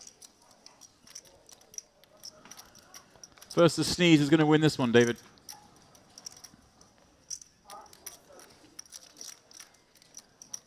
Flipper, I guess, with... It's very tough, isn't it, monotone? They often check through. Yeah, but he gets to have a fair amount of sort of high diamond single cards that may want to bet here as well. Gachev, I guess the least likely to have the completed hand. Peeled from the button. You called it, James. The Clipper with a 25k chip. Gonna get the job done here. Beg with a bad flush draw. Can't really take any heat. I kind of like this from Clipper. I think just have one stab at it. Yep. If you're called, you know you're toast anyway, so you haven't got to worry about... and he always knows that his opponent has to look at his face and decide that that's the face of a bluffing man, which is very difficult because even though we know he's constantly at it, I was going to say, he doesn't appear to be. If you'd watched the stream the other day, they'd all be calling him non-stop, but he steals one. Butter wouldn't melt in his mouth, as my granny used to say. Butter. Maybe the time's ticking down to your dinner. I see you getting antsy already.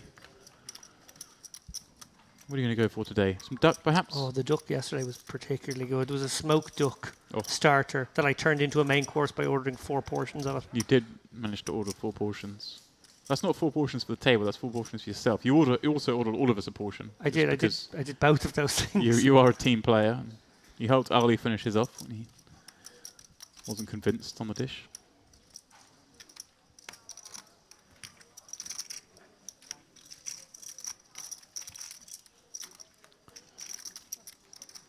Food here. If you are just tuning in for the first time, it's spectacular. If this is the second time, I'm sure you'd have heard me mention it 20 times already because it seems to be the thing I talk about the most. Yeah, it's sort of a buffet stream, really. A buffet spa appreciation show. Yeah. Maybe we could make a podcast. Tour the world and eating buffets and visiting spas. Like The Trip. I mean, there's a few TV shows. There's a few hosts that have managed to wangle that as their jobs through the years.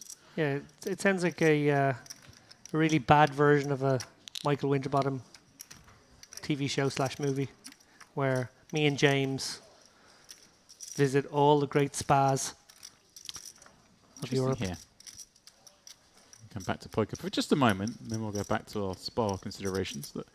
Besides, gone for slightly larger than min opening on the button, and I wonder, is this a facet of the players behind and the stack sizes they have?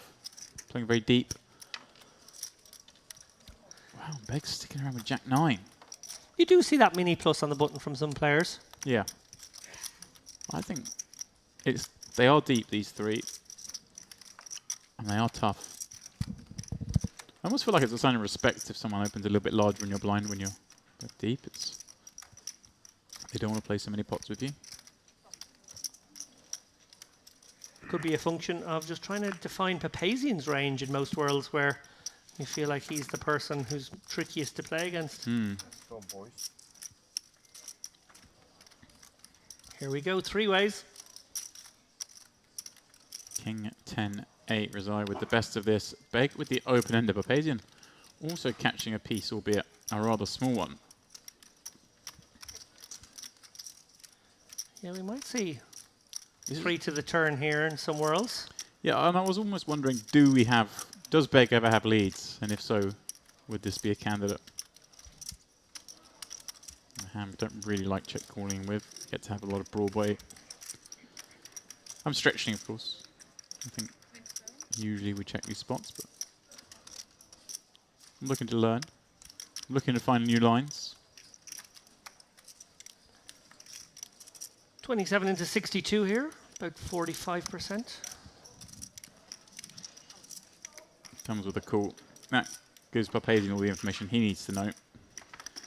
Very hard to continue with 7-8 against these 2 spots. Yeah, and that sizing, in my mind, maybe Rezai goes a little smaller. Not that I think this is a bad sizing, I actually quite like it. But had he gone smaller, Maybe, just maybe, that would have dragged Papazian in. I do like the fold in this instance. Yeah. Sizing. He's having a think. Because he could even go bigger on the flop, given that the small blind peel has all those kind of Broadway combos. You're really targeting the small blind here more than the big blind on that board texture. Papazian is thinking about this one. Is he thinking about? No, surely not doing something crazy. Some evil thoughts? I mean, it's a very bad hand, but it is the weakest of your hands you want to continue with. And look at this, he is going to do it. Evil thoughts. Kind of unblocks all the straight draws that the small blind can peel with. Has a hand that, like I say, doesn't fare to be good enough to call, but is just the strongest hand he wants to fold. So he uses it as a bluff. Of course, he has all the 2-pair combos here. Yeah. Maybe not the King 8 offsuits. Maybe, actually. I don't know. He certainly has the 10-8, the King 10, and the King 8 suiteds. We see Razai here obviously has the really strong Ace-King, but going to be far wider than that in reality in it. And Beg's going to have a lot of 10x and straight draws that just can't stand this. As it happens, Papazian has mistimed this somewhat. Razai is sitting around there with a very strong hand, but a hand that is certainly shrinking in his mind. But you just hate every turn card, so do you just stick it in if you're Razai now? Oh, that's a big bet though, isn't it? Isn't it? It's so, because that's the beauty of this bet, is it's really put Razai into that sort of situation.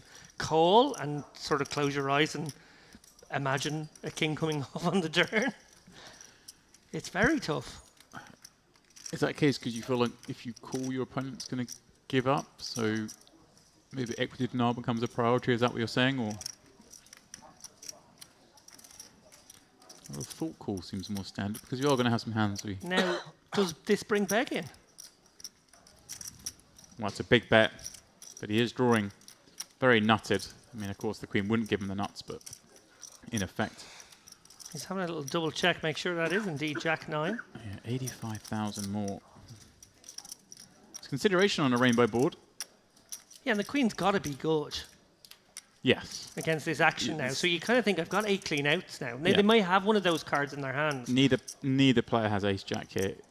Razai in some crazy world could have it a tiny percentage of the time, but I doubt it. Needs Papazian's 85 into 400, so it needs only to be 20%.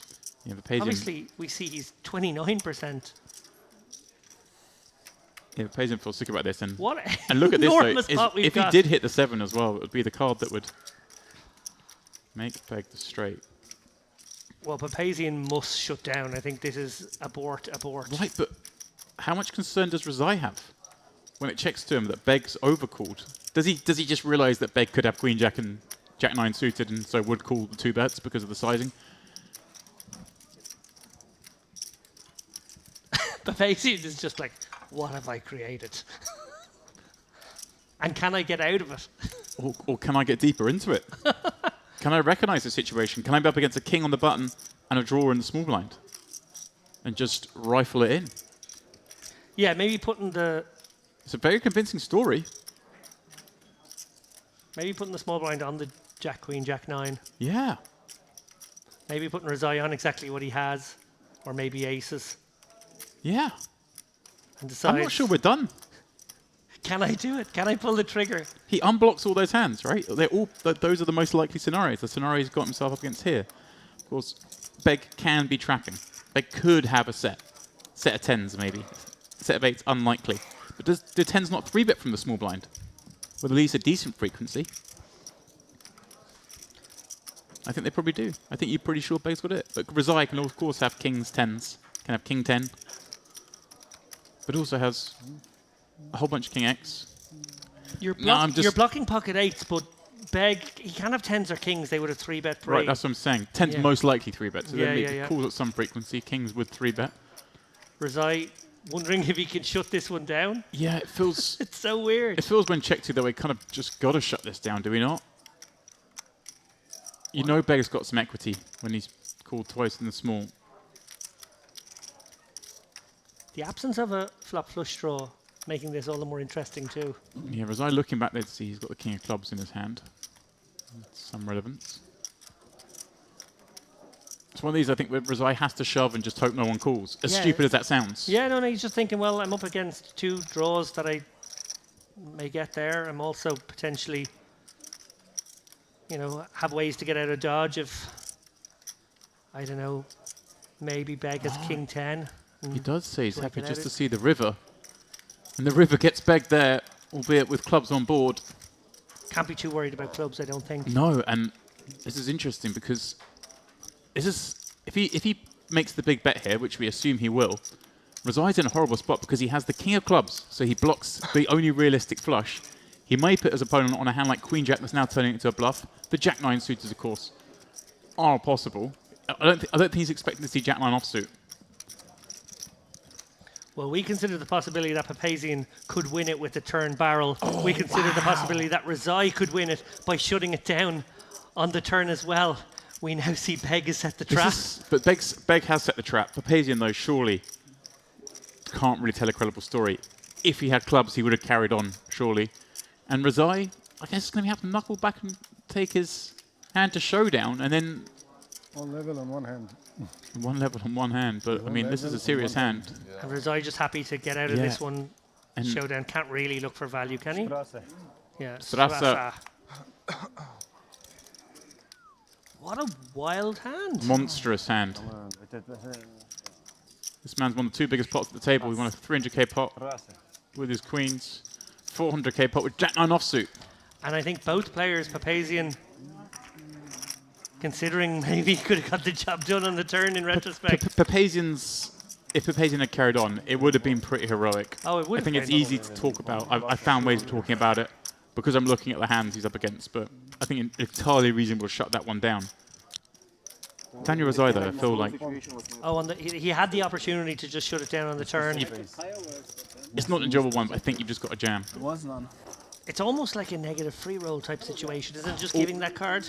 Almost, yeah. I hear what you're saying. Level, 10 minutes break, and you come back here in the same table because we're going to play only one level. Okay, well, I think after that hand, there's been a judgment made. Not 15, 10. No, 10 minutes. Christian, did you delay the mixed match? I will need to delay like 15 minutes for sure. There we go. The production crew have decided, because of that last hand, it was exciting enough, we're going to keep these boys together. I think in reality what it is, the breaks have all bled a little bit because of the new players coming in, getting mic'd up. The day's taking a little bit longer than planned. So I believe that was Christian coming in saying, look, the next break's only going to be 10 minutes long and we're keeping you here because we need to save some of that time because we're going to have to delay the restart of the mix max because there's events still going on, and of course there's a lot of player with conflicts.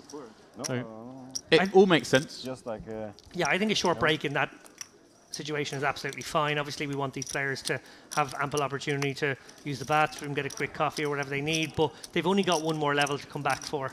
So let's just power on through.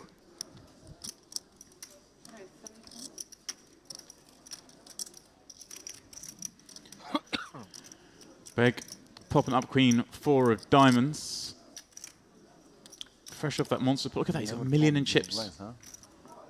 Oh, that win. Alexandru. I'm invested already. Okay. You just invest like 4k. I have to. Okay, next time I make 25 and you fold, okay? No, like sports betting, when you lose, you double up. Yeah, right. Every time. That's the strategy. Check. Strategies discussed the player zone. I wouldn't advise that as a sports betting strategy, but I would advise flopping a queen when you open with queen 4 on the button. Papazian, the 6, going to have to find the muck. You want to see what I have? Sure. Yes or no? Yes. Huh? Yes, yes. We're going to see anyway. I saw... Queen. Queen? And what? What do you think I have? King. Deuce. He's close. Incredible hand we saw there between those 3. One of my favourite of the series so far. Yep. Fascinating stuff. 3-way pots can often just create such interesting situations. Good hand on that flop. Just guess, as a deuce is it close. So I thought like probably queen 4 suited, queen 5 suited. in the region. Great point as well by producer Milbudas there. Everything is on hand for these players. It really is incredible. You just like take 10 steps to your left. There's a bar. You go into the next room. There's another bar. There's also a buffet. Smaller than the buffets that we go to for dinner, but still well stocked up. If you need to grab a bowl of soup or a quick sandwich or a little bit of salad or a scoop of some stew.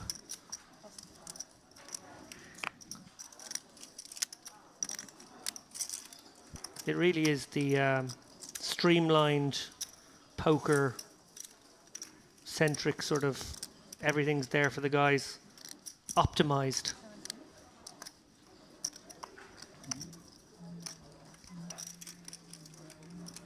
Beg gonna open things up here in the cutoff. His newly minted million going to work here. He's gonna have to do quite a bit of work, one would think, here against the Papasanian tens.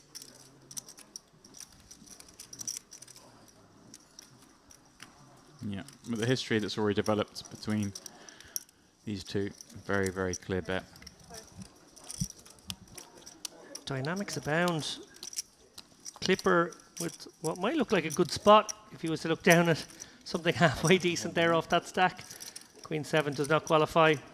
Beg going nowhere with the king queen. Might even be a good 4-bet fold candidate. I was about to say, I mean, this slips in as perhaps the best of those candidates. Although, one wonders if he feels the need. You mentioned earlier, we are only an hour and a half into the day. He's got a very healthy stack. Wow! Whoa! 500,000 chips. Wow! In your eyebrow, Papazian. This is he can't fold. There's nothing. There's nothing. Let's see. That beats him. That does this. Right. Well, jacks. He knows it's flipping a lot, but yeah. There's got to be some ace-5 suited in there. Ace kings, ace queens. Big ball poker from Beg here. He has to be worried maybe about jacks, but I don't think jacks does this. You're right. It is a horrible spot to be calling up 500,000 chips, but it feels like it must be done.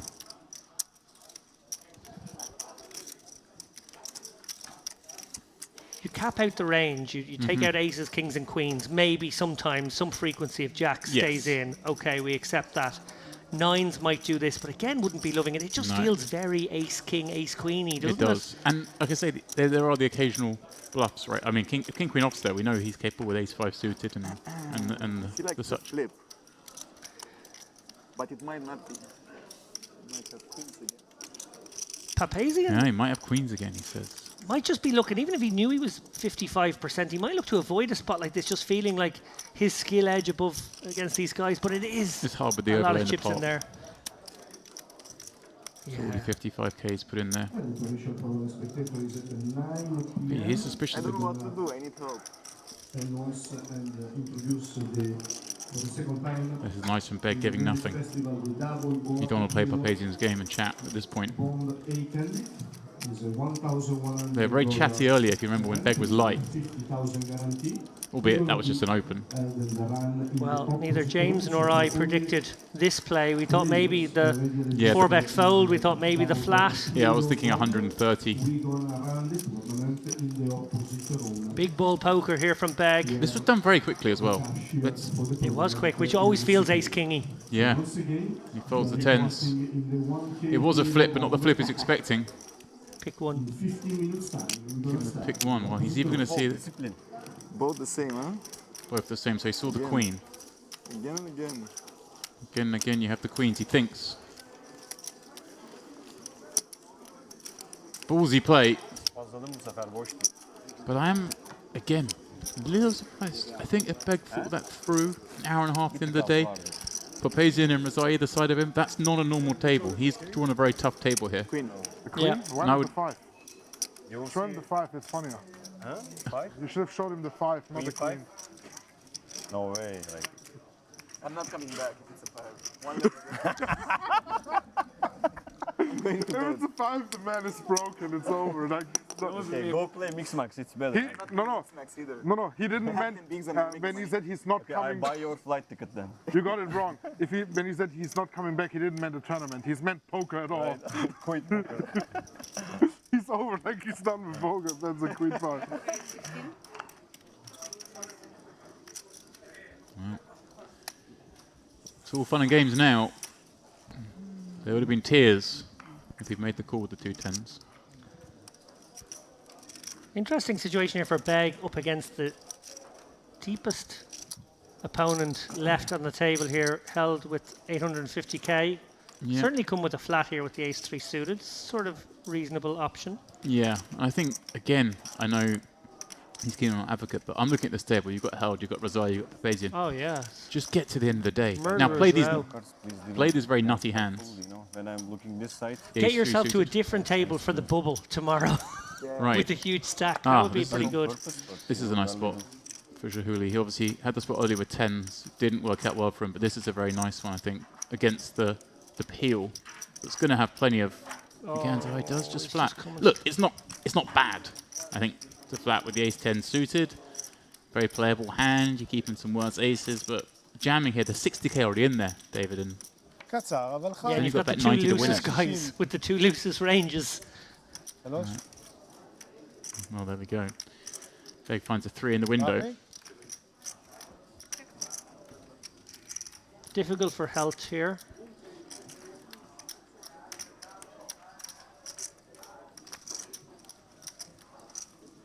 Yeah. Like the check.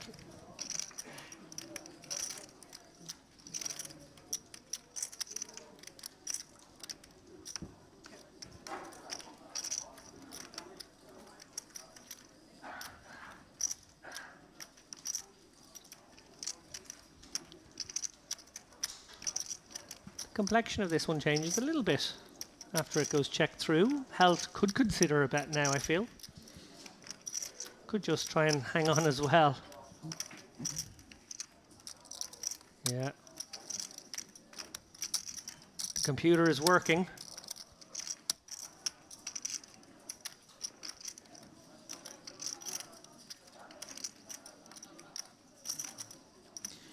Yeah, you're obviously a little bit concerned that Beg's got some Queen X, but he also gets to have plenty of Queen X himself, having opened that situation.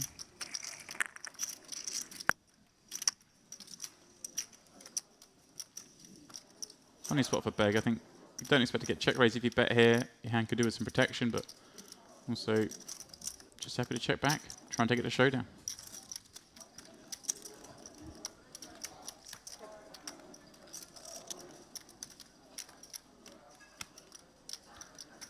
And now at the 3rd time of asking,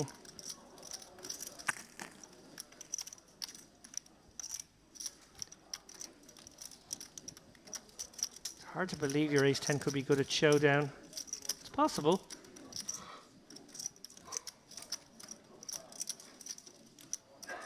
But then what can you target to fold? That's worse. But that's better, I should say.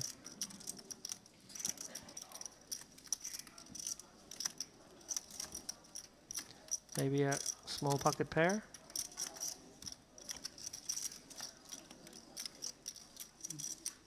Yeah, he's deciding to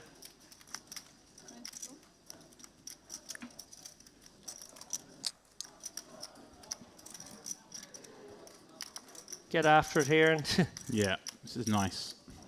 Very nice. Can have some delayed betting with a queen. Obviously have some good jack stuff. Beg having a look at this man and the big.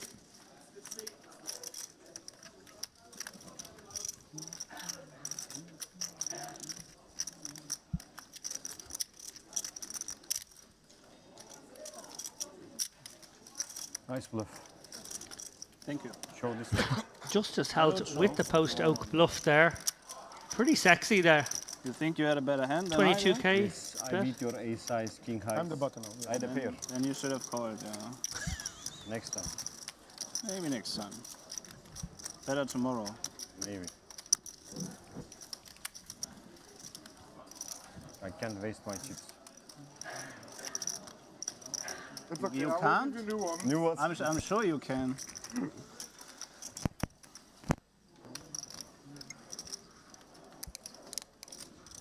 You will be upset when you see what I have.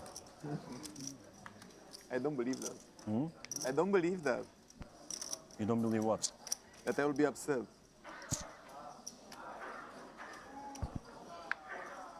No, you won't be upset. You will quit poker. Enjoy your last poker round.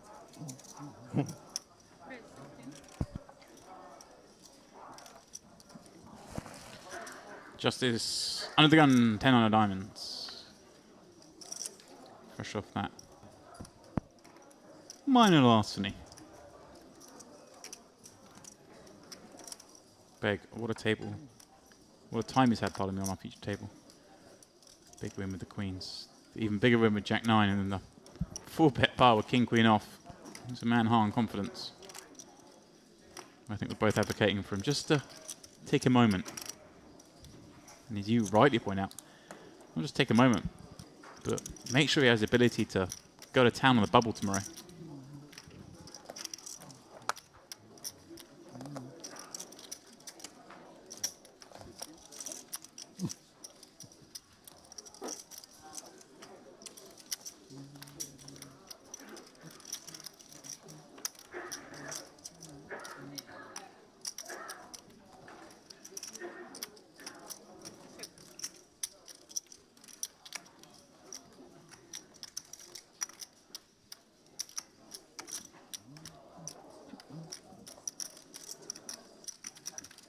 Biz can't do much against C-bet on King, Queen 10, does just let it go.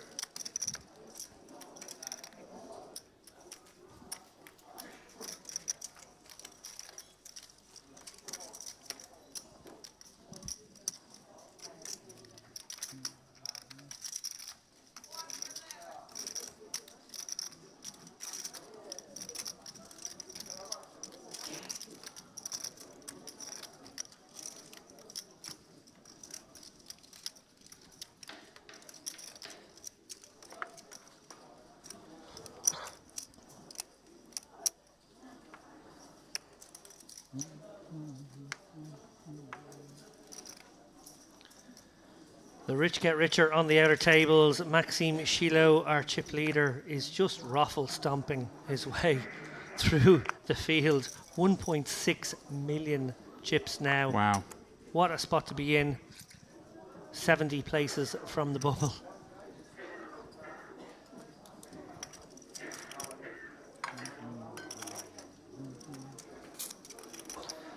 Also, among the leaders, Boris Angelov, Uri Reichenstein, who we saw on the last feature table, and of course, got to give these next two guys a bit of a mention. Edward the Fifth. Edward the Fifth is in there. And someone by the name of Jack Sinclair. Once came 8th in a poker tournament. Interesting fact about him. Khan raising up Ace King. He's been very patient. Gets appeal from Justice with Ace 4 in the big blind, and can he get something going before the break? No, he can't. Queen 7-3. No club.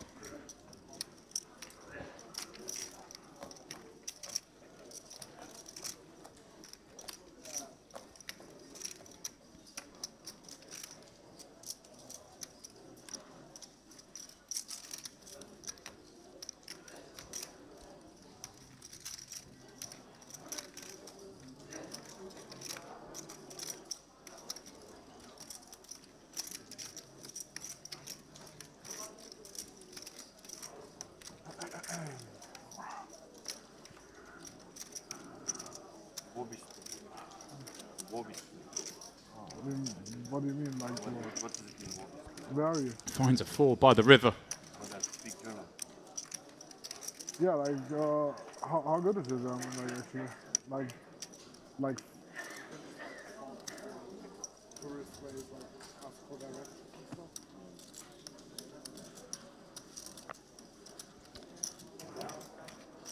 And sometimes they just let Justice Held get there. Yeah. A little unfortunate. If your man with Ace King. One more level. One more level.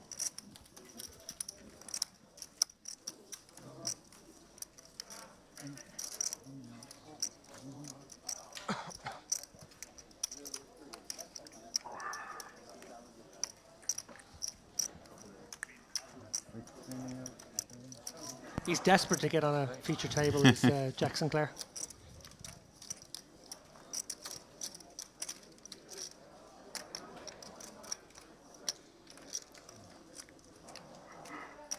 If our producer is listening, maybe finding his table tomorrow morning.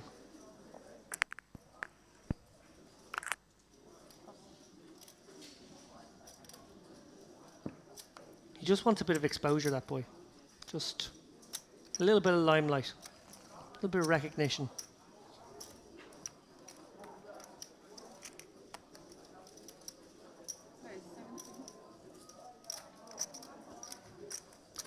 Three, bet him if you dare.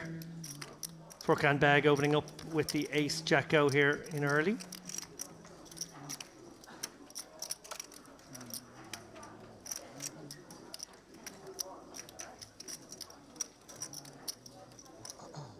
Ooh, and held with a very tempting proposition in this ultra deep stack potential pot. Queen 10 suited certainly qualifies. And he will fancy his chances post flop against Beg. Yeah, Beg's been willing to play.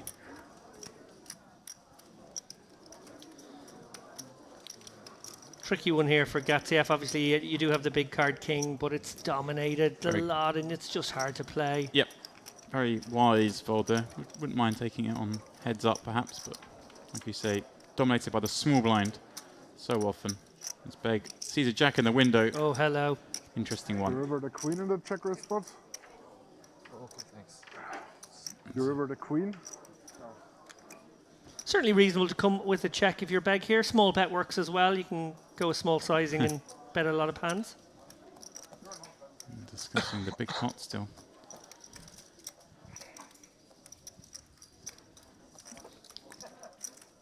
Held open-ended with that backdoor hearts as well.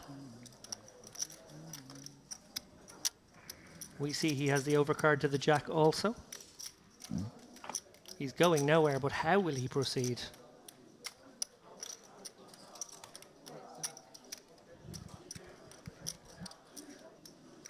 $52K is the answer.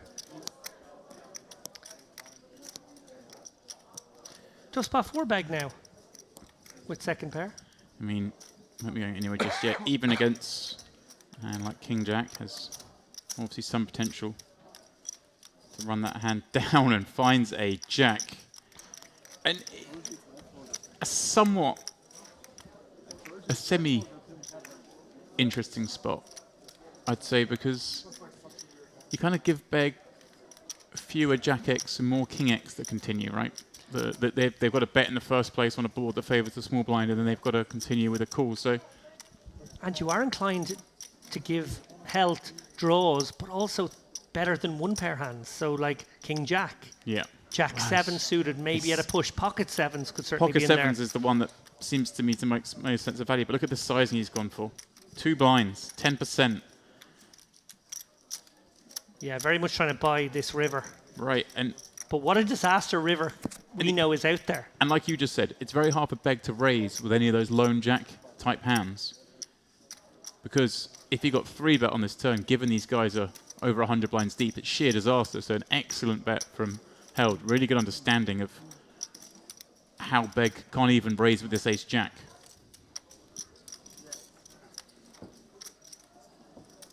And yeah, just happy to give it up. Yeah, just shuts it down. It was a... Now, David, what's our value situation here? It's dangerous. Right, it sounds crazy because we've got ace jack on a jack board. It's dangerous with no to straight, pursue no flush, value. but it does still feel like the hands just as check raises with on the flop that still want to put chips in by the river are the ones that still beat us. But then our hand's so good, maybe we just have to bet. Maybe you get him to make a crying call with something bizarre. He went very small, 32k, so that's what he's done. Maybe you bluff the best hand. Ace high good, I think. Yes. Ace high is good. Just the ace. I needed the ace. Huh? I needed the ace. You needed the ace? You think so, but... You think so, but not so. I hope ace comes on the river. You think? Oh, I hope. I don't think. then I got saved. Huh? Then I got saved. I hope the river is ace. Certainly does. And you are... GG. That's just really another. I keep saying. I feel like I'm on broken record saying another really interesting spot, but it was a fun one. Oh, we saw super interesting. The turn 10% and the river 15%. I love watching good players play poker. It's so interesting. And they're so deep, this table. They really are, especially those two guys. My turn? Sorry. Yes. No.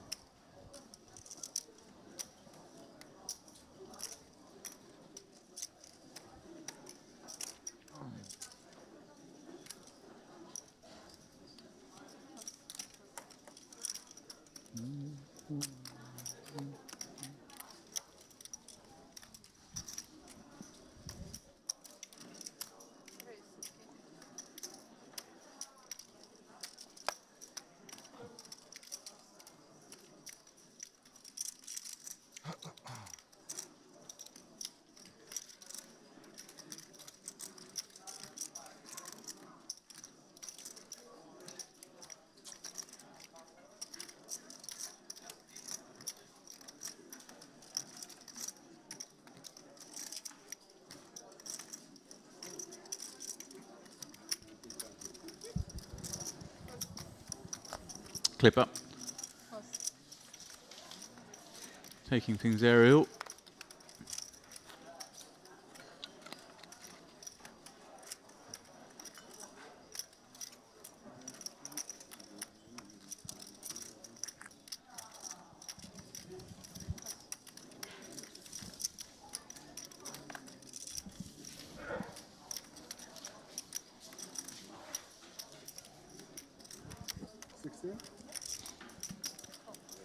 Rizzo peeling from the big blind with 7-8 suited. A lovely hand to peel with. Do we leave the mics? Do we leave the mics or we take them with us? Bad shape.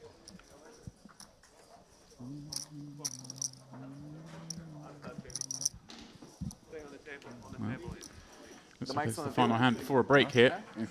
David, clip up as the opener. Get to bet this ace jack 4 way more liberally than with his queen jack here. This should get the job done. The clipper gonna finally pick up a pot. Not sure he's actually dragged more than one pot in that session, but he has survived that session, which is the most important thing. You're good. You're safe. You're 15. Yeah. The boys are just counting down the time. I think everyone left the table. Ah. Saying you're safe, you're going to win the pot. I'm just making sure we don't have another hand. 10 minutes break, and once you will come back, we're going to play. I think the emphasis there on they didn't want to start a new hand into a short 10-minute break. They might have been left with no break at all. Well, as we send them off for their final break of the evening, this will be how things look when we return at the 5k, 10k level. Shahuli will be down to just 9 blinds. A couple of missed opportunities, maybe for that player who've taken aggressive actions up to now. But the story surely has to be, well, I would say the top 2 stacks. Just Held has kind of made the stack, but almost been under the radar because it has been Beg, Papazian, and Razai who are the ones most in action in this table, sat on what is a murderer's row. Before we do go to that break, I just want to ask you, that frame kind of all driven perhaps by the dynamics of those three. What are your thoughts on how those hands played out? Yeah, obviously Clipper's there. He's still in the mix. We're hoping he gets a spin going. Everyone else is, I think, letting other people lead the action somewhat. For me, Justice Health, he's just clinical. He's cold-blooded. And I am afraid when I'm watching hands that he's playing, not even just being down there. Just as a commentator, I'm scared for everyone else when he's in a pot. Papazian, he's got flair and he's got daring and he plays sort of sexy poker, and we saw it with that 7-8, it could have gone in a very interesting direction. He's obviously one to watch as well, again, driving the action. And I've got a new phrase. I'm going to hit you with a new phrase before I leave the booth today. Here we go, guys. I'm calling it beg bet poker. Ah. Furkan beg. He likes to play big pots. He likes to stick it in your eye. Oh.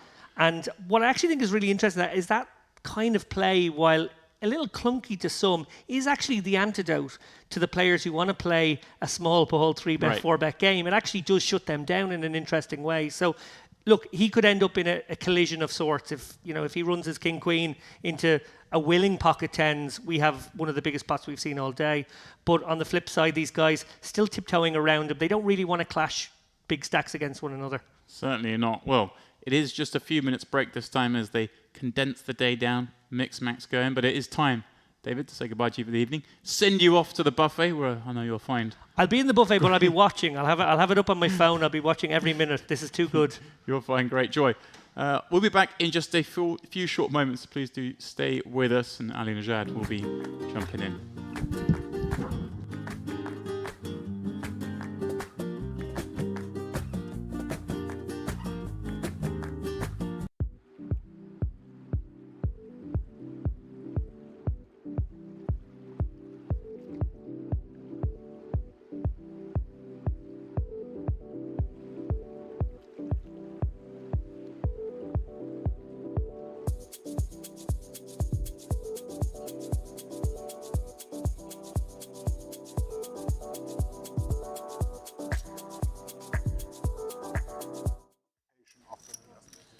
Just getting the immediate price, so why not?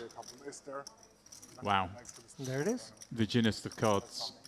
Oh, and he's going for the dirty little check raise. Yeah, the offsuit 7 is the one he was after.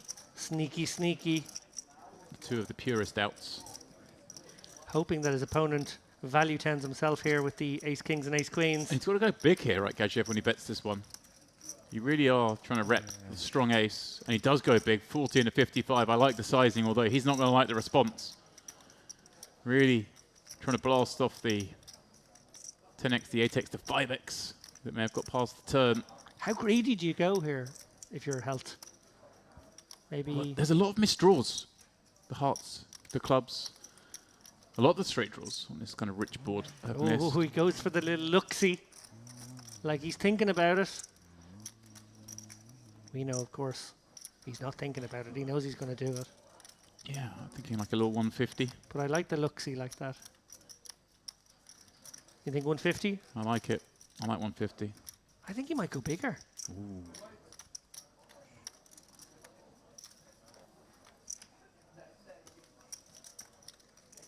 Just as hell, check calling turn. Let's go bigger. Is that 200? Not that it's going to matter here.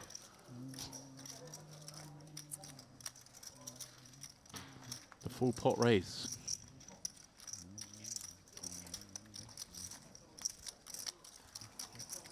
And somewhere else?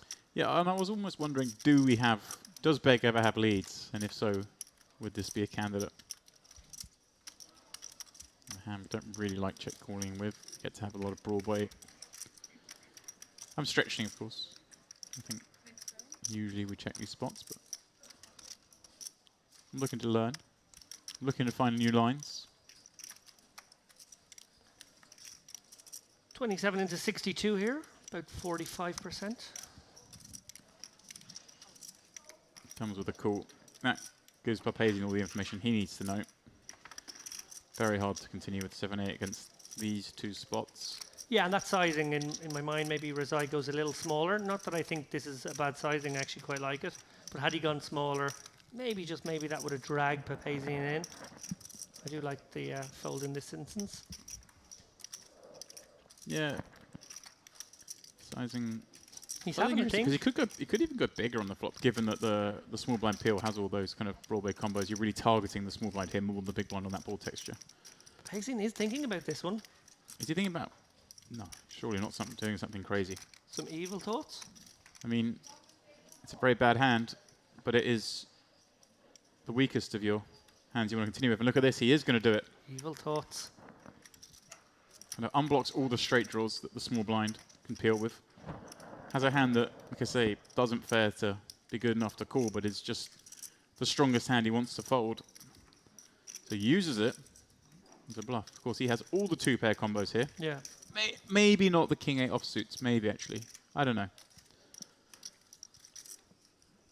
He certainly has the 10-8, the king 10, and the king 8 suiteds. We see Razai here obviously has the really strong ace-king, but going to be far wider than that in reality in it. And Beg's going to have a lot of 10x and straight draws that just can't stand this. As it happens, Opaz has mistimed this somewhat. Razai is sitting around there with a very strong hand, but a hand that is certainly shrinking in his mind. But you just hate every turn card, so do you just stick it in if you're Razai now? Oh, that's a big bet though, isn't it? Isn't it? It's so, because that's the beauty of this bet, is it's really put Razai into that sort of situation. Call and sort of close your eyes and imagine a king coming off on the turn. It's very tough.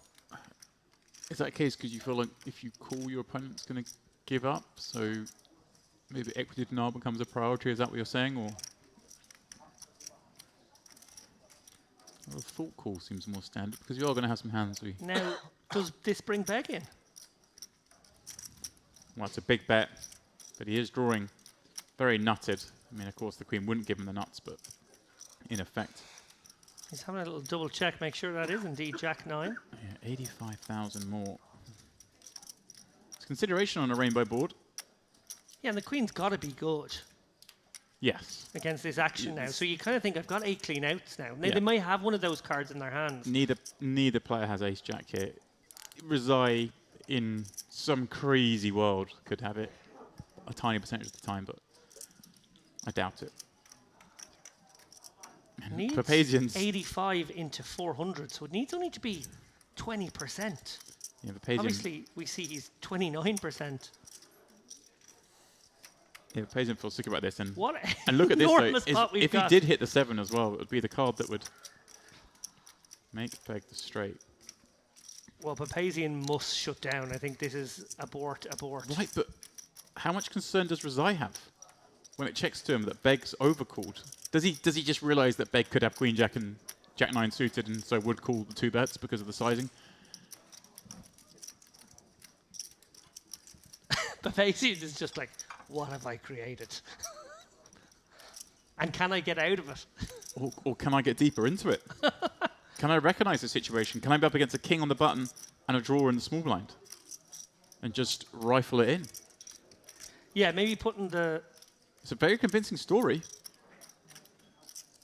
Maybe putting the small blind on the Jack Queen, Jack 9. Yeah. Maybe putting Razai on exactly what he has. Or maybe aces. Yeah. And decides, I'm not sure we're done. Can I do it? Can I pull the trigger? He unblocks all those hands, right? They're all those are the most likely scenarios. The scenario he's got himself up against here. Of course, Beg can be trapping.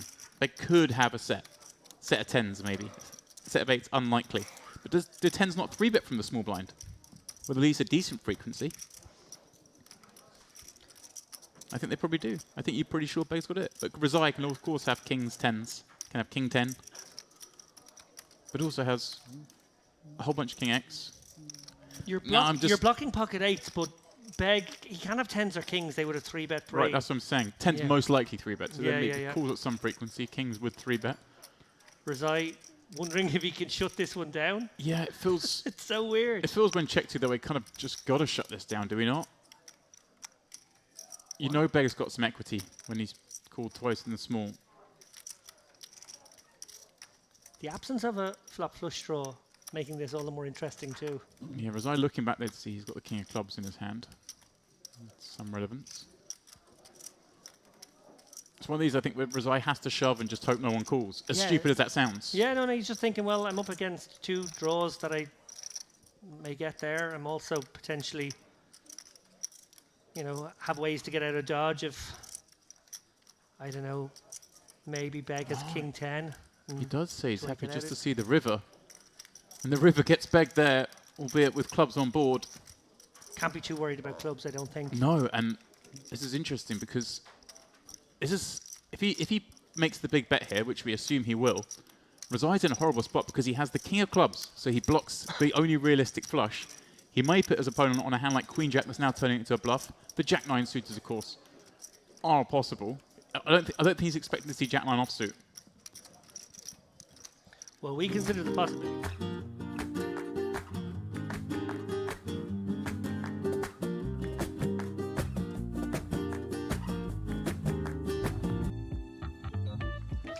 And a warm welcome back to the Merit Crystal Cove Hotel, Casino, Spa, anything you want it to be. Beaches, bars, restaurants, buffets, lots of buffets.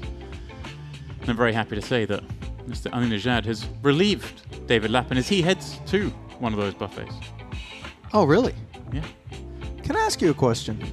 I thought that you're going to, whether I say yes or no, so let's say You're yes. right. I know we're keeping the same table. Don't need to walk through it. People have seen the chip counts. They've seen the action here. I, too, was soaking it up. Blinds going to 5 and 10,000. Why is it that we always welcome people back warmly? You want me to welcome them back coldly? Maybe a steely, okay, a frosty welcome back from time to time. We'll give them just kind of a, where the hell have you been? Well, they've been waiting for us to come back, Ollie.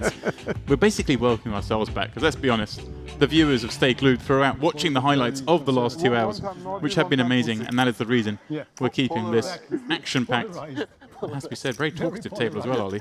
I hope they consider it an honor, because it isn't every day that we do this, that we just bring back Right. I think this is why he's getting many sponsors. the existing crew. Very good strategy, I agree.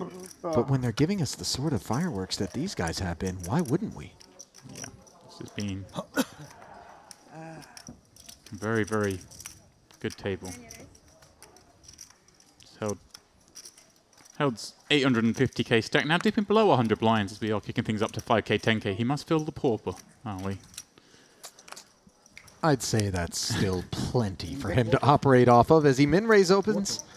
Queen 10 offsuit. Reside down to just 25 blinds now by virtue of those blinds increasing. But here is the man that had the best of the last frame. Not willing to peel with the 5-3 offsuit. Ali against that raise. I think he might have done that against quite a few players, but maybe against Justice Held, giving a lot of respect, just kicking that to the mark. And maybe perhaps listening to the note that myself and David were trying to stress through that last frame, that perhaps these players on such a highly talented and highly stacked table, with day 3 coming up in just an hour's time, maybe just try and find a bag, get a table tomorrow that's a little softer, a little shallower, and exercise some pressure on that bubble. Butting ahead now doesn't really make that much sense. Well, there's still a couple of days of poker left. They're in it for the long haul. Yeah. So obviously, kind of zooming out and thinking big picture isn't necessarily a bad thing. Yeah.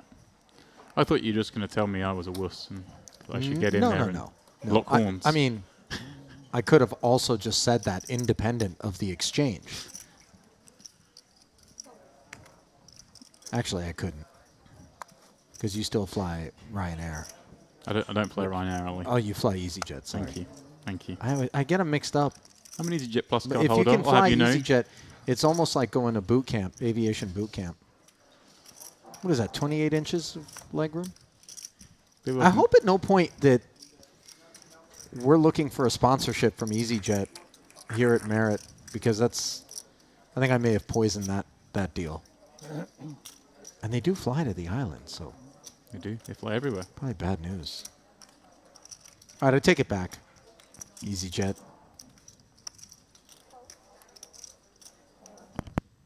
Queen 6 suited here for Justice Held as he goes to work again, this time from the hijack for a count bag, flatting with Jack 10 from the small. Papazian out of the way, heads up to a 60K pot, 8-4 tray, no pair anywhere.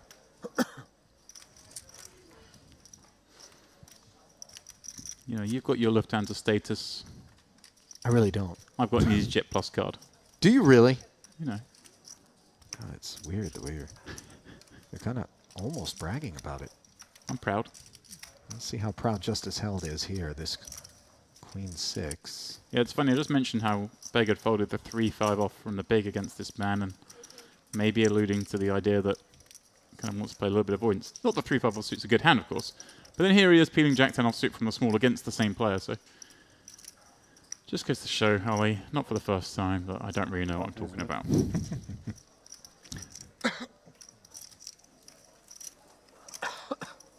One more delicious hour of action with this cast. Very much so. Could well be in for a treat.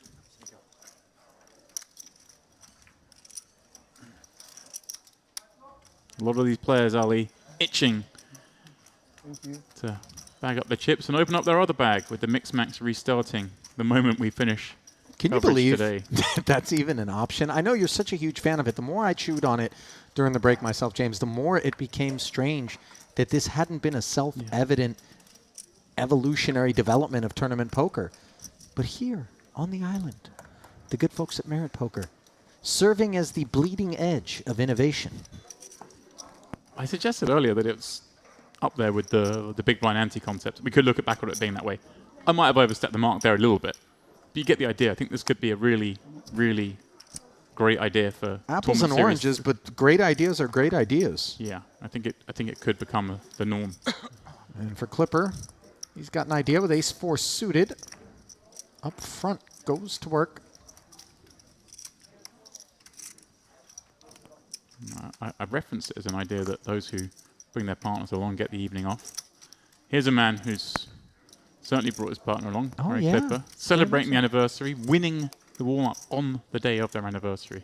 Nothing better than having a supportive partner in there that doesn't create contention between you and what it is that you love to do. And as we talked with Ari's coach over at the spa at Royal one afternoon, Gabby, kind of alluded to the fact that the man is very much dedicated, committed to the craft, and obviously his wife was all too happy to watch him navigate his final table on the way to a victory in the warm-up just earlier here at this festival. I suspect we'll be seeing a lot more of Ari Clipper at future festivals as well. He's got Papazian here for the ride.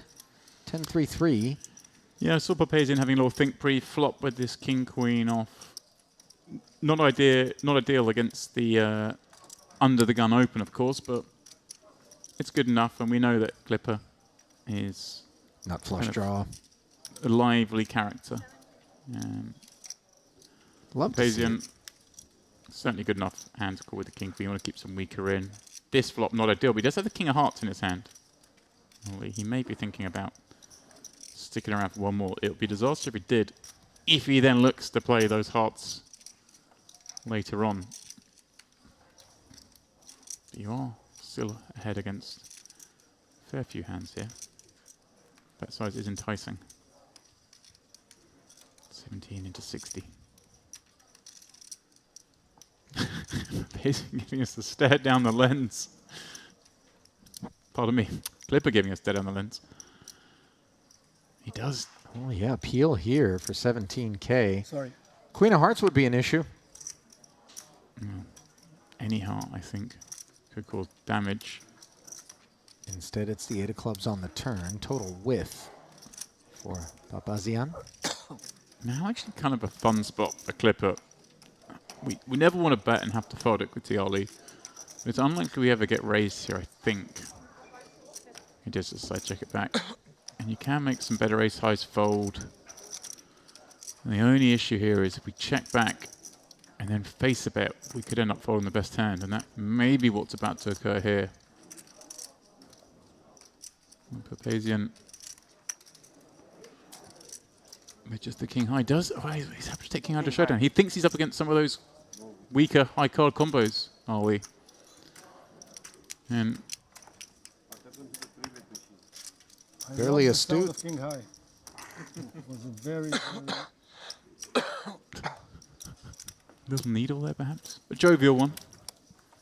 Oh, I don't think Papazian's going to be shedding any tears over that sporting post hand salvo, if we can even call it that.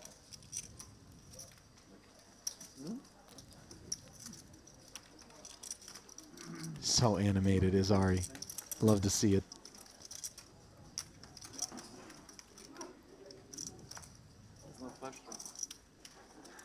Papazian's a character himself, by the way. Yeah, he's great fun to watch.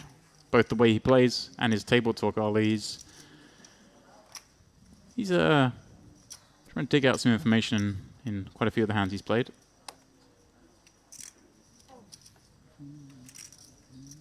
Ashkan Shakoli into the muck. Huh?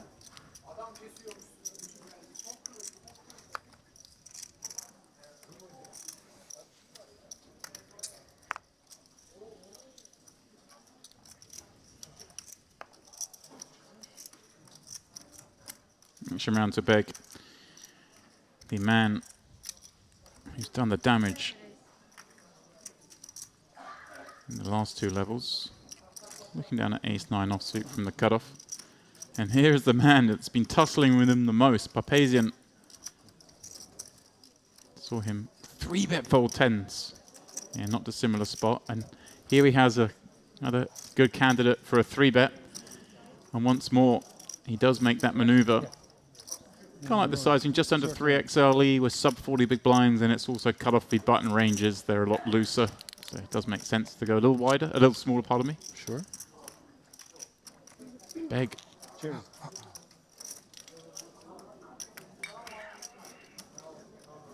Has options.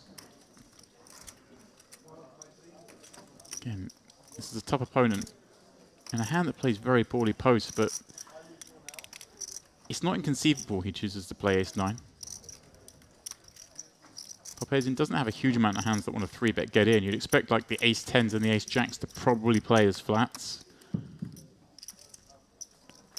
So yeah, he does. Cool. I think removing those little parts of the range, Ollie, can turn this into a call. Did you see my cards? Papazian saying, did you see my cards? And this is a great flop for Alex Papazian, as he's got top pair up against middle pair. Yeah, and the dynamic these two have created. Right.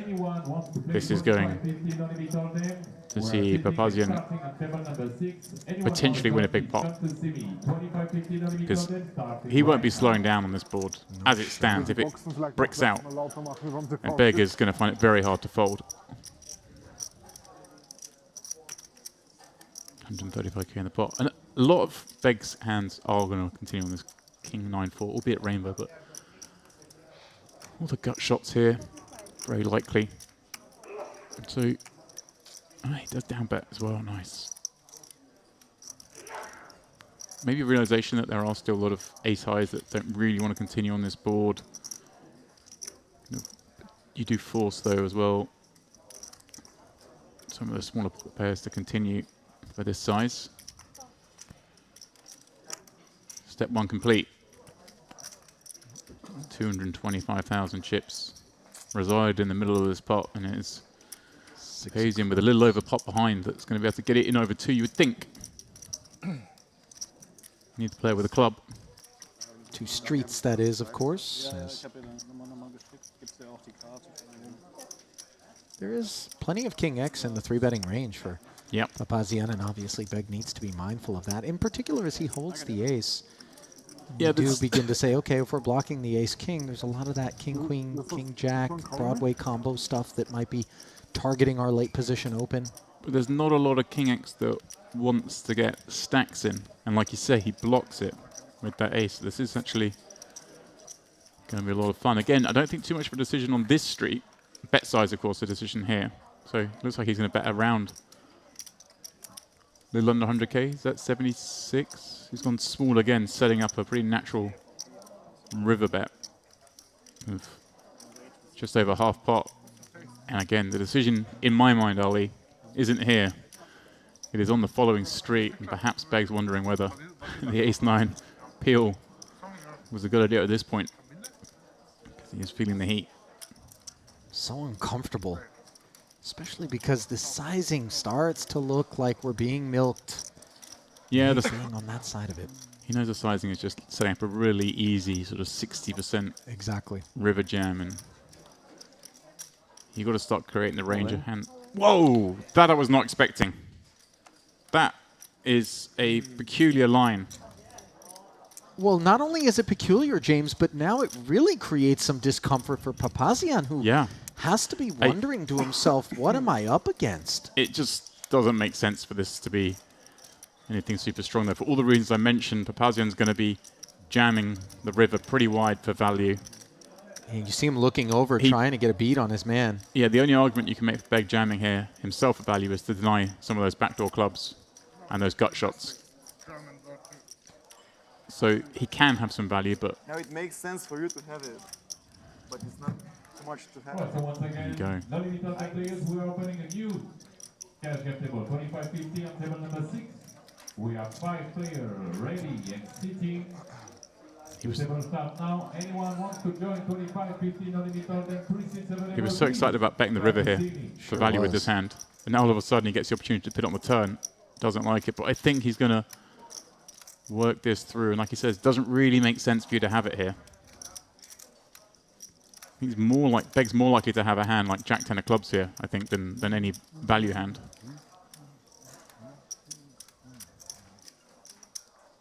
Papazian just has a lot of air.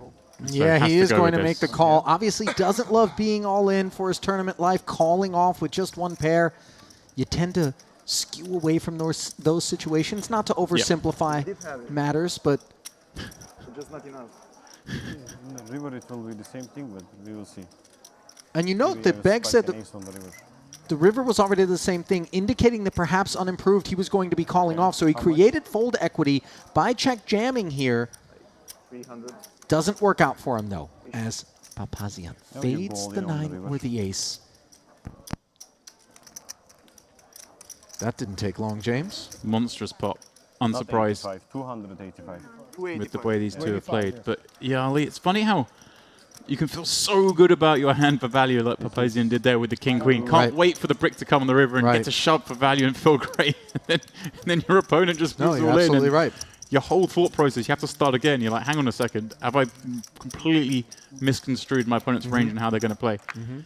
Obviously, that's why you take a bit of time. We know sitting here that that wasn't going to make much sense. Papazian was going to make the call. But completely justified in taking his time. And an 800k pot. It's going to make this last 45 minutes very exciting.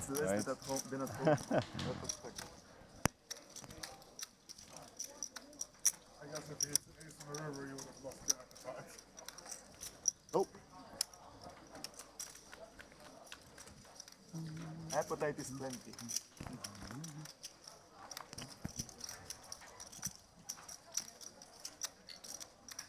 Oh, forget that you are anyways continue playing no matter what happens in this in 30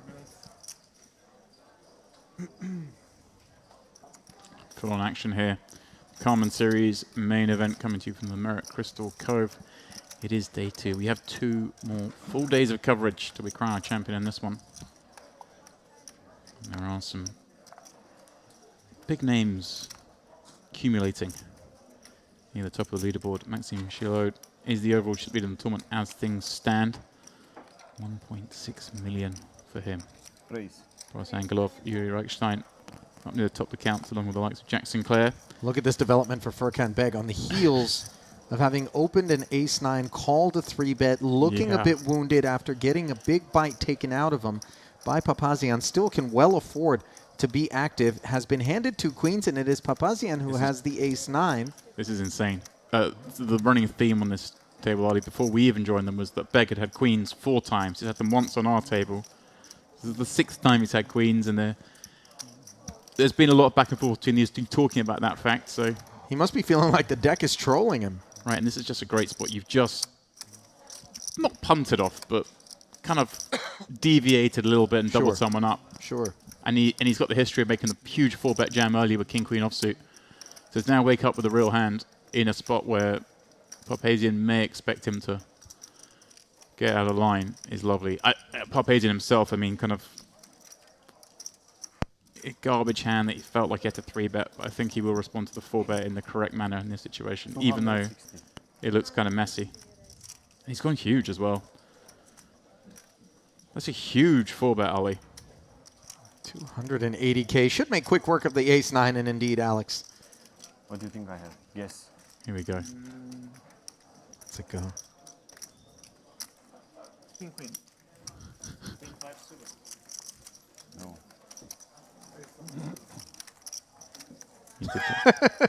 Just a simple no. Nobody knows what I have. Good rally, huh? We know what you had. Sana kapattığım el vardı yine. Kings. If I were to guess truthfully. Queen, queen. Queens. 100%.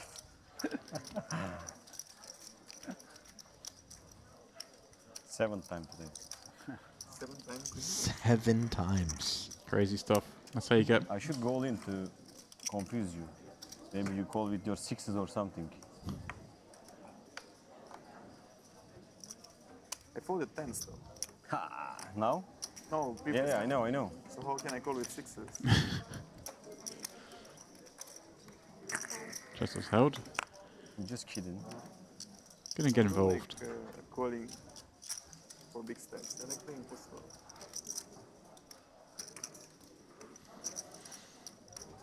Opens to 20K as ace-9 becomes a theme. Razai with the dominated ace-6 suited. Surveys. Lets it go, James. Not interested in participation. Yeah, 25 blinds deep against a very, very good player. I was playing to go all in. Again, he's looking at this table himself thinking, I know I'm going to have an easier table tomorrow.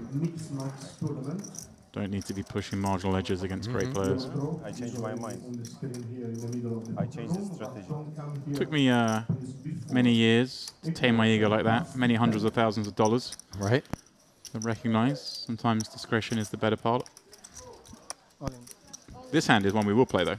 Yeah, the better part of the deck. I like being that. delivered to Ari Clipper on the button. Ooh, wow. A jam of 221,000, and this is an issue.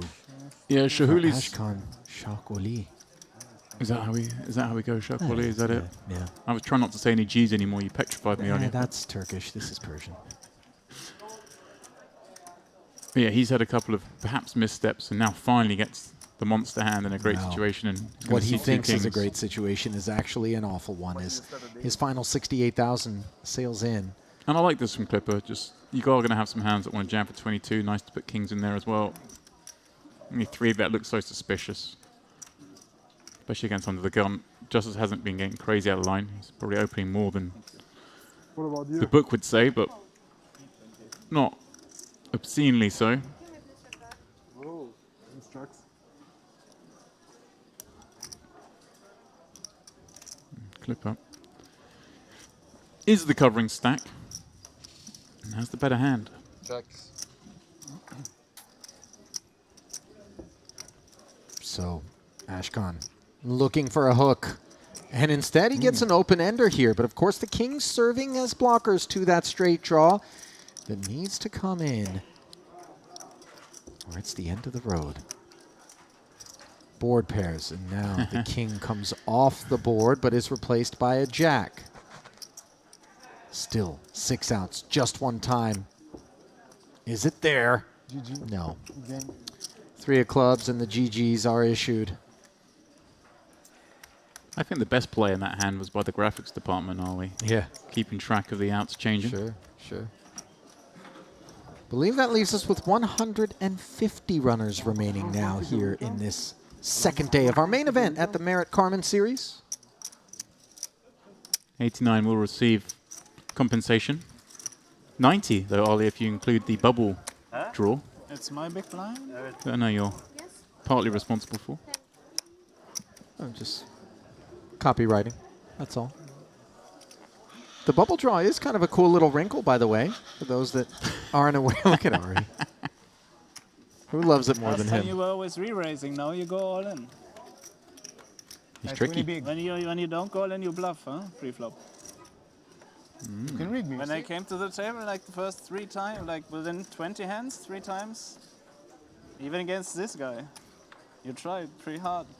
If I have kings, I always shove. So I can now see you know. I can see that. Would it be interesting to be on the... Yeah, for sure. Maybe it wouldn't have happened, huh? I'm a mystery teacher, Taylor.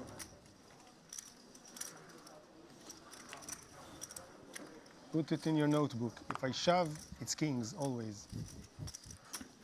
Ah, so it was aces. Who's got a The notebook? other, I raise, I do whatever, but I actually played with a guy that did keep a notebook. And you'd beat him in a pot, and he'd just whip it out, I get every open every it, round one time aces. write some things down, close it, put it back in his pocket. And for years, none of us had any clue what was in it. Then one day, left it behind. Oh. So we start thumbing through. Oh, naughty, are we? But we realize that he's got some sort of hieroglyphic code that he's writing in his notebook. And this was a bit of an odd bird, if I'm being honest. Shout out David Lim from the Bellagio. You know who you are. So nobody could tell what it said in the book. Queen 10 deuce. As Ari's pocket eights from the button. Best hand here. Yeah, hard to see it that way at the moment, but also hard for Razai to see that having opened +1. A little liberal of 24 blinds from +1 on this table, but we admire Heart, are we? And he is going to stab at this. I'm a little surprised. Kind of go with it if we had the ace of spades, but we've got the 9 of spades. He's going to go small. And it's in hope that it's against this kind of hand, the 2-8s to fold, and hard for Held to hold on with bottom pair to this action. So the ace-9 making 2 better hands fold. There's some magic left in this game.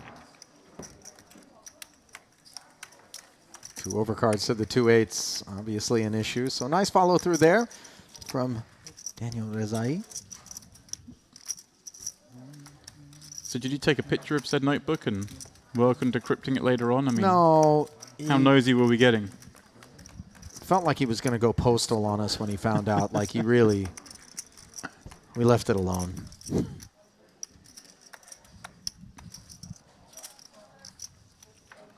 Everyone's playing a event many years back where someone at the table was doing their best to recreate sort of Hold'em manager and clocking the action of everybody at the table, counting their PFRs and their VPIPs, okay, and all the other stats. You know you're in a bad game, by the way, if someone's doing that. Yeah. At least in one seat. This wasn't a tournament, in fairness, but oh, you don't really have a choice. Game selection, not a part of tournament poker. yeah, there's always one way to leave the table. If you don't like your draw, just punt and then go rebuy. Maybe you'll get a better one. Papazian. Queen 10. Yeah, again, a little liberal on the from +2, but it's the order of the day. That's a bit harsh, maybe. It's a bit liberal. He has got 80 blinds or 70 blinds.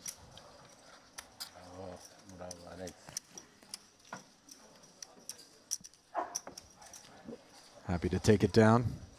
I asked this question to David. I'm going to ask it to you.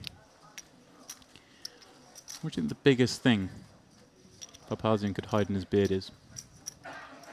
Because it's a solid beard and it's got nice texture to it. You can see it's not wafery.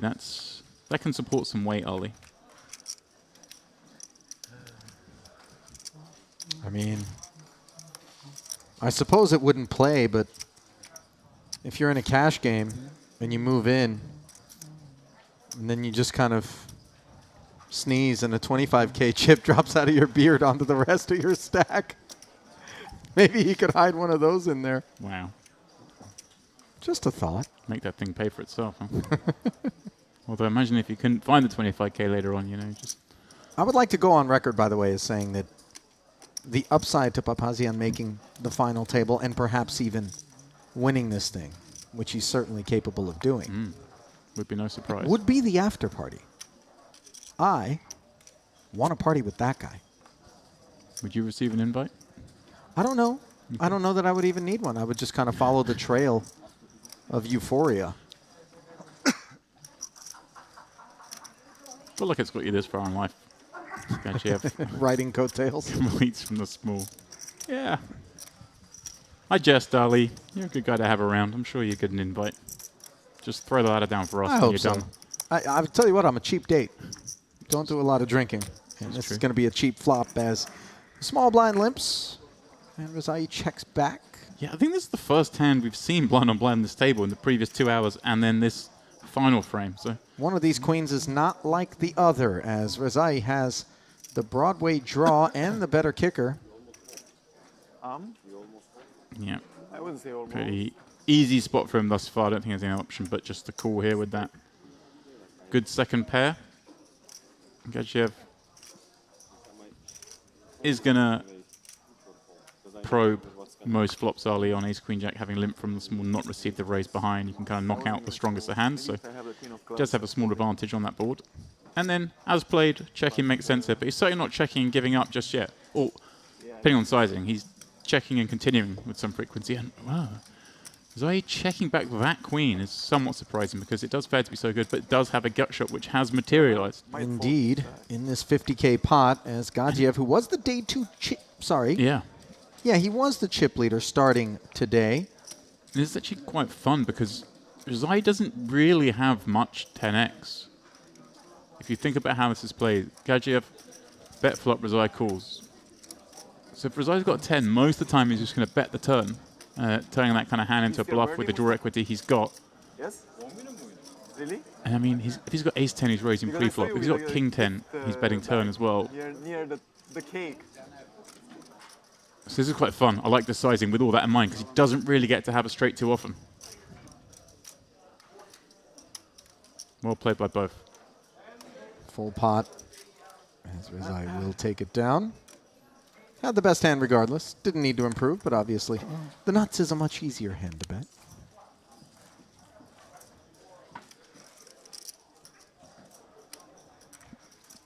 Certainly is.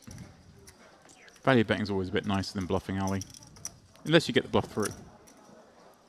I'm going to be sad to see this band of merry men disbanded. Yeah.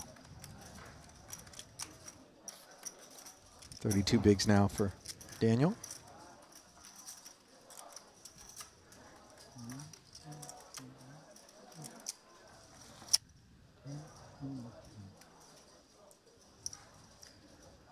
Still yet to see participation from both Oleg Khan and Mustafa Biz.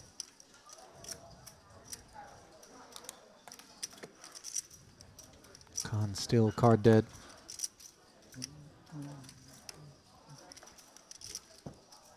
Mustafa also not interested. Here's a hand. Suited ace on the button. We know where this is headed. Certainly do. Whoa. 30 big jam. Ali. That's a little reckless, as the range of hands that would be calling you are the ones that have you in pretty bad shape. And we don't mind action. We don't mind hands peeling when we've got ace-9 suited. That plays very well post-flop in position. Continue a lot of boards. That's interesting. Actually, perhaps just looking for the end of the day. As you said, obviously likely to bag up here in the day with a not unreasonable stack of 300k, but having come in as the chip leader with 800 and something thousand, we'll feel like it's been a bad day at the office.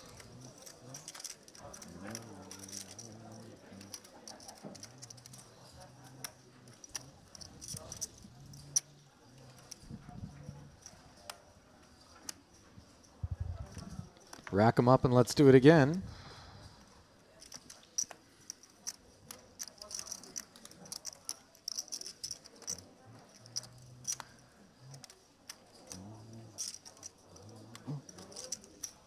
Biz, the bounty master, opening up king, queen, but he's going to be in trouble. Just this waking up with ace, king behind. We're playing over 50 big blinds deep here, are we? There's some avenue here. And well, these ace kings don't like to make the habit of flatting. It takes such specific circumstances. yeah, I think he's going to go something in between 70 and 80,000 Ali, just because they're both so deep. Biz is opening fairly early and it has been fairly snug. So you're repping strength against strength. Oh, it's actually gone a little smaller. I wonder if that's an exploit sizing. I feel like if you looking at the King Jack offsuit here and 3-betting, it wouldn't be 56k, if I'm being honest. I mean, you don't necessarily want to see a 4-bet come in behind you with a lot of heat. This is 536k. Yeah. In front of Mustafa Biz, a player who, by the way, has been yet to participate in a pot in this frame. Yeah. King Queen suited, just too much kit though. Oh, certainly. When you're getting 3-bet, oh, hello. Hello. So the baby size 3-bet did induce the 4-bet, James, and you did speculate that that might be the case. Now, yeah, but Justice made this wow, bet. Is he going to sleep in folds. it? Wow. Wow, Ollie. I did not expect that. All those actions were actions I did not expect to see. The small 3-bet, not a huge fan of it, but Justice Held obviously has his reasons. And that right there is it. If he gets 4-bet, he's so convinced, because as you say, Biz has been so snug, that Ace-King's an easy mark. Incredible. 9 minutes plus And the King-Queen suited, Ollie, is the dreamiest hand to peel that 3-bet with. It's the dreamiest hand to get an Ace-King to fold with. Well, that's true. I'm very surprised he 4-bet. He 4-bet huge, quickly. Wow. Still finish when you are big blind, I think. That's incredible. It truly is. The confidence Justice had in how he saw Biz's range, with the snap fold. Knew what he was going to do. Incredible to make such a big fold so quickly and be wrong, Ollie. That's what's incredible to me. The man's not wrong often. No, that's what I mean. That's why it's so incredible. But it's so costly too, generally, because equity-wise, Ace-King against King-Queen. For a big pot, you are sitting so pretty. Well, yeah, if he with jams, position, by the way. If he jams there, his opponent's folding, he's got 200k more. But, I mean, Yeah, but sometimes we get these things wrong, aren't we? Yeah. But like you say, it's not often this man does that. And flatting just would have been obscene? I think it's... I think there are situations where 3-bet folding Ace-King is fine if you're so sure of your opponent's range, and he obviously is so sure of his opponent's range. He just happens to be wrong, Ollie. On this occasion. That's what makes it funny. So where should I go if I go to Austria? It was the pace it came in at as well. Yeah. It's like next to 36k to see a flop, King Queen suited. That's my route. Some poker, some gambling, really good restaurants. Okay. Wow, what? And also, like, you can combine. Another incredible hand from this table. Tom in the chat asking how many in the money. It will be 89 paid. So the bubble will be bursting early on tomorrow. Such is the nature of the short day 1 and short day 2, or shorter day 2. Yeah, not that short, but we have to wrap it up so the guys can jump in their beloved mix max. I believe 48 remain in that. There's at least one mosquito still in the commentary booth. You know, when I first sat in here, I did get this sense that we weren't alone. Now I've had it verified. Which stop? We need an always on camera in here, I think. Where did he go? It's There's a bizarre number of mosquitoes that work their way into this booth. Yeah.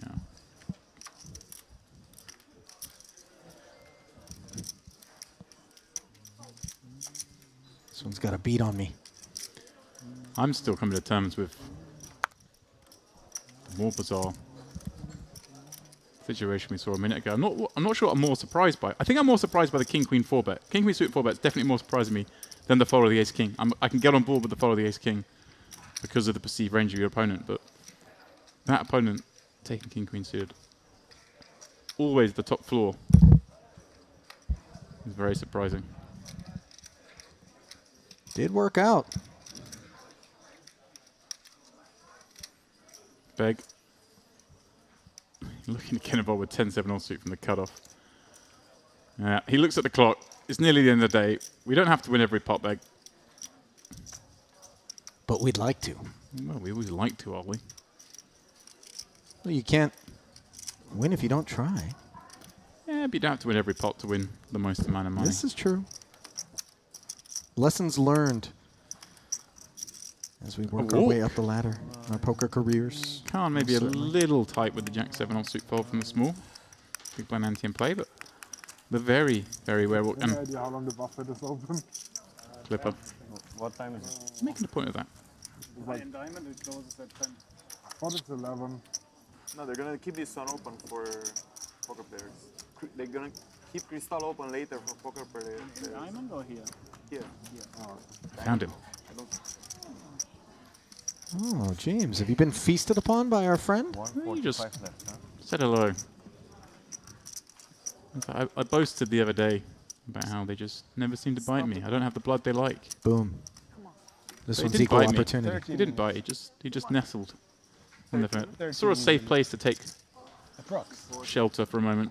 There is no safe place for a mosquito in my booth. 14 because it's the Ace 5 suited. Might feel safe enough. Mind you, Razai folded an Ace 6 suited not long ago Like how you know, like that I'm like 4 minutes with a raise in front of him. I literally know that I was like, I should have bet on that. But now, the Ace 5 suited, which is more desirable than the Ace 6 suited. Yes. All the way through Ace 9 suited. And unopened, this one. Yeah, exactly. Without the raise in front of him, a very different proposition. But you are right, Ali. Of course, those Ace 5 suited are slightly better than Ace 6 suited. Something that always sounds a little counterintuitive. Hand number 1. No, so we are going to play 3 more hands, and Daniel Razai who predicted it. He's running bad, and it would result in him playing the last big blind, and that's the case it will be. Barring a bust fit, of course. why him? He has enough chips. No, I feel it. What do you feel it? I feel it. Interesting. I think everybody has a feeling. You felt that I've been the last 10 in the big blind. He feels you both collide in an extent. Alexandra, tell us about your feelings. I said 4 minutes and 3 hands, and it was great. Hey, you remember? You were like. So have we drawn for the number of hands remaining in the evening, and it came up 3? Is that the idea? Yes. Yeah, sure. True grinder. Yeah? Poker slave. Grinder. Gadzhiev in one of the final 3 hands, looking down at Ace King. True addicts. The Ace 9 resulted in open jam, Ali. Aren't we all? And he's going to do the same thing here. It's almost like he's just had enough of this table. So I'm over this. If you guys want to play a hand with me, it's for all of it. Otherwise, put them in a bag. 300.5. 25. Well, see you all tomorrow. I'll tell you what, the upside to doing this is that you don't force yourself into any post-flop decision making. And here we go, Papazian, 2 6s. Who was supposed to collide? Gonna have to fold. Game or? I don't remember. No, I think now it's over. No, it's not happening. Not happening? It would have needed him to be faster. But what was the prediction? What was the prediction? Was he's coming for his big blind and they're colliding. Button is good. He didn't say who is winning. Button is good. Eventually. What did you pull? Your day is free tomorrow. We'll start at 12 o'clock. Queen jack. Tomorrow, 12 o'clock. You had 6s? We would have fought. He folds.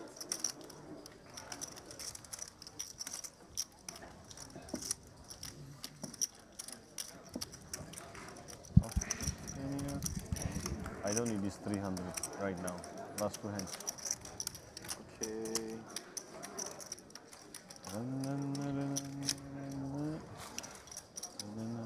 An incredible last 3 hours of play here.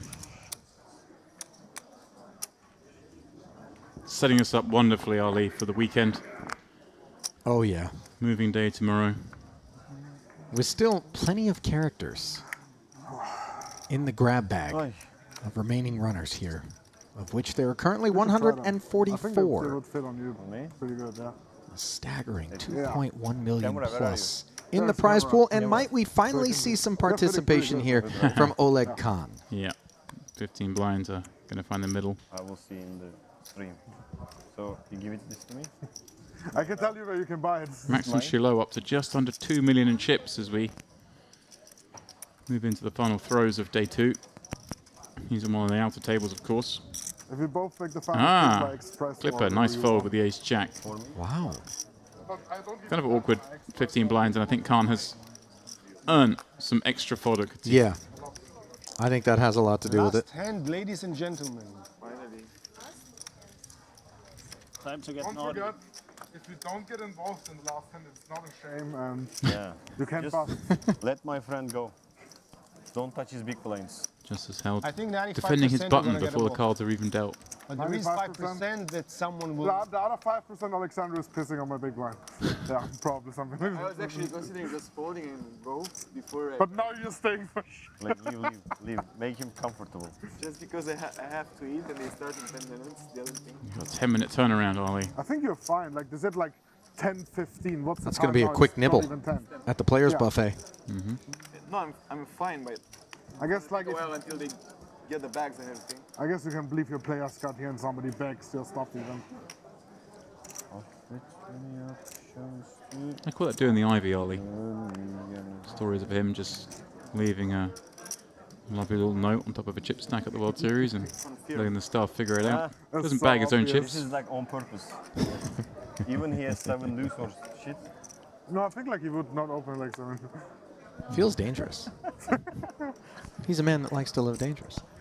Papazian's not going to feel like there's too much danger afoot here on this last hand of the night where he's open to 20K. Yeah, all with that pocket talk about fives. raising Rezai's blind and then finds a hand that is worthy of raising, but is not one of the most comfortable raisers. It's my 4th favorite hand.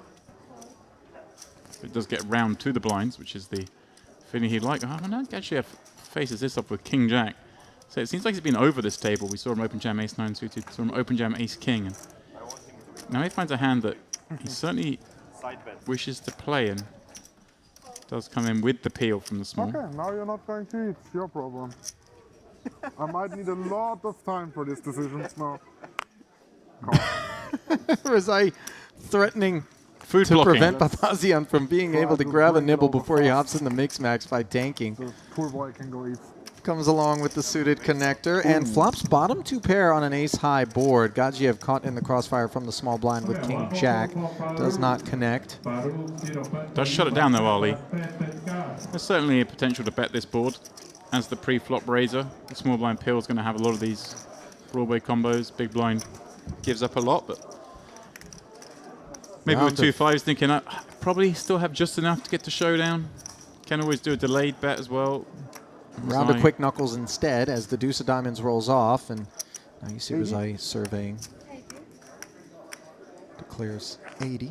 Wow, overbets turn on this very draw-heavy board. You win? Yeah. Yes. No takers in the last hand of the night. Does go to Daniel Rezai. No, rest of you watch TV. No, the rest watch TV. Don't show.